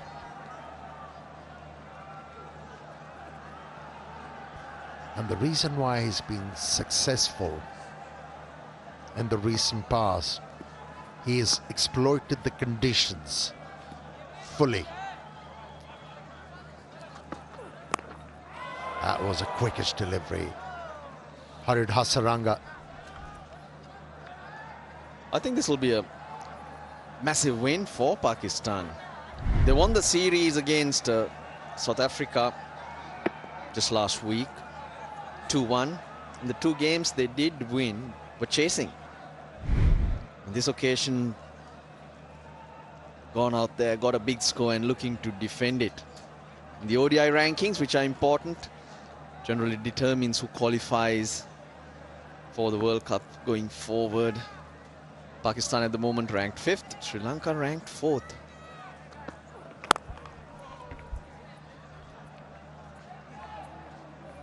Yeah, Pakistan performances last year and early this year, they were not great. But you have to give credit to the selectors and PCB. They're stuck with this bunch of boys. They ignored quite a few failures, kept on giving them a good run, and now they are coming good. They're playing as a unit. They started to understand each other's game, and that augurs well for Pakistan.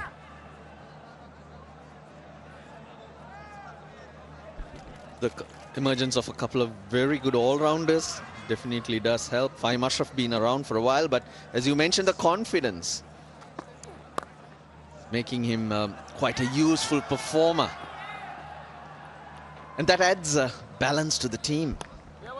Got Mohammad Nawaz, who's one of the leading spinners. He bats at 7, and then Fahim Ashraf at 9. So there's a bit of mix and match that you can do to change things around depending on conditions.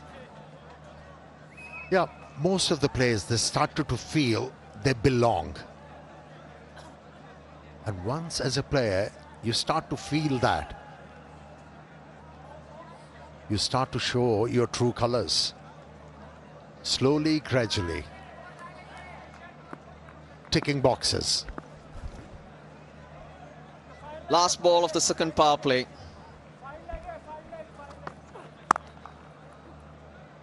Hit hard, but still can't beat the fielder in the deep. 40 bowled, 222 for 7.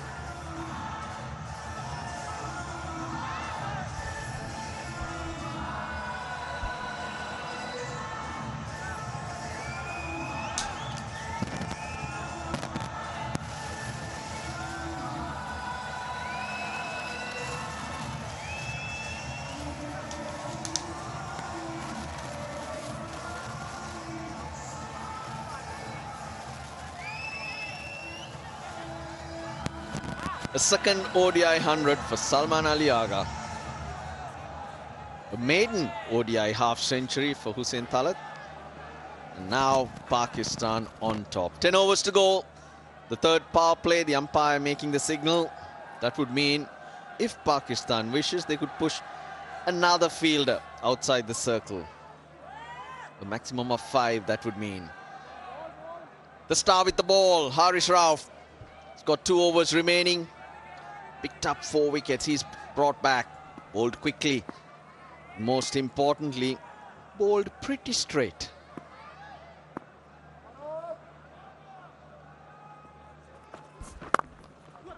And bowled with searing pace. A stellar performer for Pakistan in this outing. Pakistan was desperately looking for a breakthrough.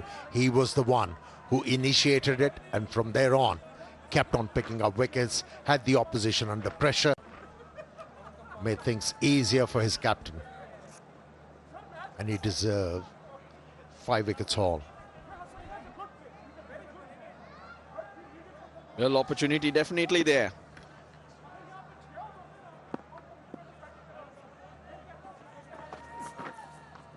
Gets that all wrong.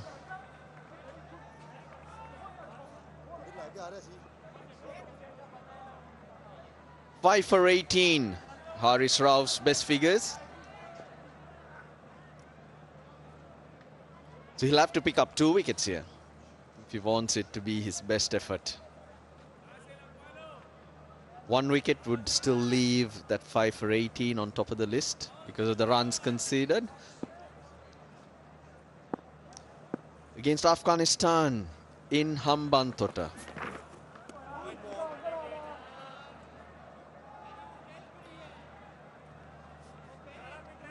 Getting a bit of seam movement. Hence, the line wrong. He's not expecting that. He's expecting the ball to go straight through. But the jag into the right-hander is taking it way past leg stump. Well, what was refreshing with Haris Rauf's bowling this evening, we all know that he brings the ball back into the batsman consistently, but he got that away movement this evening. Going down. Too much angle. 1 review remaining. He's got no support. He went straight to Rizwan.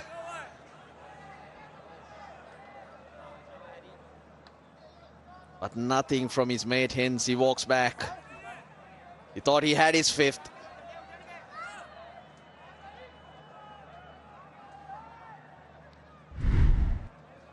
There we go. He's wide of the crease as well, so the angle definitely taking it down leg side. Now Pakistan have a problem though.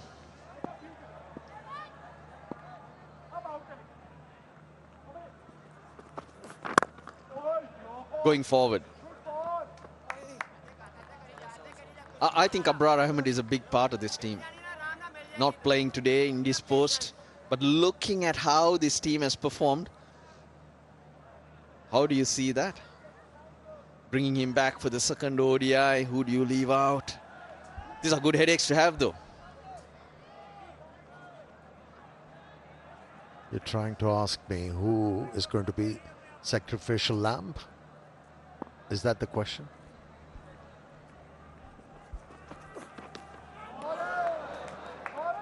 Well bowled again. Yeah, these are the headaches you want to have.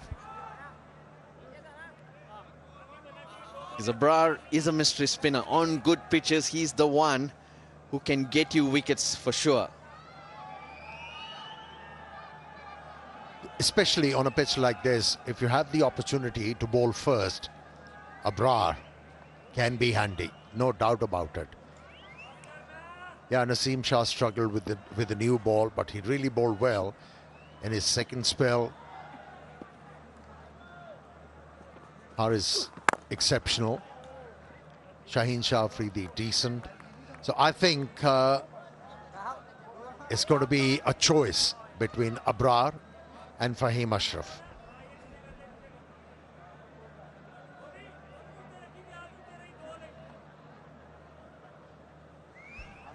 But plenty to think of though. Well, like you suggested, it's a headache, isn't it? But a good one. Pakistan has been craving for this headache.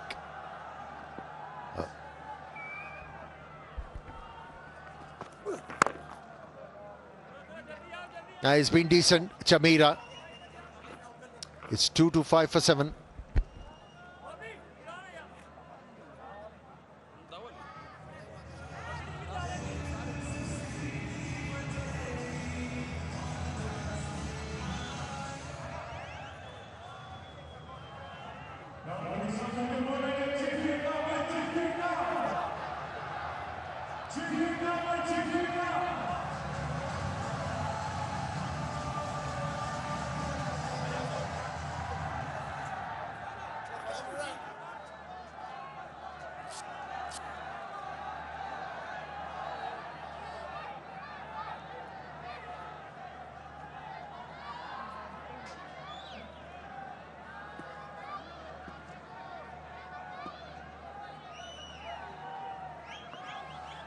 Mohammad Nawaz is back.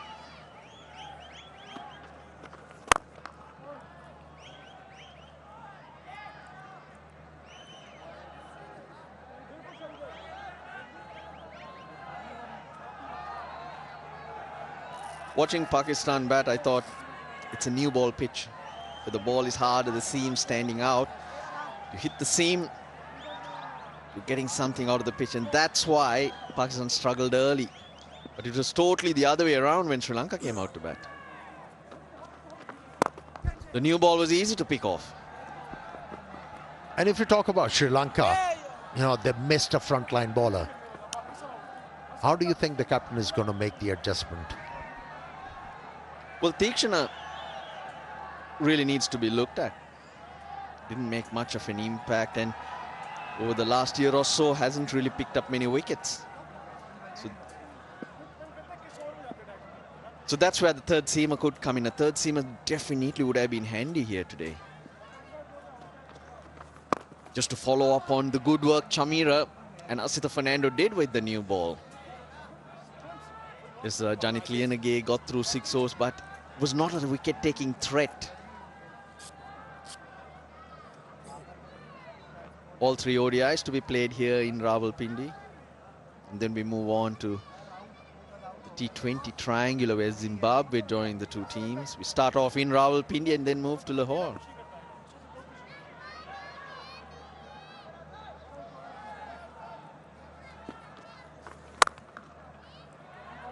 He gave it pace and gets cracked through the offside.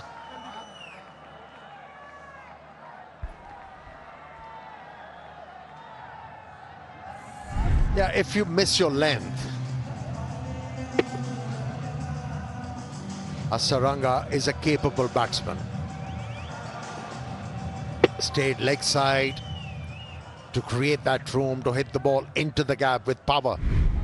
Everything wrong about that from Mohammad Nawaz, because I think he bowled it seam up, he bowled it short, he bowled it wide. You are getting spanked.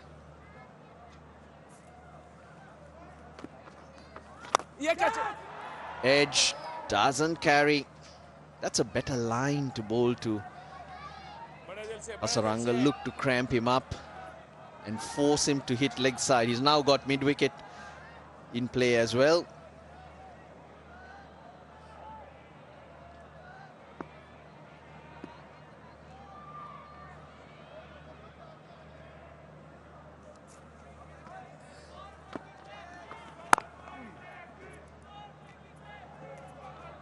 Wants to keep the strike, Hasaranga.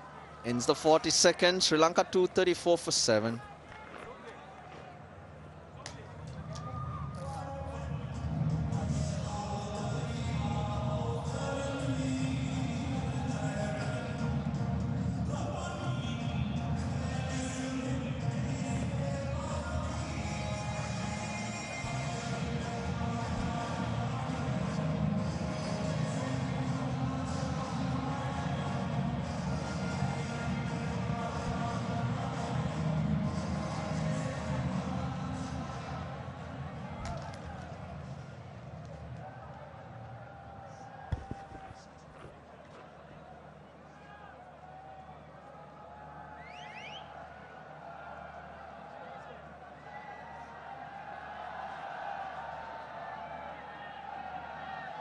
.234 for 7. Sri Lanka got 8 overs left to try and get 66 runs. I don't think that's the problem. The problem is the wickets column.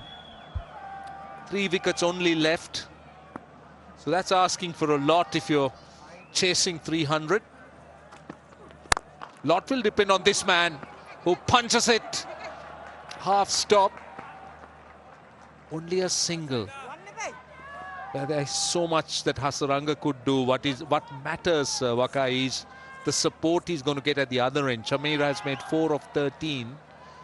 So Hasaranga will have to make sure that he keeps the strike and also not let this run rate get out of hand. But it's a tall order. It is a very tall order. Yeah, the last hope Sri Lanka's got is Hasaranga. If he stays out there till the end, and if Chamira can just sort of hang around, doesn't matter, even if he takes few extra delivery. Have a look at that ball just rolling on the field. There's plenty of dew now. The ball's getting very damp. That's where the towels are out, trying to keep it nice and dry. There you go. Not easy when the ball gets damp. It gets very soapy. It's hard to control the ball, to grip the ball. So that's why I feel with the Hasaranga still out there, I don't think Sri Lanka should lose hope. Just one good over, two good overs, things can change very quickly.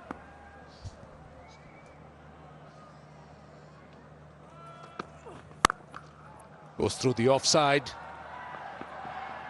But that's the very reason that Sri Lanka will be kicking themselves.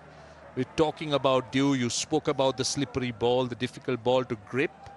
But if you look at the Sri Lankan batting, unfortunately, nobody's really gone on and made that big score. They've all got their 30s and 40s. And no big partnership other than that first wicket. And this is exactly what Sri Lanka was hoping when they won the toss, the Dew.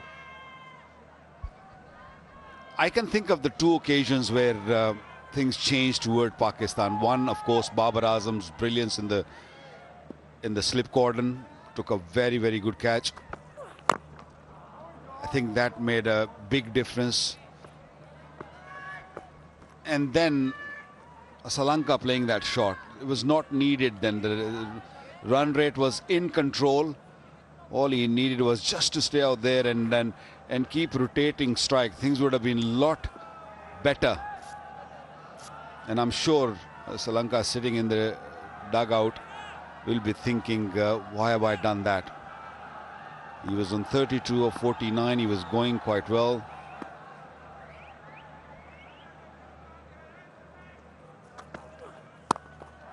This time he finds the offside.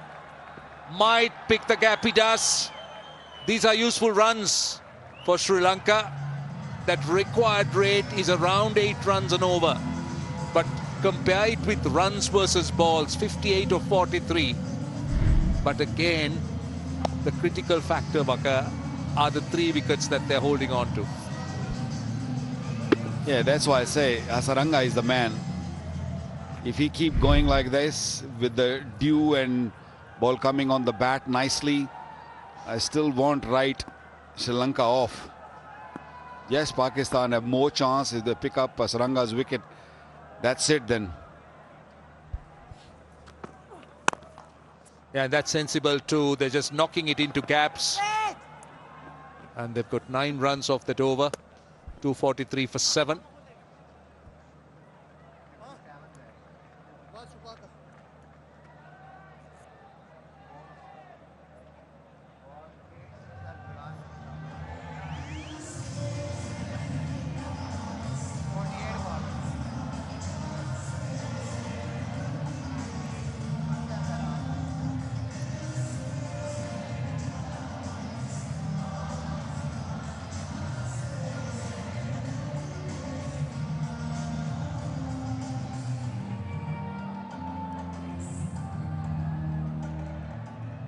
Now this partnership, 33 of 36, Hasaranga has got 34 of 34 personally. Chamira on the other hand, 15 of 6. Now he's got a role to play here, Chamira.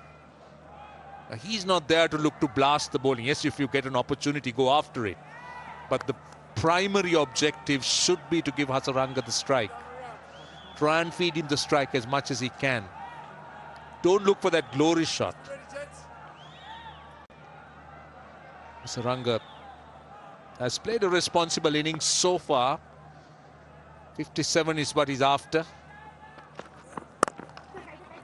2 is the call. And they'll come for 2. This might be tight. Yeah, he needs to grab it first before he takes the bails off. So couple of the first delivery. Good start of the over for Hasaranga and Sri Lanka. Back and facing the next delivery, hit it in the gap, and he was very clear in his calling that we are looking for 2. I'm the one who should be facing more deliveries, and rightly so. This ball now skids very quickly off the turf. Not that easy to even run out people just to get the right idea where the ball is going to be, because it comes quickly sometime, and sometime with the dampness it sticks in the ground. But it's coming very nicely off the surface now. Ah, what a delivery out of nowhere. And that is the problem. Hasaranga 100% thinking that how am I going to play that delivery, because he was expecting the ball to come in with the angle, ball just seaming away. Just look at his position, Hasaranga's position. He was playing away from his body, as you said, playing for the angle. Just left the right-hander brilliantly bowled. Brilliant line. Just beating the outside edge. Wants to, but they'll be... Just get a single.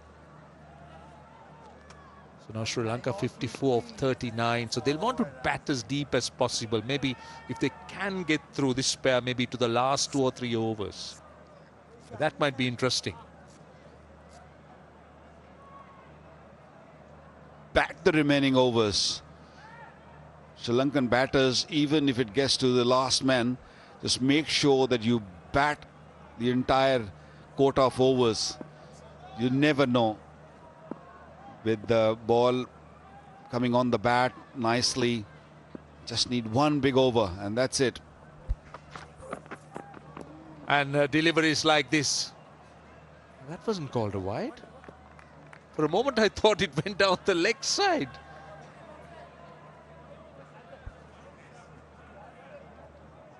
According to the new rules, if you move from your stance and the ball stays in that blue line on the right of your picture, that cannot be called wide. So there goes the explanation. Alex Wolf indicating that.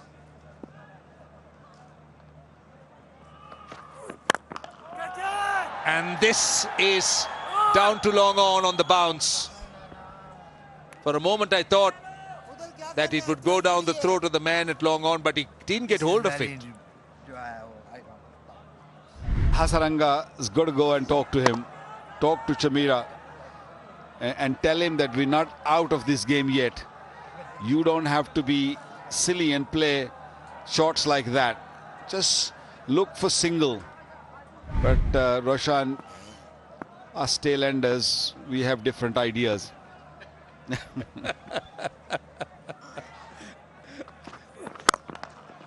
Beautiful, but cannot beat the fielder at extra cover. It's a very good over. 247 for 7.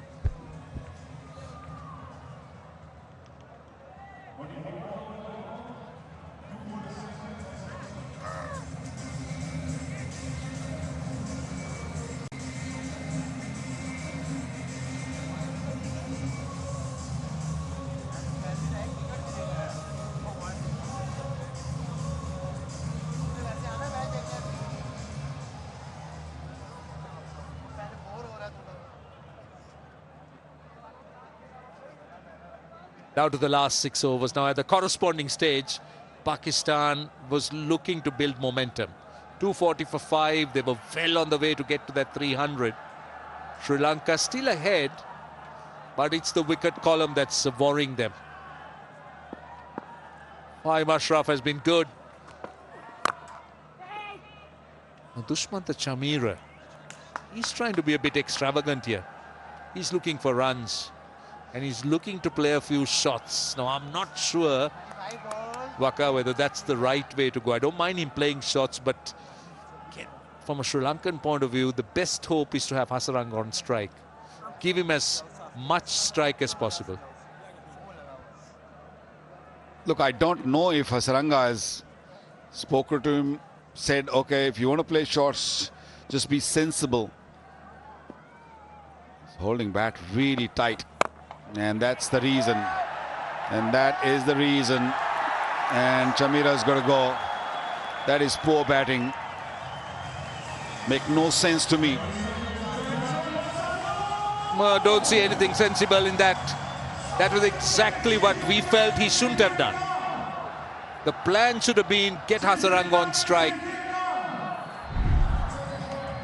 And there you are, rolling his fingers on top of it. And Chamira not in a position. He was looking to play it over mid-wicket. A fairly simple chance. And this wicket compounds Sri Lanka's problems.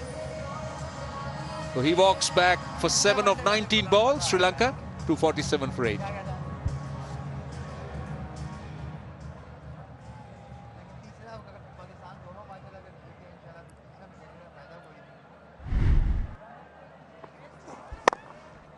Yeah, poor shot. Had no control over it, and don't need to sort of play that shot. Already lost 7 wickets, and losing another one is not going to help the cause. Hasaranga will be disappointed. Surya will be very disappointed on that shot. That's why he's scratching his head, and rightly so. Fahim picking up his second. He's bowled quite nicely, just quietly.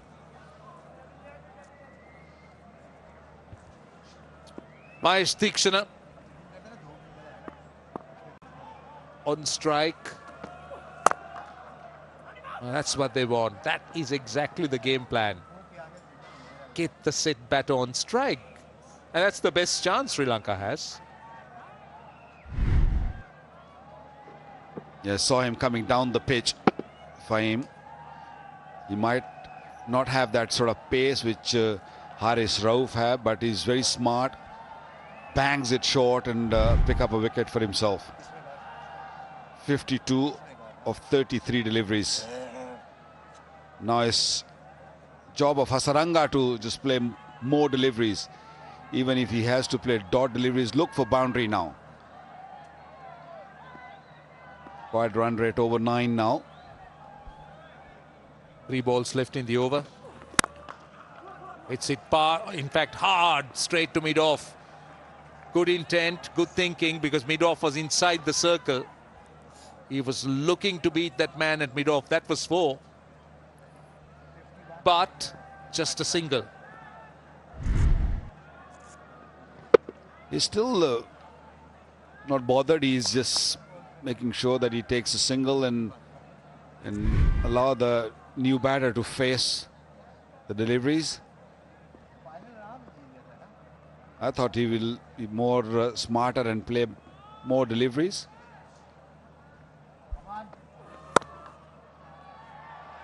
A dot. Straight to the man at point. So that run rate is now closing in on 10. 9.87. 51 of 31. And now they've met. Starting to hug each other. Pakistan worm, now that he is on the ascendancy, he's going up. That's when Mohammad Nawaz was batting. And that knock of 38 in no time put Pakistan in a driving seat. Could have been out. Should have been out. Very lazy effort from Rizwan. He should have come on to the stumps. Both the batters were just standing in the middle. No understanding at all. A good call from the batter, but look at Rizwan. He was very lazy. He should have ran to the stumps and collected the ball right next to the stumps. He was nowhere near. Could have been another wicket for Pakistan. 250 for 8.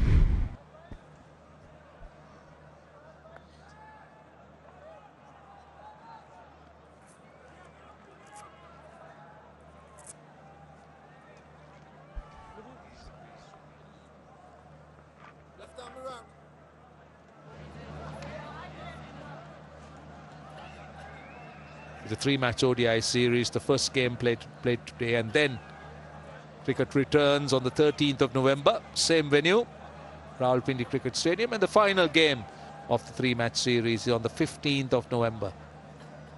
That's where after which the triangular series involving Zimbabwe starts. That's a T20 version. Nicely worked behind square leg. Just a single. I like Mahesh Deekshana's approach, because he's looking to try and give Hasaranga the strike. 49 of 29. Now Hasaranga needs to go, because that run rate is over 10 runs and over. It's up to him now. You cannot leave it to Deekshana. You just got to take charge and look for boundaries now. If Sri Lanka had to win this game, Hasaranga has got to score maybe 65, 70. And that has to come quickly now. Cannot leave it for too long. Still happy to rotate the strike. They're trying to drag it deep. That seemed to be the plan, so that's why they are even looking to take those singles. Hasaranga's having faith in Tikshana to try and rotate the strike, but this is the time that Sri Lanka needs at least one boundary and over. Singles aren't going to help, because at this stage the run rate will climb, and it tends to climb rather rapidly. Now over 10 runs and over, 48 of 28.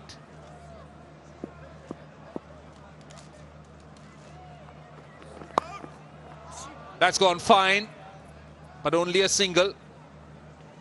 Sri Lanka hasn't hit a boundary of the last 16. In fact, the last boundary 16 balls ago. So that's a long time waiting.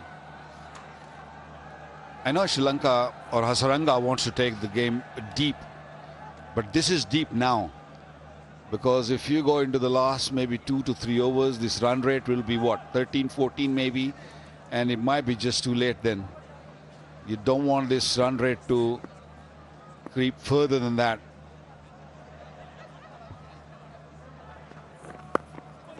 That is exactly the point. That is exactly the point. You just can't afford with your tail enders to have a run rate at around 12 or 13 going into the last 3 overs. So Hasaranga needs to move, needs to take a few risks. Now or never.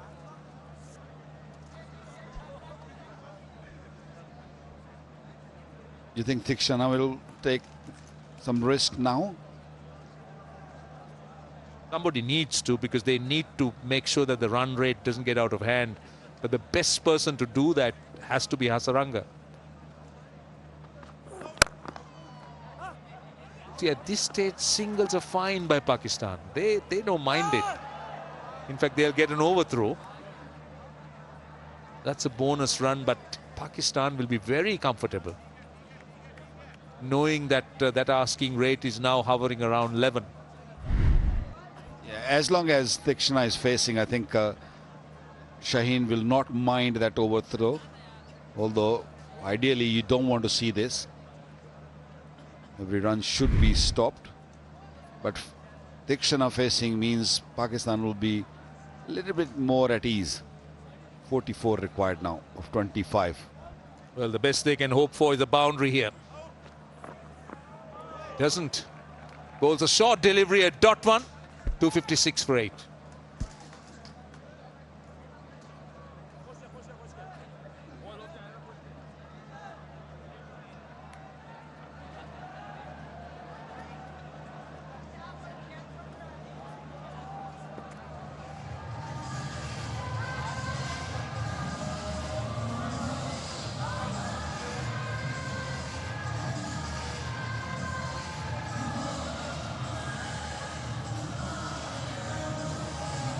.256 for 8. Interestingly, at the corresponding stage, Pakistan were 252 for 5. So they were 4 runs behind Sri Lanka, run rate-wise. Still ahead. But the problem is, if you look at that, 8 wickets down, very little batting to show.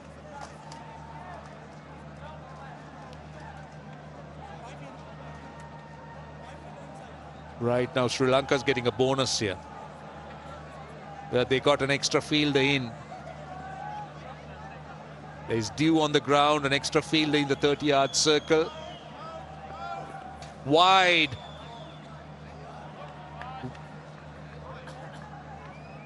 I think he's going to ask as to where the ball pitched. Was it outside that, on the pitch, or outside the pitch? That's the question. Tikshana had an issue like that. Let's see. I think it landed. It landed on the pitch, so that's wide. Yeah, wide has been signalled.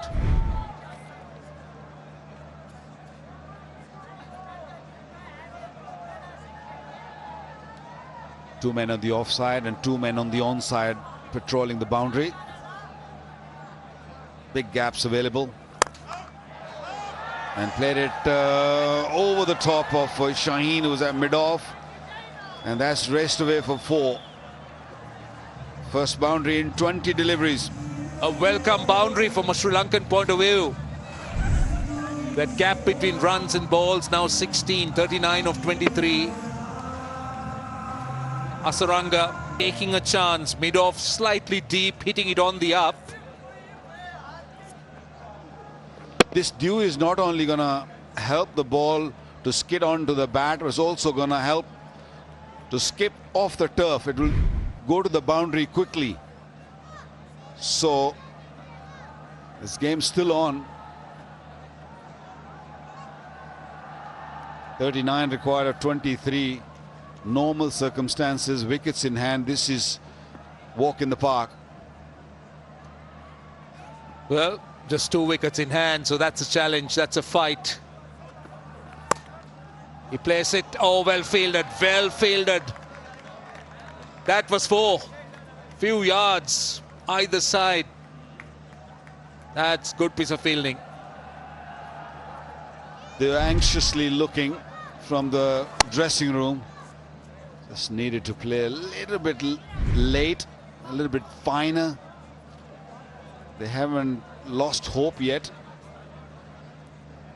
But now Thikshana has got to be clever here.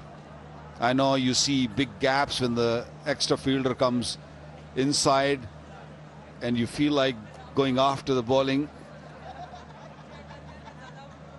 Got to be watchful, careful. Hasaranga, you got to give him the support he's looking for. Like that, that's good batting. And they've already got 7 runs of 3 legal deliveries. So that's an excellent start for Sri Lanka. 37 of 21. So if they can get one big over.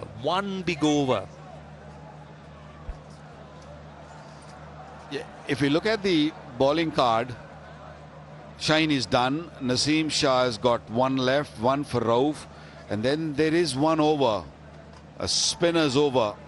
One of these guys, Mohammad Nawaz or Salman Ali Agha, have to bowl 1. So maybe Hasaranga is eyeing on that. This time through the offside. Only a single. Good call. So this is good batting. This is really good batting by the Sri Lankan pair. They made 17 of 15. The partnership.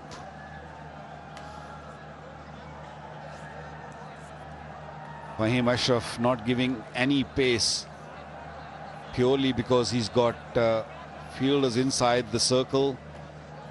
So you want the batter to make the move, the pace.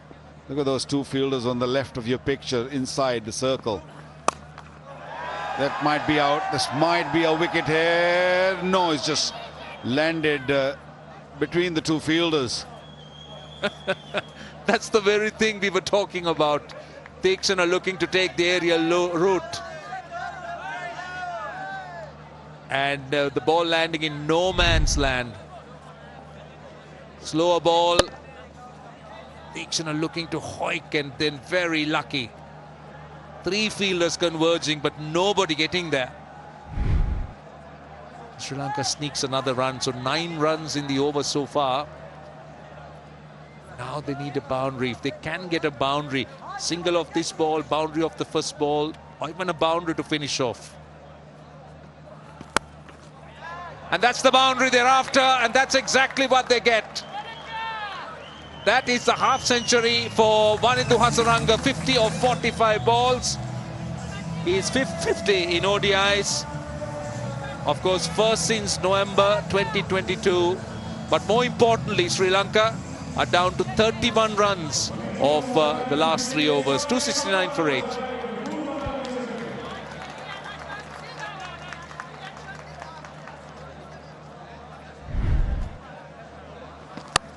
Yeah, this time around he just waited and the pace was presented, and the dugout very pleased with the effort from Hasaranga, and he's saying, I'm still out there, I'm still searching for a victory.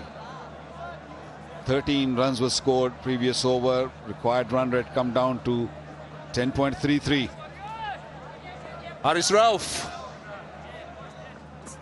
the man with the golden arm. He's done everything right for Pakistan. Got wickets at critical times and a precious dot to start with.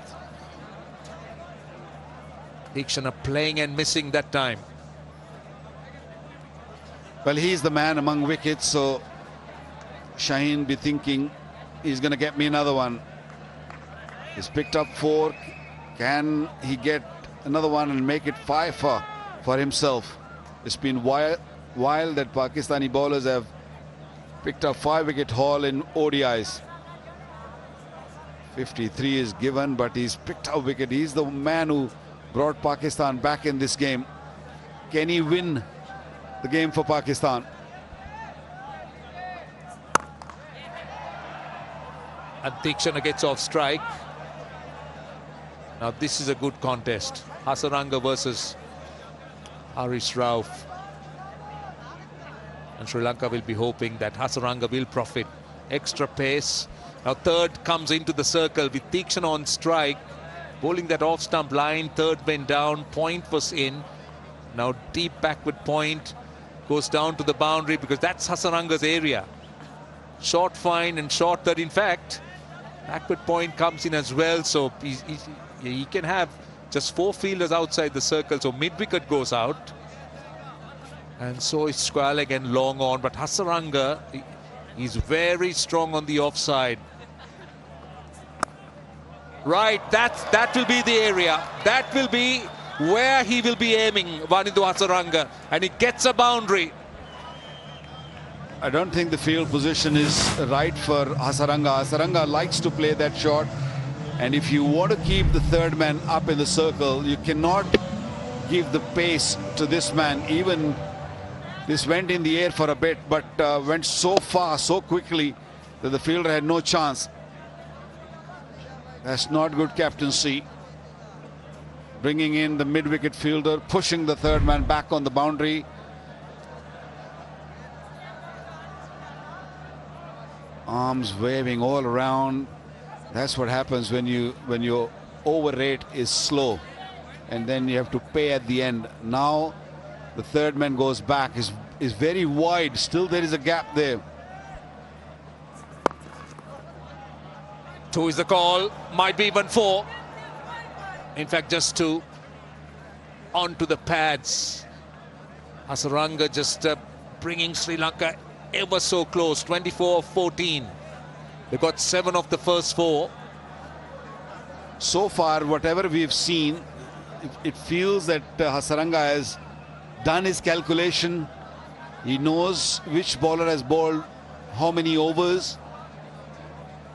And I'm sure he's eyeing on 1 over which the spinner's got to bowl. And it is not going to be that easy for the spinner to bowl with the wet ball. Yeah, and it's interesting to see which over the spinner would bowl. Whether it will be over number 49 or the last over.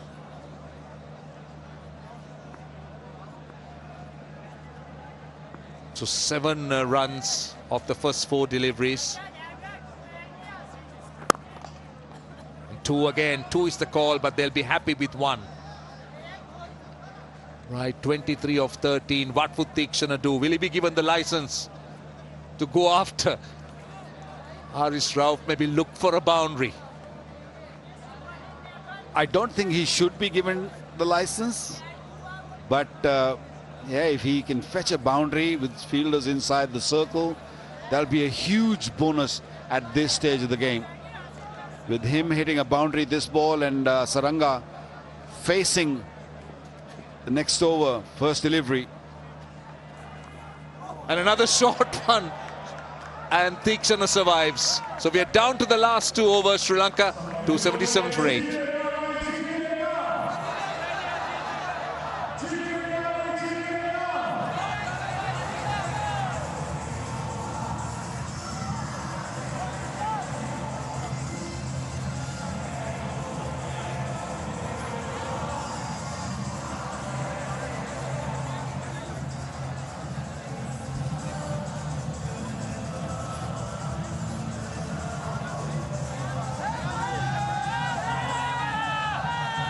absolutely neck and neck at the end of 48 overs. 277 for 5, 277 for 8. But at that stage, Pakistan had 2 set batters.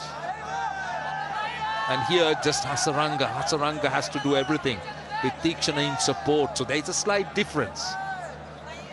I don't think Tikshana has done badly. He's faced 12 deliveries for his 9 partnership. Just have a look at the partnership. That's the key. They both put 30 of 23 deliveries. So that's why they all gathered. They can sense that there might be a victory coming in their way. Oh, just missed out. Missed out on a half volley. He will be kicking himself mid-off inside the circle, extra cover inside the circle. And that was a half volley. He has definitely missed out on an opportunity. I don't think he was expecting the ball to be that full. He was searching for a short delivery. He was looking for a cut, and then he saw the length and decided to play that drive, but it was a little late.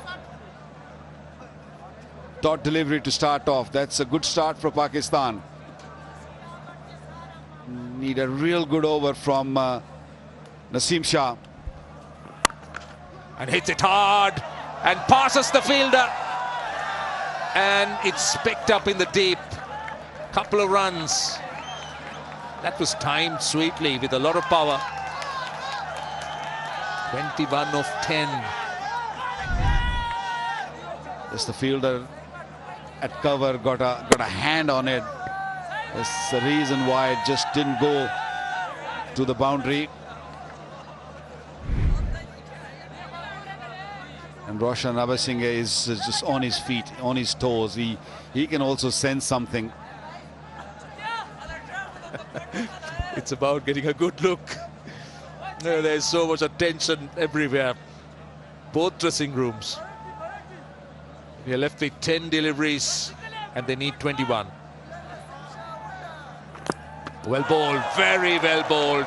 That's a brilliant delivery. Followed Hasaranga. He was making himself some room to go over mid-off, and Naseem Shah just followed him. Yeah, previous delivery was a slower one, only 118 kilometers an hour, and this one, just good pace, on the toes.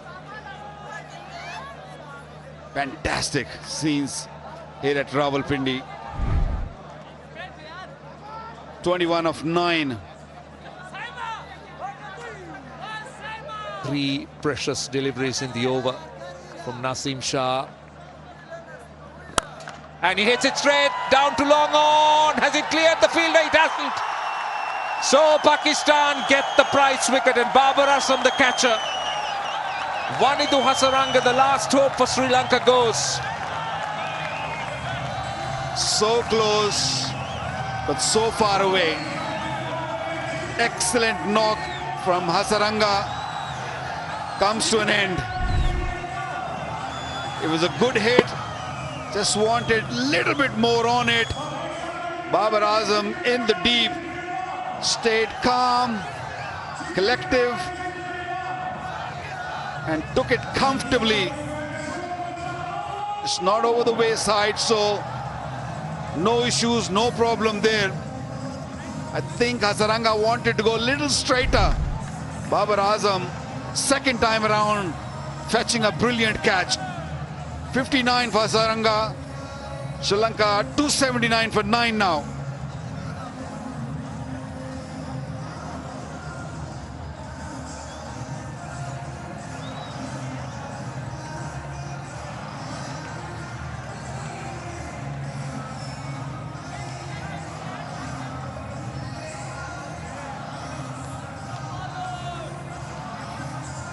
Asita Fernando comes out at number 11. Just 8 deliveries left. Doesn't really carry too much of credentials as a batter, Asita. Just 7 runs in his 26 games. But Hasaranga was the last hope. And what an innings. I mean, he was Sri Lanka's top scorer. 59 or 52. And naturally, he'd be disappointed. He was looking to go over the top. Very nearly succeeded. And oh, lucky. almost saved the off stump. So 21 of 7.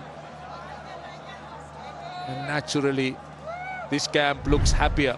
And this is another look. Got a little big on him, Hasaranga.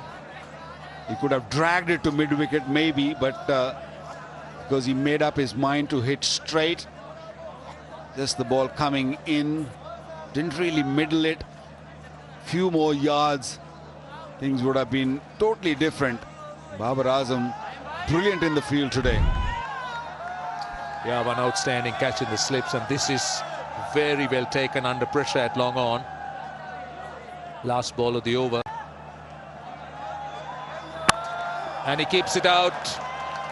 But a very good over from Naseem Shah. It is 279 for 9, Sri Lanka.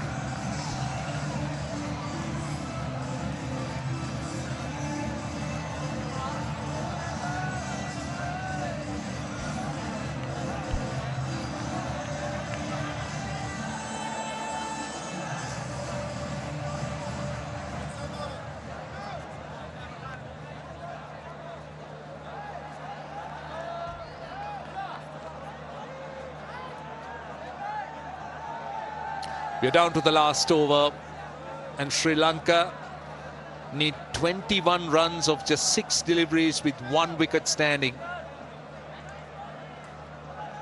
And that is a tough ask. Sri Lanka will be very, very disappointed with the way they batted. Hussain Talat. We spoke about a spinner bowling, but Pakistan have someone up their sleeve. Right arm medium fast, bowls a bit of seam. Hussain Talat batted brilliantly in that massive partnership that swung the game towards Pakistan. And now the last over. Good captaincy by Shaheen Shah Afridi, bringing Naseem Shah for the 49th over. Bit of risk was involved in that. And if he didn't pick up a wicket, then what about the last over? Who's going to bowl the last over? Now things are a lot easier. They'll feel that they're home. It's a bit too much for these two batters. And I'm sure Hussain Talat will not give any pace to these batters. He'll look to bowl those off-cutters, which he bowls quite nicely. I'm surprised that he didn't bowl earlier. I guess because of the, over rate and they were behind. They were trying to bowl the spinners quickly and stay in there. But still they were late for 4 overs. And that's not good. Hits it down to deep cover for a single. And in fact, they're coming back for 2. Nice Deekshana wants a strike. But again, looking at the Sri Lankan batting, I mean, if you look at what they were hoping for, they were hoping for dew. The dew arrived. Pakistan 4 overs late. They went into the last 4 overs with just 4 fielders outside the 30-yard circle. So there were factors that could have been utilized or exploited by Sri Lanka.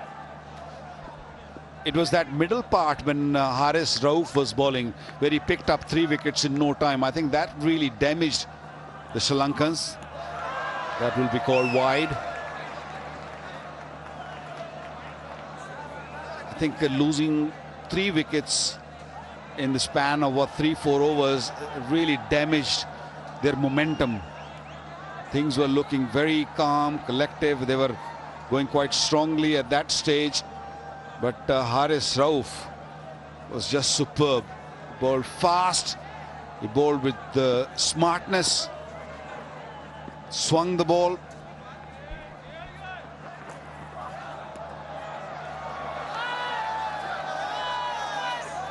Hussain Talat again. And well, I can tell you that Mahesh Deekshana is swinging to the hills. Swinging at everything, and Hussain Talat's going wider and wider.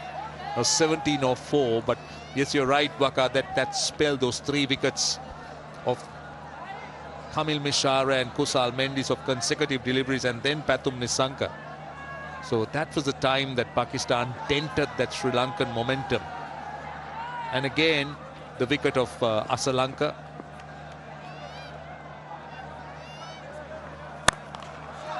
And he's really throwing his bat this time, and he's got a boundary. Well, Dikshana is trying hard. He's going to go down fighting here. Still, this game is on. It's not done yet. Still 3 balls remaining, 13 runs. Yes, this coming delivery is very, very important, very crucial. Still tension in the dugout. Still hope in this dugout. 13 of 3. With a fielder extra inside the circle. There are gaps. Need to hit a boundary. This is an important delivery. Goes over the top. He's going to get a boundary. That's another one. So it's 9 of 2 now. Dear, oh dear, oh dear. Suddenly, from nowhere, they bounce back. And it is that man, Dikshana. He's on 19 of 16. Wow, what a game we had. He's still not done. He's moving all over the place and then looking to swing the bat. Edgy, but they'll take it. No issues there with the fielders inside the circle. There are gaps. Eyes lit up. Can he get another boundary of this ball? 2 boundaries of 2. That would be a tie.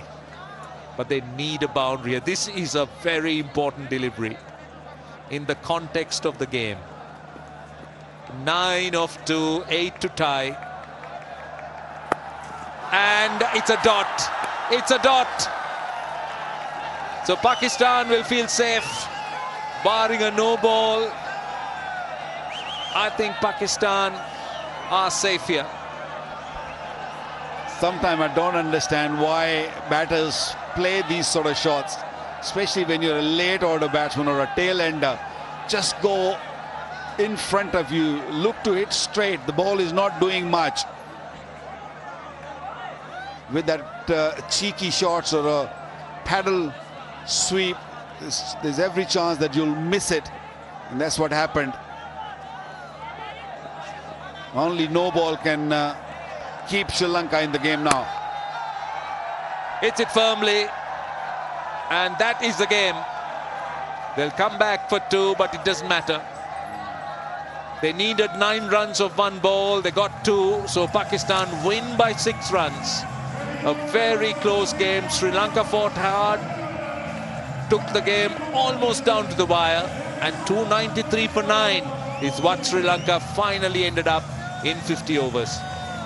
So many ups and downs in this first game of 3 ODI series, 3-match ODI series, and some great performances, some great bowling.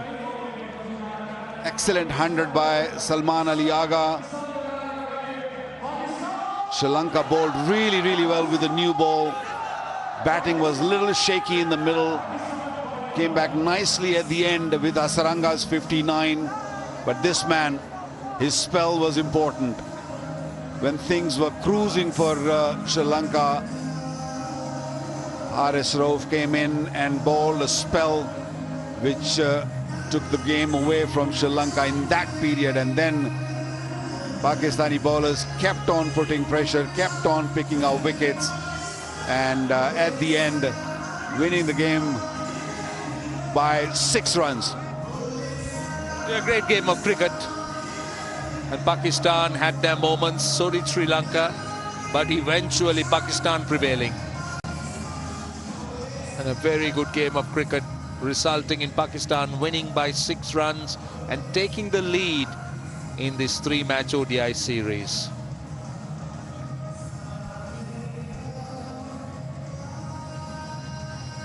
Yeah, don't forget that Mohammad Nawaz little knock of 37 of 23 deliveries right at the end when Pakistan needed to cut loose, and he played that a cameo which put Pakistan in a position where Sri Lanka needed 300. It could have been easily 280 or less. This is the scorecard. They all got starts apart from Mendes, but couldn't really capitalize, couldn't really go and make 70, 80 or 100. Hasaranga came right at the end, scored 59 or 52, gave a little hope to the Sri Lankans, but it was a little too late. Well, that has been Sri Lanka's problem. Many starts, but nobody really making it big, and even partnerships. Just the 85 runs for the opening, and then some partnerships, the best being 57, but nothing really big to try and help Sri Lanka to get over the line.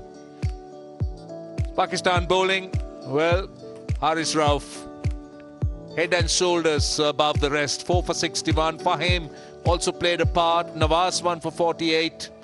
And a good support from the rest of the bowlers. Maybe a little expensive, 4 for 61, but he'll take it. Is the middle spell where he picked up 3 wickets, made a huge difference in winning this game. Let's have a look at the highlights. This is how they started. Sri Lanka, Salman Ali Agha dropping Nisanka early on in the game, and then the next sort of 12 to 13 overs, it was all the openers playing some beautiful shots, driving well, and then that spell from Haris Rauf really made the difference. I enjoyed the batting by these two openers. Catch taken by Shaheen there with the bowling of Haris Rauf, and this was a beauty, a pacey delivery, a real quick delivery. And then Nisanka just pitching it up, swinging the ball away from him, getting the edge. And there was a little knock played there by the skipper, Sri Lanka, but didn't really work for him. Well, then that outstanding catch, Babar Azam. That was a stunning catch to dismiss Samara Wickrama. Janit Lienegate threatened. And then this was critical. This was really critical. The captain being dismissed. And then Pakistan never really let any batter settle. That was a brilliant delivery from Nasim Shah. And then that one coming to Mendes. The ball staying down.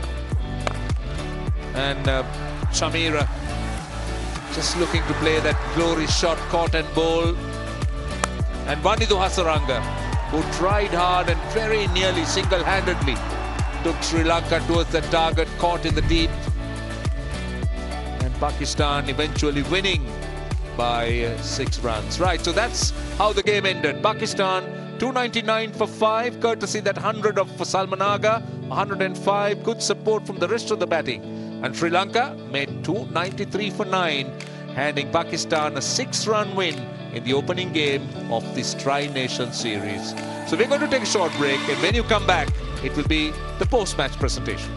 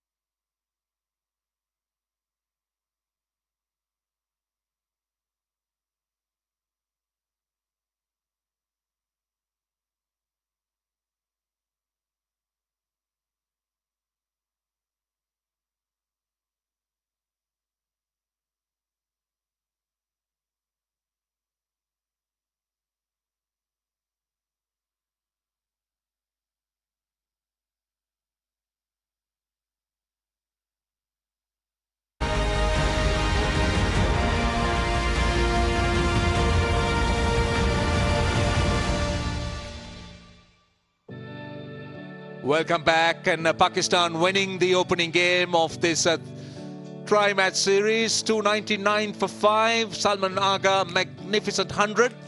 And Sri Lanka in reply could make just 293 for 9.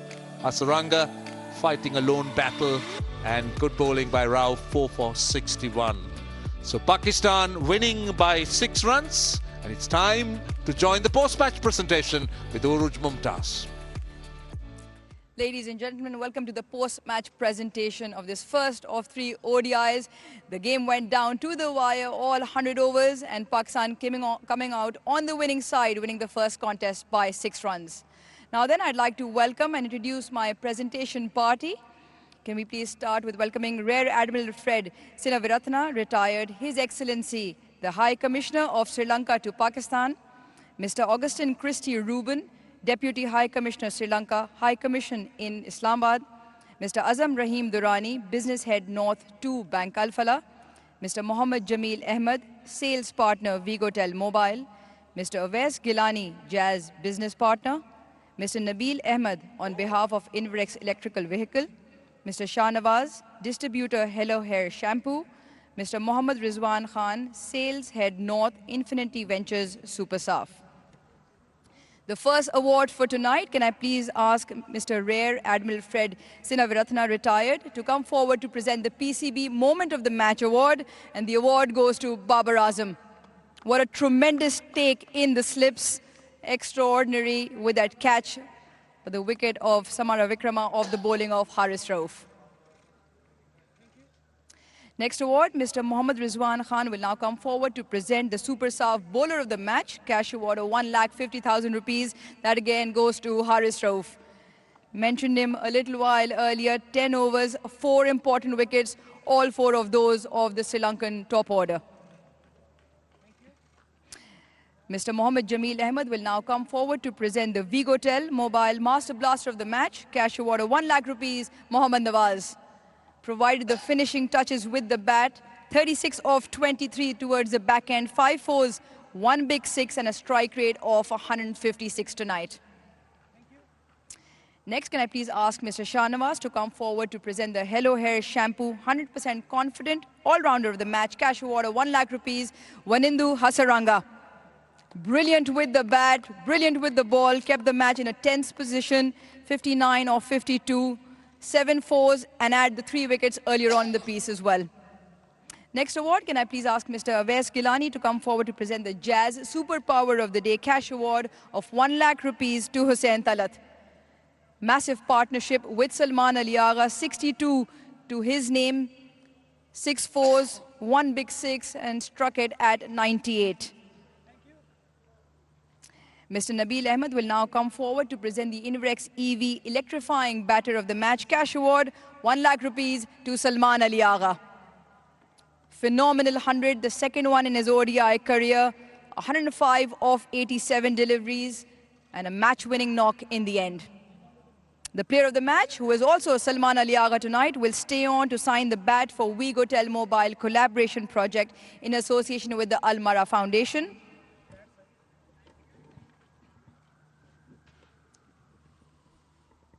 Well, eventually. Great project, and once the pictures have been taken, Mr. Azam Rahim Durrani will come forward to present the Bank Alfala Player of the Match trophy and cash award of 300,000 to the player of the match tonight, Salman Ali Agha. Brilliant with the bat himself, also big partnerships in that middle order to get Pakistan to 299 and his second one-day 100. Salman, it was a moment of determination and grit out there. Many congratulations. That must feel very nice. Thank you. In the partnerships, it was important because Pakistan found themselves in a bit of trouble, not just by losing wickets, but also not finding the runs. How did you construct that innings? I just wanted to be in the present moment. I just wanted to play one ball at a time, and that's what I did, and I think that's worked. And the partnership with Hussain, I think that set the tone for us. Yeah, 138, big partnership, and the more important part, it came in quick time, 121 deliveries. What was the conversation and what was the plan of action in that middle order? We were in like a bit of a dig. We just wanted to take the game on because we were like, it was not easy with the new ball early on, and we were struggling. We just wanted to take the game on, and we just wanted to play over shots. And with that, we just wanted to take singles and twos as well. I think we ran really well together. That's what the partnership. I think that's what the highlights of the partnership. Well, you talk about playing your shots, 180 runs in the last 20 overs, Nawaz providing the finishing touches as well. What was the moment you decided that, okay, this is now when we really have to go after the Sri Lankan attack? I think after 35 over, me and Hussain was set, so we just wanted to take the game on from there. We knew it, if we can take like 7-8 till next 40 over, we knew it last 10 over. We have a finisher like Nawaz, and then we still have had Fahim there. So we knew it. We can score 100 in last 10 overs. So that's what we do. We just wanted to take the game deep. Well, many congratulations. Fantastic 100. Great win as well. Thank you very much. Player of the match tonight, Salman Ali Agha with a fantastic 100, second one in his ODI career. Can I now please call upon Charita Salanka, the Sri Lankan skipper, to have a few words? Well, you won the toss and you stuck them in, and the first 10 overs, in fact, the first 25 overs with the ball were phenomenal. Yeah, it was phenomenal. Exactly, you said. It was phenomenal, but the thing is, one decision went against us. It was bad luck for us, and at the same time, I think Salman and Talat batted really well. Could it also be a case of the bowlers just missing that length in that last 20, because 180 runs came off that to get them to 299? Yeah, that was too much, honestly, because I still think that we could have stick them around 260, 270 mark, because that was not a pitch in 300. Now, you started extremely well with the ball, and you started extremely well with the bat. 85 was for no loss, and then in that middle, it just got really tough with the bat. Yeah, I think we lost our wickets in that middle period. That was key. Same time, Harris Ruff bowled extremely well, and I think, including me, few batsmen made few bad decisions. Now, one player that you have as an asset as an all-rounder, Vanindu Hasaranga. Wickets up front, runs at the end as well, and taking the game to the last over must feel really confident or give you a little bit of more happiness. Yeah, we all know that he's a superstar with the ball, and now he's really good with the bat. He's played to his potential. Actually, he's that kind of all-rounder, and I think he will keep going like this. Charit, thank you for your time. We wish you all the best for the remaining so two much. games. Now then, the Pakistan captain, the winning captain tonight, Shaheen Shah Afridi, continues on the winning ways from South Africa. It was important to keep the momentum going, albeit a bit of a thriller in the end. Yeah, I think the players played well, and the way like we started, and then early on wicket loss, and I think credit goes to Agha and Hussain Talat. The way they're starting the innings, and 300 is a big score. So yeah. Yeah, you talk about it, the start with the bat. It's been an area of concern, that power play with the bat and with the ball. What are the things you might be doing to address those? Yeah, I think the way we're starting in first 10 overs, that the dot ball percentage is very high, 46 dot balls. So we should look in that, and also in the bowling, we should grab that opportunities with the early. And you must give you a lot of confidence with players like Hussain Talat, Salman Ali Agha, even Mohammad Nawaz with a flurry of runs to get you to 299, because the common theme was that was far too much for that surface. Yeah, I think we just looking for like 250, 260, the way they're starting. And then, yeah, the 300 is also like big total. And I think more credit goes to Harris Ruff, the way he's starting his bowling, and it was really awesome, and we enjoyed. Yeah, we all enjoyed that, and an inspired selection as well to leave Babar out, who was, I think, unwell as well, but to go with the wicket and Harris Ruff delivering those 4 wickets, and 4 wickets of the top order, top 4 batters. Harris is always a wicket taker for Pakistan for long years. So I think he was our top performer in white ball cricket. So Harris is our main bowler. A word on Babar and that slip catch? Oh, it was awesome, like Superman. Awesome, it was Superman. It was. Thank you very much, and congratulations for this first win. Thanks. And that's all we have from the presentation party. Yes, indeed. Pakistan winning that game by 6 runs, and the second game coming up, a must-win for Sri Lanka to stay in the series. That will be on the 13th of November, and the game starts at 2:30 local time, but we'll be on air at 2:20 p.m. local time. So join us then. Until then, it's goodbye from the Rawalpindi Cricket Stadium.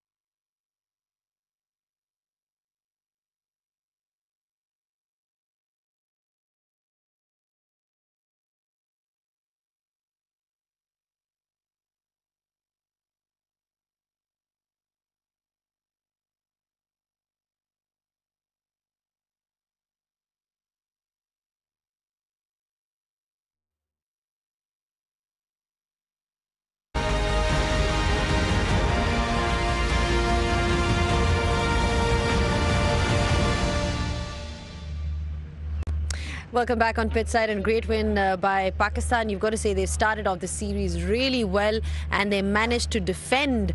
293 is what Sri Lanka made. Pakistan bowlers doing a great job, especially in the middle.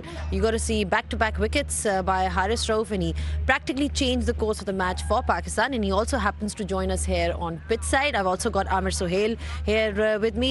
Haris, बहुत-बहुत मुबारक हो. पहले तो match जीता, one up हुए series में. आपने आके match literally बदल दिया, बिकॉज पहले 10 ओवर्स के बाद पावर प्ले में कुछ पिछले मैचेस से पाकिस्तान को विकेट्स नहीं मिलनी थी. तो क्या सोच के आए, क्या सोचा था कि मैंने इन कंडीशंस में कैसी बॉलिंग करानी? देखिए, पाकिस्तान की कंडीशन मेरे ख्याल से जितने भी मैचेस हमने खेले हैं, आपकी लेंथ बड़ी मैटर करती है. अगर आप यहाँ पे अगर हिट देते हो एज अ बैट्समैनों को, तो वो आपको पनिश करते हैं. अगर जितना बॉल आपका मेरे ख्याल से स्टंप्स के अंदर अगर फिनिश होता है तो वो आपके लिए फ़ायदेमंद रहता है एज अ बॉलर. तो कोशिश यही कर रहे थे कि अपनी लेंथ को अच्छा मेंटेन करूँ. हारिस, मैं आपसे ये पूछना चाहता हूँ कि आज आपकी बॉलिंग में एक डिफरेंट चीज़ नज़र आई कि आपने जो गेंद राइट हैंड बैट्समैनों को बाहर निकाला, बड़े कंट्रोल के साथ निकाला. ये किस तरह हुआ? देखिए, बहुत सारे लोग बात करते हैं फोर डे खेला करे, तो अभी सीज़न में 2 मैचेस की टाइम मिला था, जाके 2 मैच 4 डे के खेल कर आया हो, तो उससे काफ़ी फ़ायदा हुआ है कि आप लंबे स्पेल करके आए हो और आपका एज अ बॉलर आपका रिदम बन जाता है. तो कोशिश हुई कि जो वहाँ पे जो चीज़ें आप एक्सपेरिमेंट कर सकते हो 4 डे में जाके, तो कोशिश वही की कि आप यही जो वहाँ पे एग्जीक्यूशन कर रहा था और वही उसी को लेकर यहाँ पे आके ट्राई किया बस. तो आप ये कहना चाह रहे हो कि जो 4 डे क्रिकेट है वो यंगस्टर्स के लिए बहुत ज़्यादा ज़रूरी है सीखने के लिए? ऑफ कोर्स, आप 4 डे क्रिकेट से आप काफ़ी कुछ सीखते भी हो और आपके लिए वो बड़ा फ़ायदेमंद रहता है एज अ बॉलर. जब आप लंबे स्पेल करते हो, आपके पास कंट्रोल आता है उसके साथ. मेरा सवाल वैसे अब आपने खुद ही कह दिया, बिकॉज मैं पूछने लगी थी, because I did follow the fact कि आपने फर्स्ट क्लास क्रिकेट भी खेली है और उससे आपको 4 डे क्रिकेट खेली है और उससे आपको काफ़ी फ़ायदा हुआ है. बट लाइक फिटनेस के लिए भी अगर हम 4 डे की बात करें तो वो कितना इंपॉर्टेंट एस्पेक्ट है, बिकॉज ऑब्वियसली 4 दिन बॉलिंग कराना एज अपोज टू T20s या 10 ओवरों में बहुत फ़र्क है. देखिए, मैं जो खुद प्लान करता हूँ ना, वो अपने हिसाब से करता हूँ कि मैं ये चीज़ देखता हूँ कि यार आपकी नेक्स्ट चीज़ क्या आ रही है. T20 क्रिकेट है, 1 डे क्रिकेट है या टेस्ट क्रिकेट है, आप अपने आप को एज अ बॉलर आप उस तरह प्रिपेयर करते हो. तो मुझे पता था कि हमारे 1 डे मैचेस है, तो मेरे पास टाइम है कि मैं 10 ओवर करने के लिए आपको ऑब्वियसली बात है आपकी फिटनेस होनी चाहिए. तो वो मेरे हाल से 4 डे से ही आती है जब आप वहाँ पे जाके जो उनसे है एक मैच में 35-40 ओवर करते हो. तो मैं अपने हिसाब से उस तरह प्लान करके गया था कि यार अगर एक वीक में अगर 3 मैच हैं 1 डे के, तो 30 ओवर आपको करने ही करने हैं. तो मेरे बॉडी में इतना फ्यूल होना चाहिए कि भाई मैं 40 से 45 इन अ वीक ओवर मेरे बॉडी में इतना हो कि मैं वो डिलीवर कर सकूं अच्छे तरीके से. तो वो ये बैक ऑफ द माइंड होता है और जो भी प्रिपरेशन आती है उस हिसाब से करता हूँ कि अब T20 क्रिकेट है तो वीक में इतने ओवर करने चाहिए मुझे कि मैं T20 अपने जो 3 मैचेस है वीक में वो इजीली खेल सकूं. अच्छा, आज ड्यू का कितना रोल था मैच में? बिकॉज बाद में नजर आया था कि पढ़िए, but how much of a role do you think it had to play? देखिए, ड्यू में बॉल करना कोई इतना आसान नहीं है.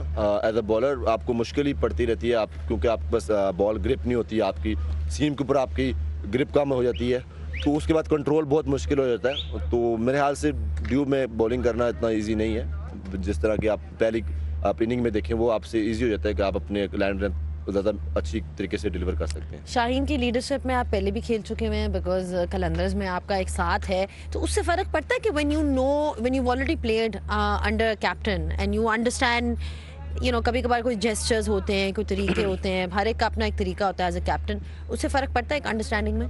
देखिए, मैं उसके साथ एज अ कैप्टन भी काफ़ी खेल चुका हूँ, एज अ टीममेट भी काफ़ी खेल चुके हैं. हम लोग पिछले 7 साल से इकट्ठे खेल रहे हैं क्रिकेट, तो एक अंडरस्टैंडिंग बन जाती है. और ज़ाहिर बात है एक दूसरे के साथ जब बातचीत करते हैं मैच के अंदर, तो आपके लिए इजी होता है कि आप एक दूसरे को जो मैसेज कन्वे करते हो और फिर आप उस पर ट्रस्ट करो एज अ पार्टनर.